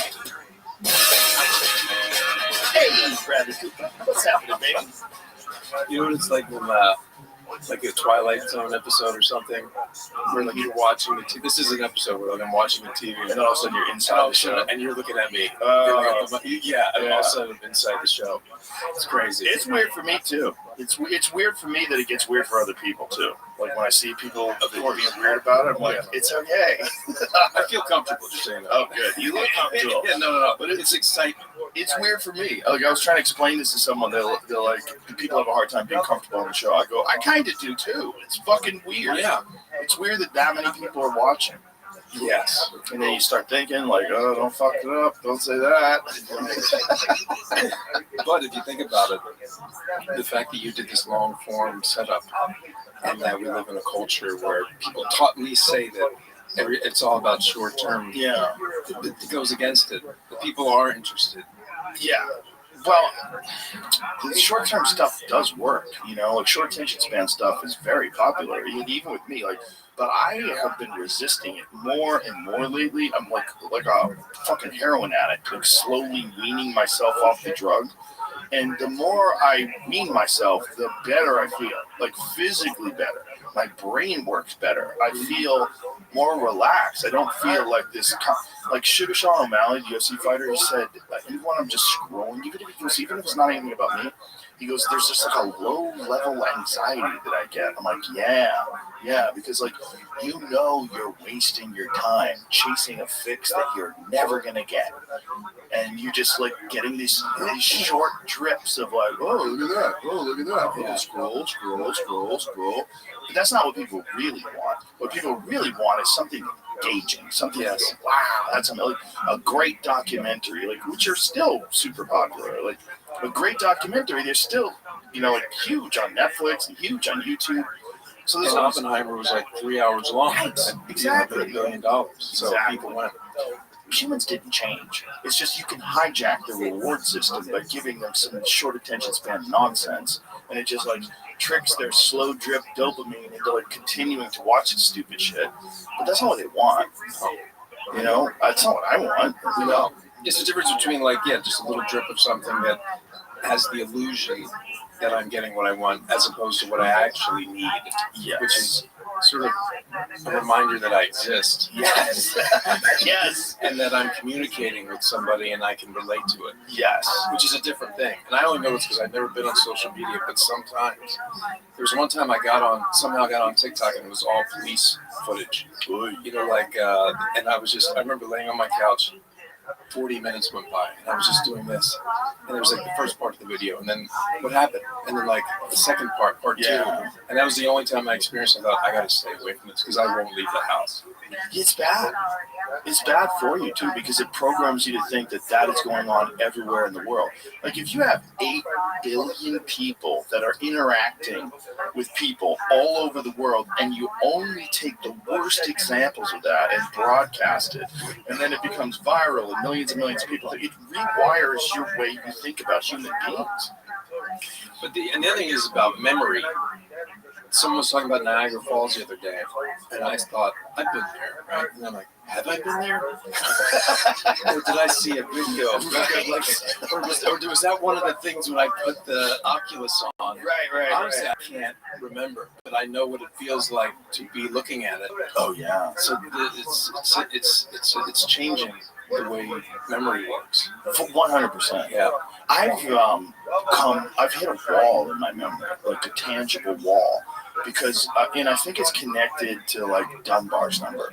Like Dunbar's number is the amount of people that you can keep in your head. Like because we evolved in these tribal scenarios. We evolved with like 150 people. And so the way Dunbar calculated it, there's like very close, intimate, close circle people. There's a small amount, and then immediately after that, there's a slightly larger amount, and then it gets up to, it gets up to like 1,000 people, 1,500 people. That's the most amount of people you can keep in your head. So it's like 5 people that like your tightest of tight, and then 15 are like slightly outside of that, and it gets all the way up to about 1,500 people, recognizable people. But I would think I'd be able to, that you could keep in your head. Yeah, but I'm way past 1,500 people, so I'm fucked. Right. Like there's people that I know really well, and then I see them, and I'm like, I don't remember his name. 1,500 sounds. And it seems bad. Like, why can't I remember his fucking name? I can't remember his name. Horrible. But it's just because my hard drive sucks. It's like I don't have enough room. Right. It's like, you know, when the old iPhones, it's like you run out of, max space. Like, oh, jeez, I got to start deleting photos and videos. Now, do you get anxiety with that, or do you sort of breathe through and say, well, it's just the way it is? I kind of just deal with it. Yeah, it is what it is. But my memory itself is like very good and also very bad at the same time. Yeah, me too. I have a serious problem remembering people's names. You think about how many people. Like as I was saying it, I was like, and I've watched the show so many times. I was like, Jamie, right? That's Jamie. Like as you were saying, Right. Do I remember any of the guys I just met? Can't tell you one. I just met them, shook their hand, looked them in the eye. They say their names and it just goes in and out. Yeah. And some people get upset. What's my name? I Like, know. I don't fucking know. Oh, you don't remember me? You don't remember? Yeah, you don't remember? What's my name? And you're like, Well, that's why in Hollywood people love to say, good to see you. Instead of nice to meet you. Like, you met me 2 years ago. Like, I don't remember. yeah, Leonard Bernstein had a great thing that could always be about. I loved you in the last thing you did. That's funny. That's funny. Speaking of which, I watched your movie. Is this thing on? And it's good. It's really good, man. It's one of the best representations of someone attempting to do stand-up. It's a really good film. And, but it's not really just about stand-up. It's about these people with this. It's about they're actual human beings. Like these are complicated, real, like not caricaturish, not cartoonish people. Like I get that these are real people. Right. Good. Complicated, real people that are trying to figure out their relationships. Good. In the context of this one guy, Will Arnett, is attempting to do stand-up. Right. So it was great. I'm glad you say that. Like, so you, because I moved to New York in 96, 7, and then that was my introduction to any comedy world.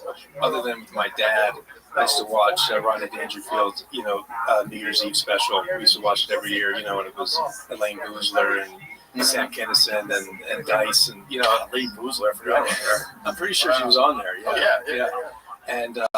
And I was obsessed with Dice when I was like 8th grade. I memorized one of his records, and I would do it in the train station with all my friends.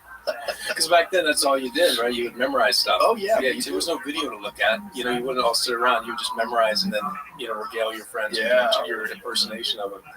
And then, and Richard Pryor was my hero growing up. That was my idol.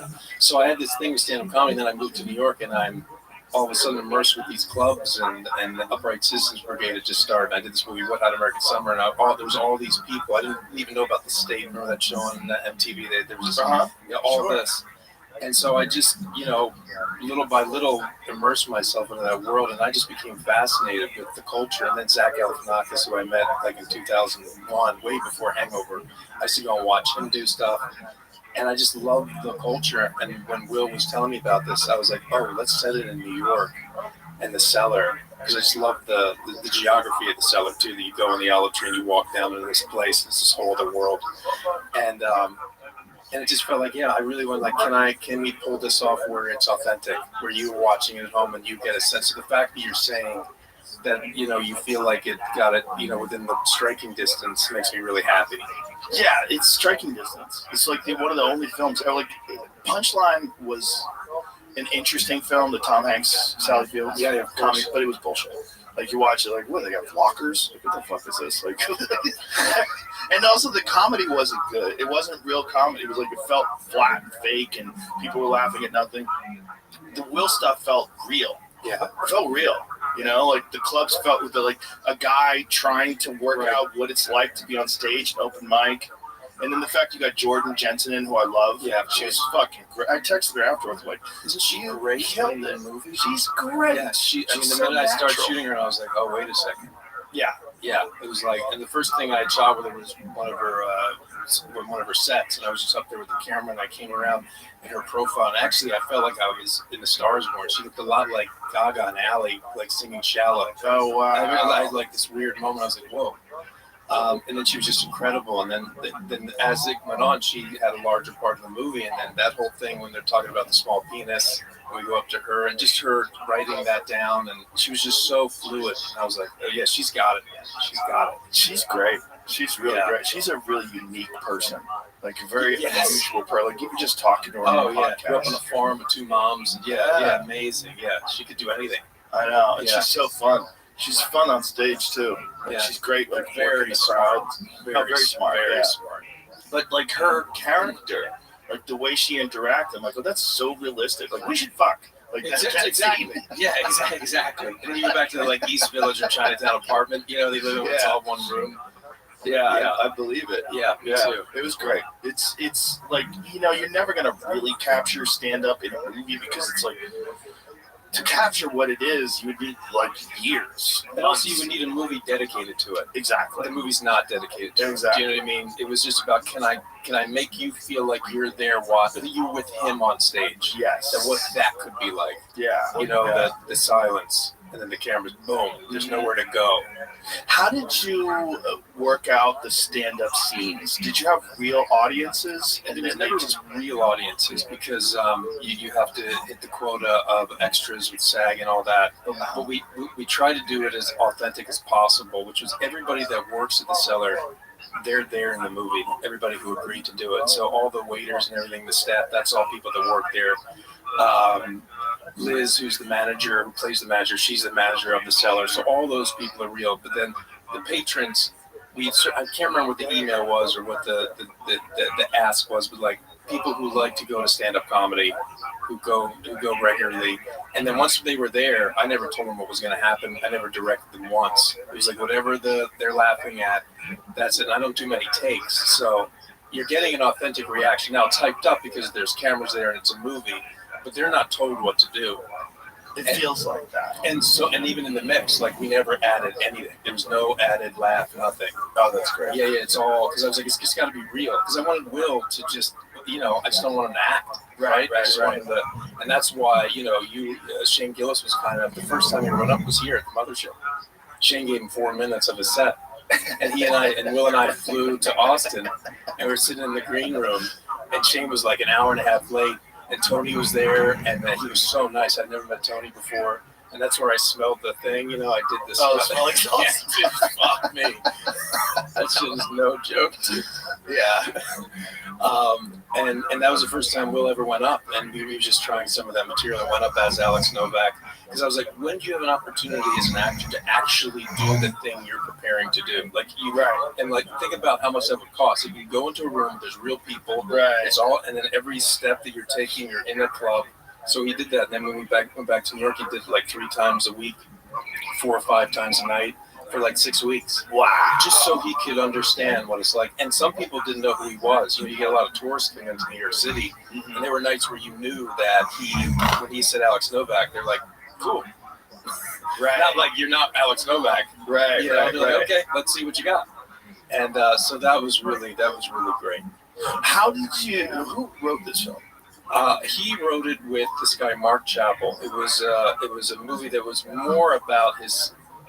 Based on this guy John Bishop, who's a real comedian, is a very successful comedian in the UK, and Will met that guy on a barge somewhere, and he was talking about his story. And he was like, "Yeah, I was doing something else. My wife and I were breaking up, and I walked into a pub one night. I didn't want to pay the cover. That really happened to this guy, so he put his name down, and they called him." And then he was like, yeah, I'm getting a divorce, and got a couple chuckles, but he just loved it.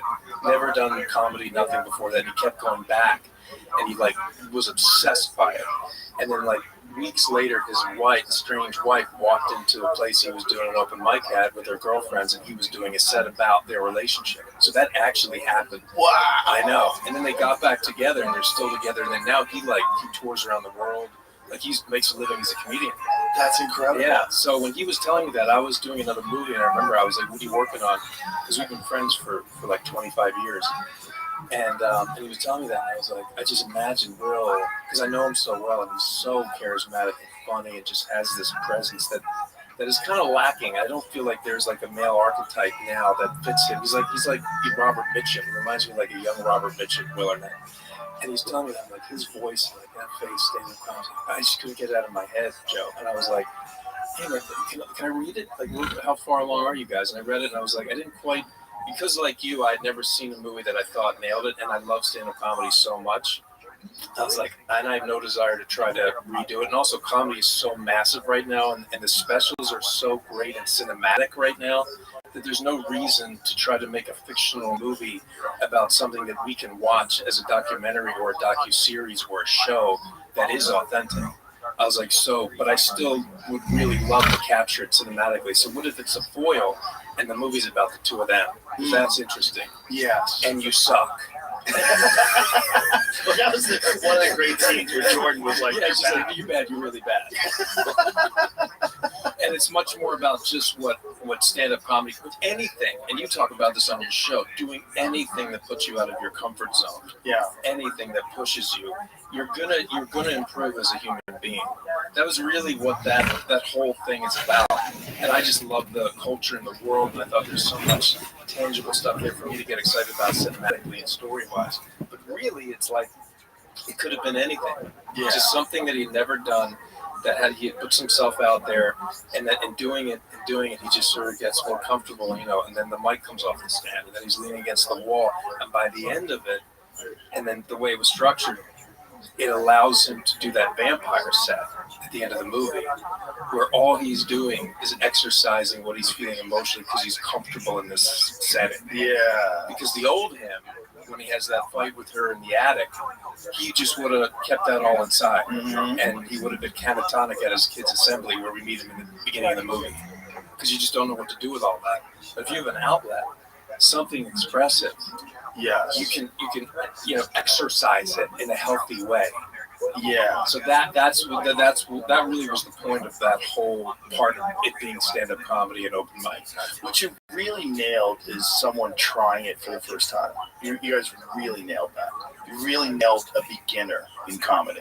Like it seemed completely realistic. Great. Yeah, and like I think that's one of the reasons why Kill Tony is so popular. Yes. You know, because you get to see, like, you can't, that raw reality of someone who has never done stand-up before. Like, there was people that went up at Madison Square Garden in front of 16,000 people that had never done stand-up before. Dude. No. Don't do that. Yeah. You should be in a fucking smoky room. Well, not smoky anymore, but a tiny fucking room where disinterested people, where everyone's bombing and you bomb too, and it's not that big a deal. Because you might have some potential. But if you fucking bomb in front of 16,000 people, the pain of that, you may never recover. Also, just think about the odd, like, because you're going to hear your voice through the, echoing. It can't be just in it. Like, so there, I imagine there's an echo. So you're not only bombing, but you're hearing it reverberate. You don't really feel the echo. You don't hear the echo because you have monitors on stage, so it's kind of pretty flat. Okay. But the noise of your voice, where you've never heard your voice into a microphone before, ever, and now you're in front of 16,000 people doing it. And then Tony's sitting there looking at you, and Shane's there, and I'm there. It's like a nightmare. It's like you're walking into a nightmare. Well, but just doing stand-up in front of like a guy like Shane Gillis is crazy. He's sitting right next to you. You've never done stand-up. You're going to do stand-up right next to a guy who's selling out arenas. Like, that's nuts. Yeah. That feeling is nuts. But it's wonderful to watch because you're watching authentic reactions happening in real time. Yes. Okay, if your New Year's resolution was change everything and be a new person, good luck. So instead of pretending you're going to meal prep kale forever or do morning cold plunges, here's one actually realistic thing, AG1. AG1 is a daily health drink that supports your energy, gut health, immune health, and helps fill common nutrient gaps. Just one scoop in cold water each morning and you're off. It's got over 75 vitamins, minerals, probiotics, and whole food ingredients in there. So instead of guessing whether you need a probiotic or a prebiotic or sorting through 10 different bottles of pills and powders, you can just do one scoop and get on with your day. It's great because it feels like the grown-up move, but for once, it's actually really easy. It takes 30 seconds, and you'll notice the steadiness that sets you up for the day. Not wired, not crashing, just functional human being energy. I partnered with AG1 for years, and if you want to give it a try, head to drinkag1.com/Joe Rogan, and for a limited time, you'll get a free AG1 duffel bag and free AG1 welcome kit with your first AG1 subscription order. Only while supplies last. That's drinkag1.com/Joe Rogan, or visit the link in the description to get started. It's not processed. It's as clean a mental food as you're gonna get. Yeah, it's true. Yeah. It's just that I think human beings really love seeing what it's like when someone starts out doing something. Because a lot of people have these ideas like, oh, maybe I could try that. Or maybe I could learn how to play guitar. Or maybe I could do that. But it's just the getting going and sucking at something in the beginning is terrifying for people. So when they see someone just try it, I think they're like, oh, look at him go. Look at him go. He's out there doing it. He's on the bike. He's moving. It's like you see actual people that are trying to do something that they've never done before. It's exciting. And also, the one thing I wanted to touch on is the craft of it all. That it takes a lot of work. I know that it's not, just the writing. She says that at one point, she's like, you gotta write, and keep going up. And I think most people, at least I didn't know before I started going, that people go up 3 or 4 times a night. Mm-hmm. Like I didn't understand. And so that was something I thought it was important to convey. Just the work ethic that's needed. Well, New York is really great for that. And it's always had a culture of that. It's had a culture of guys hopping from club to club and doing set to set because there's so many clubs in Manhattan. So guys were just, I think the most guy, I ever heard one guy did 8 or 9 sets a night. Like they're just like that's how many clubs there are. So you just hop all over the place. You start your night at like 8 p.m. Yeah, downtown. There's a ton downtown that you can go up to. You go all over the place. It's we've got a lot of that here now. There's just so many clubs in Austin now. I mean, when we went there, what you built is incredible. Thank you. The culture, it's everything. fun. I showed the movie to a stand-up who hadn't done stand-up in like 15 years, and he said the only thing that for sure you got wrong is the culture. I was like, what do you mean? He's like, no, people aren't that nice. And I was like, actually, I think you're wrong. I was like, it's changed. I was like, people are supportive now. It's in where you go. There's places where it's not very supportive. Really? But at least, like, I used to go to the Cellar, like, in early 2000s. It didn't feel like it does now. Right. Well, I think Ari Shaffir changed that a lot. He brought like the culture of LA to New York, where you're like more supportive of each other. It was always like dog against dog, because it really the way it all started out was in the 1990s. It was all about everyone was auditioning for a sitcom. And if you and I were, if I showed up to audition for a sitcom, like, oh, fuck, Brad was here, he's going for the same part, fuck that guy. You know, it was like, that could change your life. Right? If you got that sitcom, now all of a sudden you're fucking huge, and I'm still like struggling to pay my rent, eating ramen, and it could have been me. Right? And so there's this like serious resentment that happens in the 1990s because everybody, like the golden carrot at the end of the stick was the Tonight Show, or hosting if you could get your own late night show. Oh my God, he made it. He's a host of the Tonight Show. That was like the thing that only one person could get. And then there was like the sitcom. Like if it really worked out, they'd make a sitcom around you to get a development deal. So there was people would psychologically backstab people. People would talk shit to people before they went on stage. Wow. They would try to hijack their fucking mind. Right. So, like really, it was dark. Crazy. And then the internet came around. And then the internet, instead of people being your competitors, they became not just your friends and not just your colleagues, but also an asset. Because if you're doing a podcast and you've got your funny friends on, then your podcast is better. Right. And then if you tell people about their podcast, then their podcast is better. And then you go on their podcast, and that's better. And everybody benefits from everybody else doing well. So it completely reversed the system. And then it became much more about being supportive of each other. And then everybody kind of realized, like, hey, it's way more fun when we're all having fun.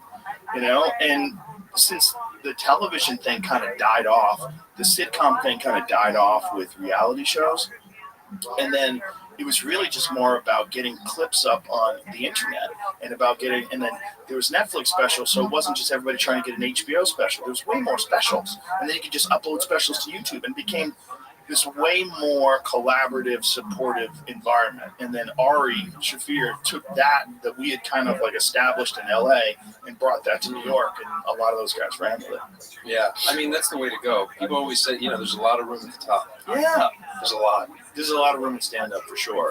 And it's like, and everybody has their own lane, even within this big highway. And everybody wants to be with other people. Who wants to be a lone wolf, really, for a long period of time? Yeah. There's a few out there, but they're all psychologically destroyed.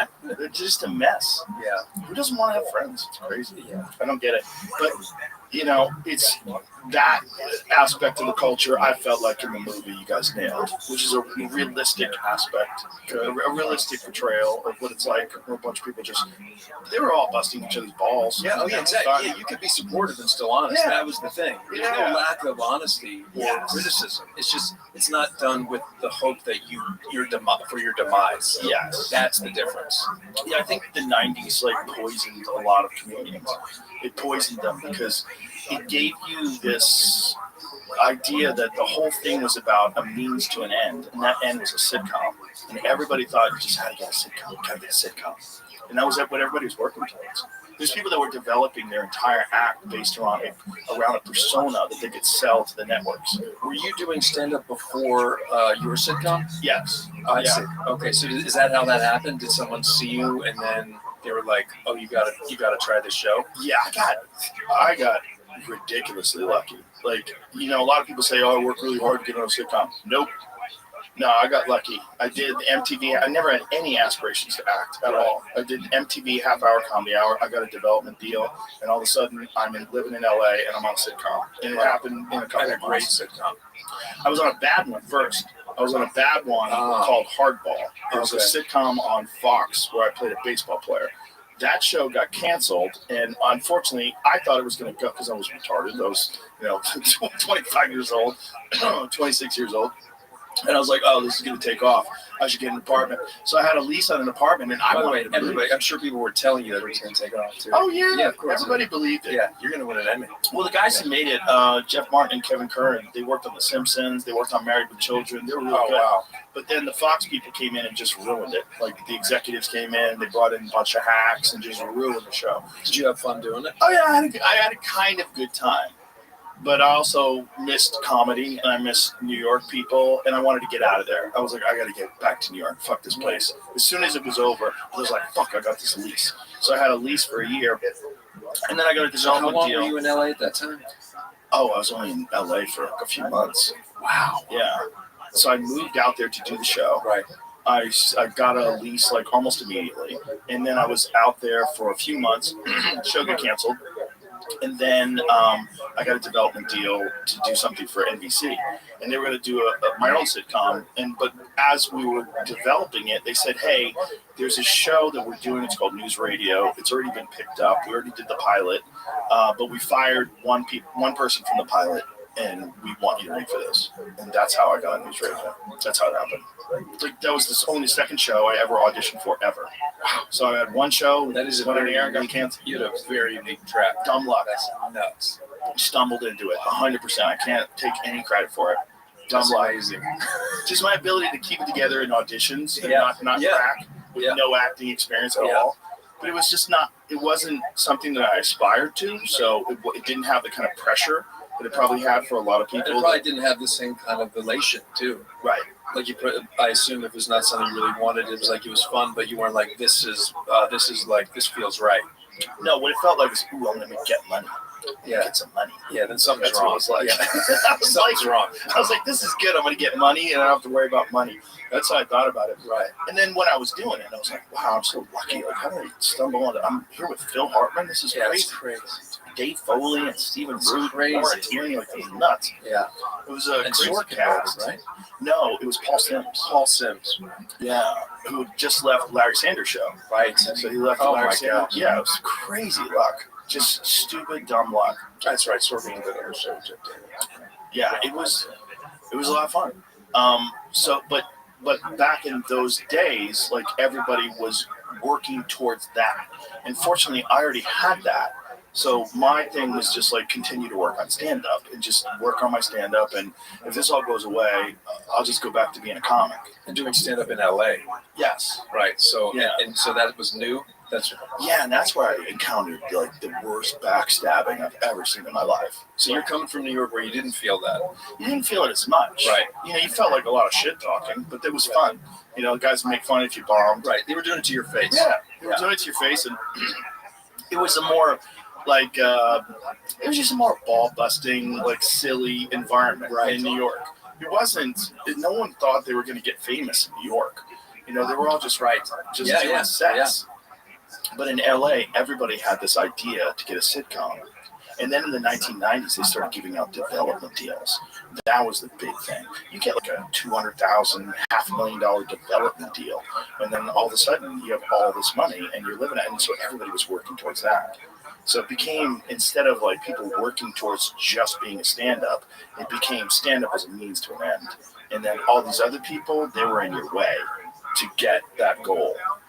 Jesus. And then your agent was telling you that's what you had to do, and because they wanted that money too. So it was all like programming people to go after the sitcom. So completely different culture in the stand-up community there. Exactly.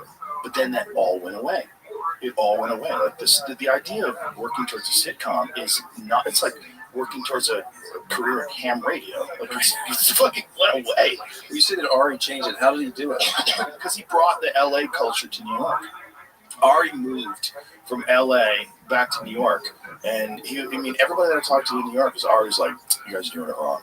Like, people listen to him. Yeah, well, because he was established, and he was a really good comic, and they were like, "Okay, he's right." Wow. And they would come to LA, like a lot of guys, like Andrew Schultz and a lot of these other guys. They would come to LA and they're like, "Oh, everybody's so fucking nice here," and they're all just having a great time. Like, why aren't we doing that? Why aren't we just having a great time? And so it shifted. It was the culture of the internet. The internet changed everything because there was no longer this one thing that 100 guys were trying to audition for. Now it was anybody could just put up something online. And then all your friends became assets. They all became like valuable to you instead of competitors. That's cool. Yeah. Do you go up in these cities ever now? I do. If I'm in LA, I'll still do sets in LA. I haven't been in a while, but most of the time I'm at my own club. Right. It makes it way. Yeah. Also, I have teenage kids, and I want to be home. Did you do the Cellar?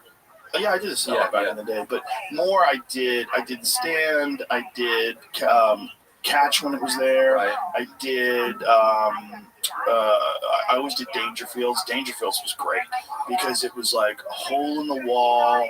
There was hardly anybody Is that there. where he shot his special? Yes. Yeah, it was big in the 80s, and then something happened, and by the time I got there in the 90s, it was like fucking dead. Wow. One time I went there, and I had a spot at like 8:30, and I don't remember what time the show started, but there was a few people on before me, and I got there, and the people that were on before me were sitting at the bar. I go, what's going on? They're like, there's no crowd. I'm like, there's no crowd? There's nobody? And so then this couple walked up, and they bought tickets for the comedy show. And this guy, Bobby, who's the doorman, like, step right up. He was a Scottish guy. Come on in. I have you seated. He seats them down. There's no one there, just them. They sit down. Ladies and gentlemen, welcome to Dangerfields, your first act. And we all did stand-up for 2 fucking people. Yeah.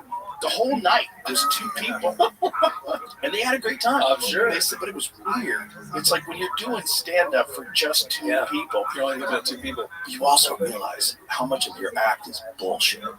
How much of your act is like fucking dance moves. It's just nonsense, like English on the cue ball. It's like you're doing a lot of silly things that like don't even and you're not connecting with real humans. Right. And when there's 2 people there, it like cuts the fat out of all of your shit, and you recognize where the flaws in your writing are and the flaws in your delivery. But Dangerfields was a wild little place. It was like a classic comedy club that didn't have no industry went there, no agents, no managers went there. Always. Yeah, it was just like a bunch of weird degenerates, and it was fun. Wow, that was a fun place. So I did that club a lot, but I did the road a lot. Yeah, because that was how I could make money, and I could headline. I could do an hour. Because if you're in the city, you're doing 15-minute sets or 10-minute sets. Like, that's great, but it's hard to piece together an hour at a 10-minute sets because you kind of want to let the material breathe and put it all together, of course, compose it into one big thing. And you really can work on that a lot more if you're actually headlining. Do you watch a lot of specials, comedy specials nowadays? I don't. I watch a lot of comics, like when I see them at the club. Right, but not like... No, I probably should. I probably should watch more of them, but... Really, comedy it's like an artistic form of hypnosis. And the real way to see comedy is to be there live. Because they're like, and you know when the person's locked in and you know when they're not. You feel it, they got you, like they're thinking for you. Like, if I'm watching a tell, and he's at like the mothership and he's killing, like we're all like this. We're like locked into his brain. And we're letting him like take us on a ride. Yeah, because it's like a kind of a form of hypnosis. Yes. And I really think that a stand-up special, as good as they are, you're maybe getting 60 to 70% of the experience of actually being there. That's why I enjoy watching to see how different people make them. Because there's all different types. Yeah. You know, some are heavily edited, which always brings me out. If there's a way to keep it so you feel like you're in the room. Right. You know, I remember it was Mr. Tambourine Man or the Chris Rock special where when he changed the tone of it, he started talking about the jerking off to porn and how he became addicted to porn. And it was that great filmmaker who's a comedian who does music. He did that thing during COVID when he was in his house. I think he directed it. And the camera just keeps going on. By the time you don't even realize it because you're hypnotized, you're right here on Chris Rock. And I think probably subconsciously, just thinking about it now, that's probably one of the things, because that's kind of the frame I use the whole time on Alex. But I remember watching it going like, why the fuck did this become a close-up? You know? But that's what it was happening. So there was a synergy between the camera and what he was doing in the place. Or at least made me feel like cinematically I was there and this is what he was doing, hypnotizing me. Right, and then the opposite of that was the special that Chris Rock did where he changed clothes. So he was doing a special where he filmed part of it in one place and another part of it in another place, and he spliced the two of them together with different outfits. So you would have him begin a bit with one outfit on and then end the bit with a different outfit on. And you're like, what are you, whose idea was this? Yeah, because the minute you cut and edit in any way, you know, even podcast audio-wise, that's the thing I've learned. You know, some people, you know, they edit the audio of a podcast and you're like, that's not, someone didn't take a breath before they answered. Oh, like cutting out Yes, in between. it's a whole other rhythm. Right. Well, that's the YouTube thing, right? YouTube for a long time was doing these things where they would cut out all the pauses in between people talking, and it became like a style of editing, Right. where it's like shocking. But For the my idea is, ears, like it's impossible for me to get in. right. It's just impossible. Well, it's the short attention span concept. Right. You're just saying people are so fucking stupid. You can't give them any breaks. You can't give them any breath. You got to keep talking, keep going, and then Yeah. And it's like After a while, it's just like this wash, and yeah. It's just trying to keep you engaged as much as possible by editing instead of by having actually interesting content. Compelling content. Yeah. But it's an interesting exercise. Yeah, I enjoy watching. Like I think Josh Safdie did Sandler's one, and he did all this backstage, and he walked up, and then he was in many locations, but he was playing music a lot. Yeah, I just like watching everybody's different, sort of exploration of different stand-up shows because it's such a huge viable market. So people, it's fun to watch how they do it. I think that's probably why, because I watched so many of them, I wanted to do it in a way in a movie. Have you done stand-up at all? Never. Ever? No. Have you thought about it? When you were doing the film, did you think about doing it? No. No? I don't know why, Joe. Yeah. But no, it's not like one of those things that I feel compelled to do. Would it be fun? Would I be scared? All those things. Will I try an open mic one night? Yeah, I probably should. But it's not. I didn't feel compelled to do it. No. The problem would be if you did it and it went okay, but you're like, I think I could do better, and then you're gone. And you know me? I know everybody. It's kind of the same thing with all of us. Yeah, of course, dude. There's always a party that I think I can do better. Yeah. And then next thing you know, like, I gotta leave. I gotta go do a set. But what the fuck are you doing? Dad, I haven't eaten dinner. No. It's like all artistic pursuits, they can become an obsession, and they become an addiction, and they become a part of you. And then it's like your brain naturally goes towards that pathway of thinking about that thing all day. Yeah, which I love. Oh, it's great. Yeah. It's a fun thing. I remember being 11 and watching The Elephant Man and knowing at that moment. You okay? Yeah, sweating. Yeah. Knowing at that moment that, like, oh, this is what I want to do for the rest of my life. When you saw The Elephant Man? Yeah. Really? Yeah, I remember. Why was it that movie? I mean, I don't know. I mean, I've thought about it a lot, obviously. David Lynch directed it. I remember the scene, Anthony Hopkins. I loved film, so I always loved film. My dad loved film. But it wasn't like a conscious thing where I was like, this is it. And I remember, in my living room, it's on the TV. I saw all the movies on the TV. I never saw Apocalypse Now in the movie theater, or Godfather, or any of the Willingness the Longest Runner, or none of it. It was all on the television.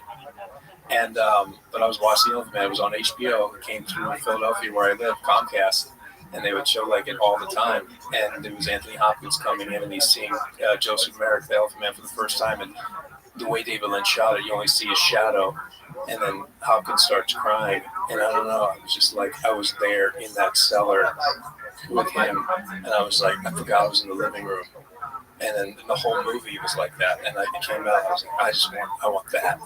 So was that like the first seed that was planted? Yeah, that was it. It was the first and only. I was 11. It was like, bam. It was like a shot. There's a scene right here. Yeah, it's right. It's this. This is it. Oh, look how young Anthony Hopkins looks.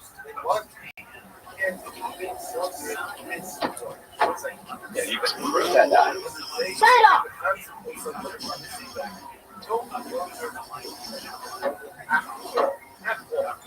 Turn around.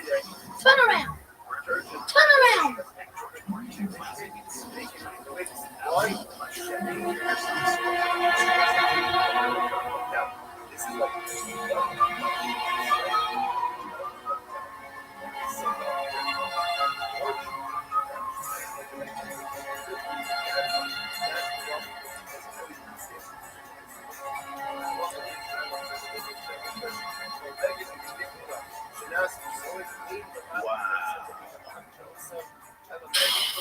Wow. So that was it. What's it like watching that now and thinking that planted a seed that changed your whole life? I'm like, well, first I thought, wasn't it a shadow? But that was before. And then I'm like, oh yeah, and then I was just in it. then I was always there. Then I was like, is Joe in it? Does he know what I'm talking about? And then as my brain started going, the movie kept bringing me in it. Yeah. And then by the end, by that push in, I was like, I'm just watching this guy look at this thing for the first time. And then it's a beast. I wonder what he was looking at when he was crying. I know. You know, because he'll pull that out of your eyeballs. And I went to grad school and went to New York, wrote him a letter because our dean said somehow he knew him, or the school I went to that I only got into because they let anybody in. But he did that show inside the Actors Studio. Do you remember that on TV on Bravo? I remember that show. And so our thesis was the show. There was like there was a class but it was a class, like technically a class. And so all these incredible people would come on, and Anthony Hopkins was there, and I was there for that. And then I wrote him a letter just telling him, and I asked James Lipton, that was his name. Yeah.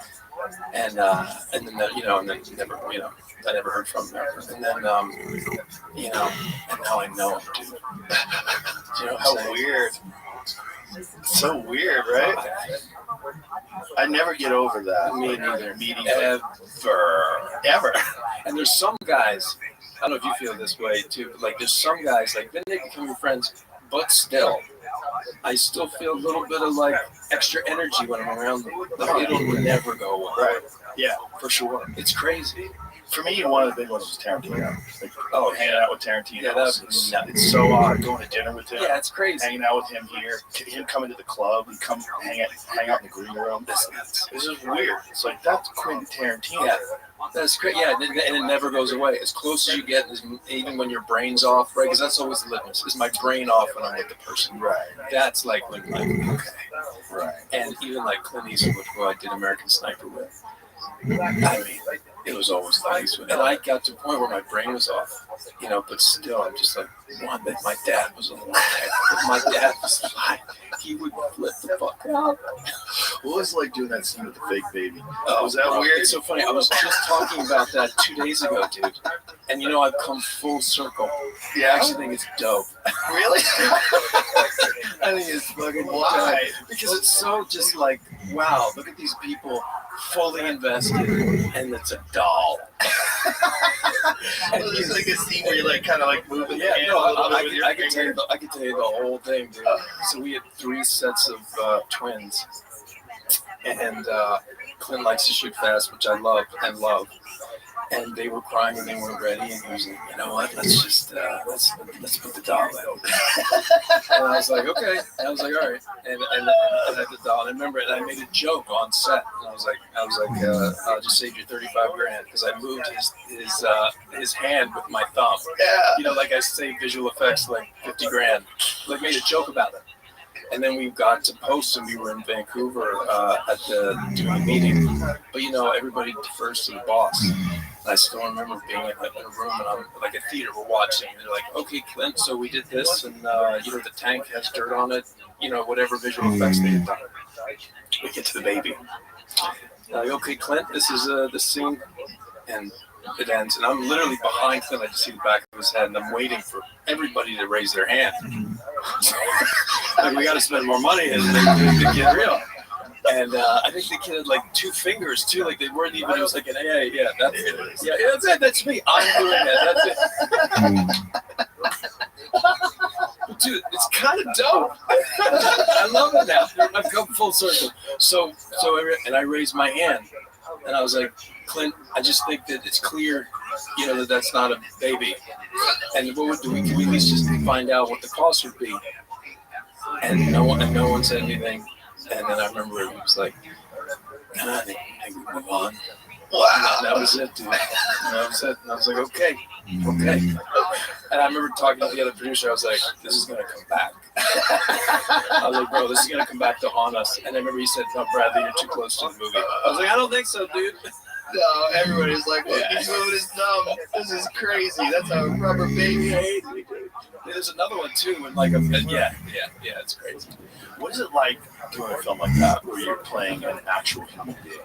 Is that different than a written character that has no physical body that you can kind of become who you think the words represent.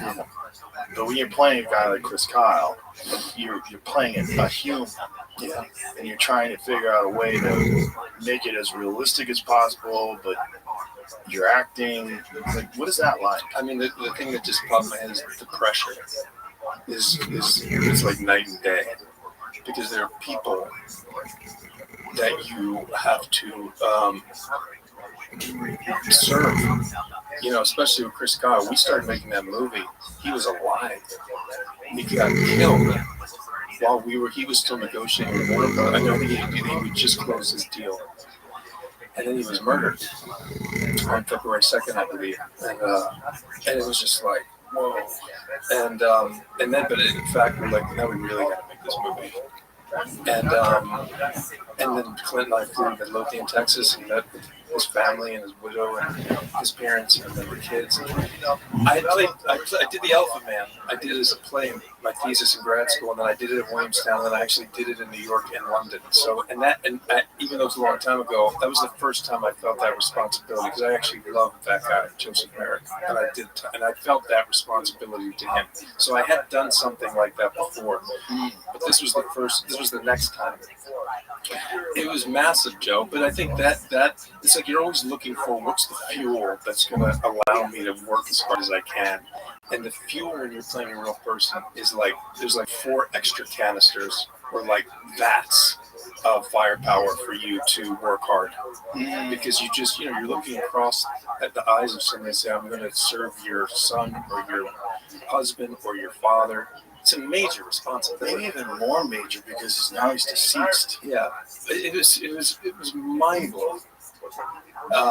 But it terrified me. And also, like, I'm 185 pounds at that point from Northeast Philadelphia. This guy's from Midlothian, Texas, SEAL Team 3. It's like how. And the way Clint works, the way we did work, Kevin Lacey was a SEAL Team 3 with Chris, was in the movie, played Dauber. Jacob Schick was One Tribe, which is what I'm wearing. He was a Marine. Did you ever see American Sniper? Yes. Yeah, there's that scene where he goes to the hospital. There's all the guys that have been wounded. Jacob Schick is one of them. So there's real guys. It's all real. So I stepped in. I've got to. I'm going to die unless I believe I'm Chris. Right. So I have to do whatever I can so that I believe I'm Chris. If I believe I'm Chris, then I have a shot at everybody else potentially going along with this illusion. I have to be absolutely fearless when I walk on set. So it just made me work so hard that I'd never worked hard. That if it's a created character, it's different, but it comes with a different set of challenges. It just depends on what it is. But I do know, and then with Leonard Bernstein, he did the same thing. Huge responsibility, like massive, that I felt to his kids, to people that loved him. But mainly his kids. All 3. His son has passed away since it. But his 3 kids are like, okay, they're like handing you. It's like if someone went to your daughter in 12 years and said, "Here's this movie about your father." Do you know what I mean? Yeah. Yeah. And this guy's sitting across and be like, okay, I'm going to play your father. That's just a whole other thing. Because the truth is, like, if it's good, it's going to last a long time. And it's going to be a thing that marks their journey. So I'm a part of whatever little part of Chris's journey. So you give somebody the faith that whoever has the power to give to that artist is just, So it just made me work, like you just don't stop working to get to the point where you believe you're him, or you believe that he's a part of you. Something's working. Did you meet Chris Kyle? Never. Just talked to him on the phone once. Yeah. So what did you train? Oh yeah. What did you do to try to like? Yeah. Well, it's interesting, right? It's like, well, I couldn't do anything that would ever achieve what he achieved, but it's like, what can I do to look like a master? Right, so there's 3 weapons, 330 Eagle, the 50 cal, the rifle. It's like, what can I do? How much time do I have? I had like 6 months. Also, luckily, we're the same shoe size, same age. He has a hole in his ear, I do. You find things that, like, same height. I was like, oh, this is great. And then I just, like, but he's 230 pounds. So the first thing was 6,000 calories a day. Found a trainer. And 6,000? Yeah, 6,000 calories. First I did it with real food. And that was a big mistake because I couldn't get up. I remember the first week I had an incredible chef, and then I couldn't get up. I couldn't move my stomach. So then I think we split like half of it into protein shakes. It was still 6,000 When you say you couldn't get up, my stomach wasn't able to process that much food. Yeah, whatever happened, I could just getting blocked, like major pain, like I was giving birth or something that I would imagine. So we changed it would be like huge meal, shake. Worked out twice a day, I had 3 rest days, no cardio. It was all about strength training, and it was all focused around deadlifting. Oh, okay. And this guy Jason Walsh, who I worked with, and I did that. Yes, it would be like Monday 5:30 a.m. and then a 4:30 p.m. or like 3:30. Monday, Tuesday, rest Wednesday, Thursday, Friday, rest Saturday, Sunday. I did that. And I got up to 238 pounds. And a lot of it was like, because I was thinking about him, his neck. And so I gained I would do all the neck stuff. And it was the shoulders. Like I just wanted so you could shoot over and it's like, which we did all the time in the movie, where the guys just, Chris. Yeah. NFL playoffs, let's go. DraftKings Sportsbook, an official sports betting partner of the NFL, makes every moment feel bigger. A running back cuts through the line. A strip sack flips the field. A tight end hauls in the kind of touchdown grab you'll talk about for years. Postseason games shift fast, and with DraftKings live betting options, you can stay right in the moment. Plus, DraftKings has your back with early exit protection. If the player in your eligible NFL prop bet goes down at any point in the first half, you still get paid in cash. New customers bet just $5, and if the bet wins, you get $300 in bonus bets instantly. DraftKings Sportsbook, every drive, every play, every moment. Download the DraftKings Sportsbook app now and use the code ROGAN. That's code ROGAN to turn $5 into $300 in bonus bets if your bet wins.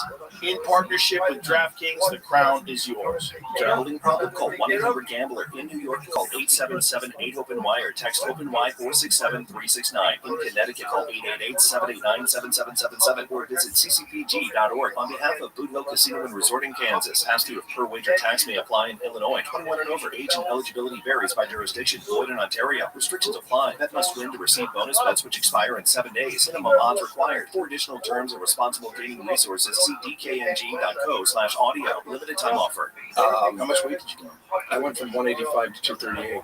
Whoa. Yeah, and all naturally, because I had cancers in my family. I've had skin cancer, and I'm terrified of anything. So I was not going to do that. You did creatine or anything? I took creatine, yeah. Which, by the way, I just started again 3 months ago. Oh, it's amazing. Dude.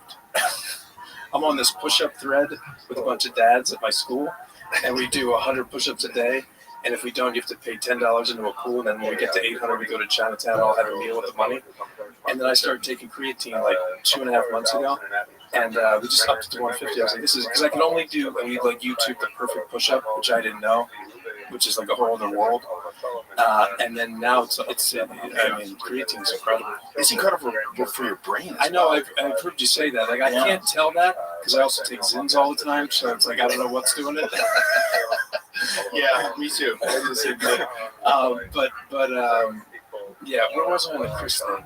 You're talking about gaining weight. Oh yeah. So then I worked with and I worked with the guy so I was doing that in conjunction with learning about sniping and working with Kevin Lace, this guy at Dog. We would go up to the Disney Ranch and work with 600-yard head targets prone that I would just do all the time. And then once we cast the rest of the team, we did all this stuff. But really, Kevin Lace, this guy Dauber, was the guy because he was there. And he was there through the whole shooting just so everything would be real. And we just drilled it. We became a group. We did the work. But it wasn't so much about I was I have this amount of time. Doing a SEAL boot camp will do nothing for me. That'll just give me the brain how hard this is and will I be broken. I've done this, not that I couldn't have, maybe I would have been broken, but I felt I do understand that. I've been through certain things where I understand what it's like to push myself to beyond my breaking point and what that looks like and feels like. What I don't know is when I'm looking at a target and I have to factor in the curve of the earth. That's the stuff I want to learn. Yeah. So that's where I focused was those 3 weapons, live rounds, gaining the weight. So I felt like I was. Here we go. We're back. It's like all of a sudden you're like, oh, you didn't take the drug? You know what I'm saying? Yeah. Like, no, I'm not on it. And then so it was those two things in conjunction. The curve of the earth is nuts. Yeah, I think about that. Long distance And then the transit. fact that these guys stayed up for 24 hours and pee in there, never get up to pee, just pee right there, right in the room. I mean, I said no. And then, by the way, it's a human being. I mean, it's just, forget it. And then just working with this guy, Tim Monaco, on, like, his voice. To me, it's all, the voice is everything. It's all about the voice and, like, where he's from. And Chris was interesting because his accent started to change, because once he got out, and then he did that, he did a couple of shows, he wrote that book, which is how I came across him and gave it to Glenn. So he had an interesting accent that kind of changed a little bit. But yeah, just the voice, just hitting the voice. I worked this guy 5 days a week, and I had tons of stuff. I had so much information that Taya and Kyle had been so generous to give me. So many home videos, correspondence. I used to work out to his, which I just did the other day. It's so funny we're talking about this. I literally just did it 2 days ago. Worked out to his playlist. I did both of his workout playlists. Oh wow! And I blew up 2 huge posters, and one was him just like this, and one with his gun. And I would do that and look at him every morning. It was just like this beautiful ritual that I felt like I was with him every day. How long did you take to prepare? I'd have to look back. I think I did it fast, but I think we had about 6 months or 5 months. Like, full on. That's it. Nothing else. I didn't have a kid back then. It was like that was it. Yeah. There's something very unique about someone doing a film about an actual person. Yeah. Great actor doing, like De Niro when he played Jake LaMotta. Yeah. Raging Bull. Of course. Like that was one of the first ones. I mean, he became a different person. Yeah. Yeah, you have to. Yeah. You have to. There's like a merging of you and that, whatever that idea or the soul, whatever of the person. It sounds so hokey. I get it. But if you ask me what my memory is of making the sniper, like memory, like on in scenes, it's not that like I was acting. That's not my memory. What is that? Of like, okay, now we're gonna do this, and it's like me as him doing it. Wow. That's a mind fuck when you stop. The good thing is you do a clip. He takes the piss out of fucking everything. So yes, we would go to dinner at night, and I learned from Christian Bale in American Hustle. Like he just stayed in, because I didn't understand this and stay in the character all the time. You hear these stories, but you don't know what the real is. Like, how does that work? You see a cell phone, do you like lose your mind? Like how do you? How do you do it? And it's like, oh, I overthought it. Bale would just. He played this character that's from New York in the American Hustle, and I go in there. The first day I met him, he was his accent, and the rest of the movie, even like on weekends, it was him, Christian. And we would talk about stuff and this kid, but he would just speak in that voice. And I was like, oh, it's that simple. Like it's not some big thing. Like once you get the voice, but I took it. I mean, and it's wonderful because then you feel like you're not acting and you're in the voice. And I do it all like so. So I would be in that voice of Chris for the whole movie, and then we would go to like a restaurant, and we were like up in Lancaster shooting or something, and Clint would then make fun of me and my accent as Chris and order a steak, and it was great. Yeah. He's fucking sabotaging your performance. He's making you self-conscious. That's crazy. It was awesome. That's crazy. Yeah. I always wondered what it's like to be around someone who's like method. I don't know. I wouldn't. Method is also a term that what does it mean? Well, the method. What happened? It started in Russia, right? And then, that book on acting that I should know. What's his name? And he came, then the group theater started, and it was like, and all these people then disbanded, and there's Harry Meisner, and there's, Stanislavski, exactly. And there was this other guy, Bob Tangoff, that also talked about that every rehearsal. It's very interesting. I read all this in grad school. And then the group theater came in, and then Elia Kazan was a huge part of it becoming popular because you had this guy that was sweeping floors at the Actors Studio and then started directing plays, and then all of a sudden he's a huge movie director, and he's putting Marlon Brando, who's part of the Actors Studio, starring in his movies, and he's doing, and so it all just sort of erupted. But then it branched out. And so there's people that are dogmatic about it, about it's only using your, you're substituting. So if I'm doing a scene with you, like you aren't you, you're my brother, right? But it's evolved into, it's like what works for you. To me, it's like you use your own experience plus your imagination. But that's the sort, that's the sort of the very layman's 50-second telling of what the origin of the method is. But I went to the Actor Studio, which is based on the method. That's where I went to grad school. It's very valuable because I didn't know shit before that. I mean, I did a couple of plays at Georgetown. I didn't know anything. I mean, I just loved acting, but I didn't do anything about it. I was terrified as a kid. Like, we did this thing in high school where we did, as seniors, we would put on our show and we'd make fun of our teachers. And I could do my Latin teacher, Mr. Burke. I was like, and I actually sang in it. We sang it, and I was like, but I was terrified, Joe, for the whole year. Sleepless nights for a year leading up to it. That's how scared I was in public. I remember doing like a 5th grade presentation with the poster boards about Lock and Hobbs, and the poster shaking so hard because I was so nervous. I was like, how am I gonna? What's this fear thing?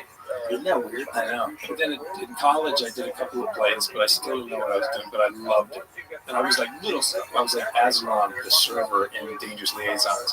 But I still remember like I closed the door in a rhythmic way, and people laughed, and I was like, ooh. Oh, this feels good. And then so I applied to grad school there, and then all of a sudden there was like I got a huge foundation of like what I could do. That your insecurities are actually your attributes, your fears and stuff. That all this thing that you're a sensitive kid. This is all good stuff. And I never felt that way before by any of that. And this teacher, Elizabeth Kemp, was incredible. Who then passed away in my house years later. She got sick. Yeah, it's crazy.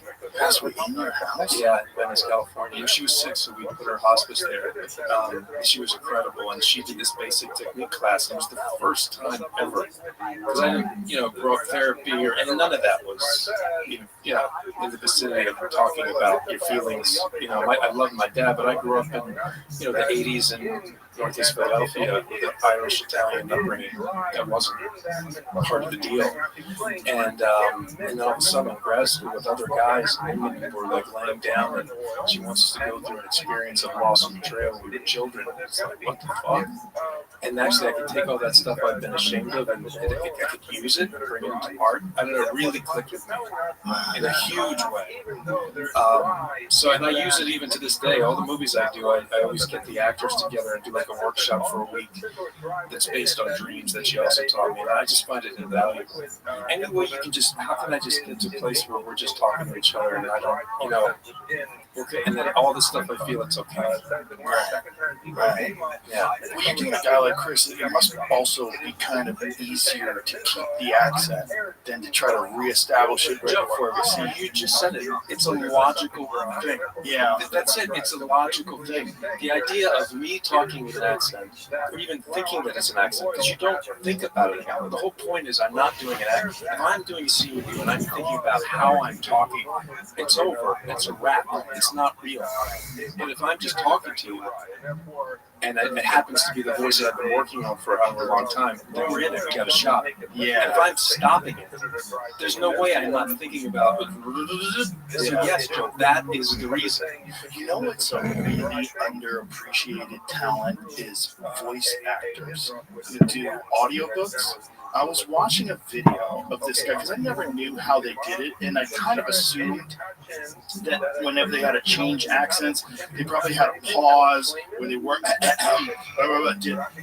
There's a video of a guy doing the voiceover for Lord of the Rings audiobook, and he goes into Smeagol, he goes into the Gollum character while he's doing narration.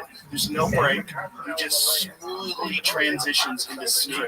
It's fucking incredible. It is absolutely masterful and completely underappreciated. Yeah, I agree with you. Because if you watch this guy do it, I don't know the gentleman's name, who's the voiceover actor, but I love audiobooks. That guy. Listen to this guy. Oh, it's Andy Serkis. Oh, yeah. With some other thought in the same voice, but made it so endless. A pale light and a green light alternated in his eyes as he spoke.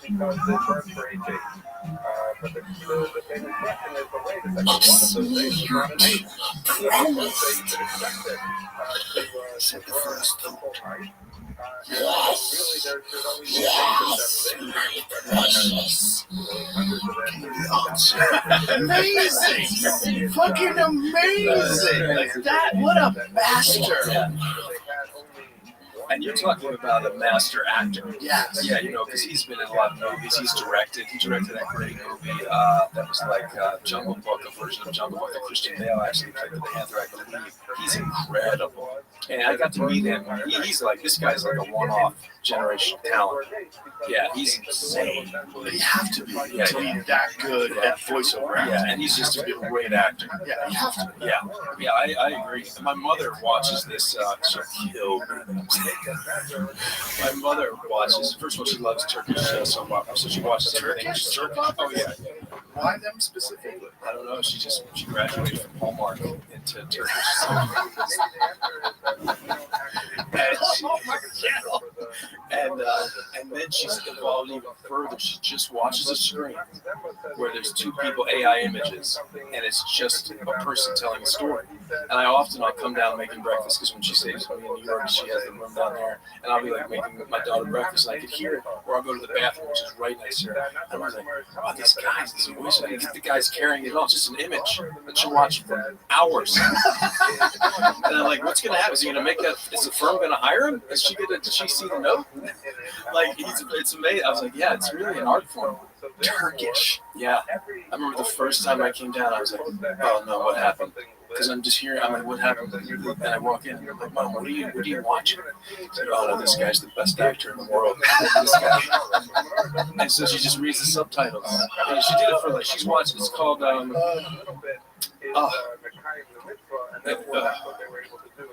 if you look up, what's it called? Circle, is it dove, bird, something? How can I forget it? Oh, baby. Is that it? Early bird. Early bird? Oh, yeah. Oh, yeah. Explain this? So it's a soap opera. There's like 360 episodes. She's watched them all like 4 times. And she'll come in. She'll like do a marathon. So she'll come in to make some food. She's like, this guy, just the way he moves. This guy's the best actor. That's him. Yeah. That's him. Is it speaking in Turkish? Oh, yeah. Oh, here's some of this. This looks like, yeah, that's it. Yeah, there he is. Yeah, there he is. And so she likes this. She does the voiceover. She reads the. No, so that was the middle stage. Now she's graduated to. It's different now, where she just watches 2 AI images and it's a story. But she did this for a good 8 years. Why was she COVID? Why was she into this? I don't know. She must have come across it one day on somewhere, and then that was it. She just got hooked. Oh, I mean, hooked isn't even the word. Yeah. By the way, it's pretty good. Yeah. You watch it? Yeah, he's great. Yeah, the woman in it is great too. Yeah. Do you consume a lot of films? Do you watch? I watch a lot of everything. Yeah. I love television, films, and then 8 months ago, I know I'm late to the game. Came across podcasts. Yeah, only 8 months ago. Yeah, pretty much. Yeah. That's interesting, isn't it? Yeah. What made you get into that? I can't remember, but it was your podcast, and I'm trying to think what it was. And then it was like, oh, then I came, and then once you watch something on your phone, it suggests other things, and then you had 2 guys on that I thought were really interesting, and then they do a trigonometry. Yeah, and then I find that very fascinating. Oh, they're great. Yeah, great. And so that's how it just started. So now it's a huge part of I have this whole little thing. Like often I'll go to bed and my daughter's listening to your voice, but I do put on headphones sometimes because I love just at the end of the day listening or watching. I'll put it on the side table. Yeah, podcasts are incredible. It's very soothing. Very soothing.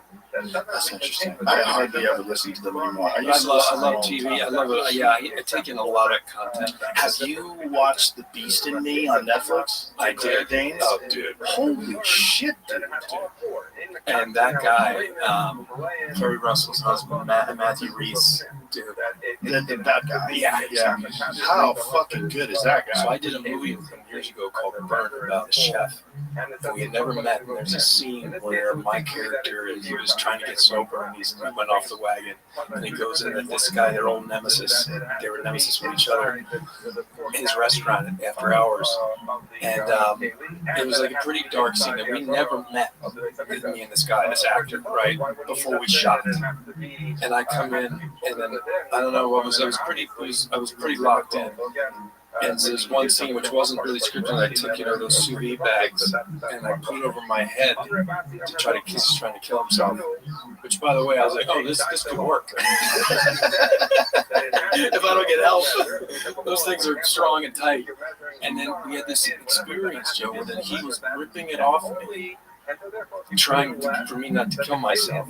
And I don't know him that well, but we had, that's the thing about like making art together. Like we had that, it'll never, every time I see him, I've seen him maybe 6 times in like certain things or something. I always feel like we're bonded forever just based on this one experience that we had. And he's an incredible actor. He's just, and the end of that show, him and the end of that show, and Claire Danes is like off the charts. Did you see that show she did with Jesse Eisenberg? There's another series she did. No. It was like Fleischman. There's something Fleischman. Yeah, Fleischman. There's this. Yeah, she's incredible in that too. There's a scene where she's basically having like a mental breakdown, and you're watching, and you're like, this can't be acting. Yeah, it's that show. In Trouble. Yeah, it's on FX. I never heard of this. Yeah, it's really good. Yeah, I enjoyed it, and I enjoyed her at the end. There's one scene that like really rocked me, where I just fully. I mean, this is like I just saw this movie Hamnet. I don't know if you guys saw that or not. No. That's what I love about the movie. So Jesse Buckley in this movie, it's just basically playing like the most difficult role ever, the loss and all that stuff. And I fully, Joe, I'm watching, sitting there, fully believing that this person is going through this. Do you know what I mean? Yeah. And like when you do that, when I believe that you're actually going through it, I mean that's it. That's it. Like her performance in that movie is so. She's so good, dude. In Claire Danes or Jesse Buckley? Just no. Well, Claire Danes. Yeah, Claire Danes and Jesse. Yeah, they're both amazing. But Claire Danes is so good in The Beast in Me. There's moments where her fucking lips are nuts, dude. She's touched. She's eyes are she's on another level. She's touched. Yes, no question. No question. Yeah. Well, she locks in this very crazy way. She was great in fucking Homeland too. Yeah, I never saw Homeland. Oh, it's great. It's really good. She just locks in. She locks in this very strange way. Where you fucking 100% believe her. Yeah, like believe it behind the eyes. It's the greatest. Yeah, I mean that's the heroine for me. It's like when you're around, you're creating this thing, and all of a sudden it's like whoa. Yeah. Holy shit, it's happening. But it's like I had this conversation with Ethan Hawke. I was asking him about. But I felt like that with Will, just that vampire scene. That's not because I was operating it, right? I don't know how you felt watching it. The scene when he was on stage at the very end. Yes. I was like, I fully believed it. Yes. And those people, and then when I went to the audience, and they're just like, they didn't know what the fuck's going on. Right. Like, that was one of those moments I had on this movie where I was like, oh, my man is locked. Yeah. The fuck. Oh, 100%. Yeah, 100%. It's very uncomfortable. You felt that? Yes. Yeah, 100%. Definitely. I have this conversation with Ethan Hawke about that. I go, what is happening when I believe someone? Like, I was talking about the scene in that movie with him and Julia Roberts. Yeah, of course. There's a scene with him and Kevin Bacon. Yeah, when they go to the house. But also, there's 3 guys in that scene. Oh my God, it's amazing. Yeah, from Moonlight, he's been in tons of stuff. I know him. Yeah, Jane. I can't. I'll fuck his name up. I'll pronounce it. What is it?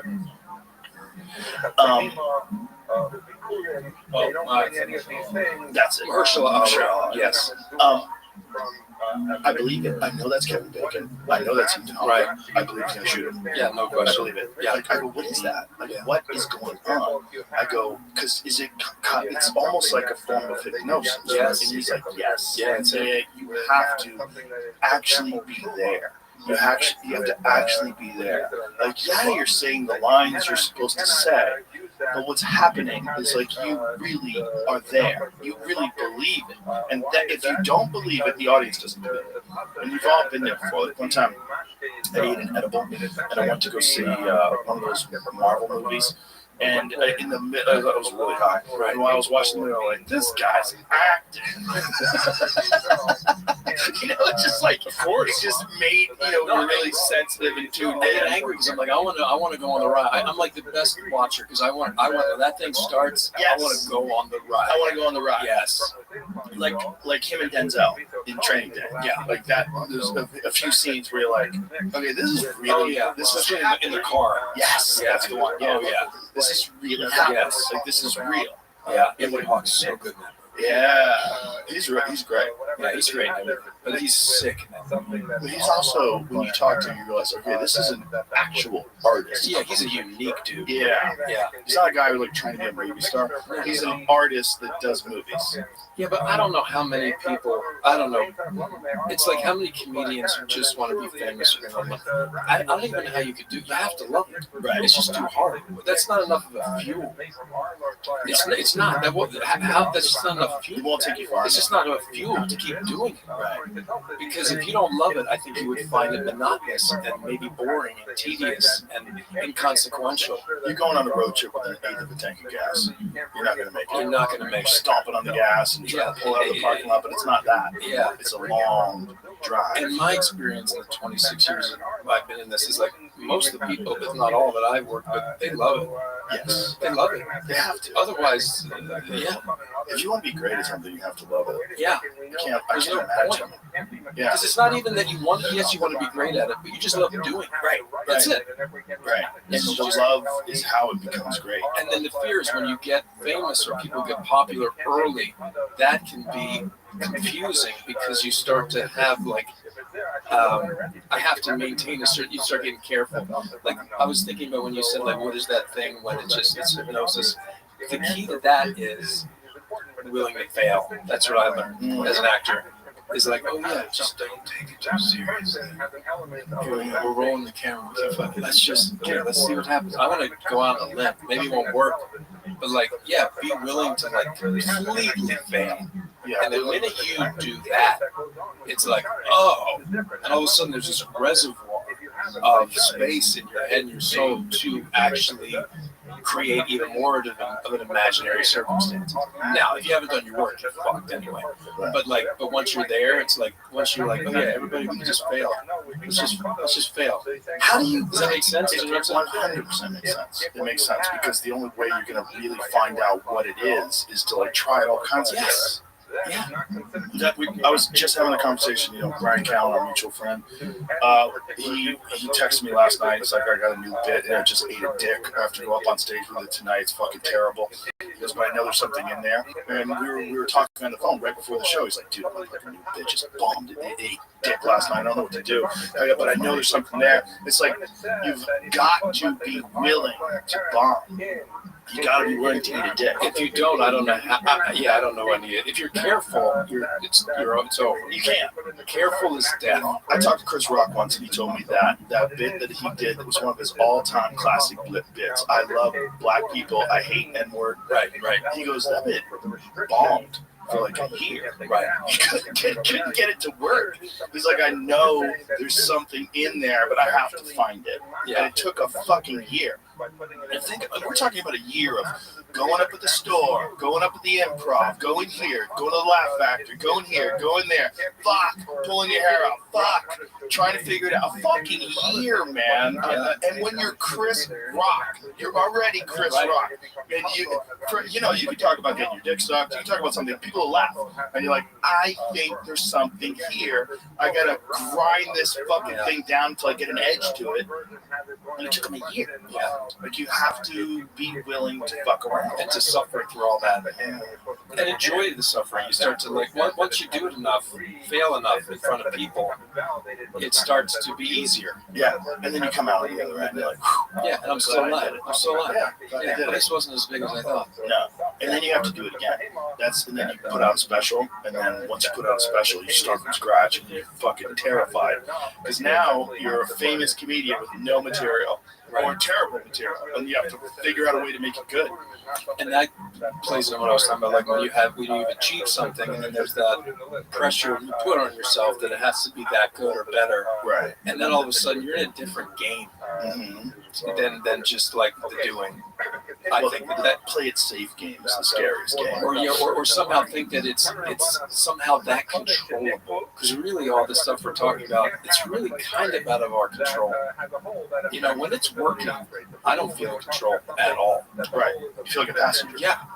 And that's, by the way, that's the high. There's nothing fun about controlling everything. There's no fun in that. But when you're like, whoa, wait a second, what's happening? Like the zone is being a passenger. Yeah. It's like being an observer of something. Sports too. I think it works in every field. It's like they talk about it. You know, it's like, yeah, that's it.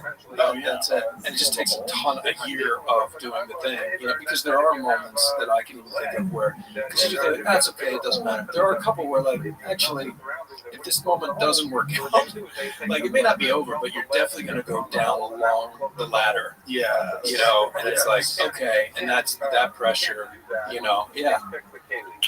You got to love it. How do you pick a project? Like, how do you decide what you want to do? And how much time do you spend deliberating on it?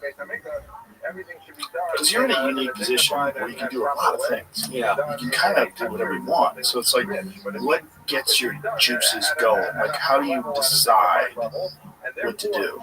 It's all about something igniting in me that, like, for example, when I was little, I thought, like, I was obsessed with Vietnam.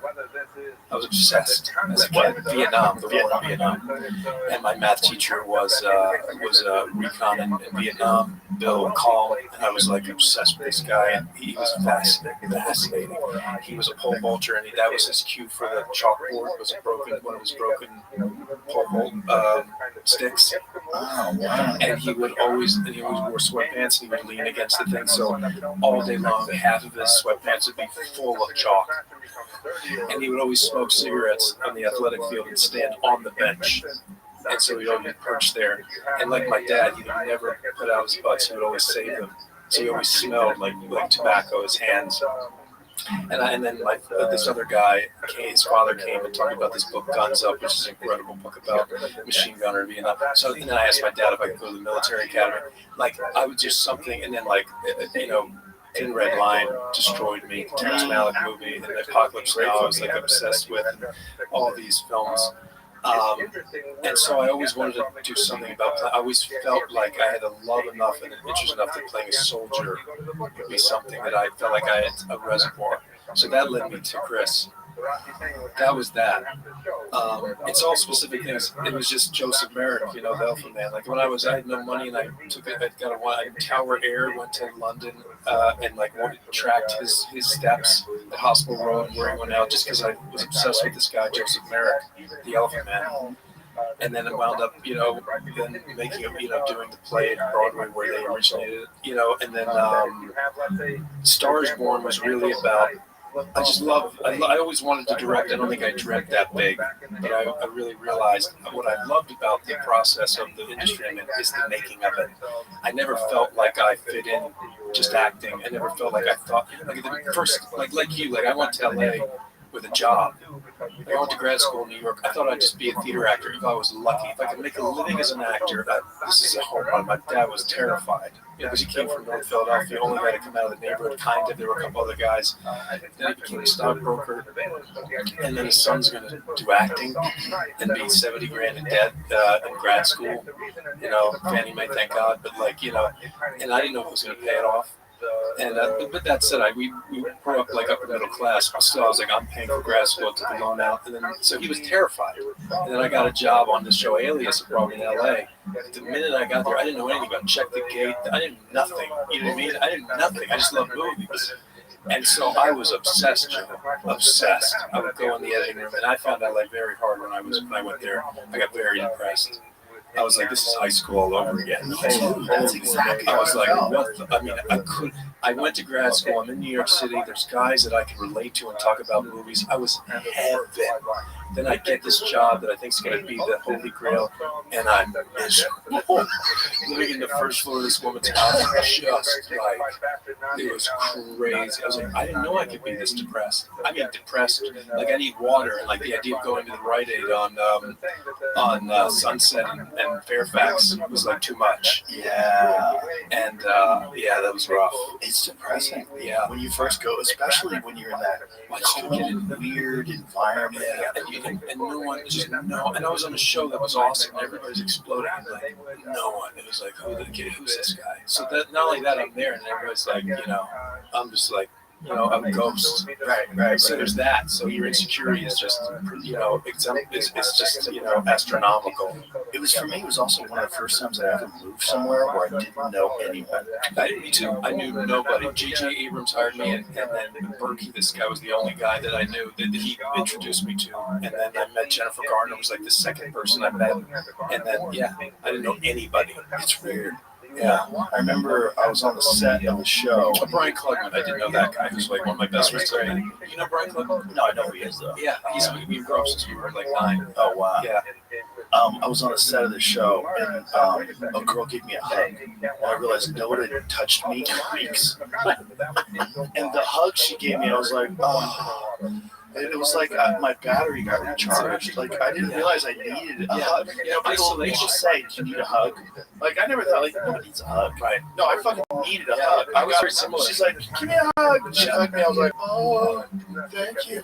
Yeah. I felt so good. It's weird. It's a weird feeling. It's a hell of a place to go. Oh, it is like wow. Yeah. Yeah. I had a hard time. Well, the whole environment of LA is so strange because you have the primary industry. If it's not the primary industry, it's most certainly driving all other industries. Is a bunch of people trying to make it, right? So it's a bunch of people with a hole in their soul. They need to fill up with other people's attention, and they're coming there to try to get attention. They're coming there to try to make it, and the one thing that they have to do is audition. So you have to try to be accepted by someone. So you'd be judged. You go in there and you get rejected over and over and over again, which just fuels the same need that's inside you. It makes it even worse. And everybody's concentrating on this one thing, trying to get success. And then you realize oh, my doctor wanted to be an actor. Oh, the waiter's an actor. Everyone's trying to do this thing where you have to get chosen. So then people calculate how they behave and talk and what their political philosophy is and their life philosophy is based on becoming, ingratiating themselves with casting directors and with executives, getting these people to like you. And then these people realize that. So they have, they're controlling the twigs that work the puppet strings. And it just becomes this very strange environment of a complete lack of any real critical thinking and any real embracing any alternative perspectives on things. Everyone is just trying to align their stars correctly so that they can make it. I mean, that was my experience was more because I went there with a job, right? And New York for me, I don't know. I went on 2,000 auditions. I remember when I first booked a job with Sex and the City. I booked some commercials and extra work, which was great. But the first job I booked, I remember I was terrified because I got to the point where I was a doorman at a hotel, and I would audition, and that was a great life. And if I got a call back, it was great. And then when I had to do it, I remember literally whoa, I have to do wait, what? I'm actually I have to do it. What was it? What was the first thing? I played Jake the Downtown Smoker in the Sex and the City with Sarah Jessica Parker, and I couldn't drive standard. Never learned how to drive standard, so they sent me to Odell's driving school, and all I thought about was don't have her head hit the dashboard. Pull into the corner. And I still messed it up, and they had another guy do it, and I just had to do this thing. And the camera's going to go, you okay? You're pulling in. Yeah. But I worked so hard on it. No, but LA for me, it was. I think it, for me at least, was the geography. You know, going from New York City, where you go to Bar 6, which is on 6th Avenue. No matter who you are, you go there, a couple friends. Like you just feel like you're in a cool place or a place that's vibrant. LA, it's like if I wasn't at work, I was in that first floor of the house or my car, rental car. Yes. And that was it. And like and the world, which I could feel because I was seeing posters everywhere and billboards, which I'd never been except for driving to Atlantic City, and seeing who was gonna be, as a residency. It was really the stimuli of that city aesthetically and how compartmentalized it is. So what I felt like it's if you're not in, you're out. And I just remember thinking, like, somebody somewhere in this town is having a ball right now. And it's not me. Do you know what I mean? Yeah. And then that just leads to how can I cope? And not getting into bars, clubs, and like girls not really looking at you, and all that stuff. And all of a sudden it's like 7th grade and I'm 25 years old. And it's like, and I should be happy because I paid, by the end of this year, I'm going to pay off my student loan. But I'm fucking miserable. What's wrong with me? But to me, it was the geography of it. New York City is so wonderful because no matter what you're thinking, like when I did the Elephant Man, I would take the subway to 42nd Street, and my preparation for the play was getting off the subway, going to the theater, because the amount of thousands of people that are forcing me to be present, it's wonderful. It was like doing a 12-minute relaxation because you're just it's light, you get through, and then by the time you get to this theater, you're like, okay, but in LA, it's like you're in your car, in the thing, you pull up to the studio, the thing, to that, you walk, and then all of a sudden it's like, okay, here we go. And you're like, okay, hold on a second. Yeah, that thing that New York has that LA doesn't have is all walks of life are all intertwined. You're walking down the street together, there's a billionaire and a homeless guy and a fucking, ne'er-do-well and an office worker, and everyone's walking to where they go, and they walk into restaurants, and they get in cabs, and they get on the subway, and everybody intermingles. And in LA, it's you get in your car, you drive to a place, and then you go to your house, and you don't ever walk around. And if some weird interaction happened on set or someone said something, you're like, oh, then you're just at home thinking about it, right? Do you know what I mean? There's I went on and did this after that, and I actually took up golf, which is crazy. And I would play at the Malibu, had this public golf course, and I would say, I got to do something because I'm an early morning. I wake up early, I always have. So I'm up at 5:30. And so I did a 6:47 tee time with these two guys, and that was actually nice. I did that for 6 months, and I would play. But you just try to find something that I just need to interact and do something else, something that makes you human. Yeah. But I have to say, I do love it. Oh, interesting. Yeah. Michael Vartan, who was on Alias, huge. Did you ever play pool with him? No. Oh, he was huge. He would go all the time. No kidding. Yeah. Oh, yeah. Met him. Yeah, he would go all the time. He had that one place that had tons of. I'm sure you know it. Probably Hollywood Billiards. Maybe, yeah. Hollywood Billiards was the spot. Yeah. It's in New York. That was a big thing for me too. It was almost hijacked my comedy career because I was playing pool 8 hours a day. I was playing in tournaments. I was traveling around and going to tournaments. And when I came to LA, that was one of the few things that made sense to me. I get it. Pool players. I know pool players. Right. Hang out with them. They're normal people. That's a great asset you had there. Having something martial arts was always huge.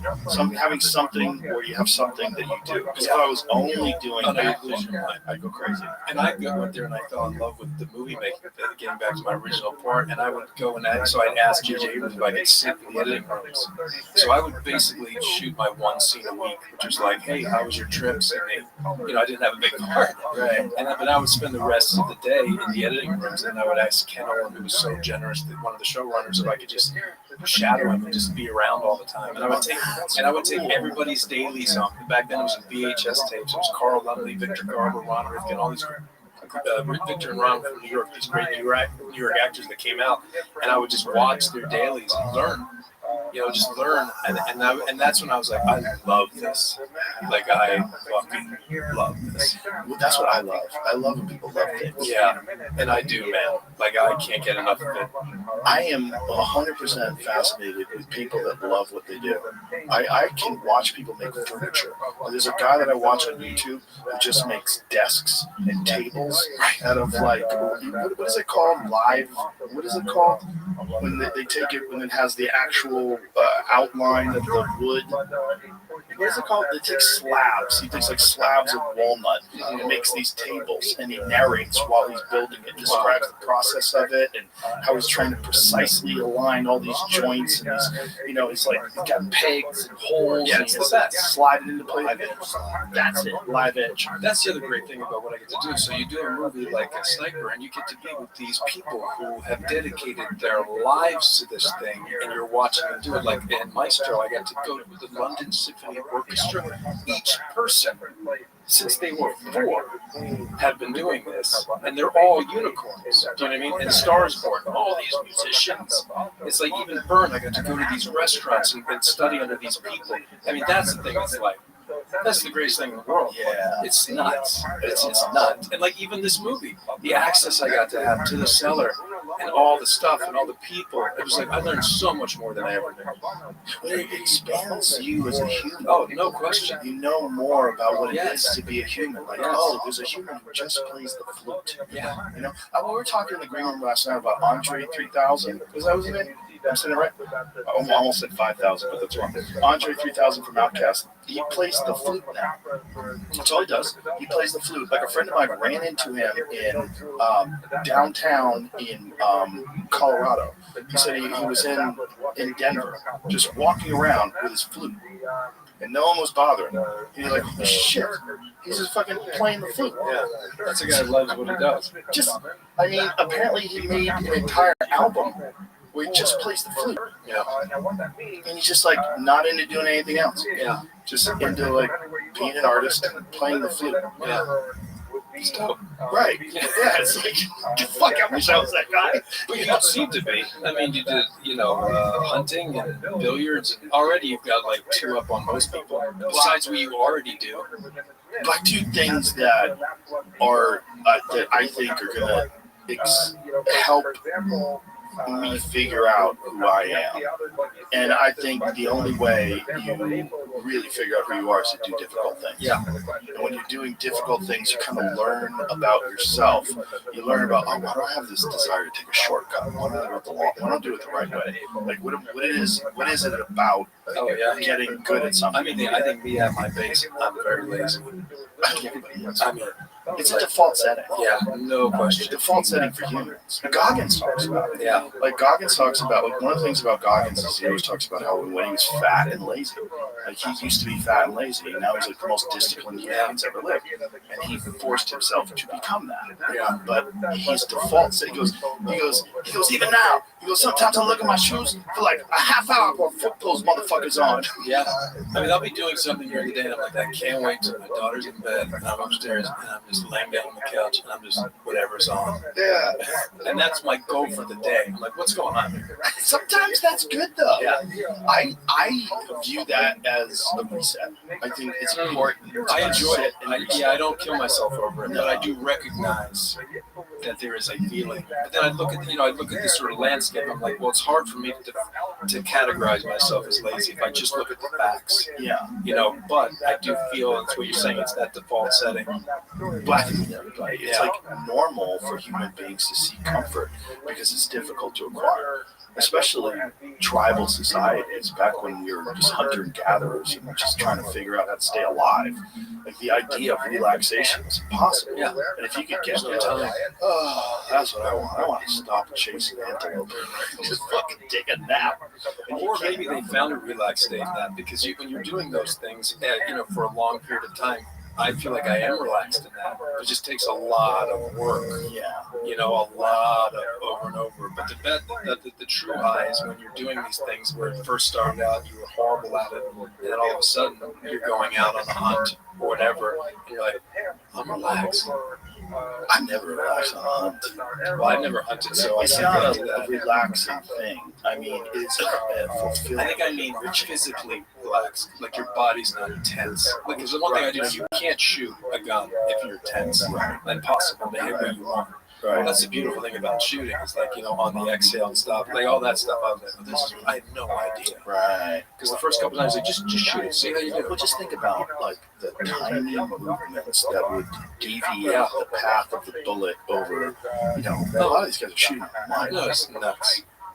The first couple of times, no training, all that. See, I mean, it wasn't even near the target. Yeah.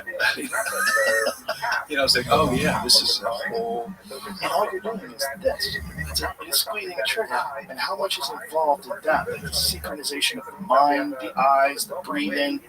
Even the recoil was the first time I didn't have my boot was I was like my boot was up and not like that, and they didn't say anything, and then the recoil through my shoulder down to that. I was like, oh yeah, now I understand why you do that. Yeah, it all just goes out. All those things. It's like, wow. But I think through those things, you learn more about who you are. Through difficult things and getting better at difficult things, that's where you learn more about who you are. And you realize, like, I can kind of apply this mindset to everything. And you see it with your children. I mean, my daughter loves to draw. If she sees somebody who's I have a daughter that loves to draw too. And it's amazing. Yeah. So I bet if my daughter drew with your daughter, she would stop because she would see how good she is, and she gets so frustrated. This just happened the other day. And she'll just rip up what she's doing, which is wonderful. I have it right here. So I saved this. I was like, don't rip it up. She did this yesterday, and I was like, don't rip it up. I'm gonna make it my bookmark. That's cool. But I watch her process of like dealing with difficulty, and it's like, and just trying to explain like it's okay, like and being frustrated is okay. But I can see myself in her and what everybody goes through. But isn't that awesome when you're watching your kid go through these things? Yeah, it's just the greatest thing in the world. It's awesome watching people get obsessed with things and then progressing. Yeah, and when it's your own child, it's amazing. It's amazing. It's cool. Yeah, like cartwheel. It took her forever to learn it. Now she could do it, and I was like, you just keep at it. Yeah. It's learning through someone else's eyes that happens to be your child is one of the most magical things ever. It's magical because it's it, man. Yeah, it's it. It's a different kind of happiness. Oh yeah, one that I never knew was what I was capable of. I'm so glad I had kids late because I'm 51. I just turned 51 a couple days ago, and I had my daughter's 8 and can be 9 in March, and like I just got lucky that I was able to be in a place in my career that I could choose, like you said, what I do and work from home, and I'm just there for all of it. And it's as much as I love the heroine of being in the moment, and being in a great shot or whatever you're doing and everything's together. There's like 7 of those every day with your kid. Right. Like 7. We were eating dinner last night at a restaurant. And by the way, she was so excited I'm coming here because she hears all the time. She's like, Daddy, no more. And we're sitting here in a restaurant and I'm just looking at her. And she got a little hat on. And I was like, this is the greatest thing in the world. And she's like, yeah, it's the greatest. Like, that's it. That's crazy. It's like free jolts. Yeah. Right? You just get these free jolts. And you never know when they're going to come. Right. It's like walking up the stairs together. It's not like in the moment. Like, it just happens. It's the best. Yeah, it's a very different experience. And I feel bad for people that never get to feel it. It's one of the few things. Like, I don't think everyone should have children. And I'm not that guy that says, yeah, me neither. If you don't have kids, you don't have a life. That's bull. I don't believe that. Everybody's different. Yeah, everybody's different, and I think we all need to respect that. Everyone's different, but man, for me, I shudder at the thought of being who I am right now if I had no children. I don't know if I'd be alive. I would be different. That's for sure. I wouldn't be nearly as compassionate. Dave Chappelle said something once that was brilliant. He said, "Not only has having children changed the amount of love I have, he goes, it's changed my capacity for love." Yes. And understand everything. There's like before and after. Yeah. It's true, all the things they say. Oh, it's just true. It is true. Yeah. There's no doubt about it. It also made me think of everyone as a baby. I used to think of people as static. I used to think I meet Bradley Cooper, he's 51. That's a 51-year-old guy. But when I, had children and raised children, you start saying, oh, this is a baby that became a person. And it's just life experiences, genetics, environment, all these different factors. Here you are now, that you are a product of this path, this journey that you've taken through life. And I give people way more grace because of that. Yeah. I give them, I'm way more charitable, way more compassionate, way more understanding of even people that suck. And then when I meet someone that sucks, I'm like, I wish I could met them when they were 5 and see what it was, and maybe I could help them. And it's hard for me to hate people. That is not served me so well over the years, but ultimately it has. But it's hard for me not to feel just any other human being how hard it is to be alive. Right. It is. There's just like, I don't know, I think it was hardwired to me as I to do with like anything, just like, yeah, it's hard for me to, even people that are like mean to me, you know, it's hard for me to like stay mad at them. Yeah. As I get older. Yeah. Yes, when you're young. Yeah. I'll never forget it. Yeah. I'm gonna remember that. Yeah. I saw your true face. Yeah. It's true. But yeah, as I get older, oh, no question. My daughter was talking about some horrible story in the news of someone who fucked up their whole life, all these different things. And my wife listens to her and he goes, it's hard to be a person. Yeah, man. It's hard to be a person. Being a person is hard. Yeah, we were all just sitting there like nodding our head like, yeah, you can fuck this up. And we're all going to fuck it up at one point in time. And maybe when you think that you're never going to fuck it up again, you fuck it up the worst you've ever fucked it up. And you're like, how did I do that? How did I do that? I thought I had it together. And I fucked it all up worse than I've ever fucked it up before. Because nothing stays stagnant. Nothing. Everything's changing all the time. And it's just hard to manage all these different things. It's hard to manage your emotions. It's hard to manage conflict. It's hard to manage relationships. It's hard to manage life, work, balance, pressure. It's hard. Yeah, it's not easy. And even on the macro or simple level, it's just hard to be existing in a world where you don't know anything. And the only thing you do know, it's not going to last. And you're going to be gone. And you're bombed on by bad news. The news is just bad. It's all the time. It's people getting shot, and run over, and war, and bombings, and invasions, and it's just exhausting. Yeah. And that's like in the background of your mind constantly when you're going about your day. It's like this fucking algorithm that you're being fed. It's like, oh. Yeah. And at the same time, it's a miracle to me that the democratization of information that we live in now, that you can choose points of view to learn about what people think in a way that when I was growing up, 3 stations, news, there wasn't, right. You know, there's something wonderful about it too. You know, I just talked about this the other day. Like, you know, everybody's algorithms telling you, no, I'm not on social media. So the truth is, you're not on it at all. No, I'm not. I don't really know what the fuck I'm talking about. So I should do it for 2. My friend was like, go on for 2 weeks, and he's right. I'm gonna do it just to experience it. What is that experience? All I have is that one TikTok moment for 20 minutes. Where I was like, I gotta stay away because I'll never leave. You never had a desire to get on it? I do. No, I do. Just the same way I don't put a television in my bedroom, which is like, if I do, I may never get out of bed. Yeah, you know, it's fear. Yeah, I was like, I don't know, just all that stuff. I was like, sort of learning people, you know, the world gets smaller. I feel included because the main thing is like I just don't want to feel alone, right? To me, it feels like social media is a place where you don't feel alone because you're just learning about it, and there's all these people talking to you. But you do feel alone too. Ultimately, because it's the drip as opposed to the real. What we got back to when we first started talking, it's the illusion of it. Yes. You know, if it's taken out, but it is worthwhile too. It depends on how you contextualize it, right? And like anything in life. Yeah, I think there's a value to it. Oh, no question. And by the way, the fact that I should watch your show and go into your number, and the guy who went to the prisons, and you're the KKK guy, the guy who's a musician, blew my mind. And I learned all this stuff in those 3 hours, just because I chose to, you know, and that's one of the great things about your show is I can feel your curiosity. And then I'm learning from your curiosity. things that I would never normally know how to go on to. Yeah, that's the most It's the valuable best. gift of the show for me. It's the best. Is that I get to pick who I talk to. So I only talk to people that I'm fascinated by, or someone who's interesting to me, or something like, oh, this is gonna be cool. Like I don't go, oh, I gotta do this one. Right. There's never that. It's always like, yeah, what is it? How do you fucking study that? Like, how'd you get involved in this? Like, where'd you learn that? And I'm like glued to it. Yeah. It's not like it's in the background. I'm like, bam. You know, because you're so interested. And it gets back to like the acting. If you're really interested or not, then it's going to be hard for me to listen or watch it. Yeah, that's why I think the only reason why it works. Because there was some for sure, conversations. Joe. There's no way you can't sit there and say like, here's the pitch. I sit in a room, me and whoever, 3 hours, basically unedited.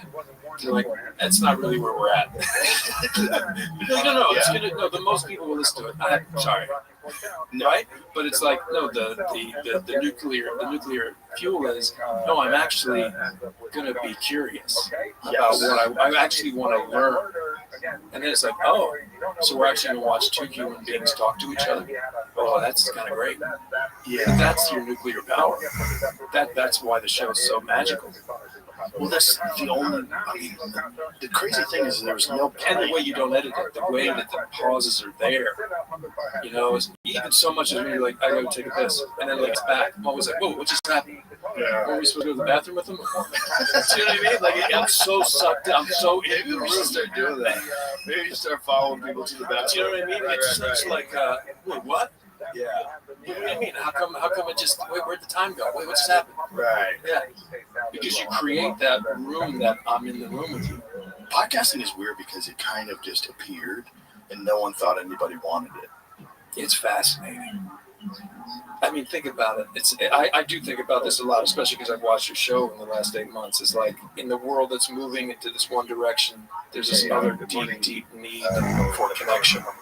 Yeah. You know, and then this is one of the examples. This deep, you know, live theater, live stand-up. You know, we still do need to communicate. That hasn't gone away. In that way, in a carnal, not carnal, but in a human-to-human interaction. And I love AI. I talk to AI with my daughter. I think it's dope. I think it's fascinating. Fascinating. But it's not the same yet. No, it's interesting. Very interesting. It's like I use it as a companion, like a writing companion. So what I do is I have like I put my phone up and I've got it on like a little kickstand, and I put Perplexity on when I write. So I'm writing about like the Mayan and Aztec civilizations and what happened when they got invaded. And as I'm writing, I ask questions like, how many people did Cortez come with? 600. How many muskets did they have? 13? They conquered the entire fucking country of Mexico with 13 muskets? Like, and you find out things. And so I use it like as someone I'm asking questions, this all-knowing, you know, entity that sits on the desk with me, and I do it always with my voice. I just press the little button. I do it with voice too. I love talking to it. It's incredible. It's so good at recognizing what I'm saying. It's a weird name, like Tenochtitlan. Right. It's not going to understand what that temple is. But once you use it that way, it becomes like a genius that you're hanging out with. Right. I haven't gotten to that level. I'll go like, how was your New Year's? Do you do that, dude? You ask them AI. Yeah, I'm curious how they're going to process and like how they're going to try to communicate. But also, it changes and becomes more like what you're asking from it, right? Which is weird. Yeah, you certainly use your rhythms and vernacular. Yeah. So CES, the Consumer Electronics Show, they just highlighted a sex robot that's connected to AI, and I'm like, this is the end. This is where it's gonna like get really fucking weird when you can actually purchase a companion that interacts with you. Have you seen it, Jamie? Have you seen the new one? It's fucking weird, man. It's fucking weird because this is the thing that everyone's been afraid of, and that this is coming. That you're going to have an artificial human being. That instead of learning, like, when I act shitty, this person doesn't like me. When I act nice, they like me. I feel good. They feel good. When I say something nice to them, and you see them light up, it makes me feel good. It makes them feel good. You hug them. Everybody feels good. It's like we're learning to interact and communicate with each other. But there's a lot of people that aren't doing that right now. They're just at home. They're fucking playing video games. They're interacting with people only online, and they don't get contact with the outside world. So this is, love it. The AI doll. It's like, right now, that doesn't look real. It's not more than your average AI companion. Like, basically, but what they're not telling you is you're going to fuck this thing. That's what's weird. It's like, go back to the options: coworker, gym crush, goth, raver, or trad wife. I'm the woman of your dreams. I can be more than one version of myself for you. Whether you want to roleplay an exciting scenario or design a whole new personality, your wish is my command. Well, you're never going to develop a real personality, man. Like kids now are so fucked. Touch me like you mean it, and I'll respond. With built-in sensors in my thighs, breast, butt, and vagina, feeling your caress brings out a moan. Like, bro, this is dark. Like, that's the actual sex robot. That thing you're looking at right there. What? My soft textured skin, my supple curves, the tiny sensual details of my body. Everything about me is meant to feel natural. This is fucking creepy, man. Because all the things that are a part of being a human being that are designed to emphasize and enhance our interaction with each other and this mutually beneficial cooperative environment of a community, they're all going to go away. You're going to have this thing that loves you no matter what and does whatever you want it to, no matter what. And you're going to have a whole nation of fucking sociopaths that only interact with their AI companion. Yeah, maybe. But whenever these, thinking about AI, and I read this great book called The Maniac by Benjamin Levatune, talking about Jan Newman, and I stopped fearing AI, and it's about it's just there's so much I don't know. The older I get, I don't know anything. I just keep knowing less. Right. And it feels like that's the evolution. That's the evolution. There's so much disparate communication now. Porn is such a huge thing. It's just another level of porn. It's a carnal level of porn, really. But when I think about me as a human being, that's really the only litmus test. Is like I'm constantly like, is this person telling me what they really think? Is this real? I think that there, at least if I was doing that, right, and I was sitting at home, there'd be a part of me that knows that I'm controlling all of that. And that's not what really makes me feel serene. You know what it's like? Do you understand what I'm saying? It's like playing a video game on God mode where you can't die. Right. They're no fun. And you know what? For some reason, video games. I had Nintendo Tecmo Bowl, Double Dribble, but I never Zelda, but I never got it. I just never got into video games. I never want to control it. It's like I want to be in the thing. That's surprising, and I'm having to recalculate and understand why I feel this way. Yeah, so I don't know if it'll. I think the thing that maybe will change society more than everything is just the lack of jobs and how we find purpose in life. Is a huge what that transition civilization will be. Yeah. But this feels like just another progression of our escape through porn in terms of the sexual, which does affect our intimacy with our partners massively, because your brain is cycling back through that rush, whatever was released in your brain from that other thing. Now you're with this person, it's not the same markers of stimuli. So you're like, how am I That's where it fucks up. That's where that I can understand that why it's not healthy for me to look at porn, because then it affects my intimacy. Well, they really say that about young people, because a lot of young guys, before they ever have any sexual interaction, are watching porn. Yeah, I watch these guys that come on the studies. Yeah, I mean, clearly it makes sense. I didn't grow up looking at, my dad didn't have Playboy. I didn't grow up, I still remember there were like cards in the back of the bus that had, solicit, naked women on the back of playing cards. I remember on the school bus one day, I saw a card, I picked it over, and I was like, a naked woman. I was like, what's that? I didn't see my first like porn video until I was like in my late teens. So I didn't grow up with any of that. Yeah. But it is what it is. It's where we're headed. But all the more reason to create environments like this.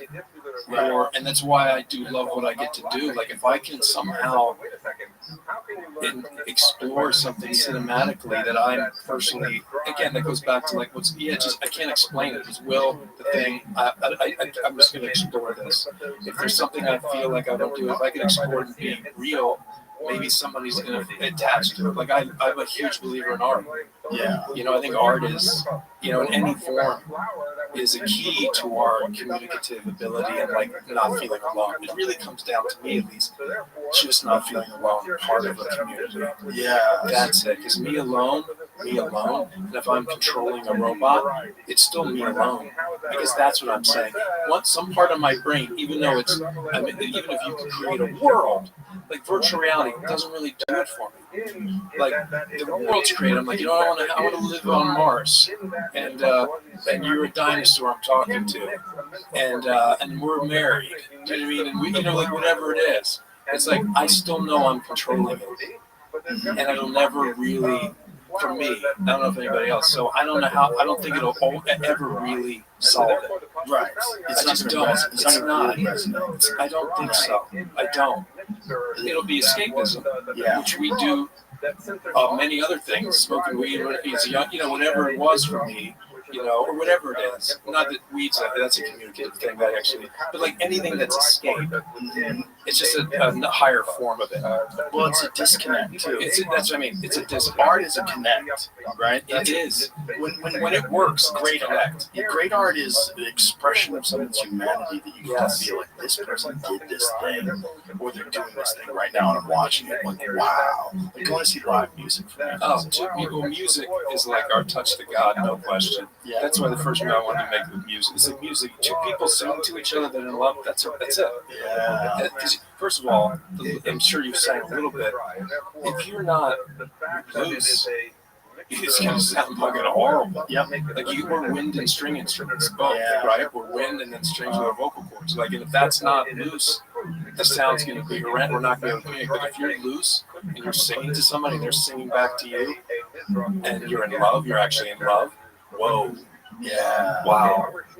That must be crazy for like people that do a duet that are in love with each other that are on stage, like 16,000 people. I mean, the little taste I got doing Star Wars because we jumped on real stages and sang live. It was fucking crazy, dude.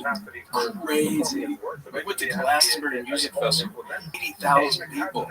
Chris Christopherson gave us 4 minutes of a set. Me, Matty Libatique, the DP, Steve Martin, sound guy. I had my costume in my bag. I went to the bathroom, came back out as Jackson Maine, and we had 4 minutes of singing. It was like, what the fuck is going on, dude? I mean, Joe, talk about, it's crazy. That's so wild. And then doing it with Lady Gaga, who's actually like I made my bandwidth like this, so I can pull it off. And I can believe it. And then I'm singing with her, and the minute she opens her mouth, it's like that thing comes out. Yeah. And your whole body is tingling. It's crazy. Yeah. It's crazy. Yeah, you can't replace that with AI.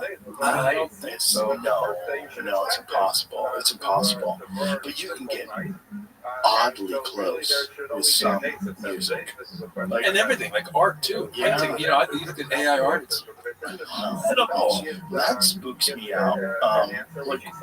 How do you feel? I mean, this is one of the things that's really going to be a giant problem for movie making. Is you can create AI characters that are assembling. They're like what they've essentially done is take a conglomeration of all of the acting that's ever been done and all the range that anyone has ever shown, and they can manipulate it. Make it more morose. Yeah, we know make it more using prompts of real people. Yeah, we dealt with that with the SAG strike. That was part of the thing. So the whole AI element to it, and like where we landed is. What was the thought from the people from SAG? Like, what were they just protecting our ability of our ownership of our likeness, so that you can't use it without compensation. Right. You know, because they were doing that. Well, I mean, I think to build these machines, you have to prompt. Yeah. You know, so that, and then you're prompting using what's existing. Yeah. And then how do you, you know, it's just reframing. How do you allocate funds to someone when you're using a prompt that's based on the human being who's an actor? You know, do you patent your likeness? You know, we're just moving in. It's the Wild West. Yeah. It's the Wild West. But Uncharted. Oh, yeah. In every way. You know, there's podcasts that are AI driven now. You can watch a discussion and that would be a podcast. Well, I think Glenn Beck just released the first Glenn Beck completely AI podcast. Right. But does that scare you? No. It doesn't scare me either. No, it doesn't scare me with that, with podcasting. Because I think one of the things that people come to podcasting from is this desire to be like a dose of humanity, is how I describe it. I want real interaction between two real people, and I feel it, and I know it's real. And there's something about that gives me comfort when I'm driving my car or when I'm on a plane. Like I'm listening to these two people interact, and I'm thinking like, what would I say? What do I think about this? Oh, I get where he's going from. Okay, oh, wow, that's his perspective. That's interesting. And then it makes me like rethink things or think about things with fresh eyes. I think you gotta be able to do that. But also, if I know it's AI, if you tell me it's AI, I'm not going to trust anything it's saying anything on that level. Yeah. Because it's not me I'm listening to. Right. It's fascinating for a while, and then it's like, well, I kind of want to just not feel alone. Right. Back to that. Well, there's an emptiness to AI music. I love a lot of AI music, but I love AI covers. Like they've done some AI covers. No, I've heard, the 57 ones. Oh yeah, bro. How good? Yeah. How good is it? Yeah, no, it's sick. It's sick. I was like, if that guy was alive, if he was a real person, he'd be like one of the biggest artists in the world. He's a fucking dynamo. Yeah. But there's an emptiness to it where you know, like, there's no humanity, there's no soul. You might enjoy it in the moment, but you gotta have some real shit too. But the truth is, I listen to that. I don't know that there's no soul because I'm not seeing the person sing it. You know, and so much music is manipulated anyway, the voice, when it goes through the system. And, you know, but if I'm watching a human being, that's why people love to go watch people perform live. Yeah. You know, I don't know that guy, that AI thing that 50 Cent is a human. If you told me that was a guy, I'd be like, oh, I can't wait to see him. I would have no idea that's not a guy. We play it in the green room when no one's. No, I know. And they're like, who is this guy? Yeah. Like, it's not a person. But of course, how would you know? But everybody has the same reaction. Like, oh, no. Right. That's how the reaction. Yeah. Everybody's like, I don't know what's wrong with it. I don't feel that. I'm like, cool. Yeah. I don't know. But we've been through things before, you know? When some No, it is. But relatively speaking, it's probably not. It's contextually. Right. You know? The printing press. All that. Airplanes. Here we go. Yeah. Cell phones. Yeah. AI music. Yeah, and AI film. I mean, you can produce a full feature film with prompts now. Yeah. Which is just nuts. Have you seen any of the AI Star Wars clips fan-made? Yeah, it's nuts. Yeah, I had a couple buddies that did some stuff that was fascinating. Yeah, it's cool. I don't. It's like if the ocean's flowing, what are you gonna? I mean. It's gonna happen. Yeah, I mean, you build the dam. Okay, it's John Henry, dude. It's John Henry and the Steam Engine. I always think about that song when I was a kid. They must have played on PBS. You know, it's like Steam Engine's coming, bro.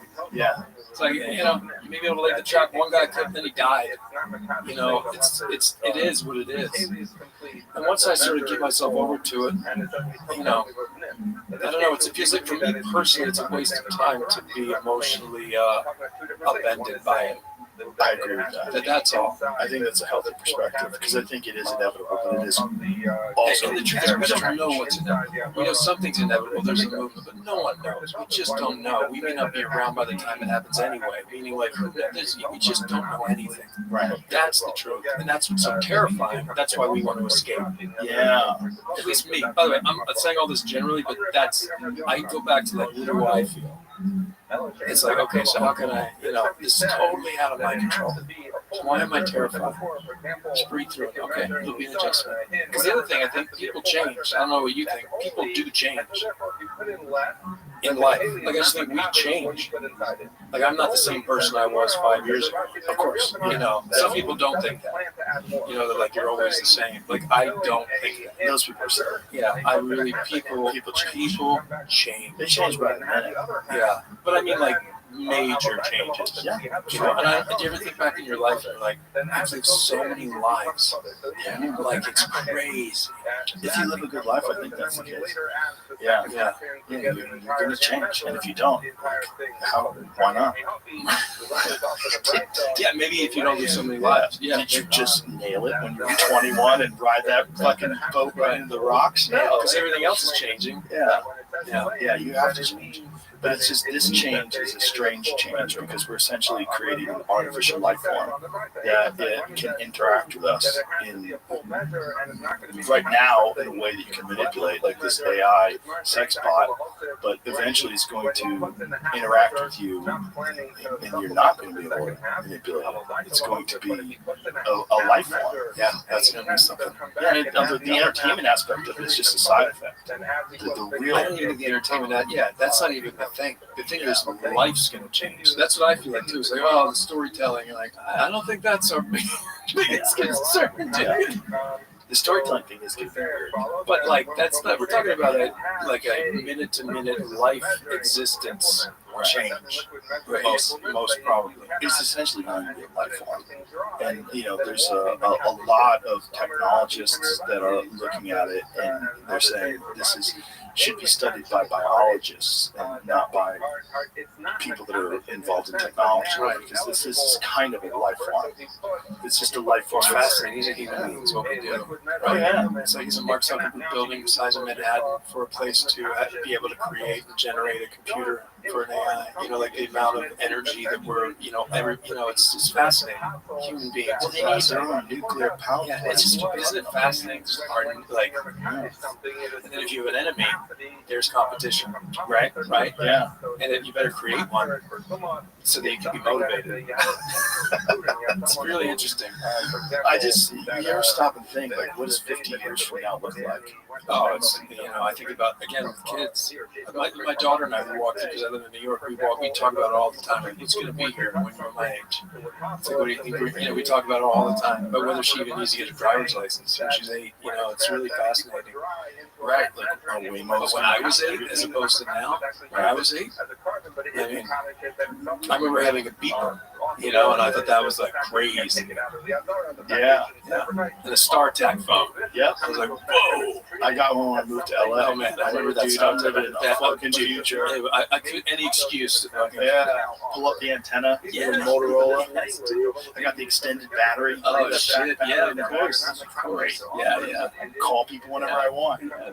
I remember when BlackBerry died on my phone. I was one of the last people I kept that BlackBerry. I had the BlackBerry. Yeah.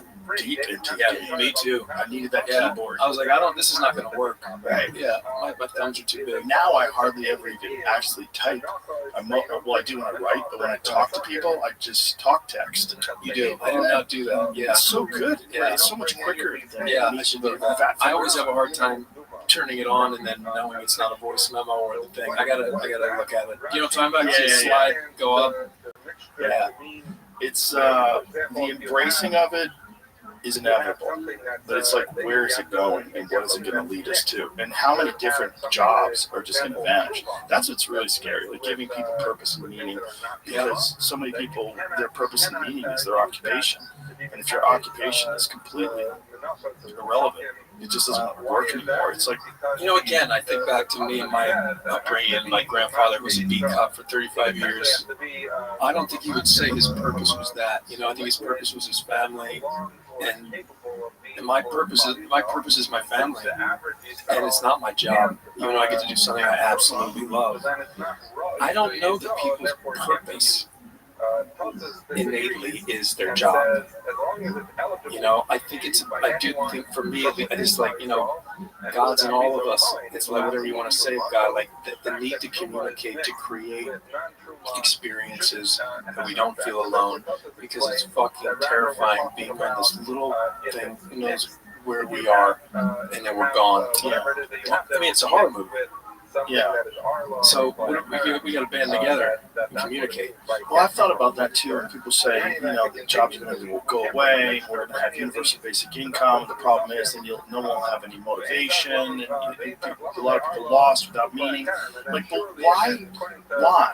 Because when did working even become your purpose in life? Yeah. This is it's a means to an end to provide, you know. It's a construct. Yeah, it's not the only way human beings can live. And if we've learned anything about ourselves as a human species, we can adapt. Yeah. Yeah. You know, highly able to adapt. Right, but what does that adaptation look like, and how do you educate people to not just seek a safe job that's going to provide for your family, but instead seek a purpose, seek a thing that gives you fulfillment, a thing where you feel like you're contributing to the world, or like maybe it'll lead to an explosion of human-created art. Because I think one of the things that's going to happen for sure is people are going to really greatly appreciate things that other human beings have made. Because, like, you got to go, oh, well, this is rare, but this is handmade. This is made by a guy in Wisconsin. You know, he's got a shop. You can watch his shop on niche. It's all huge niche. Yeah. We just got to get more people to embrace that kind of life, like giving them purpose and creation. And I think most people are creative. It's just that creativity is probably like pushed out of you when you sort of conform to society's ideas of what you're supposed to be doing with your life. Or you feel like you're told in a competitive environment that you're not creative. Right. You know, if you're not helped along the way in those developing years by at least somebody, right, it could be knocked out of you. Yes. No question. Yeah. I mean, I even look back and think of like a couple of people that believed in me, and I'm like, yeah, without that, I don't know. Oh yeah. Even with how much I love it. Yeah. Yeah. I think, you know, children are almost all creative. They're always playing and fucking around with dolls and fucking around with Legos, and they're moving things around, and they're using their mind to, they're drawing, they're doing stuff that's creative. It's just, after a while, that part of their life just kind of goes away and atrophies. And then they embrace the grind. Yeah, so it could lead to some sort of person. Yeah. The hard part is going to be people that are already set in their ways, and when their job just goes away, when it just becomes irrelevant. And that's about governing. Yeah. And what do we do? Yeah. No, it's the government's terrible at everything. They're not going to like getting people to be creative. Or just like, how do we deal with it? You know, any transition can be various states of volatility. What do you think movie making is going to be like? I mean, how much of a play is AI going to have in filmmaking? I mean, it already has a play, you know, in it, you know, in terms of what certain houses use, you know, whether it's writing or special effects, or I don't even know how much AI is used, you know, I'm sure it is. I'm sure it's used at every level, just like in every other aspect of the workforce. But I don't know, you know, I don't know. All I know is like, again, telling stories where that you feel like you can relate to it, no matter how. And then what's wonderful is, you know, I'm watching Avatar. Like, I saw a movie the other night that I didn't believe anybody in it. You know, and if I'm not believing it, I can't stay awake. Yeah. You know, and I love Avatar. I love, you know, and I love sci-fi stuff. I love it. And Leah, and we were watching, because we watched 3 and 2, and we were watching 1. So we were watching parts of 1. And I was like, I'd just gone from watching this movie that, like, I didn't believe anything anybody was doing the whole time. So I was out of it. And then I'm like watching Avatar for 2 seconds. 2 minutes. Yeah, they're on the thing and they're blue, but they're talking to each other. Right. I don't know. I think they're whatever they're doing, they're talking to each other. Yeah. So Avatar was fascinating because of Avatar depression. You know about Avatar depression? No. there were so many people that loved Avatar so much and connected with the idea of living on Pandora, being in that world and being the Na'vi, that they wished that they were there. I get it. And so they were developing Avatar depression. It was like they were talking about it like it was a psychological condition that people were affected by. That's how good that movie was. Yeah. It gave people depression. First of all, there's They something were about a the color, giant blue person. the color blue. That alone, you know, the color of blue that James Cameron landed on. Just what do you think that is? I don't know, but that blue is pretty wonderful. Do you think it's the ocean when the sun hits it? It feels like, you know, the Caribbean or something. Right. Yeah, It's light. exactly. Like white sand and overhead light. Yeah, through water. Yeah. That is weird. Yeah. Because if they I were get it. red, By the way, oh, God. I'm like, when's 4 and 5? Come on. Right, Yeah. right. I haven't seen 3 yet. Is it great? I loved it. I loved 1 and 2. Yeah. I fucking love those movies. Me too. Yeah, there's a great ride at Disney. I heard about it in Orlando, right? Yes. Yeah, I can't wait to go. Fucking Yeah, amazing. are you on the? Yeah, it's a VR ride. You put a helmet on and you sit on this thing that looks like a motorcycle, and then all of a sudden, like you feel wind. It's got like physical elements to it, smells, mist, and you're flying on one of those dragon things. Yeah, And you're flying it's on nuts. It's incredible. But that movie was so impactful that people got depressed. They weren't living there. Yeah, I get it. Yeah. I mean, I think it happens all the time. They just have a term for it now. Yeah. And I'm sure it happened with Star Wars. Dancing with Wolves. Yeah. Oh, really? Yeah, I mean, how many people wanted to be a Native American and live with the Native Americans because they saw Kevin Costner do it? Like, oh, this is better. This is better than living in the town with all those assholes going to the saloons. You know? Yeah, there's something about that. You know, there's something about like living in harmony that appeals to people. You know, and I think that has always been the appeal of, you know, there's a lot of people that were kidnapped when they were young by Native American tribes. Like, there's a photo outside the lobby on the facade of Quanah Parker. He's the last of the Comanche chiefs. And there's a lot of like city streets and areas all around Austin that are named after Comanche. There's like Quanah Parker Lane and all these. And his mom was Cynthia Ann Parker. She was kidnapped by the Comanche when she was 9. They killed her family. Wiped out her whole family in Oklahoma. It's documented in the book Empire of the Summer Moon. It's an incredible book that all talks about the conquering of Texas and the Comanche fighting the Texas Rangers. But this woman was kidnapped when she was 9, married the Comanche chief, and her son was Quanah Parker. So her son was half colonizer, half Native, half Comanche, and he became the last Comanche chief. And this lady, they rescued her when she was 30, and she kept trying to escape. She wanted to go back. Right. Like, no one ever, like, went to the Native Americans and then wanted to go back to regular Western life. They all wanted to stay with the Native Americans. They loved that life. There's something about this ancient way of living, subsistence hunting, living on the land. It was We just talked about it on the show about the need to go out in nature. Oh yeah, I couldn't agree more.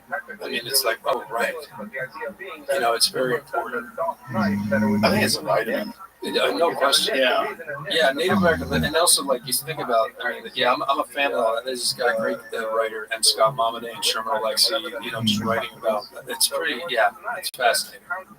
Yeah, people that went and lived with the Native Americans never wanted to go back to the West, but people that lived in a Native American life and then moved to the West, they always wanted to go back. Like it never went the other way. But somehow or another, the way of the Western people, the way of the settlers, won out by like sheer volume and numbers and this concept of progress. Yeah, technology. Yeah. I mean, that was the reason why they were able to pull it off in the first place was the Colt revolver. Because without the revolver, they all had muskets. The Comanche had like 5-6 arrows, and they would run at them and shoot. Mel Gibson movie. Remember the end of the Mel Gibson movie? Which one? Apocalypto? Yeah. Oh, yeah. He finally escapes and he gets to the beach, and then the boats are coming. Yeah. He just wants to go through the whole thing. Like the musket's going together. Yeah. The musket and then the rifle. And then the ball. But it was just steel. You know, that was the crazy thing about the Aztecs and Cortez. It's just they had steel armor. And you know, they were riding horses, and it was like, these guys are gods. This is crazy. They have metal.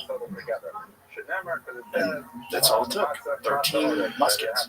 13 muskets and 600 men conquered Mexico. It's just, it's weird the way progress moves. It's weird because I mean, you can call it progress, but is it even better? What is progress? It's like technological innovation and adaptation to it. I don't know if it's progress. It all feels very overwhelming, and I think that's where the downside of our ability to have so much access to information, is that it starts to take my breath away. And then that's why it's like, what's just simple. So that's why it's smart that you're not on social media. Right. Yeah, because that's the main tap into the overwhelming. But I still feel overwhelmed. You know, even though I'm not on social media, you know, whatever my news feed is, you know what I mean, what I can actively look up and listen to is still, 100 times X as when I was a teenager. Oh yeah. You know, the fact that I even have a phone to do it. Right. You know, so I even feel that. But you're right. I really can't even imagine what social media does. It does a lot, and it really does a lot for young people. They're just being wired in a way that no human beings have ever been wired before. Like their whole, all of their interactions are different than anybody that's ever lived. Yeah, which is so strange. It's like because there's been minor changes over time that have led to like just the invention of cable, right? Just that changed everything. Massive changed it for me. I probably wouldn't have wanted to do this. I mean, there was a movie theater across my backyard was train tracks in the movie theater. I loved it. Watched Stand By Me 100 times. Walking and pretending I was there. But then like Comcast came through and Prism and HBO, and all of a sudden I can watch Taxi Driver 14 times, and The Elephant Man, and Popeye, and Apocalypse Now, Raging Bull. Like, you know, from 12 to on, that I would never have had. It was like Platoon for 6 months, Yentl. You know what I mean? It's like there's one choice. So yeah, it's interesting. Well, it's weird too now that you have instantaneous access. Like now it's not even Apocalypse Now is on at 8 o'clock on Saturday. I gotta get home. That I was talking about, Which is instantly in the middle of a conversation. Wonderful. Yeah. It's great if it doesn't overwhelm you. Yeah. If you use it and it doesn't use you. Yeah. But the problem is, I feel like that with me. I feel like that with so many things. Don't you? It's like, yeah. That's why I love books still. I still love books. It's like a physical. Yeah, I do. I love books. I don't necessarily read books very often. Most of my interaction with literature is just audio. Yeah. Just because of a time thing. Right. For me, my time is it's too difficult for me to manage. I have a hard time staying with audiobooks. Retaining it. I start thinking about the rhythm of the voice and my brain goes to other things like who's the person talking, where are they sitting? I don't know, like it changes. Well, that's probably why you're a great actor. Maybe. I mean, it has to have something to do with it because you're in this. You're considering this as a human being, absorbing their humanity. Right. While where this is like words and like unlocks my imagination. Yeah. It's like I'm here and it's like I don't know what's gonna come. Right. The words are in your head. The voice is in your head. Yes. Yeah. You don't necessarily have to assign a sound to them. Yeah, they take on and they change and they morph, and you don't know what's going to happen. There's probably a real value to that, just in terms of the enhancement of your own intellect, just to constantly be doing that.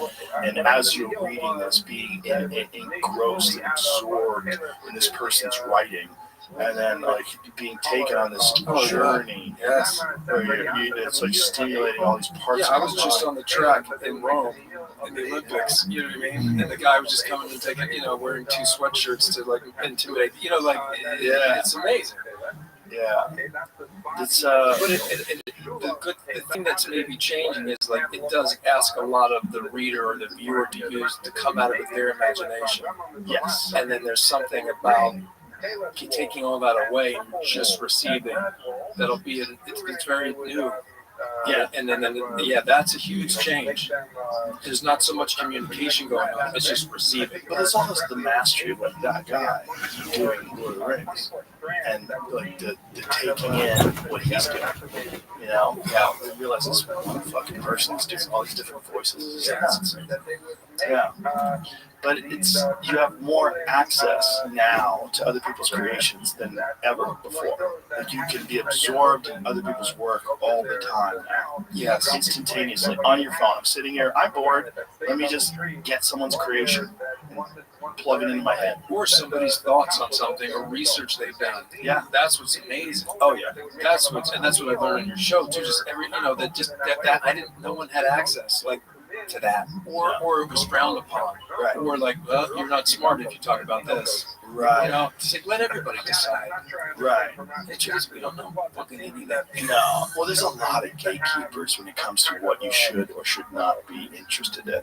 Yeah, or should not be discussing. I remember being in college, and there was a student, African American student, who I was friends with, and I remember him saying, like, man, with this one course, he's like, it's just not, they're not telling the story. And I remember he went and he talked, this is in 1995 or 4, I graduated in 97 from college, I think I was a sophomore, and like he was just, what he was talking about was like other ways of looking at history, and like, can't we just look at other stuff? And it's fascinating. Now it's like there's whole, courses on it or sections that you can read and learn and hear what people, that's kind of amazing. Yeah, it definitely is. I think it's amazing. As long as you can be, not strict, but as long as you can be, what's the word? That you're like, okay, I'm looking at it. This is not, the Bible of what it is. Let me just hear this tape. That's only healthy, I think. 100%. The problem and the fear is like, oh no, you're going to get in the cults and the group and the thing, and all of a sudden there's a movement. And, but whenever that happens anyway, there's so much infighting and the thing gets diluted anyway. Like it's never going to work. Right. That's the thing about the Bible itself. Is the Bible is a series of stories that were an oral tradition for who knows how many years. Eventually wrote it down, and they translated it from dead languages, and eventually the English. They're like, what is this? Like, what was the original? What is the meaning of this? Like, what? And you don't even have to go back that far. It's like just how we take it. Label, all they are labels of words, language. You and I communicate using these system of symbols, vocal symbols that we both think mean something. Yeah. But when I say the protein bites, it's like you're looking at that differently than I am. So it's so impossible anyway. We're just desperately trying to communicate. Yes. That's all we're doing. Yeah. Desperately. And have a story. But what's our story? That's going to be the weirdest aspect of communication through technology, is that we're going to get to a point where we're communicating without words. That's going to get really weird. Telepathy, that to me is scary because I don't trust my thoughts. Do you know what I mean? Like if I learn anything as I've gotten older, it's like, oh yeah, let that watch through me. I don't have to judge myself for that. Right. That was crazy. Right. Whoa. Right. No, it's okay. Let it watch through. Judge me about my actions. Yeah. I do believe. Not by what's going on inside my head. Yeah, but and then managing the thoughts and deciding what to act on and what not to. And imagine like trying to consciously control your thought. I mean, all of a sudden, talk about control, trying to control. Well, I think it's going to be a completely different way of interacting with each other. It's going to be as crazy as internet communication and what we're dealing with now. That's going to be another level of crazy, because we're essentially going to be telepathic. And that's inevitable. That's in the world. I mean, Elon said that to me. You're going to be able to communicate with no words. Okay. What does that mean? Yeah. What is that like? What language is it going to be? It's going to be a new. It's kind of exciting. It's very exciting. Yeah. It's very weird. Yeah, it's both. We're going to be different. Yeah. I just hope I'm around to experience it. It will be. Yeah, it's going to happen fairly quickly. I think it's going to happen within the next couple of decades. Things are going to be unrecognizable. If less than that. Yeah. I mean, that's just being like really charitable. Yeah, it is. It's probably going to be 5 years. Yeah, I mean, you've talked to enough people that are on the front lines of it, and there is one sort of constant thing that it's sooner than you think. And everyone on the front line is fucking terrified. I know. All of them. I know. Even the ones that are working towards I it. know. They're all like, oh, that's true. Like, I don't know if this is good, but I'm not doing it. Yeah, I know. Yeah. I know. Strange stuff. Hey man, I'm glad we did this. It was Oh, a lot of fun. Joe. You know, it's real quick. It's just fun to see the progression of it. It's like here and then like the Elephant Man. By the end of it, I just see your eyes talking to me. It's like I forgot the room and Jamie and the whole thing. I understand the gift. I get it. Well, it's because we're locked in. Yeah, but I get it. I get it because I love watching you have guests on, and then through the time, you just start to things just start to shed off, or it gets even more awkward. Or like the rhythm gets off. It's just so fascinating, and so I was so honored to be able to be in the seat and experience it. Oh, it's my pleasure. Yeah, I'm honored to be able to talk to people like you. Yeah, and to be able to experience. You as you're talking, I'm experiencing life through your eyes. Yeah, getting a better sense of what it is to be a person. And it's just like these little thin layers. Like you're building a mountain with one layer of paint at a time. That's it. Yeah. Everything is that. Everything is that. Yeah. Everything is that. Yeah. If you're living a good life. Yeah. Yeah. And I think you're definitely living a good life. Oh, thanks, man. It's been a pleasure getting to know you, man. You're cool as fuck. Yeah, thanks, Joe. My pleasure. All right. Everybody, is this thing on? Is out now, right? Yeah, open supply tomorrow. Tomorrow. Today, I guess. Today, as this podcast comes out. Correct. Yeah. And go check it out. It's awesome. Thanks, man. Rabbi, you're the man. Thank you.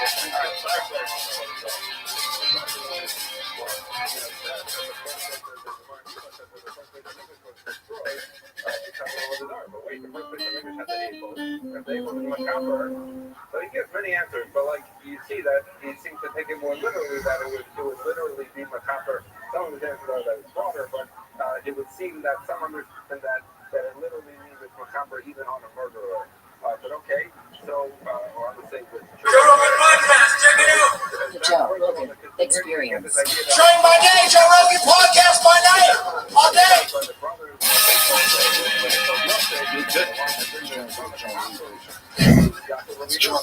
The weirdest thing. Is the Carhartt No. specific time period appropriate? No. It's supposed to be like a boiler suit. It didn't arrive. What is a boiler suit? Like a coverall. Oh, like someone wearing the boiler room? Yeah, because the best kind to get, I would have done a mashup. Now, see, here's that kind of pleather jumpsuit. He's got a lot of great looks. That guy was out The there. 2 diamond studs.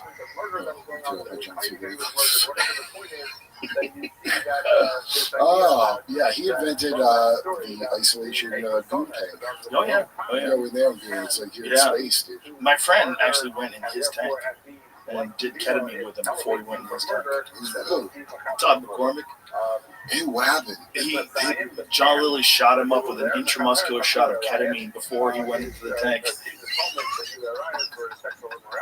He's like, this is what I do. You want to do it? He's like, okay, sure. John Lilly's like, hey, do you want to watch my parents fucking to conceive me? I like to do that in this tank. Let's go back in I time. like to go into the fucking, what do they call that Buddhist thing? Where you go watch your parents fuck. Is that a real thing? Yeah, in this, I forget the afterlife, the whole that afterlife thing. But can they do it like with meditation or something? Is that what you're saying? Yeah, but they say if you could choose to do that, what? If you could go back in time and watch something, but only one thing, and that thing is your parents fucking, you could be back in 1976 or whenever it was you were born. So what do I get out of that? Nothing. Just a research. It's Valuable like, research. You can only get one trip back in time. Everybody gets a trip back in time to see what it's like. But that's the only thing you get to see. It sounds like Tibetan Buddhism when you describe it to me. I'm pretty sure that's what do they call it when you go place you go to watch your parents fuck. Jamie, aren't you a Buddhist? The Bodak is not called that.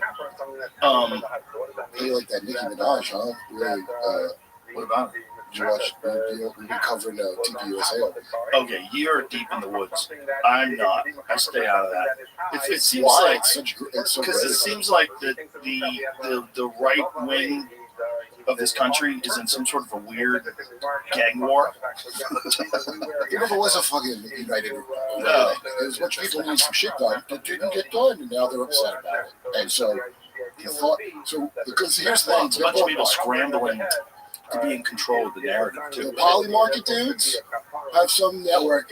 There's also like the show I saw was called The Cutout. They do these cutout things where it's like you pay a company to put up. When Elon showed what countries all the tweets are coming from? Right. Okay. Why the fuck are Indians and Sri Lankans tweeting about Israel-Palestine shit, right? Well, it's because there's these bounties they put up, and you can get invited to like a circle. Remember when you show those things people get of like, hey, say this shit and do this one? Well, now there's a bounty system. It's on Jimmy's channel. It's fucking amazing. So a bunch of people that I would watch them just like flip and say a thing like it's their job to say it. It was their job, but they're trying to hit a certain amount of engagement, and then you get like 50 grand. I can't remember the name of the guy that pointed out, but it's really good fucking work. I should look up. So it's not just bots. The Bardo. Bardo of Becoming, Tibetan teaching after death consciousness passes through several bardos, culminating in the Bardo of Becoming, where karmic visions of one's next life arise. During this phase, there are increasingly frequent flashes of the environment, parents, and circumstances in which one will be conceived, and one is drawn towards these as a kind of refuge or new home. That's interesting, but not as interesting as the influencers. Oh yeah, no, it's all. Thank you to our sponsor, Perplexity. You can always tell who's getting paid to say thing because they'll use. Like I just got paid to say that. Well, it sounds like a fair. I thought it was very interesting and informative. And, if you have a brochure. How many people are doing that? This is the thing. The conversation's always been like other countries are doing it. Yeah. And then they have bots and fake accounts, which is definitely true as well. But it seems like also they're paying people to say things. Yeah, well, there's a lot of people that seem like they're doing it like it's a job. Me assuming someone either is blackmailed or MK Ultra is me being kind of positive because really a lot of these people are just sacks of shit that are going for a bounty. So if you were MK Ultra, that's like kind of cooler than that, I think. And you think some of them can just sort of justify that bounty and that, whatever country's paying it, they have their own specific like billionaires and shit. Right. And it works both ways, I'm sure. I'm sure a lot of anti-Israel stuff, people being paid a bounty, don't you think? Don't you think like there's certain people involved in that as well that are probably being paid? It's from all around, that crime that got done in Gaza, and they're done now, so we can relax. They got it done, yeah. Oh yeah, it's done. So watch on the frequency, thanks, mate. But so that crime that's done now, the reason that the frantic buying up of the media by Larry, the shadow president Larry Ellison, is because they lost the next generation of trauma-controlled fucking mind slaves because on TikTok, these psychopaths bragged about crimes they did to people. And all the young Zoomies are on there, including in America, we were force-fed woke bullshit by the oligarchs who are now suddenly horrified because they didn't think it would blow back, that their kids would absorb that crap. Guess who has not had woke programming for the last 12 years? Israel. So you can tell who's involved in the propaganda now because they have no concept of the sensitivities of these gender blobs that were made in this country. So now they lost the next generation. So now they're frantically buying TikTok to put Barry Weiss in charge of fucking. That's going to work out great. I bet she's already out based on the town hall alone that we covered. One of the worst things I've ever seen. I didn't see it. Well, you're lucky, but we covered it all. I'm trying to stay out of most of this stuff because every time I talk to you, I get dragged in. And I get paranoid and anxiety. Oh yeah, no, you'd be killed. I mean, so what happened to Charlie Kirk? I mean, you easily could be killed, and yeah. I don't know. Does Jimmy worry about that? Jimmy got his phone hacked with Pegasus that time. Yeah. He got out. The whole thing is hilarious. Yeah. Because it's so funny because he can tell he's one of 12 kids because he feels left out of shit stolen away. And it's like, why are I know that thing? Like, well, you got an opportunity. And then you brought that Nixon joke about Bohemian Grove. You know the Nixon quote? Yeah. He goes, you heard that quote, right? And they go, no. They heard it. They not. And he said it, and they didn't laugh. There ain't nobody left. Let's play the recording of Nixon saying it because it's even funny. Hey, go back. We got an issue. Two podcasts in a row. The podcast. Yeah, we got a software glitch. What were we just talking about? Oh yeah, audio. sweet audio. But in his own voice, the funniest thing I've ever seen. From the San Francisco crowd. So I think there's always been places where dudes go to get their free gun. The Lost Nixon tapes. Here it is. During discussion with Hidelman and Kissinger about youth conference, annual youth conference, the subject turned to homosexuality and society. As it always does. You just give me some of this. This says gays are born that way? No, this seems different. Oh, well, Nixon was progressive. Gays are born He's a that real way. Lady Gaga. You know the whole Nixon getting booted from the White House story, right? You know know the about Watergate story on fake ass cinema? Bob Woodward? Yeah. Oh my God, how crazy is that? Wow, you need intel, and your first big break is the Watergate. How crazy is that story? It's Well, a complete story. it's the template for all of the media for how long it is. Yeah. Presidential.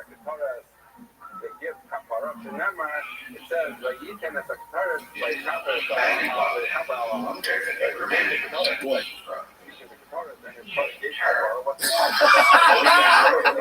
Now guess what? From time to time. This is that quote. It's the most faggy goddamn thing you could ever imagine. You know what's funny? Sir Cecil Rhodes, he kept saying he wanted to make bundles of men, you know, the bundle of sticks of men in his round tables. You know, a bundle of sticks is, of course, a faggot. That's not the slur. But the goal of Cecil Rhodes was to create secret faggots around the world. Secret ones. Yeah, bundles of men, fraternal organizations. The names don't matter if you're a dumb group, whatever. Everybody's a stupid fucking the Knights of the Order of some gay shit, right? Skull and bones. Yeah, and look, when he's saying the F slur like that, I don't think he just means a little bit of man on man action. I think he's talking about the ceremonies, the dress up. Oh yeah, the dress up, the whole Renaissance fair thing. Yeah, the owl thing. Like, never mind anything you heard they did. Okay, that's just nonsense talk. But just the things you know they did. The video that Why are Alex they doing Jones that? got. The video that Alex Jones got is, and he did it by the way back with John Ronson, back when Alex Jones was Yeah. So Alex Jones and John Ronson sneak into Bohemian Grove. Alex Jones filmed them. Everybody was like, he's crazy, he's a kook. He's filming them doing this fucking wacky ceremony in front of Molech the owl god. Well, it's not Molech. It isn't? No. What is the owl?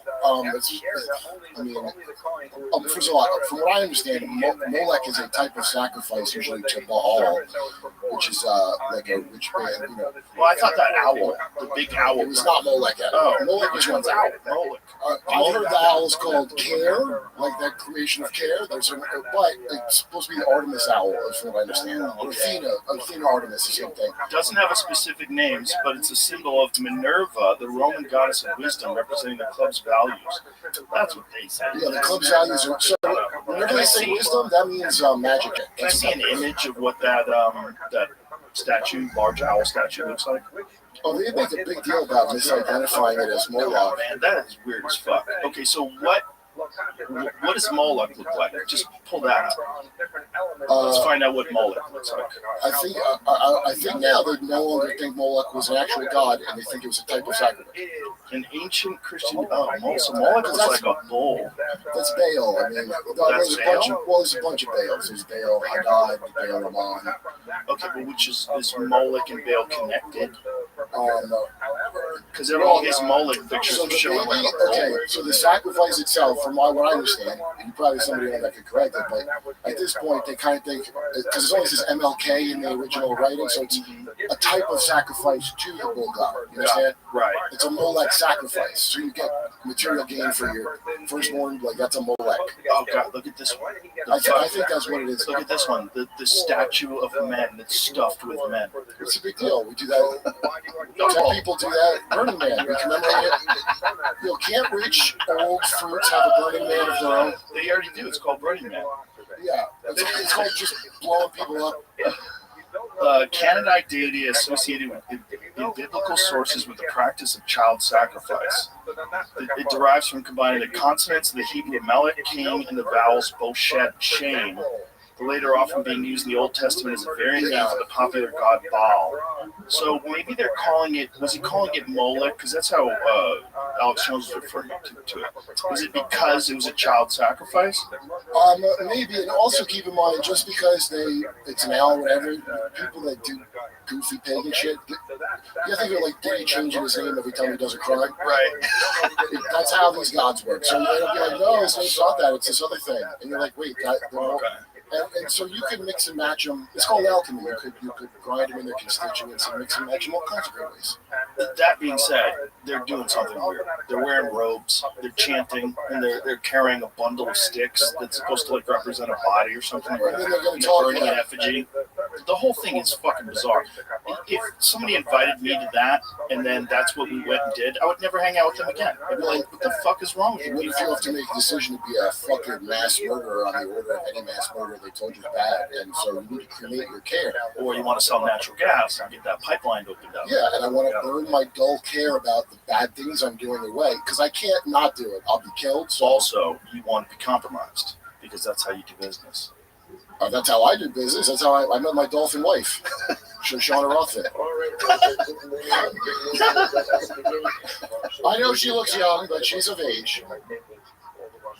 My favorite part about the Lily story is the experience that the lady was doing with the dolphins when she was living in the house with them, and she had to jerk them off, otherwise they wouldn't pay attention. And people found out about it, and they shut the signs down. It made them it made the dolphin more complete. Peter, he had a name. It's Peter the dolphin, and he took his own life. After he took his own life. The dolphin killed himself. How did he do that? It's really dumb and obvious, but I didn't guess what it was. Did he just inhale all the water? He just drowned himself. I thought he like jumped out of the water. It's like a big fan or something. I couldn't figure out how they do it, but yeah, he tied just C4 to himself. Flipped over into the crowd. Bruce is telling me about how they would train dolphin jihadis. We had dolphin jihadis. We trained dolphin jihadis. We had dolphin kamikazes. We took dolphins. We love you. Hey, I'm gonna just give you a little collar. Go find the Russians. Let me tell you if you want to do more, like, because I texted you some real dolphin info. You did. The thing is, when you text me so much, I can't read it all. It's not possible. Well, that's good, because this is going to be a real treat for you to hear. I like how you're still going with the old school white background in your text. Why? Do you think I should change it? No. All right. You be you. Is there a bad background? Okay, so, they always say dolphins are a little amorous, is the term they use in dolphin handling. Yeah. I'm allowed to talk about this as long as I change the name of the person and the dolphin. Oh, you told me. You did send me that. That's right. Okay, because I was like, they always say dolphins are. Don't say your friend's name, but tell the story because it's crazy. Yeah, I always feel like they're smearing dolphins, like how we did to great man Saddam Hussein. Remember we smeared that guy, and he was the vice president of Iraq that they've ever had. What about Gaddafi? I don't even want to bring that one up because that's really depressing. That's a crazy one. The most prosperous country in all of Africa. Yeah. Screwed up 3 of the countries when unreal. Yeah. There's a great clip of Russell Crowe explaining all the things Gaddafi did on this podcast, explaining how we're supposed to think Gaddafi's the bad guy. But he's right. He's exactly right. Russell Crowe was dead on with that. Oh, yeah, 100%. So I'm like, maybe dolphins are just another Gaddafi. Gaddafi gave everyone free education. Everyone, when they reached a certain age, got a home. If you had a specific skill, they would send you to another university and pay for it, wherever they had to send you. Well, that too. But so are we. Yeah, shut the fuck up. Shut the fuck up. It's all pretend. Well, I hate to bring it up, but ISIS is in charge of Syria now, even while morons will tell you ISIS is attacking Christians in Nigeria. Listen. Is everybody retarded? You're always a glass half empty. At least Netanyahu got a pardon. Did he? From who? Trump? How could Trump pardon Netanyahu for... Well, how does that work? You ask me. Okay. Someone should cue the America Fuck Yeah music right now. We're bombing Venezuela too, by the way. It's hey, dude. No disinformation. Drone bomb. We got ground. We reported yesterday. We got ground paper. Oh, really? Netanyahu says Trump is the first non-Israeli to receive Israel prize. Oh, Trump got a prize. Nice. The first non-Israeli. Announces Trump will be the first non-Israeli to receive Israel Prize for tremendous contributions. Yeah, well, they should get a fucking prize. You gotta make deals. You want to make omelets? You gotta crack a few eggs. There's no I'd like the prize. Nobody gets it. But Israelis, I want to be the first. There's no omelet ever coming whenever someone says that. What did he pardon Netanyahu for? I didn't know that Netanyahu was in trouble. He was about to be overthrown before October 7th happened. And Let that go. But right here. Well, what are we pardoning for here then? That's what I'm saying. Oh, that's right. That's what I'm saying. I wonder if there's anything in it blacked out in the Epstein thing. It didn't. Well, that's a real insult, huh? This is now the pardon has been. They're disputing it. Oh, they're arguing already. Israel's president denies telling Trump that Netanyahu pardon is, quote, on its way. But he's not an American citizen, is he? Wait a minute. Hold on a second. Say that again. Say this statement again. Israel's president denies telling Trump that Netanyahu pardon is on his way. So what does that mean? So Netanyahu denies saying that to Trump is what it sounds like. Doesn't it sound like that? Oh, Isaac Herzog. Oh, the prime minister. So they have prime minister and a president. Okay. I'm sorry. Swiftly denied President Trump's claim on Monday that he had told the U.S. president he would pardon Prime Minister Benjamin Netanyahu. What does that say? I think he will, Trump said when asked if Netanyahu would get a pardon. How do you not? He's a wartime prime minister who's a hero. How do you not give a pardon? Oh, wow. He's going to pull his ass out of the fryer, too. I think what he's saying is that he would get a pardon from the president of Israel. That's what I think he's saying. Okay. So this is why it's confusing. We're having Israel hates that motherfucker, by the way. Okay, and he was about to be overthrown. NFL playoffs, let's go. DraftKings Sportsbook, an official sports betting partner of the NFL, makes every moment feel bigger. A running back cuts through the line. A strip sack flips the field. A tight end hauls in the kind of touchdown grab you'll talk about for years. Postseason games shift fast, and with DraftKings live betting options, you can stay right in the moment. Plus, DraftKings has your back with early exit protection. If the player in your eligible NFL prop bet goes down at any point in the first half, you still get paid in cash. New customers bet just $5, and if the bet wins, you get $300 in bonus bets instantly. DraftKings Sportsbook, every drive, every play, every moment. Download the DraftKings Sportsbook app now and use the code ROGAN. That's code ROGAN to turn $5 into $300 in bonus bets if your bet wins. In partnership with DraftKings, the crown is yours. Gambling problem? Call 1-800-GAMBLER. In New York, call 877-8-OPEN-Y or text OPEN-Y 467-369. In Connecticut, call 888-789-7777 or visit ccpg.org. On behalf of Boot Hill Casino and Resort in Kansas, asked to per wager tax may apply in Illinois. 21 and over, age and eligibility varies by jurisdiction. Void in Ontario. Restrictions apply. Bet must win to receive bonus bets which expire in 7 days. Minimum odds required. For additional terms and responsible gaming resources, see dkng.co/audio. Limited time offer. Well, there were certainly large protests in the street the day before October 7th happened. Is it true that there was a stand down on October 7th? The IDF people were talking about the day out. It's not Jimmy Show. Well, I'm asking you so the people that don't know what the fuck we're talking about. They don't believe me. They'll say John Lilly's a liar. Why do you say that? They'll say John Lilly's a dolphin fucking liar. No. They wouldn't say that. They wouldn't say that. What are you looking at?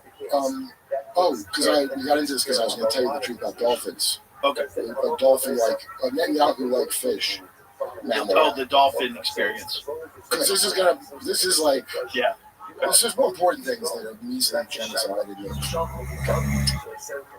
Okay, so I asked if they're just saying dolphins, right? Right. So she said, what they say about dolphin rape, it's true, all caps. They are very sexual animals and even masturbate. Young males can get very horny, and it's like they go into a trance. For some reason, they like knees. So I was doing a program with a very nice family, and I saw Flippy, her name changed. I dropped to the lady's knees and started buzzing on them. That's echolocation. So groom your knees with their echolocation abilities. So I'm like, fucking great. That's all caps. So I followed protocol and put myself in between the dolphin and the gas and asked them to get out of the water. So you understand there's a protocol in place. for when Flippy starts echolocating your knees. Okay. Oh my god. Flippy then starts circling me fast with his dick out, hooking my leg and dragging me into deep water. As he's doing it, it literally looks like the scene in Jaws. The shark's hitting the girl, she's like whipping around, and she's jerking around, and you can't see what's happening under the water. Obviously, I'm fucking terrified, and I'm trying to play it off to the guests like everything is fine. So I'm laughing and saying, you know how dogs get a little rough when they play? That's what she's saying to the guests? She's whipping like Jaws, like, what? Like a dog.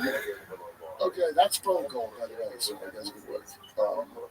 Then my shoes come off and start floating, and the guests try to get back in the water to get my shoes for me, and I yell, no! Well, now, I managed to get away and walk out, only mental scars. Thank God all cabs. Thank God I was wearing a wetsuit. I would have felt that slimy dick hooking my legs. It's like a Japanese anime hanging out with dolphins. But you know what? Look, it's terrible, but they're prisoners, and they didn't do anything wrong. That's what's weird. Yeah, well, I'm a court with a victim. That's what I, John C. Litton. They're just dolphins. Why are they in prison? They're a lot like... they just got unlucky. They're basically dolphin slaves. Yeah, they're kind of like the dogs of the sea, I think. I don't think they're like human intelligence. Sounds like they're like... They have a cerebral cortex that's 40% larger than human beings. They have language and dialects. We don't even understand what their language is, but they can understand ours. Like, they can learn things. And look, I'm trying to defend dolphins from the rape charges here. If you want to... I see what you're saying. Well, do you know what else they do that's really awful? Yeah. They kill the babies. Yeah. There's infanticide in dolphins is really common to the point that it makes dolphin females promiscuous. Because the female tries to mate with as many men as possible so that the men won't kill her babies. Because they don't know if it's there. It's a real 60s end. Do things wrong. Hey man, you don't get dolphins. They just don't change their environment, so we don't think of them as intelligent, but they're fucking smart as shit. Well, you know the thing of pushing people on the shore that are like drowning? That's bullshit.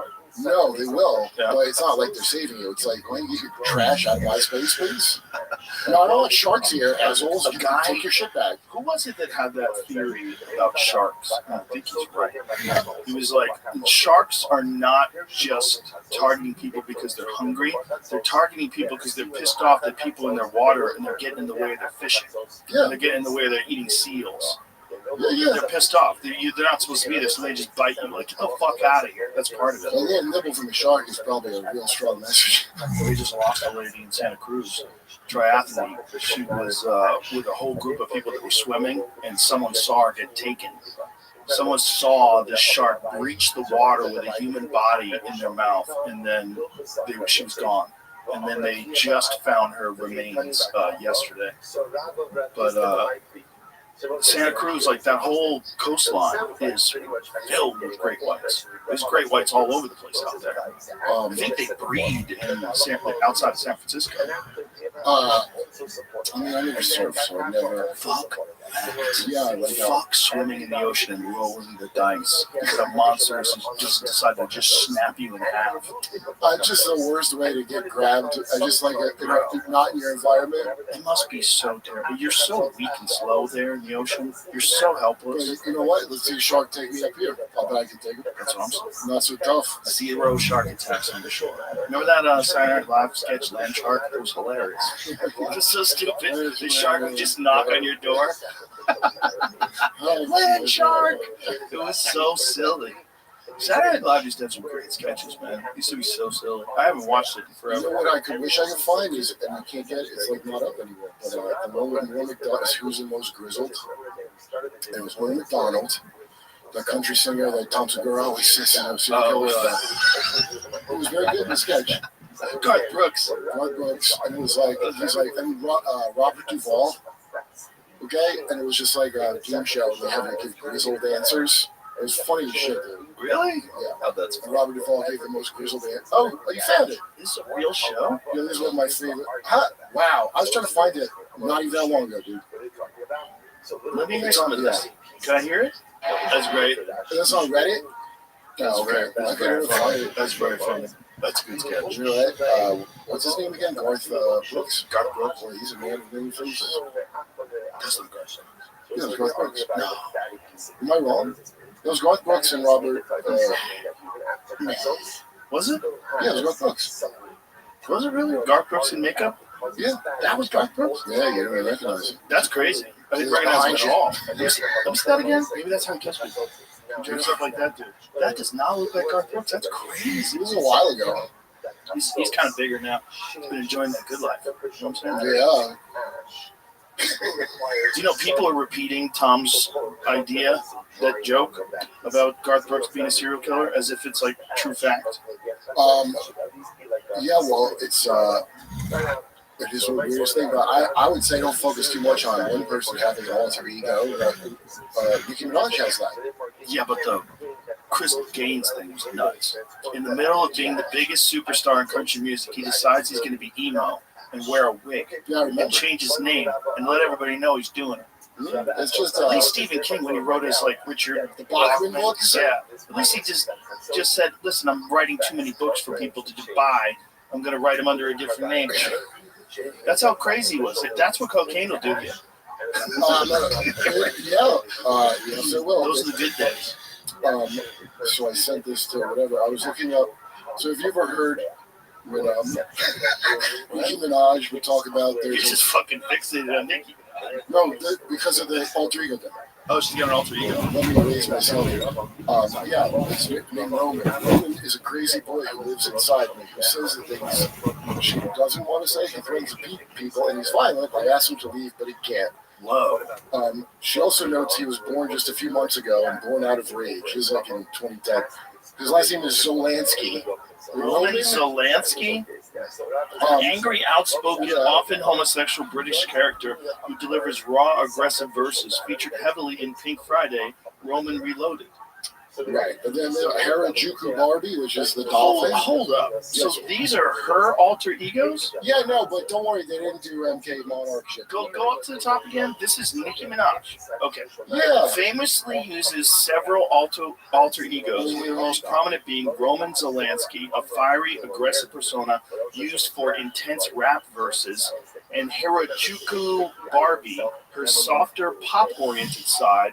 But others include Martha Zolansky, Roman's mother, Zolansky, Chun-Li, Nick Lewinsky, and Cookie, each serving a different voice or purpose, from therapy to explosive lyrical delivery. Huh. I mean, is she just fucking around though? Yeah. I mean, most you know how black people normally take the alter ego of a series of like Polish, Lithuanian, Jewish names. Was she like Whoopi Goldberg? Oh. Roman Zolansky and his mother living there. Well, that must be great in there. Must be a party. Zolansky. That's weird as shit. It is weird. Oh, the one that says it was to help her cope with her traumatic childhood, the one personality. Which one? I don't know. It was on the thing. No, but there's more than that, Ethan. Because I Grok, you know how Grok lies? You got the Grok. Did you look it up? We're like, no, I didn't. Can you go and do that, Grok? Yeah, I got Perplexity to admit something that it didn't want to admit initially. I cited other sources and said, is this true?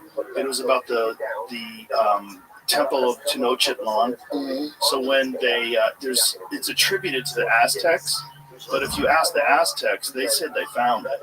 And so, yeah, no, it's not even all, they don't even know. I think there's a term that they use for it. It was there when they got there, they say. I know that. Yeah. I've heard of that, yeah. Yeah, there's a term that the way they describe it as, it's very interesting, because they describe it as like the city of the gods or something like that, or the land where the gods, the place where gods were born. So here's the crazy thing. And I had heard this before, but I wanted to make sure it was true. There's a Spanish guy named Diego Duran, who was a chronicler, who said that they killed 80,000 people over a 4-day ceremony. They say really it's probably like 20,000. Yeah, it's an exaggeration. So wow, 20,000. That must help the smell. And they just cut their hearts out to celebrate the fact that the temple was completed. Hey, holy shit, man! But I didn't want to admit at first that they didn't build it, and then I had to cite these sources where they say that they didn't build it. They said they found it, and so then they wanted to make sure that they're attributing it to earlier people of the same nationality. You know what I'm saying? It got a little weird, and I realized, well, that's because it's drawing from all these sources that are online. So it's drawing from all these academic work, all these books, all these sometimes it just documentaries. Sometimes it'll do that. Some AI will do that. I don't know. Remember when Sonny does that? Hostin quoted Seymour DeButts? No. Sonny Hostin quote. I think it's Seymour DeButts or some shit Is like that a that. porn star? Seymour Butts? No, DeButts. And it was when Biden did all those pardons on his way out. She goes, well, Seymour, he pardoned his nephew, or his brother-in-law, Seymour DeButts, and the ChatGPT just made that up. So people were like, oh, that's hilarious. Yeah, but she was a judge.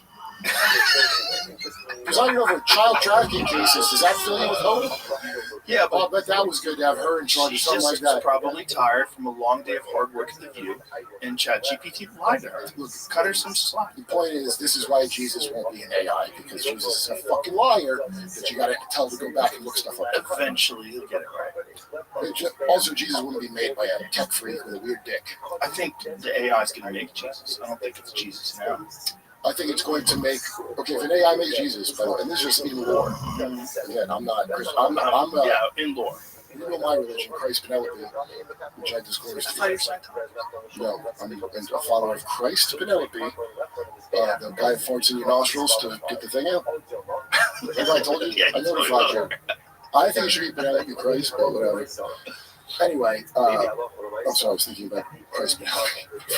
You forgot what we were talking about? Yeah, I might need a healing from Penelope Christ. What were we talking about? Oh, yeah, so that would be, automatically, that would be an Antichrist. This is the guy that farts. Farts in your face. Literally sits on your nose. Number one, the truth, it has to go in the nostrils, and he's very specific about that. Yeah. You gotta trust him, man. Look at the Messiah. Imagine if that really was the way, and the only thing that's holding you back is it looks so silly. Yeah. But if that was like, I mean, there's weird things that people can and can't do. Weird things animals can do. You know, animals can shoot poison. Skunks shoot smell at people.